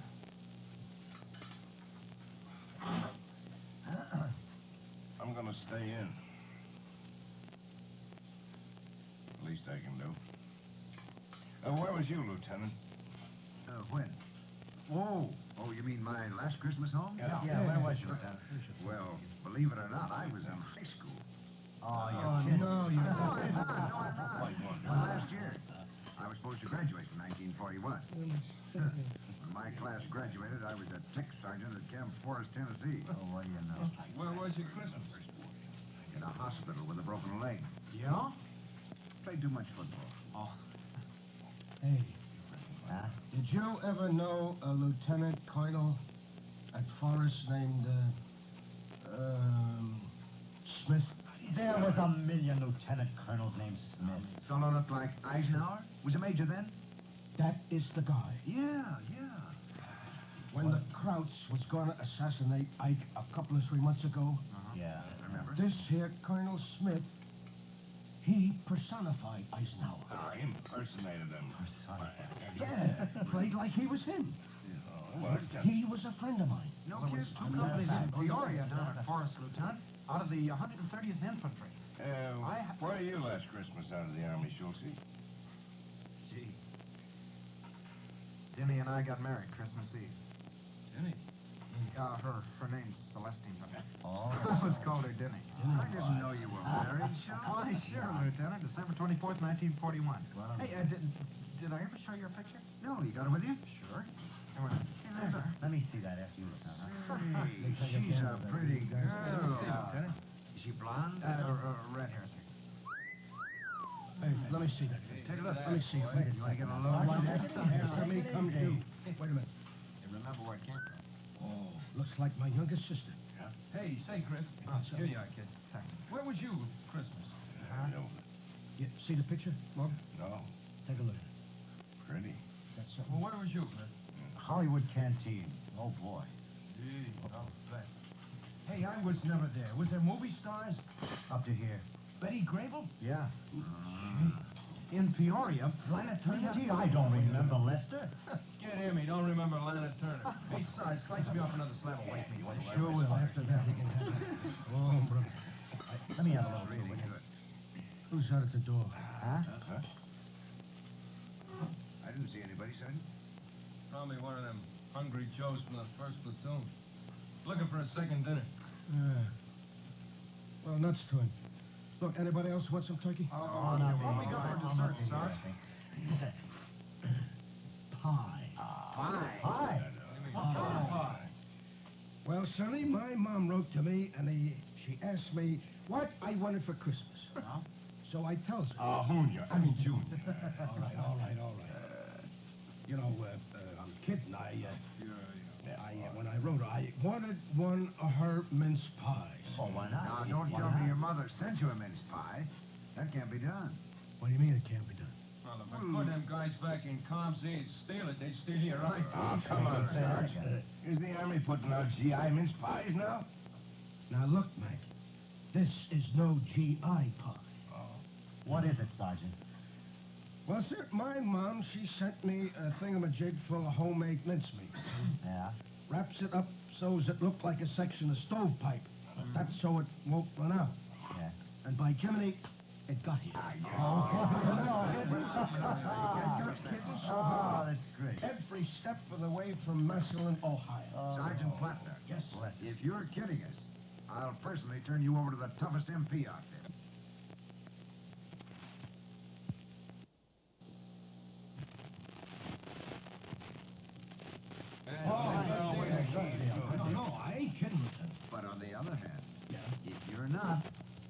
see that you get a bronze star with 3 oak leaf clusters. If I have to whittle it out of the back end of the colonel's jeep. Right? Thank you, sir. Well, you can get out your pocket knife now, Lieutenant, because it's sitting on top of the stove here right now. Hey, look at that. Me and that level-handed lad that used to be a baker, remember? Yeah. Well, we made it this morning. Wonderful. Morgan, pass the sergeant a flower. Hey, Morgan, what are you looking at? There's somebody at the door. Go see who it is, will you? Yes, sir. There's somebody opening another bottle. Come on, let's Yeah, I got it here. I got it. Pour me a little of that. Will you, kid? What a dinner, huh? Oh, Sergeant, really? You've done yourself proud on this dinner. Well, why don't you eat some of it then, sir? Oh, I'm doing all right. You only have 2 drumsticks. That's right, Lieutenant. Oh, and give him somebody. Oh, Put some more coming right up. Coming right up. I thought I saw somebody there, but there wasn't. I want some more gravy. Well, wait a second. See, Lieutenant, I started to tell you about the Christmas I got married in Peoria. Oh. Yeah. Hey, there is somebody at the door. Huh? Don't look like a GI. Outside it is. You fellas sit still. Okay.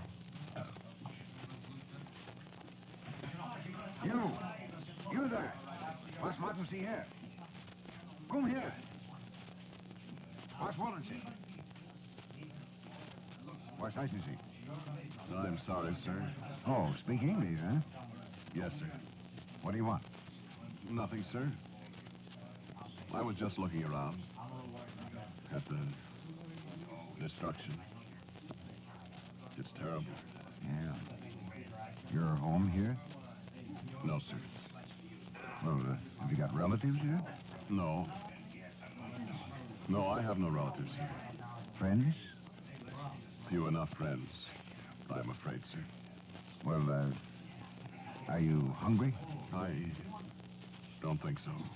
Well, look, then, you better not hang around. The MPs are tough babies. You got an identity card? No. What are you, a DP? DP? Yeah, displaced person. Yes. Yes, I suppose you might say I am a displaced person. Oh. Well, look, wait just a minute, will you? Hey, you men! Men! You got any objections if I bring this fella in for a slice of turkey and a drink of wine? No, come on in, fella. Okay. You see, even though I am an officer, I'm the guest of these boys, and, well, you know, I have to ask them. You are young for an officer. Yeah, wars don't seem to care how old you are. Come on in. Thank you. I am a little tired. Cold, too, huh? Yes, it is very cold. Well, I hope you fellas don't mind. I don't know what's... No, of course not, Lieutenant. Sit down there. Sit right down there. Hey, pour him some wine, Schultz. Yeah, here. Merry Christmas, mister. Yeah, Merry Christmas, sir. Yeah, Merry Christmas if possible, Mr. Yeah, Merry Christmas. Yeah, Merry Christmas, sir. Thank you. Thank you. He's got a plate. Yeah. It is good to sit down with friendly people. Well, you're among friends for a while, mister, so have fun while you can. Yeah, Sarge, how about some turkey for our friend? Yes, sir. Why are you so stingy? What'll it be? Light or dark, sir? Oh, give him some of just a little, if you please. Give him some turnips. All right, shut up, Pete.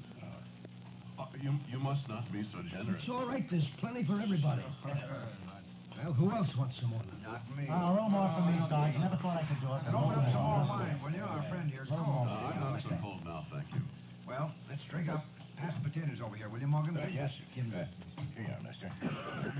Hey, is your home near here, mister? No. My home was a long way from here. Oh, you ain't a Kraut then, huh? Kraut? Germany means. No. I am not a German. Well, your face looks awful familiar. Haven't I seen you around here sometime? I don't know. Have you been around here? Occasionally. Yes. Will you shut up, Lester, and leave the man eat? Excuse me. Oh, I'm awful full. It's the best Christmas I had since I left home. A long time ago. Yeah, me too. Me Yeah, too. you're right, boys. Oh, man. It could be that the presence of a guest contributes to your feeling of well-being. Yeah, that's right. You know? That's right. I think that's right. Yeah, sure. Well, you know what it says in the Bible. Do you? Oh, now you're going to quote. Now, wait a minute, son. Oh, Wait, don't rush me now. All right, all right. It's more blessed or something to give than to receive. He's right. He's right. Will you have some more, mister? Thank you. Boy. I seen that guy somewhere before. I think I've seen him too. No. I can't swear. How do you know what he wants? Leave me alone.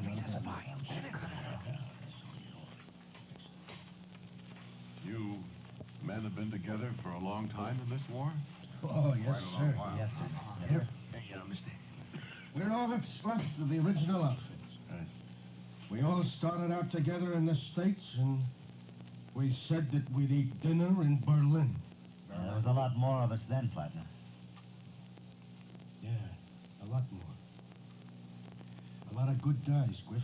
I'll say. Well, here we are in Berlin, and we are having dinner, ain't we? We sure. It almost seems as if you were all spared for something more than merely fighting a war. You see, asking questions. Hey, I don't get it, mister. Fighting this war has done something for us, I guess. I wouldn't do it again for a lot of money. No. What has it done for you, then? Oh, I don't know. I guess you get to feel different about people after you've been through what we have. Yes. I can understand that. Yeah, I bet you can. I bet you've been through a lot, too, huh? Yes. Was you a soldier? Lester. No. Oh. Yes, sir. Come on, don't. Well, what's everybody so quiet about? A minute ago, we were all hollering and yelling and carrying on here. Oh, listen. Everybody's full. Sure, No. full. No. It isn't that, Flatner. It just kind of feels like Christmas. That's right, fellas. Like, I remember on Christmas when we used to go to church in Peoria. No, like Christmas afternoon. I remember. Everybody feels good. Kind of liking everybody. Yeah, that's right. Peace on earth.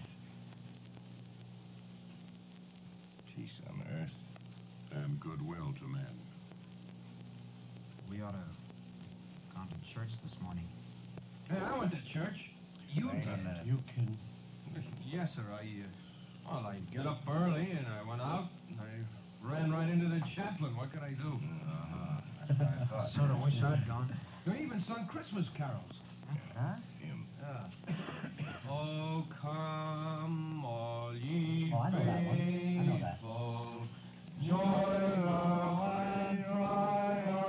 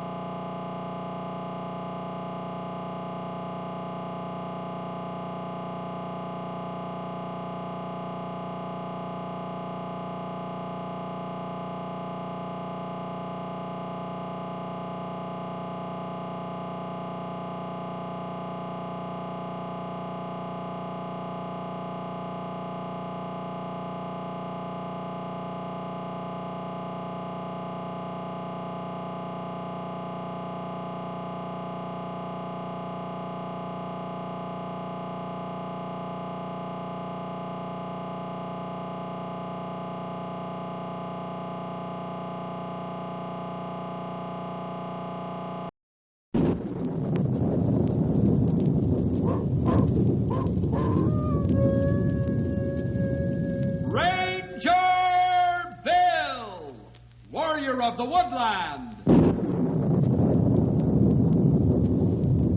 Ranger Bill, warrior of the woodland, struggling against extreme odds, traveling dangerous trails, showing rare courage in the face of disaster. In the air.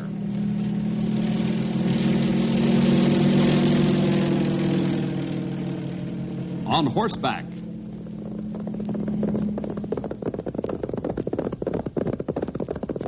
Or in a screaming squad car.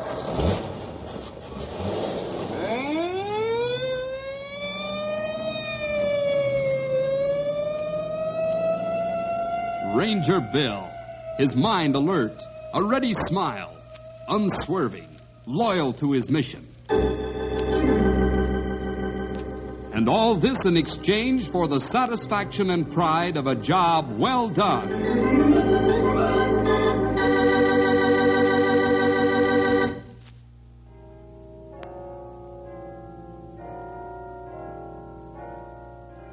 Morning, Mr. O'Rourke. Good morning to you, Billy. Going to Sunday school, huh? You listen to your teacher now. I will.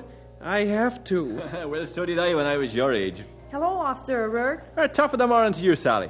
Aren't you coming to church today? No, not today, child. Patrick O'Rourke has the duty this Sunday. Good morning, Patrick. Good morning, Gretchen. And a fine morning it is. Yeah, 'tis a beautiful Sunday. Yes, and the chimes warm me old Irish heart. How your husband keeps playing so beautifully all these years is a mystery to me. How does Herman do it? It's an old profession, Patrick. I'm glad you liked him so well. Like him? I love him. It's a beautiful gift. That's what it is. A gift from the hand of the Lord. Yeah, 'tis, Patrick. Well, I must be going to the church now. If I'm late, Herman will never let me forget it. I say, has Herman got an apprentice in training to take his place just in case anything happens to him? He's been thinking about it, and I've been after him to get one. His rheumatism seems to be getting worse all the time. He'd better do that. It'd break me heart if the bells broke down. It sure would break me heart.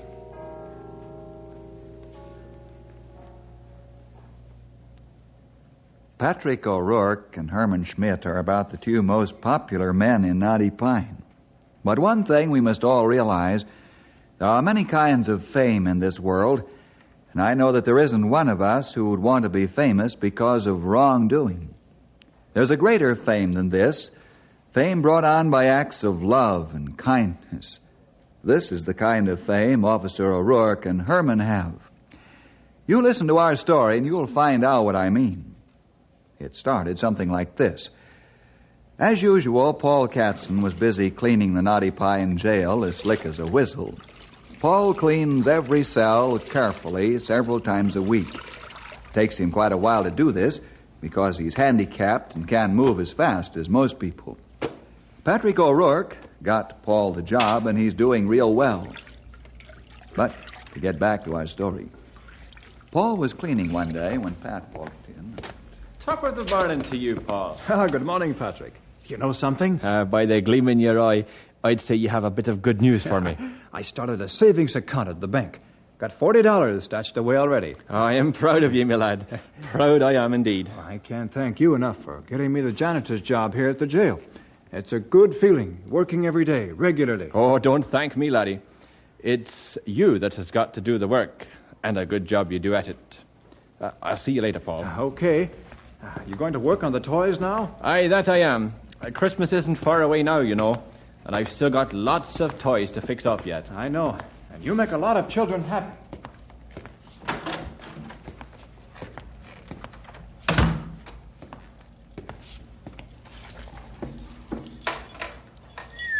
Now, there's a fine-looking drum if I ever seen one. Should make a little soldier happy enough.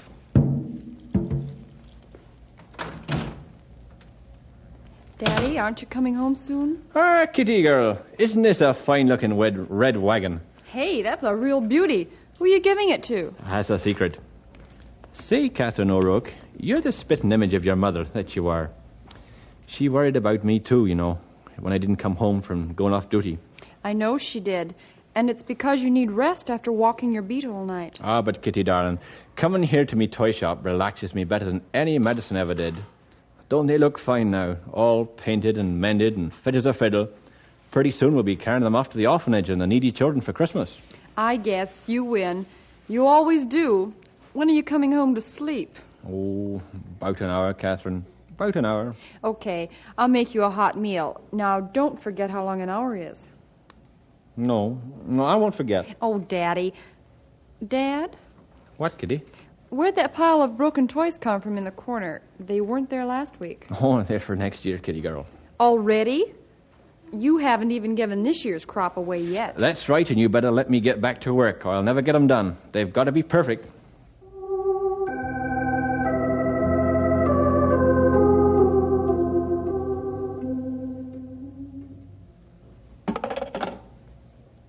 Let me see. I'd better write that down now so I will not forget. Every year your list of special music for the bells gets larger and larger, Herman. Oh, Gretchen, it does. But the music from the bells makes people happy. There is so much sadness in this world that we should try to bring a little joy. But I worry when you climb up the long steeple stairs. It's not easy for you anymore. Yeah, I know, but I will manage all right. My arthritis seems to be much better lately. I thought it was because you move more freely than you did, but I worry about you when you climb to the bells.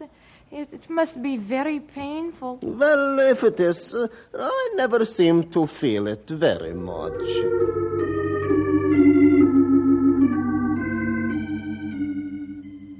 Now you know something about these two men, their unselfish love and personal contributions to others. One afternoon, the boys and I were sitting in the office. It was late. We were catching our breath after returning from a rough and tough week of feeding thousands of animals made foodless by deep snow. Grey Wolf slumped in his chair and said, I'm glad that's over. You mean over until they eat it all up? That is truth you speak, Stumpy. You know it, sonny, you know it. I've never been so cold for so long in all my born days. Even the marrow in my bones has got lumps of ice in it. It's marrow in your bones, old-timer, not right. marrow. You see, I'm cold so clean through, can't even talk straight. Oh, Stumpy. Looks like more snow, too. Hey, Bill, there's a crowd gathering down the street. What? Huh? Oh, well, wonder what's happened now. Well, they look like somebody lay on ground. Hey, that's a police officer on the ground. You're right. Come on, let's get down there on the double.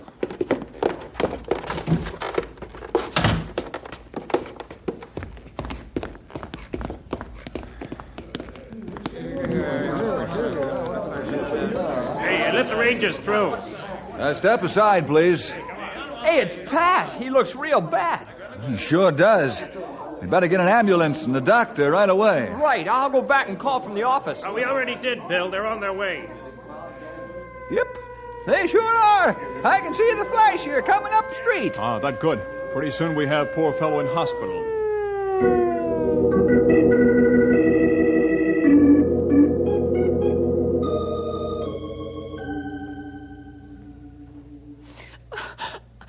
I knew this would happen. He overworks himself on those toys, those miserable toys, just to make a few children happy. Oh, they can rot in that workshop for all I care. You don't really mean that, do you, Kitty? Making the children and other people happy is Pat's hobby. Every man has to have a hobby, and a lot of men have had heart attacks and lived many years afterwards. You wouldn't deny your father the joy he gets from fixing the toys for the children, making folks happy, would you? Bill, I'm sorry, but Dad isn't even middle-aged anymore. He's getting up in years. I always wanted him to retire for at least 5 years. He's worked so hard all his life. Stopping Pat from working would kill him, Catherine. Who said he isn't going to live to retire? Now you dry your tears and look up to the Lord. He has answered all this. Well, Thank you for those kind words, Stumpy. I needed them. 'Tain't nothing compared to what your father's done for folks all his life. Hi, Doc. Hello, Henry. How is my father, Dr. Jones? As good as can be expected. Come on, Doc. You can talk plainer than that. Oh, I know it sounds like a routine statement, but it isn't. He's resting fairly well and seems to be relaxed. That's all I can tell you for now because, well, I honestly don't know what'll happen. I've personally taken charge, and we'll stay with him until his condition changes, one way or the other. Oh, you're afraid he isn't going to recover, aren't you? No, Catherine. Let's not jump to conclusions. We're all going to have to use a little patience. I'm just a doctor. I don't know any more about what's going to happen in the future than any other human being knows. I'm sorry, Doctor. I didn't mean to needle you. I know you didn't. Remember, a doctor always wants his patients to recover. It's just as hard for me to be patient as it is for you.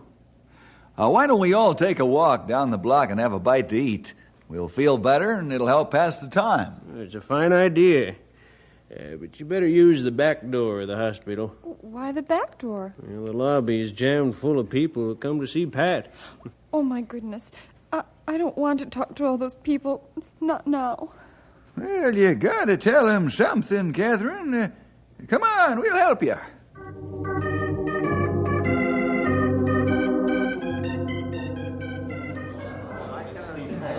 Yeah, I don't know. Hey, there's Kitty now with the Rangers. Quiet, please. Thank you.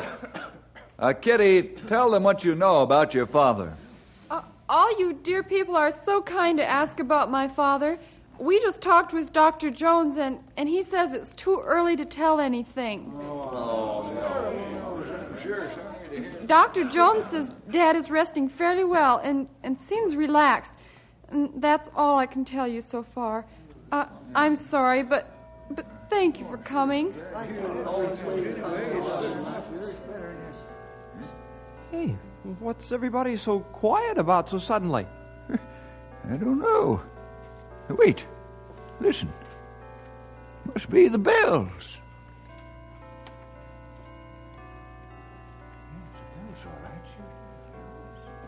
Now let's go outside and listen.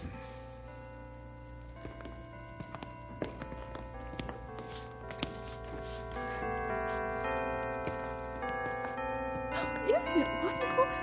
I didn't know Dad was so famous. Oh, he's famous, all right, Kitty. Because he's given of himself unselfishly to others for years. Your father has set an example and has become a real symbol of Christian love. He's never been too tired to help, too selfish to give, too weak to lend a hand.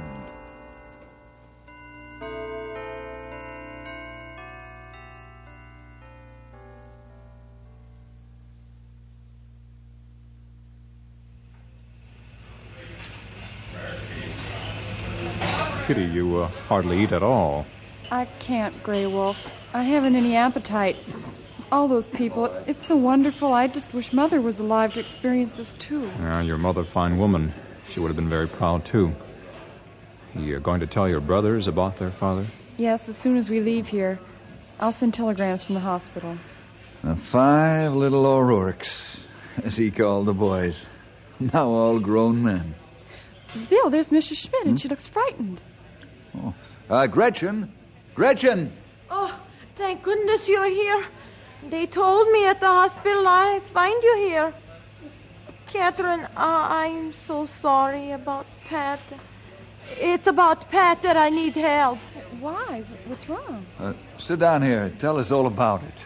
Herman is in one of his bad arthritis attacks again. Oh, how terrible. This one is the worst he's ever had. Who played the bells, Gretchen? Herman. He heard the terrible news about Pat and went right to the church to play the bells because he knows Pat loves them so.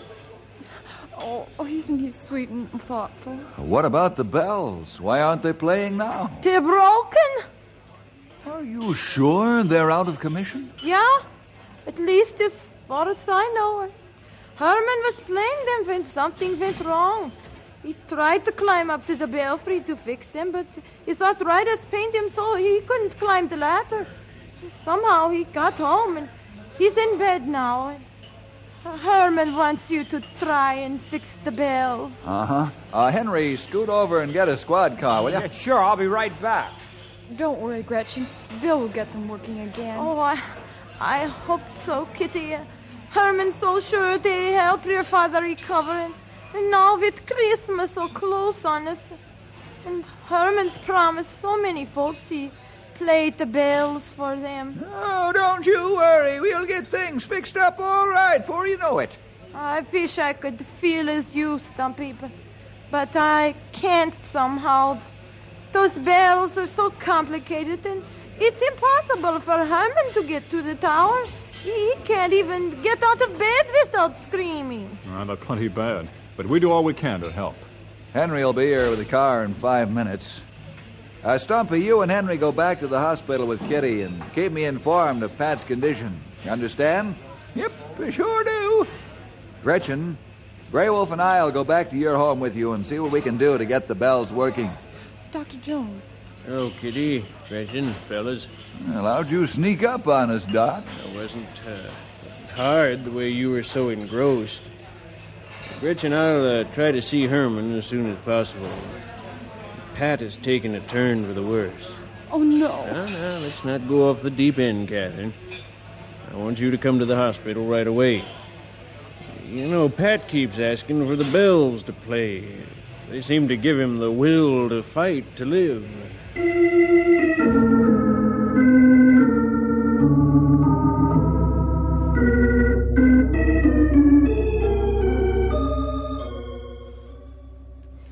Daddy?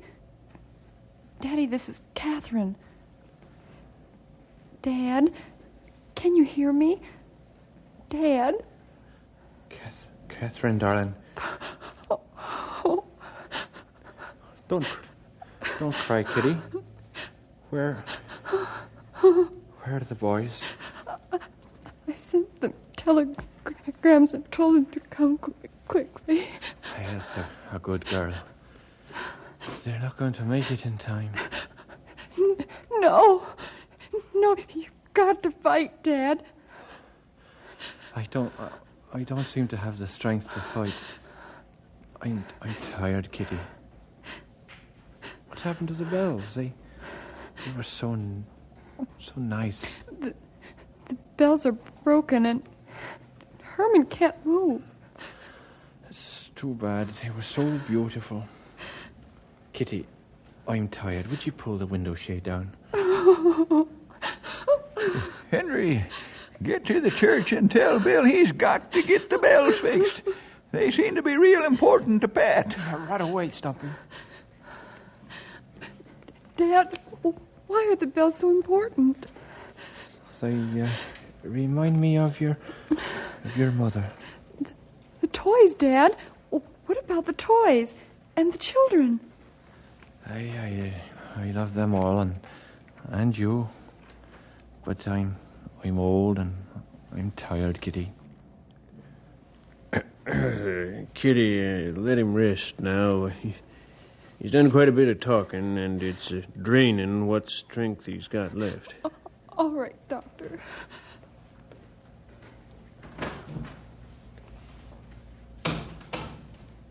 Stumpy, is Bill working on the bells? Yep, he's over at the church now. You know, strange as it seems, I believe those bells could save Pat's life. Maybe Dad would be better off with the Lord. Well, now, Catherine, it's not within our power to determine life or death. Our job is to do everything we can to save a life. Hey! Look out the window!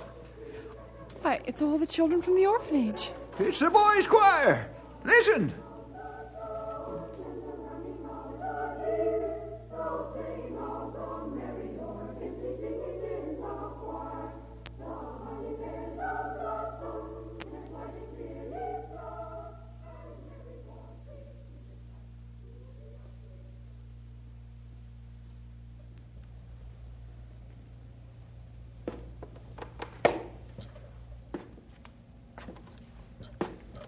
Gretchen?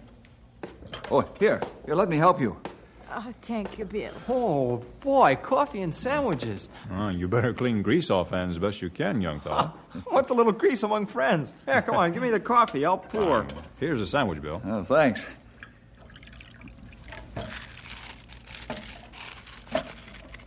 Are you making any progress, Bill?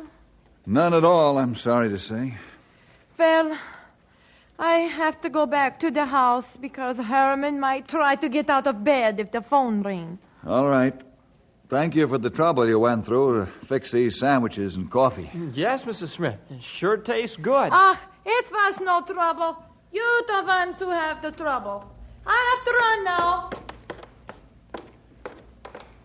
Boy, Bill, my muscles are sore from trying to get those gears to move. You're not only one, Henry. Oh, Bill, what do we do now? That, Mr. Grey Wolf, is a mighty tough question. You speak plenty truth. Well, we know the power is all right because there's juice flowing into the electric motors. Yeah, but beyond that, nothing. Nothing at all. That's just it. Maybe now that we've got some food in our stomachs, we can think better. Bill, let me turn on the motors once more and see what happened. Oh, maybe this time we get brainstorming and find out what's wrong. Okay, pal. Turn on the juice. Right. Here goes.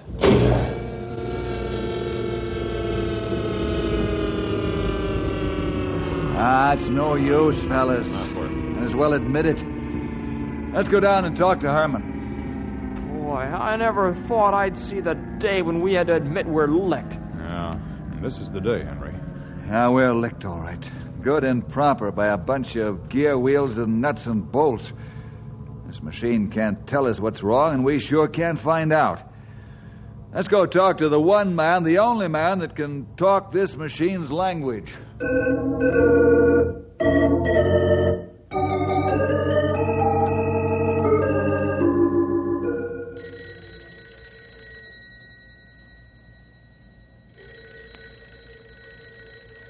Yeah, hello, just a minute. Bill? It's Stumpy. Grey Wolf, will you take it while Henry and I try to help Herman with this drawing? Oh, I do. Oh, what a disgusting thing, this arthritis. I cannot even hold a pencil. Patience, Herman, patience. Bill, I want to talk to you in private. Oh, sure, right away, Grey Wolf. If it is bad news, I want to hear it too. It is bad news, is it not, Grey Wolf? Yes. Pat is very low. Expect him to live only a few hours. Oh. Stumpy say Kitty wants you to come to hospital at once. All right. We'll leave right away. Let's go, fellas.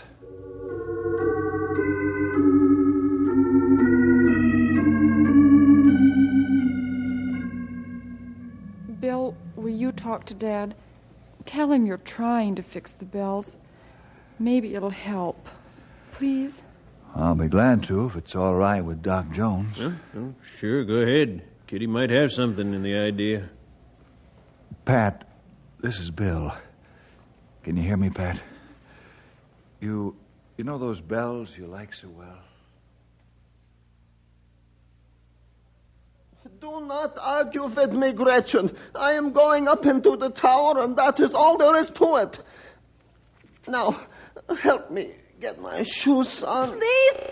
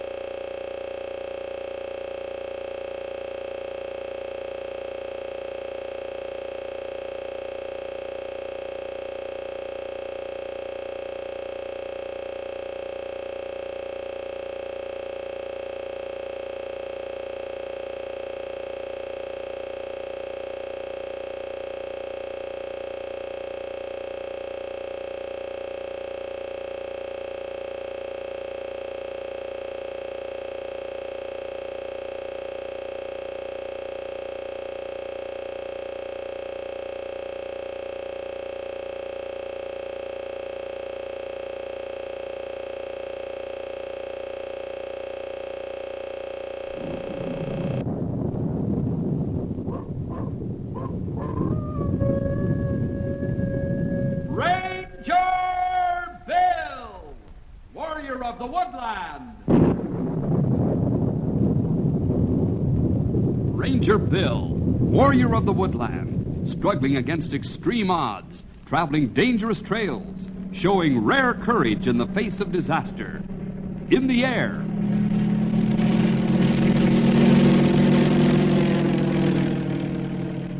On horseback.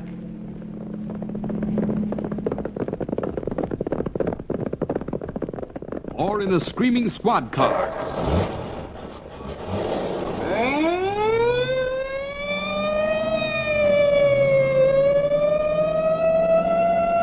Ranger Bill, his mind alert, a ready smile, unswerving, loyal to his mission. And all this in exchange for the satisfaction and pride of a job well done.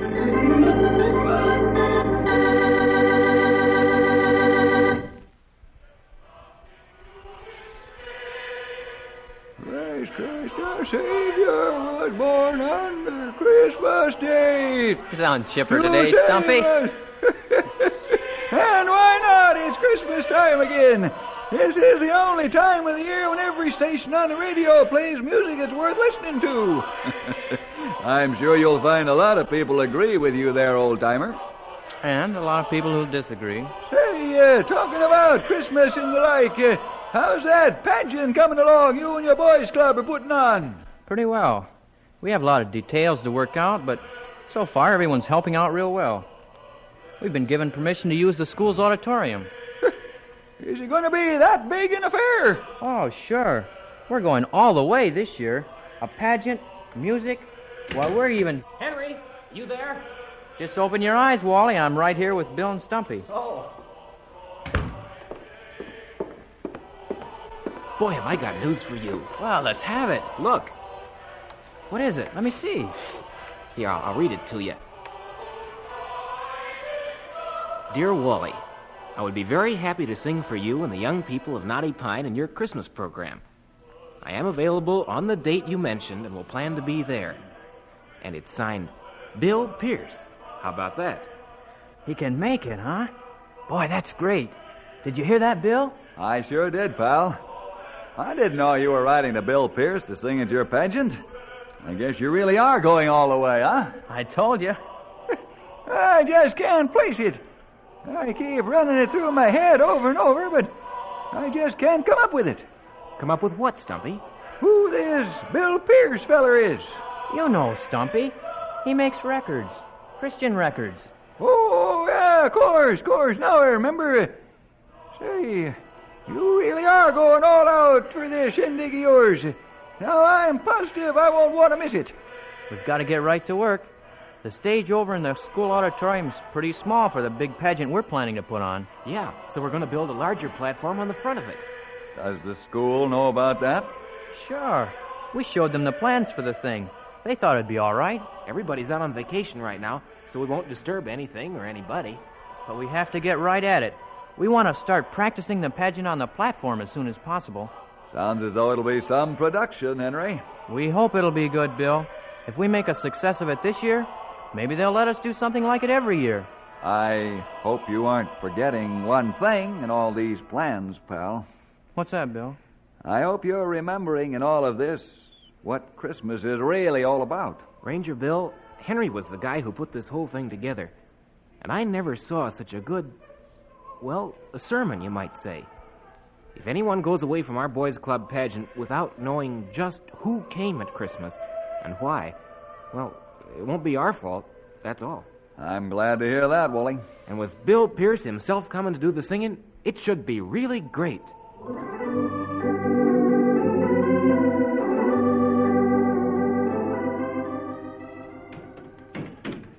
Hey, let's keep that going. Hey, be sure those two big pieces fit together, Hank. We don't want anybody falling through the platform during the pageant. Okay. Sure is looking good, Wally. Just like that picture in the book on how to do it. I know. Boy, it sure is surprising the things you can find in books. There's Henry and Wally over there. Yep, I see them. Hey, it's Bill and Stumpy. Come on over and see what we're building. Come on, you guys. Get to That's work. just what we plan to do, Henry. 5 o'clock tonight. Hey, it all looks very impressive. Looks like you're building the lowest roof I ever saw. Oh, it's not a roof, Stumpy. It's a platform. Well, how come it goes over the top of the seats that way? It only goes over the top of the seats for the first 2 or 3 rows. See, we use those seats to help support it. It's what they call an apron stage. You just tie it to the seats to hold it. Very clever, pal. Gives you a lot more room to put your pageant on and doesn't seem to take a great deal of work to build. Yeah, and the book said that you could take it down again when you don't want it anymore. The school said they might be interested in buying it from us if it works. So we're making it real sturdy. There might be a few other good reasons for making it good and strong. Yeah, like all the kids who are going to walk on it. We're going to have the wise men enter from back there, Bill, and come all the way down this center aisle. That's right. And over there is the place where we're going to have Bill Pierce sing from. Well, you sure seem excited by all this, Wally. Especially about Bill Pierce coming to sing. Who wouldn't be? It isn't every day that somebody like that comes to Knotty Pine. Oh, excuse me. Hey, Hank, you got that part on backwards. Turn it around. Nobody wants to see the back of the manger. Well, Henry, I'll have to admit that these are the biggest preparations for a Christmas pageant I've ever seen in this town. Boy, I can hardly wait to start the rehearsals on our new stage.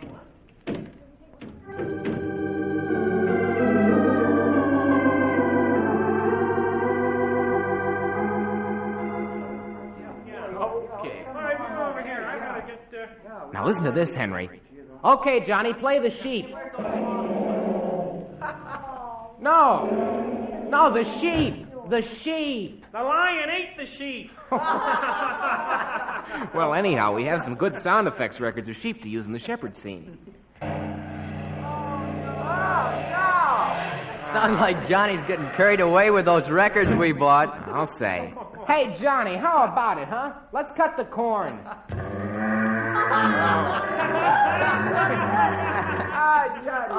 Okay, everybody. Now, this is the way we'll work this part of it. The wise men come in from back there and walk all the way down the aisle. While they're coming, Wally will read his part standing over there.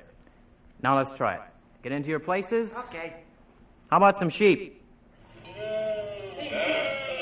Good. Now the wise men start in, and Wally reads. Now, when Jesus was born in Bethlehem of Judea, in the days of Herod the king, behold, there came wise men from the east to Jerusalem, saying, Where is he that is born King of the Jews? For we have seen his star in the east, and are come to worship him. That's good. Now, Herod comes down here to meet them and moves in close. We want to get the idea right away that he's bothered by the thought there might be another king around. Go on, Wally.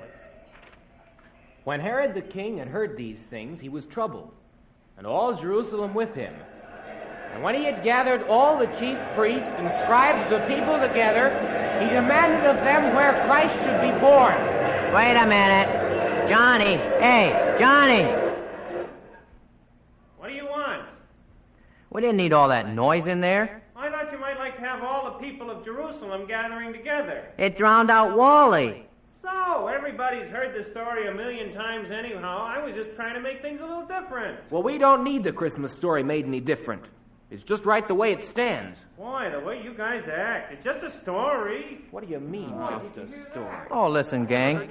Let's try that part again a couple of times without the sound effects. I want to talk to Johnny.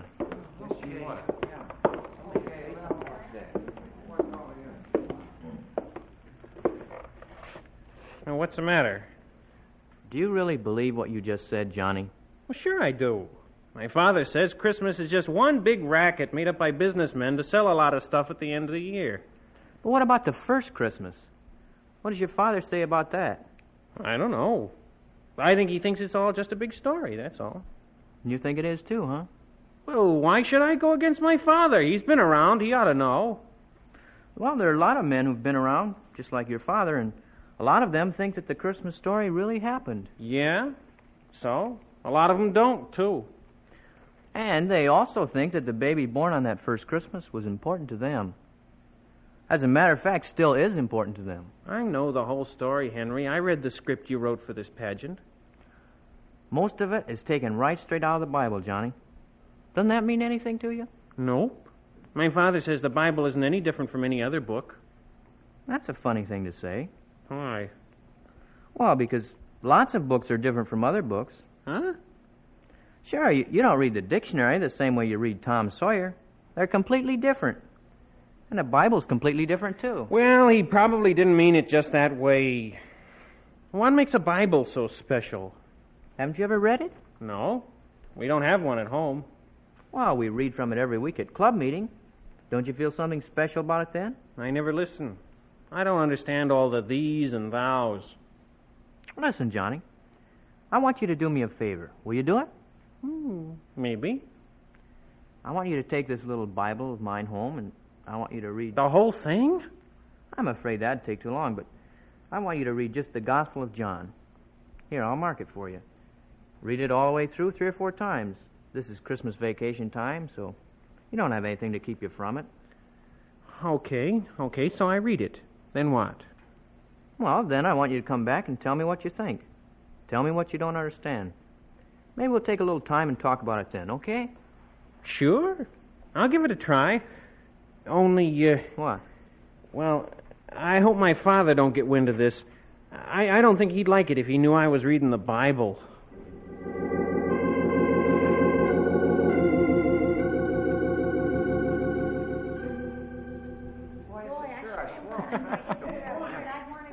Hey, look at Hank.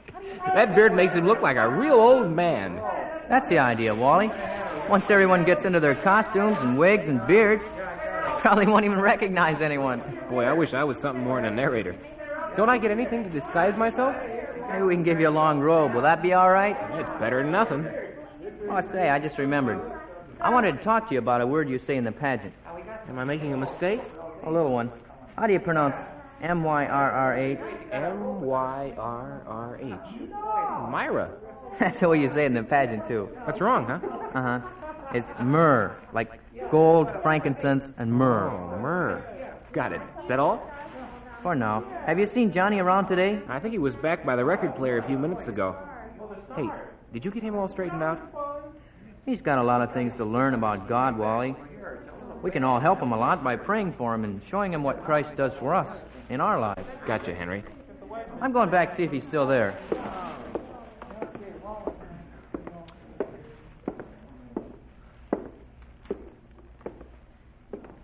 Oh, there you are, Johnny. Hi, Henry. Well, I did what you said. What did you find? I guess it isn't as hard to understand as I thought it was. But it's kind of got me bothered. Oh? Yeah. If all the things that it says are true, you know, like every man being a sinner and all that, well, that means me too, doesn't it? That's right, Johnny. It means all of us. Well, if that's right, and the other things that it says are right too, like, well, you know, like the way Jesus is supposed to have been punished for all of us, well, if that's true, why isn't everybody a Christian? That's a good question, Johnny. I used to wonder about that a lot. You used to? Uh-huh. Until they started giving everyone polio shots. Polio shots? Now, what's that got to do with this? Well, I said to myself, if this stuff is so good, why doesn't everybody get their shots? It's already proved to work, but still not everybody goes after them. I mean, that's right. I never thought of that. My father doesn't have his shots yet. Well, what I figured out was that it wasn't the shots that were to blame. It was the people that didn't take them that were making a mistake. And you think it's the same way with what the Bible says? That's about the size of it. Henry, I got to think this all over. You do that, Johnny.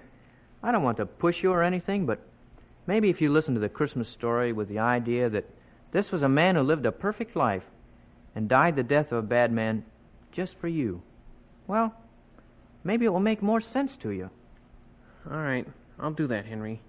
I'm not making any promises other than that I'll listen, but I will do that. Good, Johnny. Now, let's see if everyone has their costumes on. I'd like to start this... Oh, Wally? I just came over to tell you that we're all ready to start. How you doing, Johnny? Okay, Wally. Good. Let's start the rehearsal. Tomorrow night's the big night. I want our pageant to be at least as good as I know Bill Pierce's singing will be.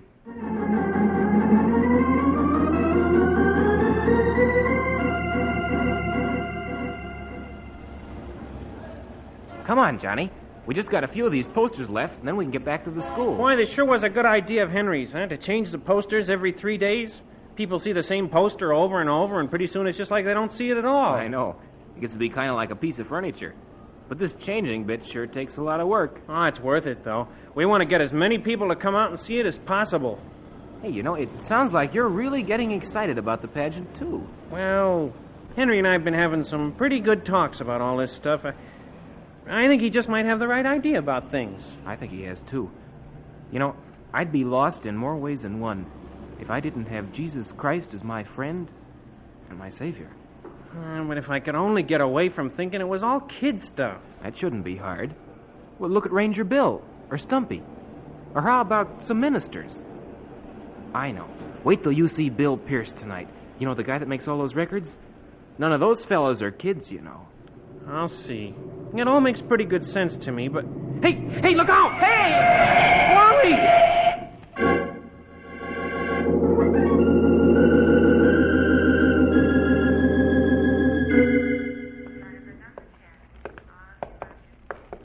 Bill, did the doctor say how he is? We can go in, Henry. Oh, good.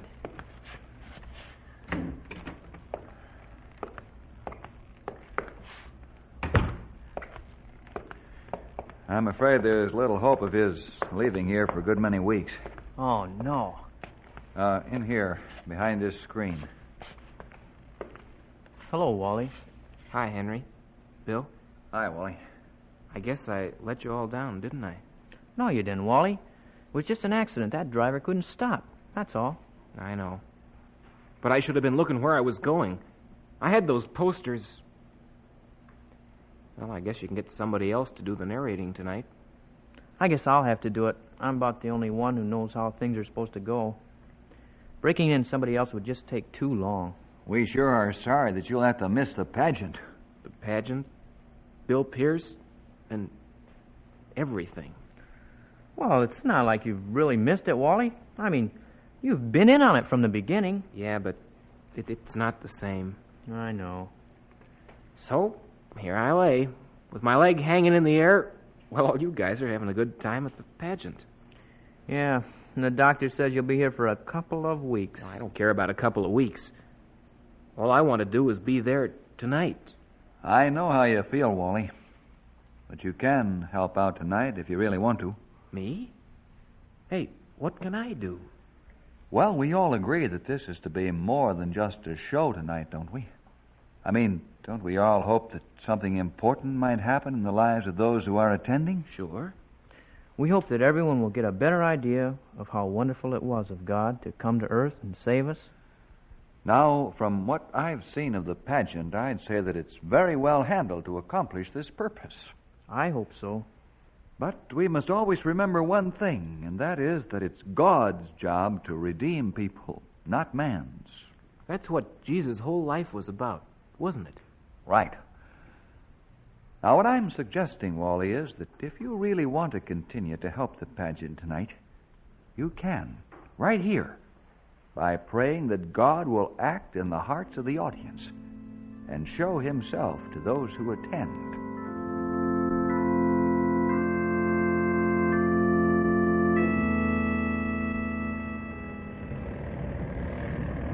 Do you know what Mr. Pierce looks like, Stumpy?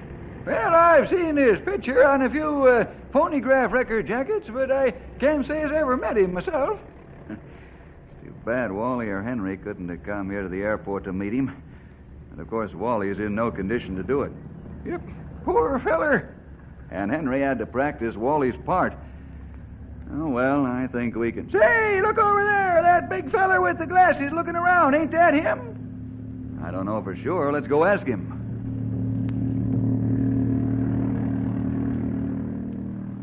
Excuse me, Mr. Pierce? Yes. Hi. Well, you must be Ranger Bill. That's right. And this is Stumpy Jenkins. Howdy. Well, I kind of expected Wally Harris to meet me here. Poor feller. Huh? Young Wally was in an accident and is laid up in the hospital with a broken leg. Oh, I'm sorry to hear that. He's sorry he won't hear you. He was really counting on it. I might say his letter was very encouraging. Well, we have instructions to take you right to the school where the Christmas program is going to be presented. This certainly is an occasion for Knotty Pine, Mr. Pierce. Believe me, this is an occasion for me, too, Bill. You can call me Bill. But I'd better go right on calling you Mr. Pierce. Why is that, Stumpy? 'Cause I think there'd be too much confusion in the car going back every time I call out one of your names. I see what you mean, old-timer.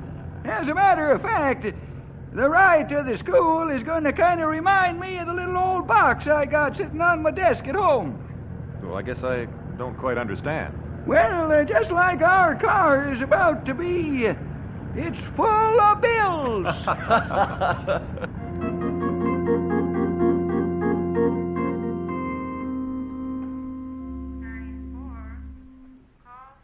Did you press that button again? I'm sorry. Looks like my water pitcher's empty again. What are you doing, pouring it out of the window? I'm sorry to bother you, nurse. You are not sorry to bother me. In fact, I'm beginning to think you enjoy it. This makes about the 15th time in the last hour that you wanted something. What time is it? 9:30. Thank goodness you'll soon be asleep. I'm sorry.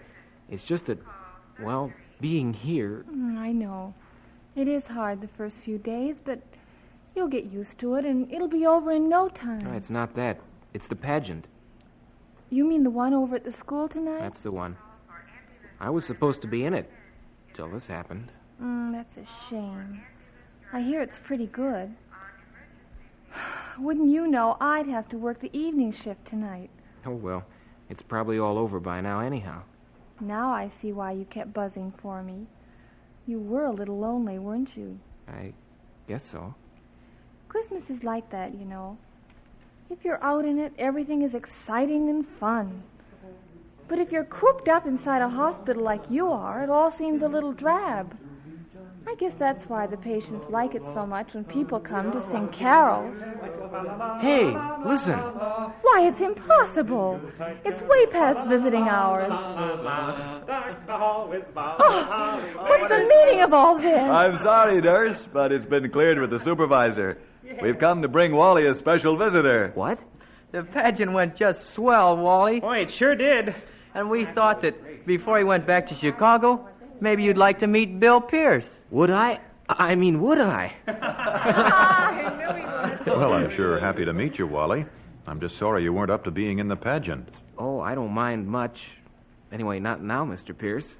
Well, how about singing something now, Mr. Pierce? Would you?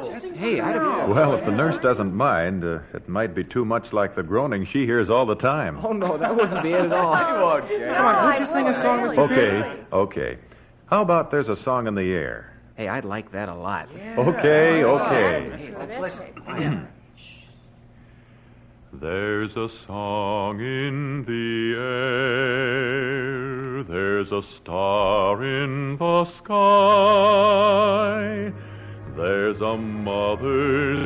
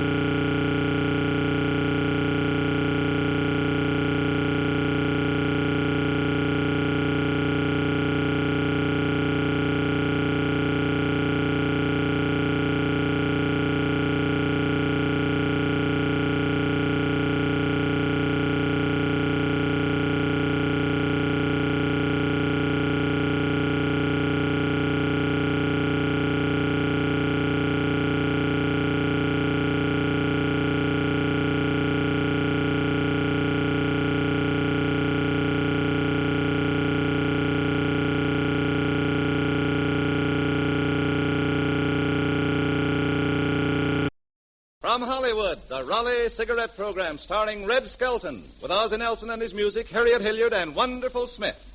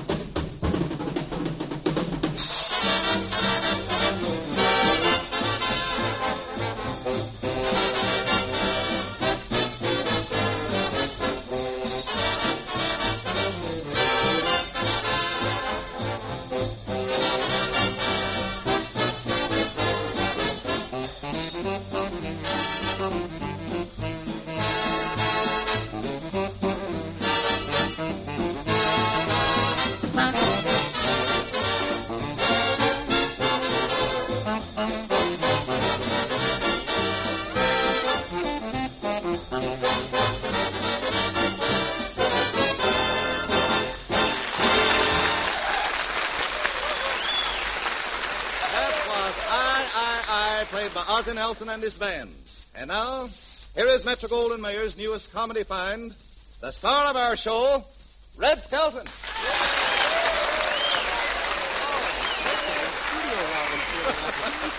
Thank you very much, and good evening, ladies and gentlemen. Say, Red, you look a little tired tonight. What have you been doing? Well, I've been doing my Thanksgiving shopping in one of those supermarkets. Supermarkets? Yeah, that's a push cart that got a break.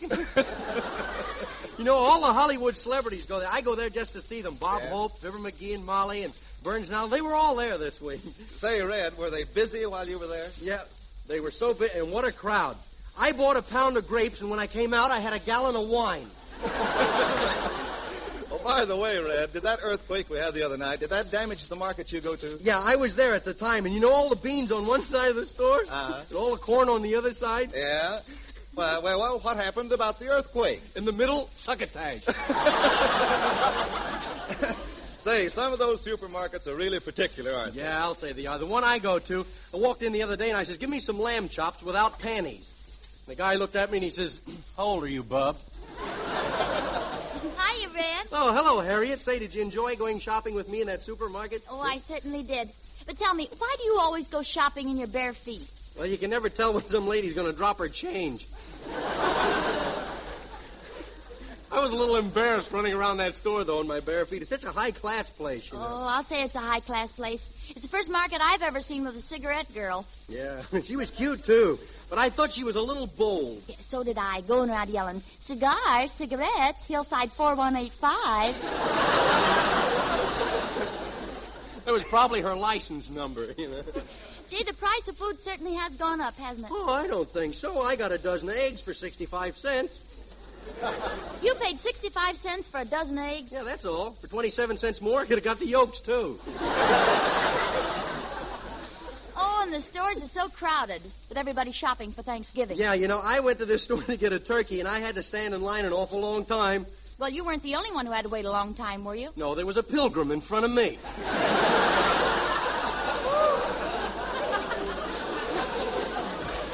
Oh, well, Thanksgiving only comes once a year, if you're stubborn about it. Yeah.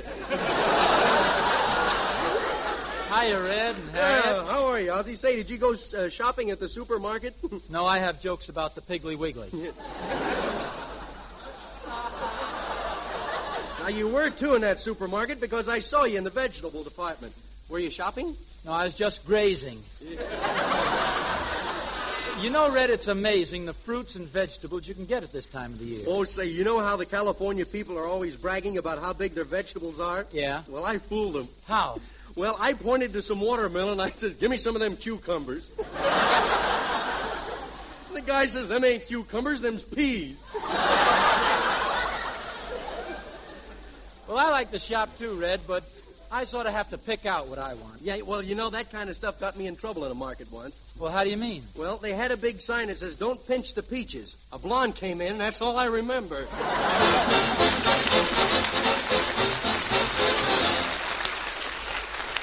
Smokers, no other cigarette on the market can match Raleigh's Golden Rich tobacco blend. And it's this exclusive blend that makes the big difference, that makes Raleigh so noticeably smoother and milder. And why is it called a Golden Rich blend? Well, first, because only the golden tobaccos go into Raleigh's. Tobaccos that any expert will tell you are choicer, more expensive. And for a distinctive richness, no less than 31 different types of the best domestic and imported tobaccos are used, blended by the skilled hands of master craftsmen. Yes, Raleigh cigarettes excel where it makes the big difference, in the tobacco blend. And remember, Raleigh's give you valuable coupons, redeemable for over 70 luxury premiums. Friends, it pays to smoke Raleigh's, the pack with the coupon on the back. Raleigh cigarettes.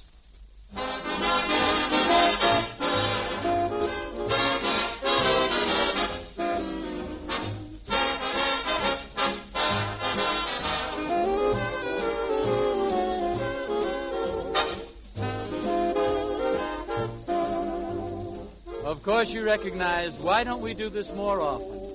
In the next chorus, Harriet portrays a very, very young lady who has just spent an unfortunate afternoon with her boyfriend. Why don't we do this more often? Those were my first thoughts that day. You told me such pretty things again and again. You're not a child, you know you're practically 10.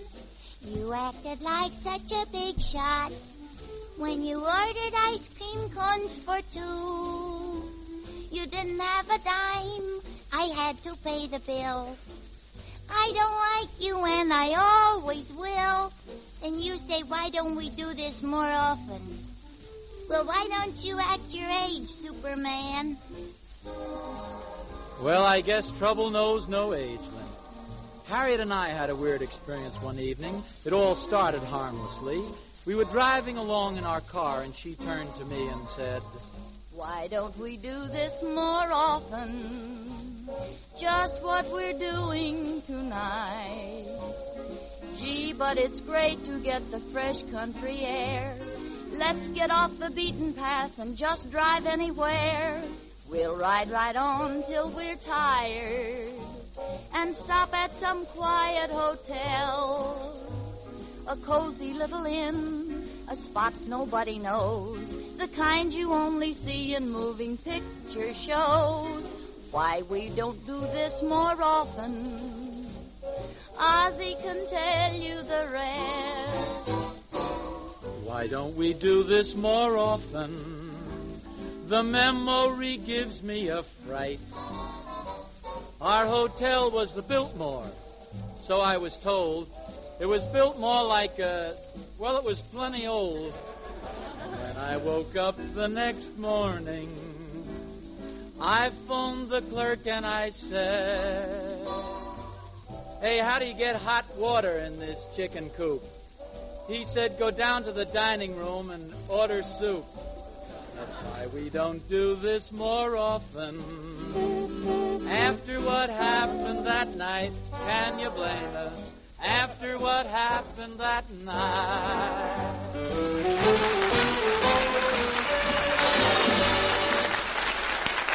That was Ozzie and Harriet singing their own special version of Why Don't We Do This More Often. Well, come in. Howdy, Mr. Skelton. Well, Wonderful Smith. Say, what can I do for you, Wonderful? Well, I wonder if I could get an advance on my last week's salary. Yeah. I'd like to buy a turkey. Now, look, Wonderful, you've been on the air with me for 7 weeks, brother, and I can read you like a book. You don't want no turkey. The only thing you're interested in is gambling and clothes. You'll find some women on page 3. Say, Wonderful, what are you doing on Thanksgiving Day? I've been invited to dinner over to my gal's house. Oh, swell. Well, then you better brush up on your etiquette. Huh? Table manners. You know, I was talking to Hattie McDaniels about you. Said you were over to her house for dinner. You ate all the corn off the cob, held the cob up in the air, and says, Hey, Hat, put some more beans on this stick. And she did. Maybe I ought to get some advice on this etiquette stuff. Please give me the phone, Mr. Skelton. Help yourself. It's right there. Hello, operator? I'd like to speak to Miss Stump. Stump? Say, for tips on etiquette, you should call Emily Post. I know, but on my salary, I can only afford Stump. Yeah. Hello, Miss Stump? This is Wonderful Smith. Miss Stump, I'm going over to my gal's house for Thanksgiving dinner, and I don't know exactly what to do. Oh, yes, ma'am, I is dressing. It's the law, you know. She means, is it formal? Well, this is my best suit I got, Mr. Skelton. How do you like it? Well, that jacket's a little long, isn't it? That's the way I had it made. The pants ain't ready yet. What'd you say, Miss Stump? How's my table manners? Oh, I's a gentleman. Oh, no, Miss Stump. I wouldn't reach for anything. I've been to that house before. Getting anything off of that table is like putting your hand in a meat grinder.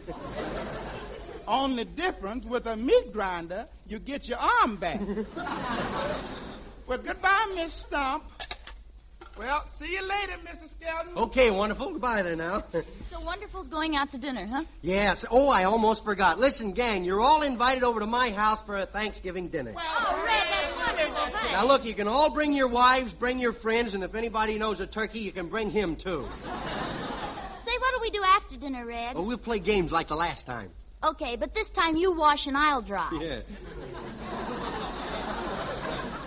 Sure will be fun to go out for Thanksgiving dinner. Yeah. I hate to stay at home neat in the kitchen. We got mice. You got mice? No, we can't afford them. Say, you know, I think Thanksgiving Day is really a lot of fun, but there's a lot of people who think it should be given back to the Indians. And to prove what I mean, tonight I'm going to show the different ways that people spend Thanksgiving. At first, we'll start off with a football coach giving a pep talk to his family before going out to dinner.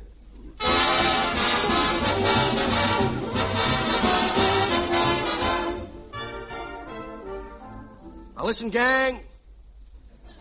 I want to talk turkey.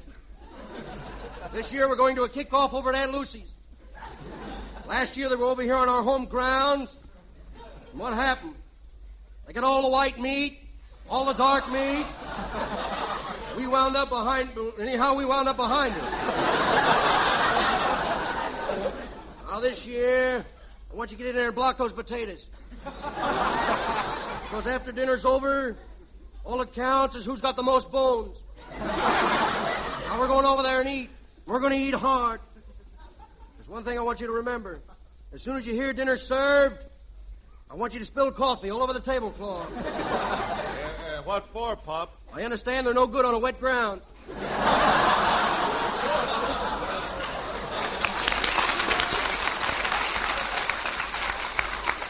right, Tom. Step up here at the blackboard. Now, what do you do when Uncle Wilbur tries to carry a drumstick for a first helping? I take out Uncle Wilbur. Right. Now, remember, fight clean. No gravy stains this year. When you come through that cranberry sauce, don't come out looking like the Crimson Tide. Hey, Pop, what about me? What do I do? Well, Joe, you're the shortest, so you stand on the table and run interference. What do we do if Uncle Al intercepts a pass and snags one of the wings? Well, we go into our wingback formation. I've had this mob in strict training, Paul. They've been on a 9-day diet for 9 weeks. Oh, one-man famine. All right, gang, now everybody around the table. We're going to try play 43. Here. You're offside there, son. Your fork went over the line of spinach. But I think we're all set now. I'm in. I want you to go in there and eat. Cut, slice. Don't stop to chew. Just swallow. Okay, Pop. We'll be in there munching. Fine. Now up to the shower, men. Get in your eating jackets. And when that whistle blows, I want you to come out biting. Children, I'm ashamed of you. Stampeding like that. It's a lucky thing I got out first. I'll pick up your mother.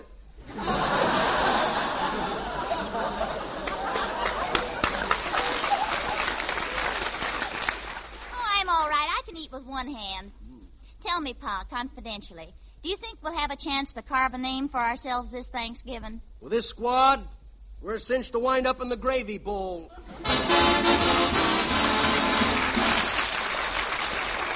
Then we have the people who buy their turkey 3 weeks early so they can fatten them up. Then comes the time to dress it, and this is what usually happens. Clem, where are you? I'm out here.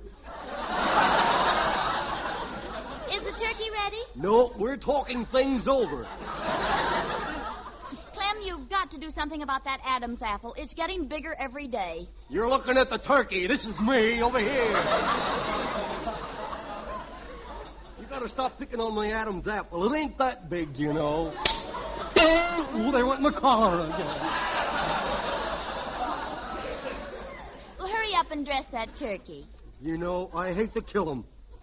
We've had him so long, he seems like one of the family. Well, maybe so on your side of the family, not mine. Look at him. Look at him set up. I'm telling you, he's almost human. Look at him. You throw a stick and he fetches it back like a dog. I'm telling you, he's almost human. Can't we eat something else? I never liked turkey much anyhow. Well, last year you got the best part. Oh, yeah. Well, I still don't believe I got the nose.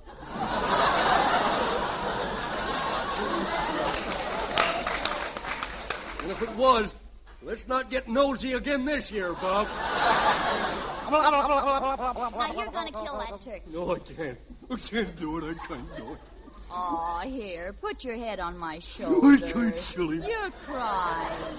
Oh, it's nothing. I know, but you're putting my cigarette out. Give me that gun. I'll do like the Pilgrims did. I'll go out and shoot our dinner. Look, there's a wild turkey flying over now. Give me that gun. I'll get him.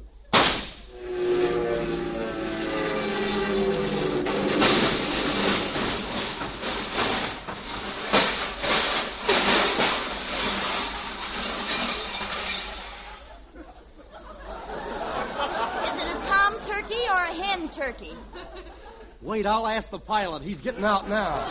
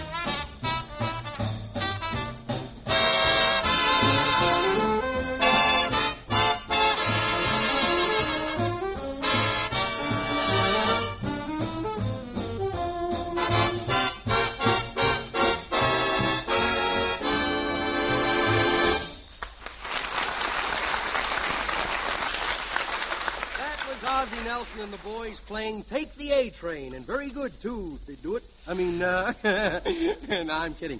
Say, Ozzie, come over here. I got something, I got a story for you. Well, fine, Red, let's have it. Well, now, here's the way it is, Ozzie. Both are lined up on the gridiron, see? All set to go. Oh, boy, what happens next? Well, they turn on the heat and things begin to really cook. Oh, boy. Now it's 3 down. I was hungry for more. There was 2 more coming up. Now, wait a minute. If it's 3rd down, there'd only be 1 more coming up. Any football fan knows that. Football? I'm talking about a swell waffle iron I got with my Raleigh coupons. Well, gentlemen, there can be no misunderstanding about that electric waffle iron you get with Raleigh coupons. It's really a beauty. And, friends, there's a vacuum coffee brewer you can get to go along with it. Yes, and gorgeous silverware, too. These are only a few of the Raleigh premiums. There are over 70 more, all nationally advertised merchandise. You'll find many things you've been wanting for a long time, but just hesitated to spend that extra money for. And you can get all of them as a plus value by just smoking Raleigh cigarettes and saving the valuable coupons that come on the back. Now, we have a catalog which pictures in full color all the Raleigh premiums, and it's free. For your copy, just drop a penny postal card to Raleigh in care of the station to which you were listening. And, friends, tonight, switch to Raleigh cigarettes. Raleigh's Gold and Rich blend gives you a tastier, a far more enjoyable smoke. Ask for the pack with a coupon on the back. Raleigh cigarettes. Say, that's very good advice, Truman. Hey, Red. Yeah? What are some more things that usually happen on Thanksgiving Day? Well, what I get a kick out of most of all is the youngsters. So we'll do that next. We have a mean little kid, who really has a time on Thanksgiving. This little brat messes around the kitchen getting in everybody's way, see? So I'll tell you what, Harriet. You be my mother and I'll be the little boy. All right, Red. Mummy, we ain't gonna starve. What are you talking about, Junior? Well, you told Pop to dress that turkey. Well, after he scolded him and picked all the feathers off of him, he hopped out of the pan and ran away. Oh, Junior, why do you tell stories like that? The turkey has been in the oven for hours. I knew I would find out where he was.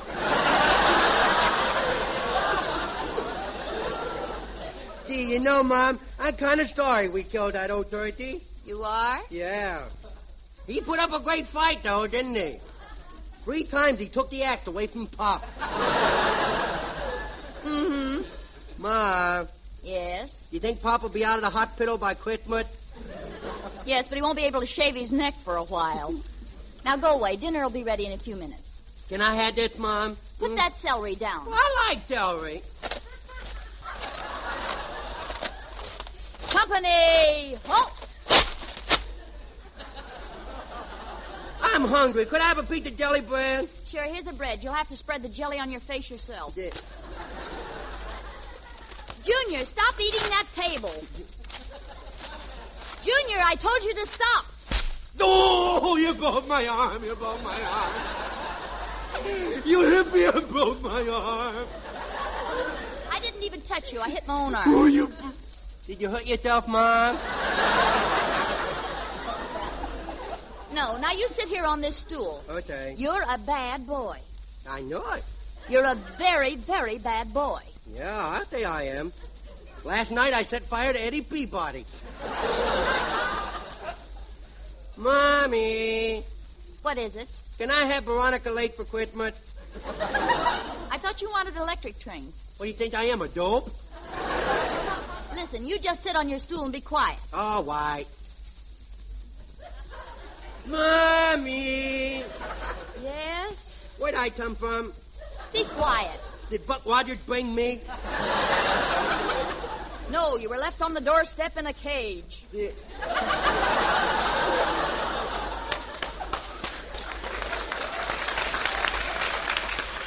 Oh, look, here comes the kitty cat. Here, kitty, kitty, kitty, kitty, kitty, kitty. I bet he's hungry, too. Here, kitty. Here, kitty. Junior, stop pulling that cat's tail. I ain't pulling it, Mom. I get holding on. He's doing the pulling. Oh, look. Hey, Mummy, look. He tail here, but he ain't. Oh, you're just kidding. Well, here, I want you to do me a favor. Yeah? Take this pumpkin pie next door to Mrs. Denny. Yeah? And be careful. It's got whipped cream on the top. Oh, boy. And hurry back, because dinner's ready. Oh, boy. Boy, don't that look good, huh? Junior, get your fingers out of that pie. I'll carry it like a bowling ball. Oh, that kid is driving me crazy. His father's got to talk to him. And I'll bet the old boy will learn plenty. Well, hello, Mommy. I hit back. Can I go practice on the piano now? What am I saying? No, your dinner's ready. Oh, never mind dinner. I ain't very hungry. Somehow, I don't feel very hungry. I don't feel good. I think I got acid indigestion. Uh-oh. Uh-oh, that's trouble. Hello? Oh, hello, Mrs. Denny. What? Uh-oh. Well, I just sent that pie over with Junior. Better get some road map. Oh, I'm beginning to get it. I'll call you back, Mrs. Denny. Junior, come here. Put that shillelagh down, and I will. Junior, come here. You'll never take me alive! Junior, did you eat that whole pumpkin pie? No, only half of it, the punk part. Well, why didn't you eat all of it? Well, what do you think I am, a pig? What did you do with the half you didn't eat? Well, I put some of it in this pocket, and I put a hunch of it over in this pocket. Why, you... Oh, what'd you do that for? I had a hunch in that pocket, too.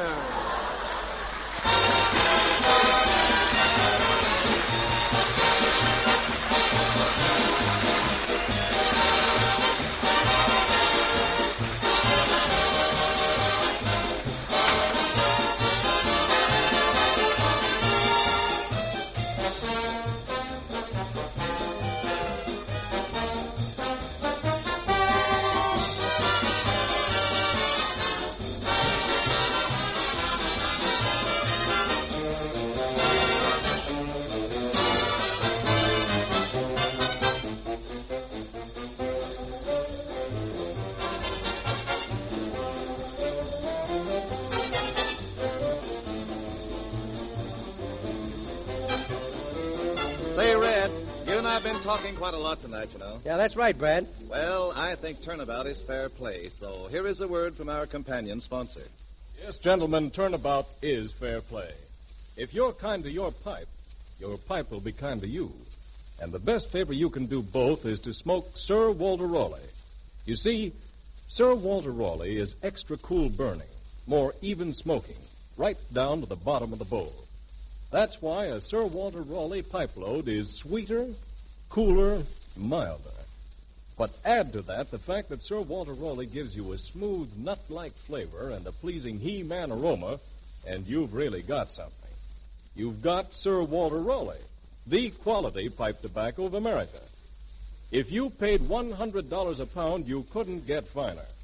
Yet Sir Walter Raleigh costs no more than ordinary tobacco. So tonight, ask for Sir Walter Raleigh.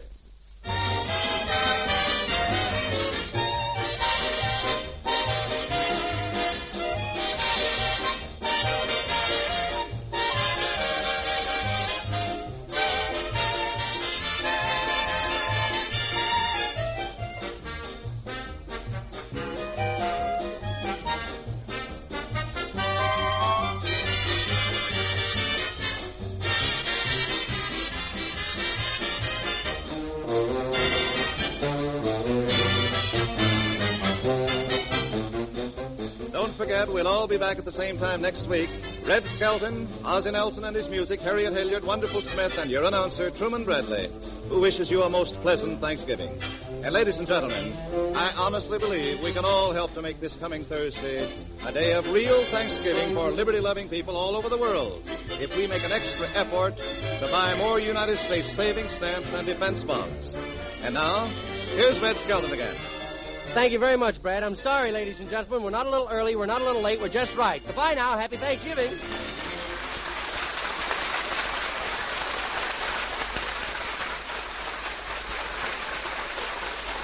Skelton is heard on this program through the courtesy of the Metro-Goldwyn-Mayer Studios.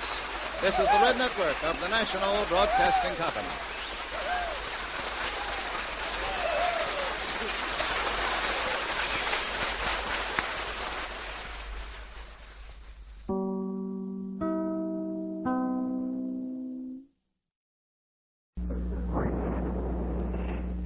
It's Moisturize, the new, all-new Rolly 903 cigarette.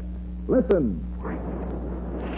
That jet of fresh, pure moisture stands for the new, different, moisturized Rolly 903. New blend, new taste, new freshness. It's the new, all-new, moisturized Rolly 903.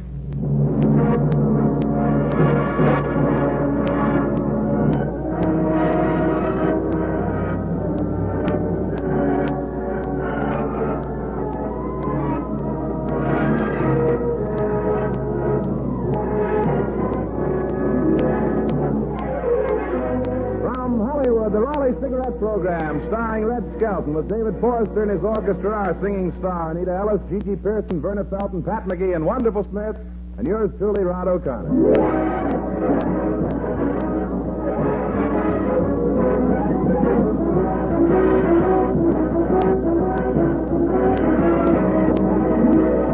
It's a pleasure to bring you Metro-Goldwyn-Mayer's popular comedian and the star of the Rolly Cigarette program, Red Skelton.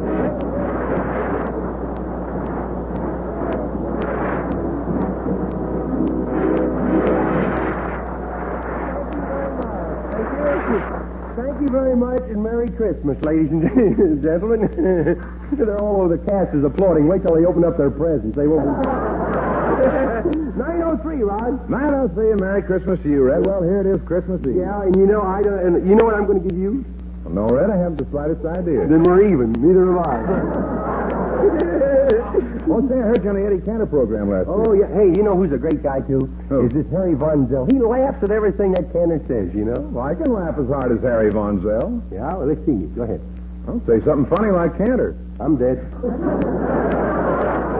No, I'm kidding, Red. It was really some show. Yeah, there's a real comedian. Eddie Cantor? Me. Well, he's been on the air a long time, hasn't he? Yeah, when Eddie first went on the radio, Mark Coney was just thinking of the idea. When you first went on the radio? He's sorry he ever thought of it. You know, it must have been exciting being on the air with Eddie Cantor. Yeah. He's discovered a lot of talent. Yeah. Deanna Durbin, Dinah Shore. Yeah, Sophie Tucker, John Wilkes Booth. Now, wait a second, Ed. How long has he been in show business? Eddie Cantor, let's see. Lincoln was shot in 65. I took a bath in 22. I don't know. It's been a long time. I thought it was cute the way you played Junior and Eddie played your father. Yeah, here, I got a nice card from Eddie Cantor. I'll read it for you. It says, Dear Red, thanks for being Junior on our show. We really love Junior, and we all want him to return the microphone. I had to turn the page there. But all joking aside, ladies and gentlemen, everyone kids Eddie Cantor about his big eyes, but very seldom anything is said about the big hand that he has. It's always ready to reach out and give help to some unfortunate person.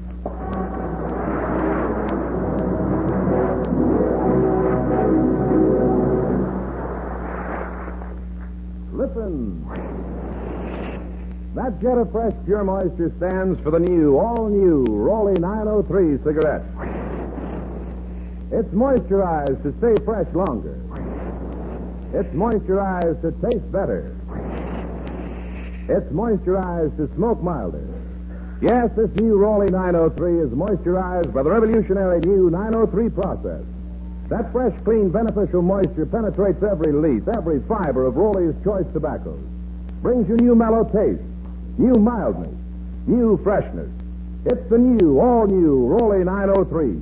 And medical science offers you proof positive. No other leading cigarette gives you less nicotine, less throat-irritating tars. Smokers, smoke this new Rolly 903. New blend, new freshness, new taste. You'll see the number 903 on the government stamp. This Rolly 903 is new. All new. Smoke the new, all new Rolly 903. It's moisturized.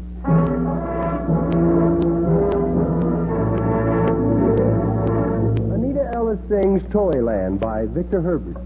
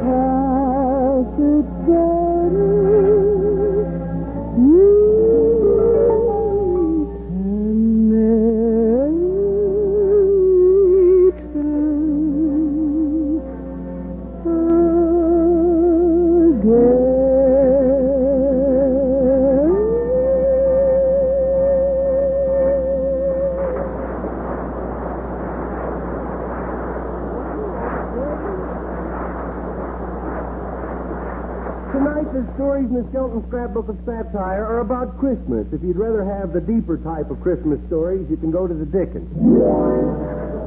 Chapter 1, The Black Market Christmas.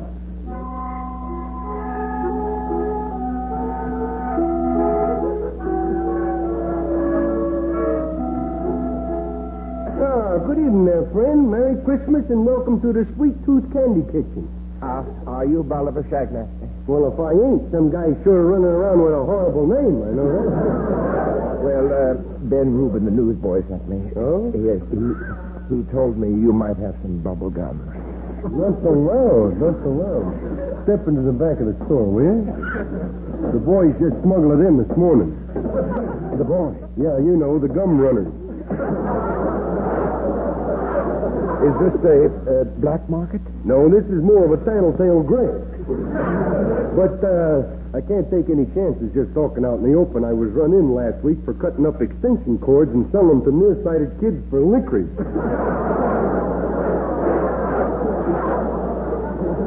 Now, what's on your mind, huh? Well, I'd like to get a box of bubble gum for my grandson for Christmas. A box? Yes. Oh, what gold mine do you own? Well, how much does it run? $2 a ball. $2 a ball? Yeah, that's providing you take a few sticks of the other brands of gum. See? We're operating the way the liquor stores do. You buy one bottle of good stuff, you gotta get some of that rot cut with it, you know. Well, you know, at that price, I can buy a new car. You'd be surprised how many people are buying gum this year instead of cars. It seems ridiculous to pay that much for. Well, I'll tell you what I do have. You might be interested in some used bubble gum. Might be able to scrape you up a box of that, sporty. Well, where do you get it? From the seats after a kiddie's matinee? Yeah, but from the Beverly Hills Hitching Post Theater. Oh. This ain't that riff-raff stuff, you know. You know, them movie star kids is, then they're different, you know. As soon as the sugar's out at the gum, they're ready for a new chew. They don't go in for the sport of blowing it and popping it, you know. Well, I guess I'd better get some of the fresh bubble gum. Good for you, Yeah, good for you. Christmas only comes once a year. That's right. Here we are.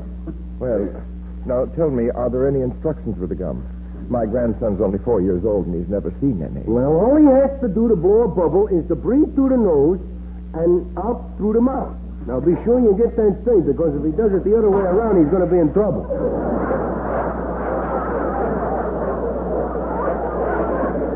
Here, I'll give you a demonstration. What size head does your grandson have? Why? Well, I want to give you an idea of how the bubble gum is going to look hanging out of his kisses. You see, if it's not just right, the size is not right, the loss is too great. When it pops, it gets in their hair, all over their faces, shuts off their breathing. Well, he wears a size 3 hat. What's the kid got for a head? Grapefruit? I'll have to chew this stuff up a little and get some of the kinks out of it. Uh-oh, there went my filling. Well, now, watch this, brother. Say, it has nice texture, doesn't it? 51 gauge. Makes a nice sheer bubble, don't you think? You better step back. This may be a little moisturized. Well, would you mind if I stepped into the next room? It's getting on my coat. That's funny. This thing ain't popping. How did my head get inside of here? Well, I knew if I stayed in this business long enough, I'd blow my top. Chapter 2, Christmas Eve in the Sagebrush Country.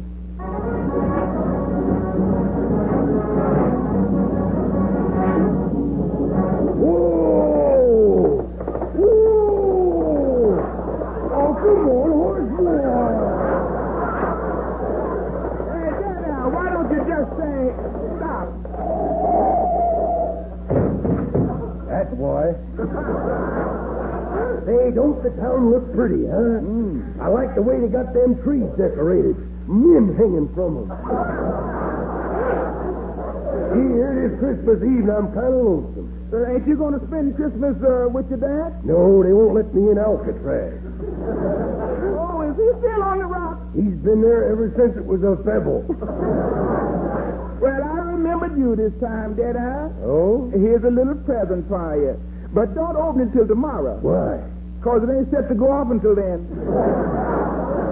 That's mighty sweet of you, O'Brien.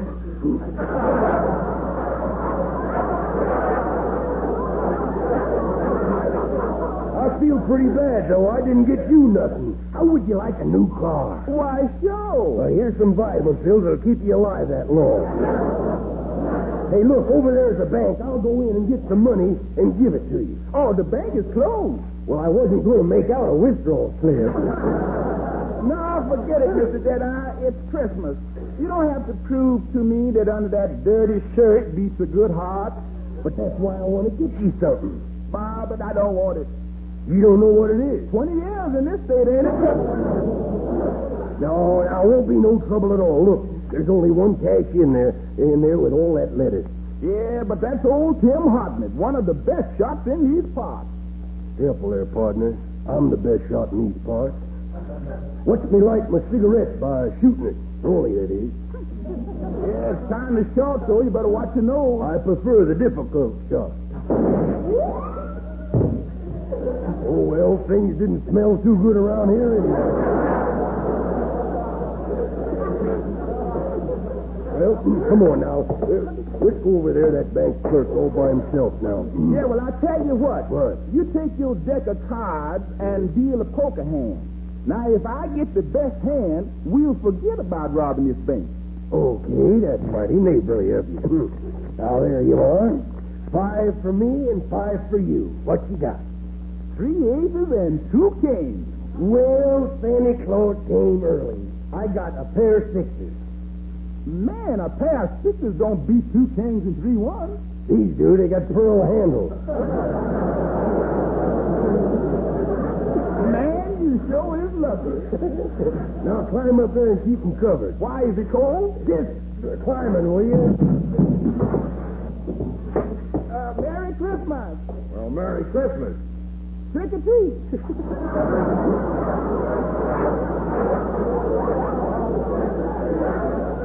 Only say that on Halloween. Oh, gee, I plumb forgot to tell you, but this is a stick-up. Oh, yeah? Well, take this. Oh, get out of got me. Well, don't lay there. Get on your horse like me and let's get out of here.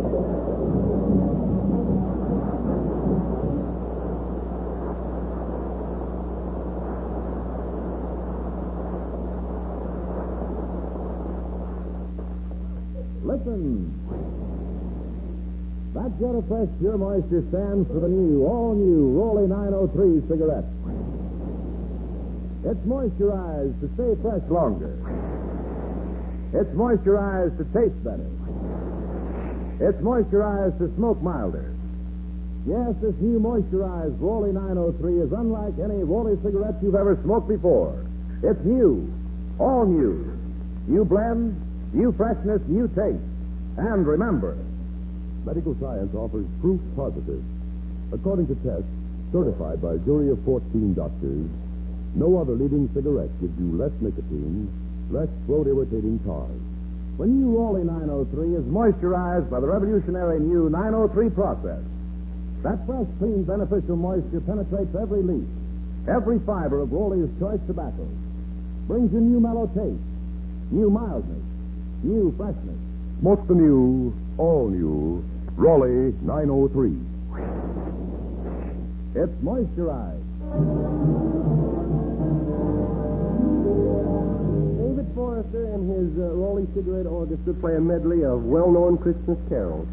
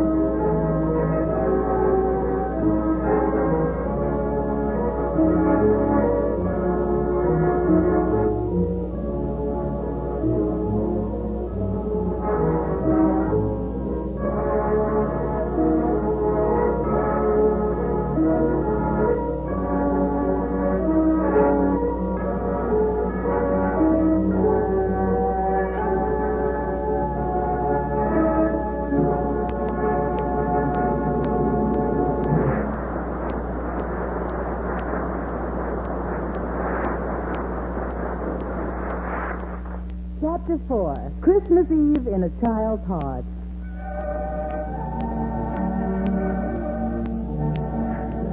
A home with a tree, the warm spirit of love, and a child is truly the meaning of peace on earth, goodwill toward men.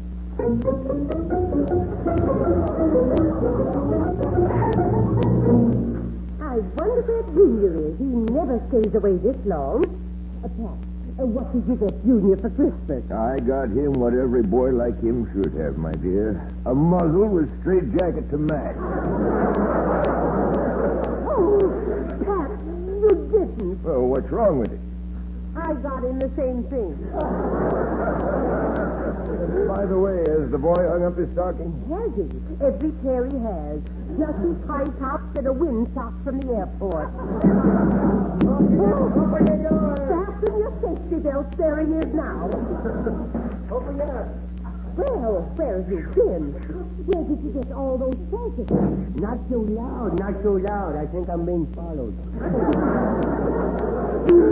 There's a man out there.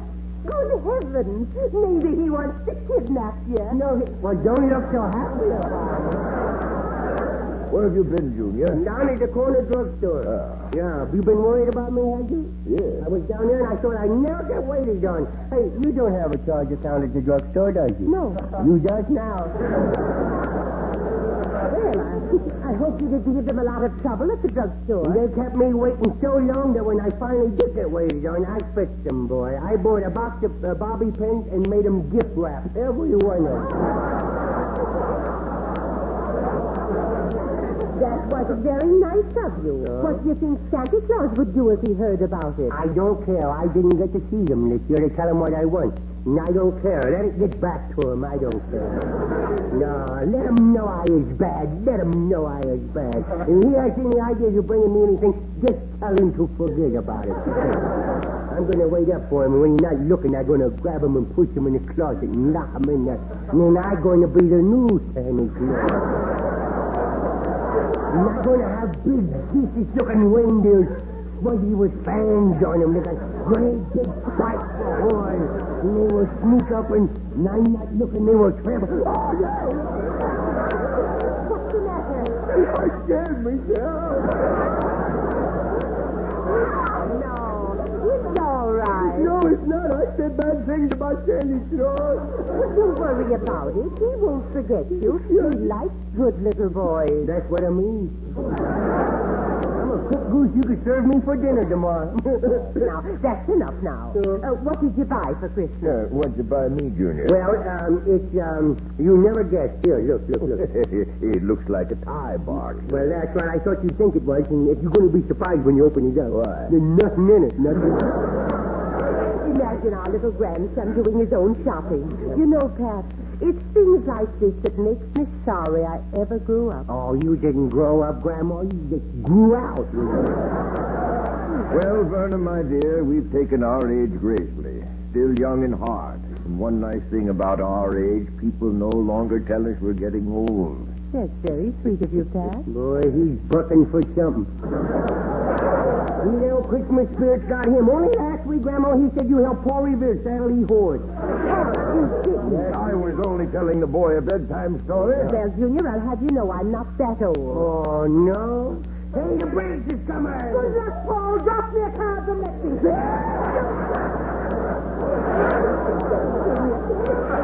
I think it's time for you to go to bed. No, I'm not sleeping. But this is the night when Santa Claus comes. Well, I don't care. I'm just sit down. I keep my little eyes open, you know. Take this popcorn ball. You might want to gnaw on something. Did you make them? Yes. Well, it's all the same to you. I just gnaw on the bedpost. It's easier on me teeth. Now, they're not that bad. Oh, no, I start chewing them and I wind up gumming them. Hey, good night, Grandpa. I hope Santa Claus brings you what you wanted. Well, I asked him to bring me a new Buick Roadmaster. One like Red Curtis, huh? A maroon one with white wheels? Yep. The top goes up and down? Yep. One that's all shiny new? Yep. Oh, you dreamer, you. You know, I was going to get you a new Bell and Howell camera, you know, but to replace your brownie. You know? Really? Yeah, but every time Bell put my name down, Howell rub it off. You stalled long enough. Hurry off to bed, dear. Santa is due here now. Well, I don't think you'll be coming here. I've been pretty unbearable lately. Oh, he's pretty fair. I think he'll overlook a few things. A few things, yeah. But when I close my eyes and see all the things I wrecked this year, I sort of put that atomic bomb in the firecracker class, you know? Well, Merry Christmas. Merry Christmas.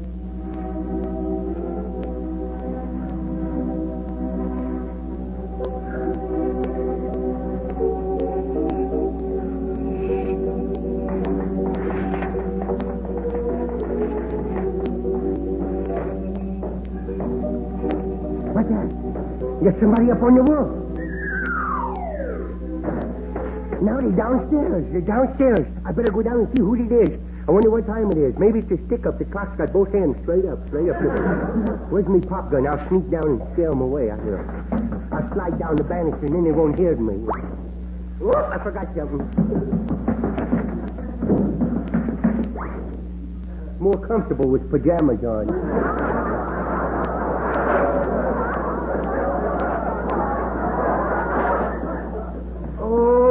Look who's asleep in the chair there. Santa Claus. I'm going to pull his beard and see if it's really him. What? The beard is really connected to him. Boy, I pull it and his ears stood straight out. Well, Junior, why aren't you in bed? It's late. Well, you reindeers woke me up. I didn't think I'd get to see you this year, you know. That's right. I missed you down at the department store. Yes, you did. Here, sit on Santa's lap. Oh, boy, you sure is soft, ain't you, huh? Who built you, Simmons? Huh? Boy, you look like a family-sized bottle of ketchup, you does. Old bloodshot blimp he is. Oh, boy. How come you went to sleep in a big chair? Well, this is the last house on my route. I wasn't sleeping, just resting my eyes and thinking. Is you tired, Santa Claus? No, not tired. Disillusioned. For years, I've believed that everyone lived with the spirit of giving in their hearts for 365 days a year. Not just at Christmas time. Oh, you don't know the half of it, Santa Claus. You ought to sneak up on them around summertime. Boy, it's getting so people don't even shake hands anymore, you know. They can't get a good enough grip because of the greased palms, you know. You don't know the half of it. Santa, you had tears in your eyes. You smoke burning them? No, I've been thinking maybe it'd be better if I stopped coming back. Oh? Stopped trying to bring the spirit of giving into the hearts of the world. Oh, Santa Claus, you can't do that. You gotta come back. So many people love you. Not for what you bring them, but because you're the symbol of goodness. But only for a short time. Tonight, I passed the grave of a boy who fought and gave his life. Tonight, I passed the park bench where his brother sleeps. Tonight, I passed the house of the man who made both possible. Like a miser, he's trying to hold the precious destiny of his fellow men, worshiping not the spirit of Christmas, but kneeling to the power of greed, holding the wheels of progress, betraying all the right to a free government, belittling those who gave their lifeblood for peace on earth and goodwill toward men, wishing a Merry Christmas to no one. Oh, I think it'd be better if I never came back again. Oh, please, Santa Claus. It'll be better next year, it will. Well, I'll think it over. Just remember, Junior, greed is the greatest weapon of war.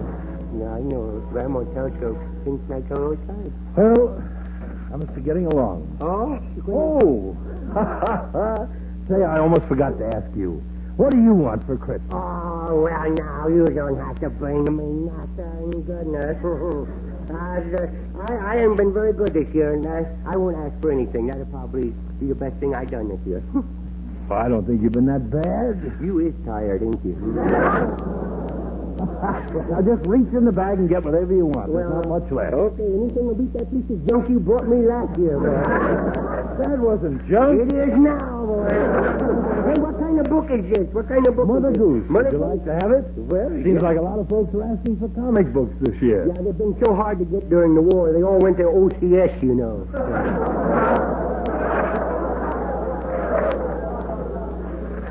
Well, the fairy tale book? Yeah, I gotta be going, and my wife will be wondering what's become of me. You have that trouble, too, huh? I'll run upstairs and watch you take off. All right. Oh, boy. Oh, look at them reindeers. They look like ponies with horse sleeves in their heads. Look. I feel much better. I'll be watching my daily report for more brotherly love. Sure and helping along. I'll do me best, Santa Claus. Merry Christmas. Merry Christmas, Santa Claus. Merry Christmas, everyone.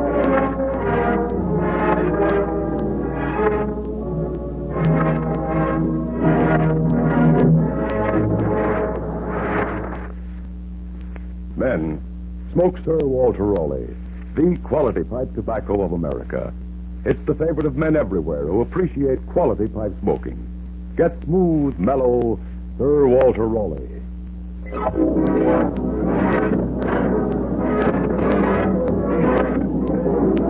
Remember, we'll all be back in the next Tuesday at the same time. Until next Tuesday, then. This is Red Skelton saying goodbye now. Thanks for listening. Thanks for buying Raleigh's and Merry Christmas. God bless you. Same time. Until next Tuesday, then. This is Red Skelton saying goodbye now. Thanks for listening. Thanks for buying Raleigh's and Merry Christmas. God bless you.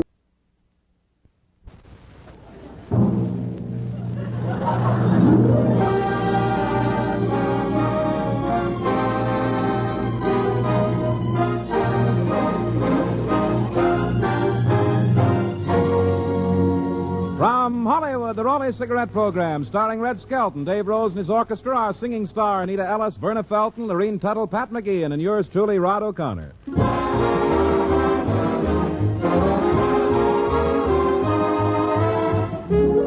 From Metro-Goldwyn-Mayer, we present the star of the Raleigh Cigarette Program, Red Skelton.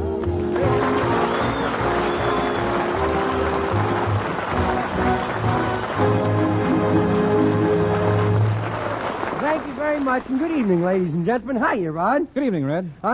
Good evening. Wait, now you've thrown the show off timing, you know. You're just supposed to say hi, Red. Now you've put in something we're dead. Well, I know I'm supposed to say.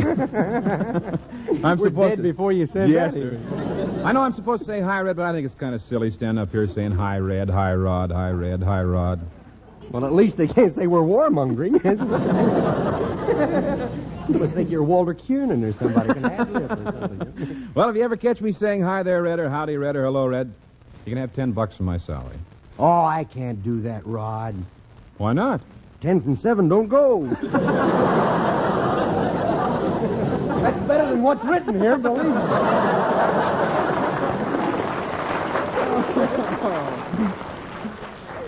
Yes, sir. Anytime I say one of those corny hi, Red, you can have $10. Okay, it's a bet now. Okay. Only, but I'm superstitious about betting. I don't like it even money, you know, like that.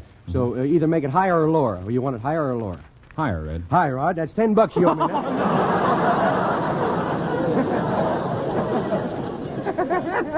That's no fair. You tricked me. I should have said lower. Lower? How you spell lower? L-O. Hello, Rod. You want to ad-lib and go broke, go ahead. Let's talk about something else. All right. Hey, do you know anybody like to buy some medals cheap from the last war? I mean, medals the kind that you pin on your chest? Yeah. No, why? I hear that General Myers wants to sell his good conduct ribbon cheap.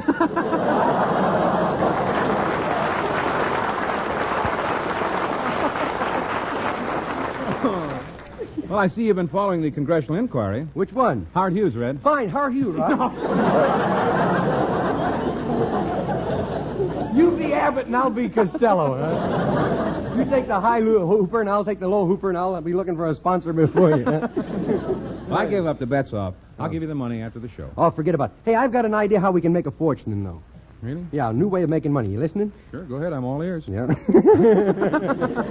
I knew your rabbit blood would come out sooner or later.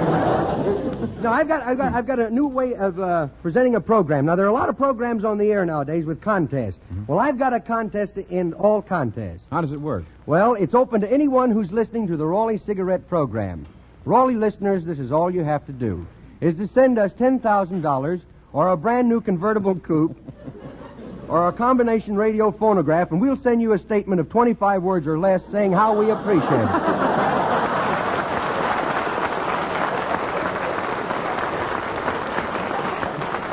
All you got to do is guess who is Mrs.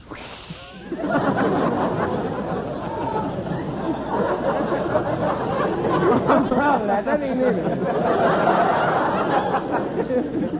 Well, you know, I think if you run a contest, you've got to give the people something. Yeah? Even if it's only something silly looking to put on their mantle. Yeah, I know. Well, you don't have to look at me, Doc.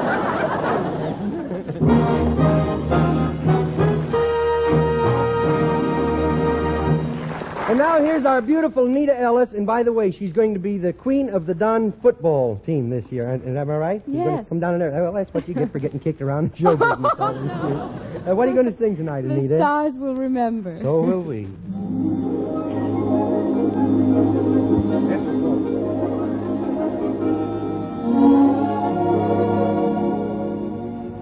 The stars will remember the night we said goodbye.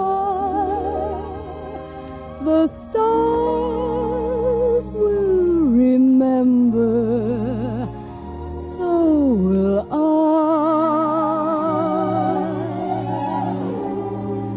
A rose as a token, a kiss that brought a sigh. The stars will remember, so will I. And now the stars and I, we share the lonely lane, but in my solitude it seems I hear you call my name.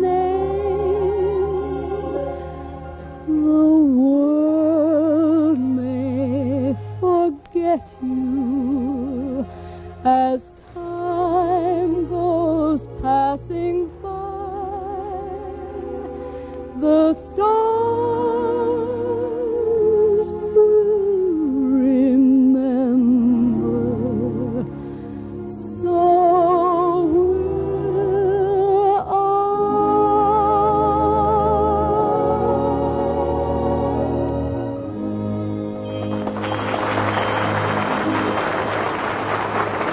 Thank you, Anita Ellis. That was really beautiful. The Skelton Scrapbook of Satire.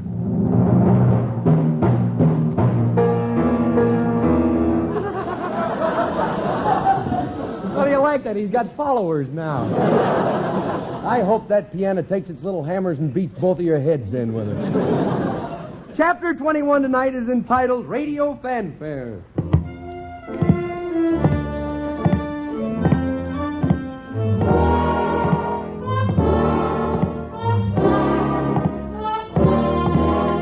Well, here I am. Do, do, do, do. Do, do, do, do. Do, do, do. Boy, I love those Dave Rose arrangements. Do, do. Yes, sir, boy. Here I am down the radio station. I sure wish I could find one of them quiz shows. I love to stump them experts, you know. I really stumped them, too. I've been on 10 of them, and not one of them could figure out what I was. Well, they got me in the funny papers every Sunday, you know. Oh, there's Rod O'Connor. Howdy doody. Howdy, Clem. Say, where's the newsroom around here? My ma sent me out to get the weather reports and had to come in out of the rain, you know. Weather report? Yeah, if it ain't gonna really rain, why, she's gonna wash my face, you know. That's a brilliant line, isn't it?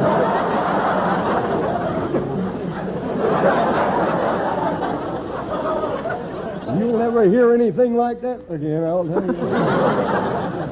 Well, I've got a Best Pocket radio here. Let's see if we can get a weather report. Okay. Listen. It's gonna be windy, isn't it, huh? No, Clem, that sound of fresh, pure moisture stands for the all-new Raleigh 903 cigarette. Sounds like it's got a slow leak in its pump.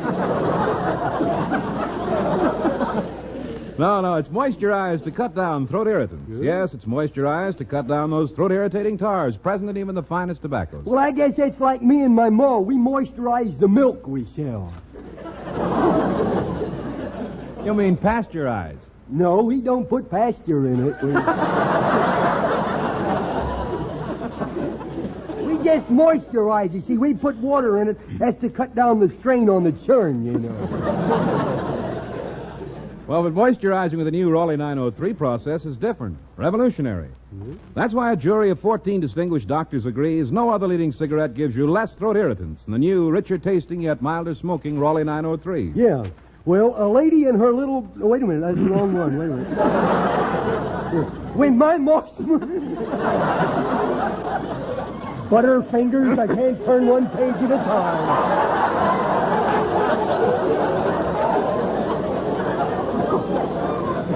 You know, when I smoke Ma's corn cob, it ain't my throat that bothers me. She grabs a barrel stave and irritates the seat of my britches, you know. Well, then take my tip. I tell everybody to smoke the new Raleigh 903. Moisturized to cut down throat irritants. Well, maybe we... The taste is really rich, yet the smoke is mild. See, I memorized this, and I came in,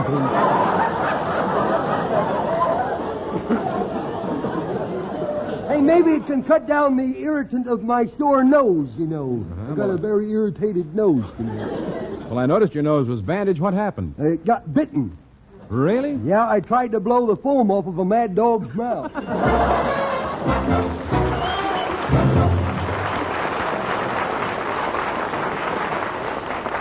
Chapter 3 of A Little Boy and His Dog.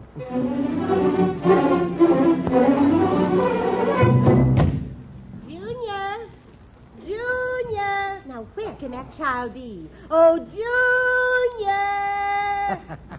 Old Iron Lungs is on the prowl again. What you want, kiddo? What are you doing in that tree? Hmm? Are you in that bird's nest? Oh, no. I'm playing Tarzan up here. You see, and me widow dog is the lion, see? Oh. So I just Weissmillered up here, you know, now I'm out on a limb. But you're not out on a limb. If you don't believe what I just said, I is. And here, I'll help you down. No, I can jump. Ooh. Are you all right? Well, now, let's see. Oh, wait, my leg. My leg's missing. I love my leg. Junior, I lost my leg. your leg is not missing. Yes, it is too. My leg is gone. You only have 2 legs, and they're both there. I'm talking about the chicken leg I got out of the ice bar.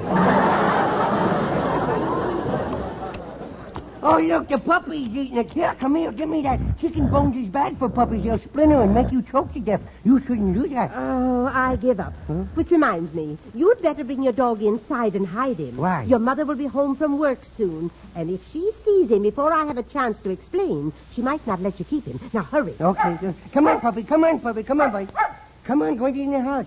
Get in the house. You know, he hates to go in the house. I wonder why. He used to belong to a veteran, and he don't know where the house is. Come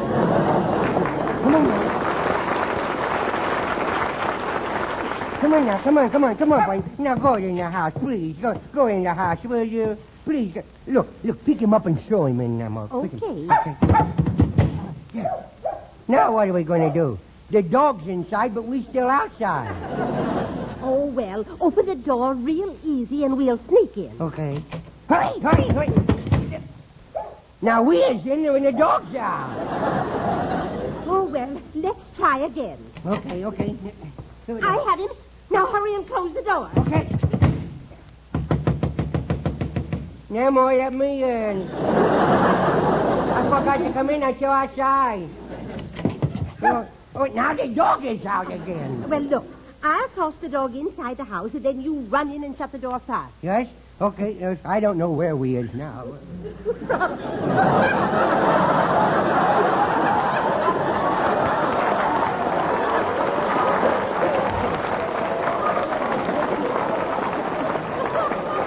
All right, now, I got you hold of him now. 1, 2, 3, fight! And that did it, boy. Now what happened? The puppy and me is outside, and they're marching now. Goodness. Well, you know what, Junior? What? That dog's smarter than we are. Well, speak for yourself, kiddo. Speak for yourself. There must be some way of getting him in the house. I got it. Now be ready to slam the door. Look out, here comes the dog catcher. Yes!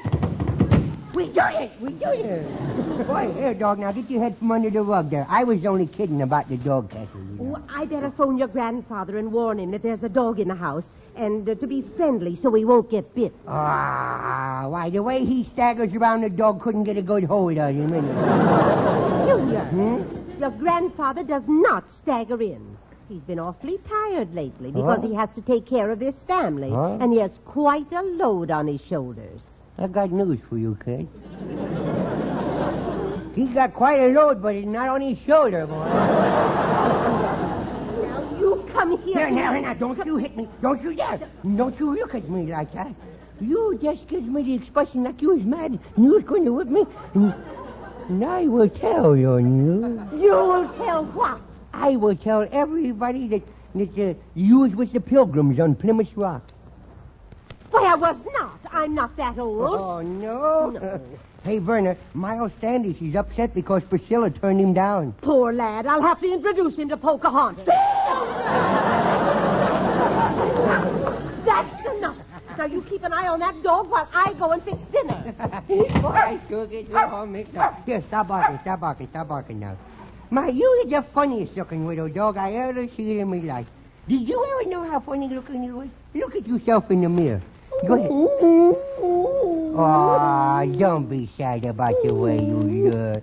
Don't put your tail between your legs. Now, don't you breaking me with your heart, little thing. You should never be afraid to look at yourself in the mirror, because when you look in the mirror, you see yourself as you really are. Now, watch me look at myself. You see what I mean? Now, you happy? Here, stop licking me kisser. Will you stop that? Quit it. Your germs will make my germs sick. Now, quit it. Here, where are you going? No, get out of the living room. You're not... Come here, doggy. Don't pull that scarf on the piano. It's got the flower vase sitting on top of it. Please, let go. Please, that's Nemo's favorite vase. No. Well, sure, I couldn't have done a better job myself. Look at that vase. It suddenly lost all its personality. Junior, what broke? Good heavens, my expensive vase. The vase. It's a vase. Vase, it was now. Who did that? You or the dog? Now, puppy dog, you stop pointing your tail at me. Why, he's a bird dog. Yeah, a widow stool pigeon. So help me, Nemo. I didn't have a thing to do with this catastrophe. The dog did it. Very well. That dog has got to go. Oh, no, Nemo, no. You get him out of here. Oh, no, please. I can't help it if a widow of me has rubbed off on him. I said that dog has got to go. But he's so smart. He's so intelligent, he is. Smart? I've been training him, you know. He's really... I show you. Want to see the trick I taught him? Yes. All right, come on, boy. Here. Now, set up and beg. Come on now, set up and beg. All right, how did you wait? Lay down and beg then. Junior, I think you better get rid of him. Oh, now, look at the way he's licking your hand, Nemo. He loves you. He knows you're either a kind woman or he wouldn't be licking your fingers like that. You must use Jergens lotion or something. You know, he either licks your hands because he likes you or you should start eating with a knife and fork. I don't know which. You know. He knows that you wouldn't turn him out. He knows that. Why, your heart is too big. Why, your heart is as big as you is. In fact, I think that's why you is so big. You're nothing but a big, fat heart, you know.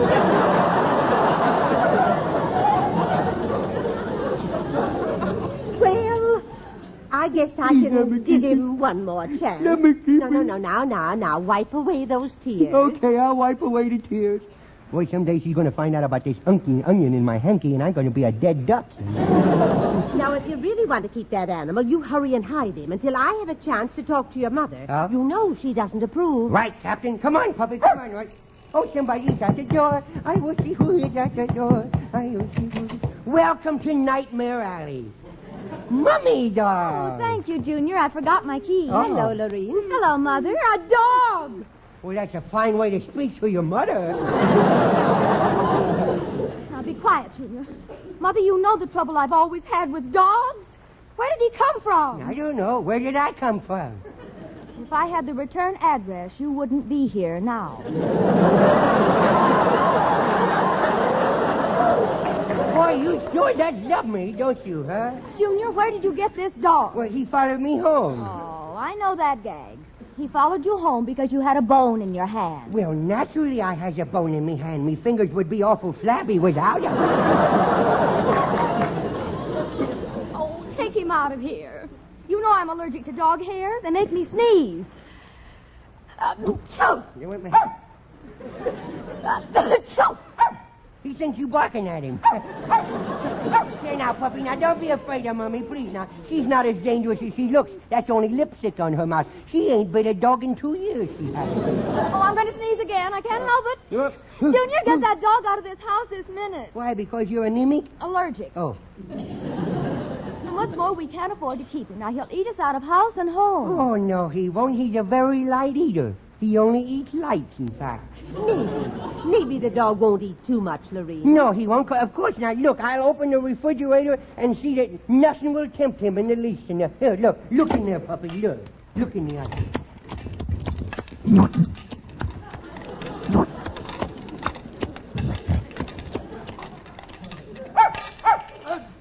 Well, you might as well turn off the electricity. Junior! He's cleaned out the refrigerator. Oh, no, he didn't. There's a few ice cubes left in there. Heat them up for dinner. I'm kind of hungry, my child.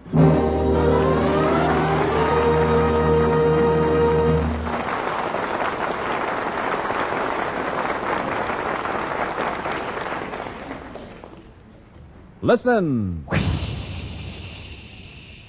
That sound of fresh, pure moisture stands for the new, all-new Raleigh 903 cigarette. It's moisturized to cut down throat irritants. Yes, it's moisturized to cut down those throat-irritating tars present in even the finest tobaccos. A jury of distinguished doctors says this about the new Raleigh 903. No other leading cigarette gives you less throat irritants. Yes, Raleigh 903 is moisturized by the revolutionary new 903 process to cut down throat irritants. That's why Raleigh 903 brings you a rich, full-flavored, yet milder smoking cigarette. Smokers follow the lead of Maria Montez, starring in Atlantis, a Seymour Nebenzahl production released through United Artists. Miss Montez says, quote, I chose the new Raleigh 903 every time because it's moisturized. It tastes better and it's milder smoking. Unquote. So, friends, why not take this tip from Miss Montez? Smoke Raleigh 903, moisturized to cut down throat irritants. Remember, it's moisturized to cut down throat irritants.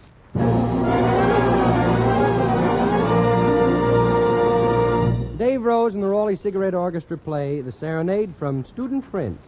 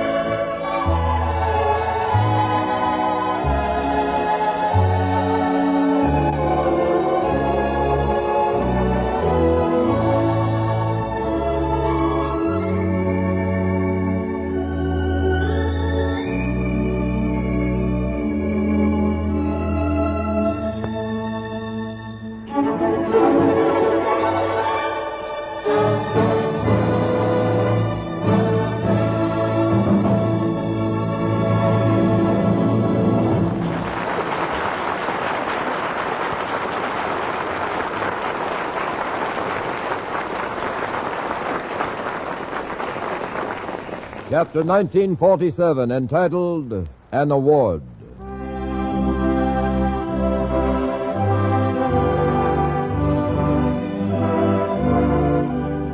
Red, we have a pleasant surprise for you. May I present Mrs. Luther Lathan, President of the 17th District, American Legion Auxiliary, and Mrs. Elza Shallert, who have a citation for you. I'm very happy to know both of you, Miss Lathan and Mrs. Shallert. This comes straight from the heart of the women of the 17th District American Legion Auxiliary.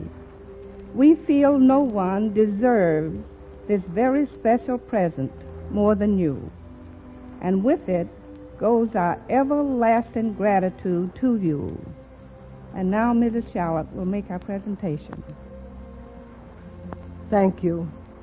May I say to you, Red, and to your sponsors and vast radio audience, that I feel privileged to present this award of merit for your exceptional and humane work during World War II. Our award of merit reads, American Legion Auxiliary, 17th District, State of California, Distinguished Service Award, presented to Red Skelton, in recognition of his outstanding and humanitarian services towards the entertainment of the armed forces in World War II, and his continued activities in behalf of our hospitalized veterans.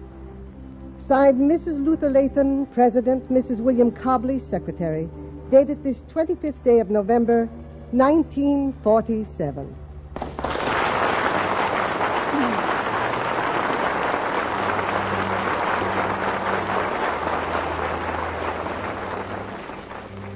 And Red, I've been asked by the auxiliary members to tell you that they will always remember your generosity of spirit.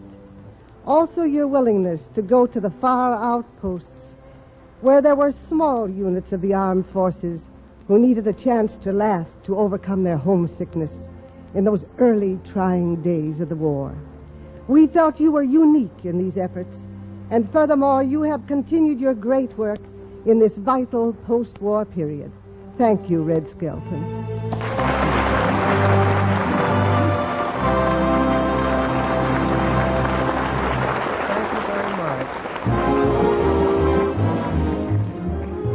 Being a member of the American Legion myself, I know what a great honor it is to receive your award of merit.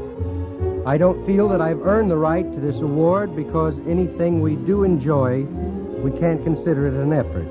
I assure you that my small contribution was a pleasure, and in the future I will try to live up to its full meaning of this great honor. Thank you very much.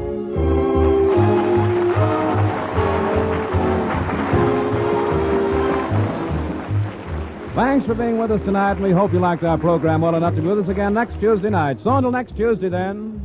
This is Red Skelton saying goodbye now. Thanks for listening, and thanks for buying Raleigh cigarettes.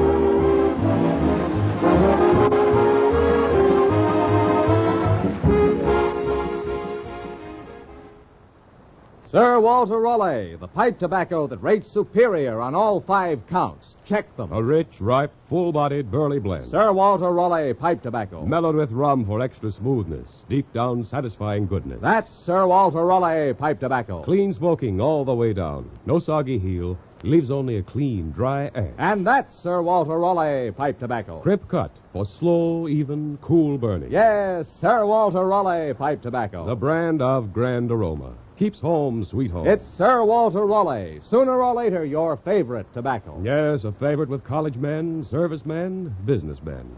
Men everywhere who know and appreciate quality pipe smoking. Smoke Sir Walter Raleigh, the quality pipe tobacco of America. Raleigh's invite you to other good listening throughout the week. Listen to People Are Funny with Art Linkletter next Friday, and join us again with Red Skelton next Tuesday. Red Skelton is heard on this program through the courtesy of Metro-Goldwyn-Mayer and is brought to you by the makers of Raleigh cigarettes.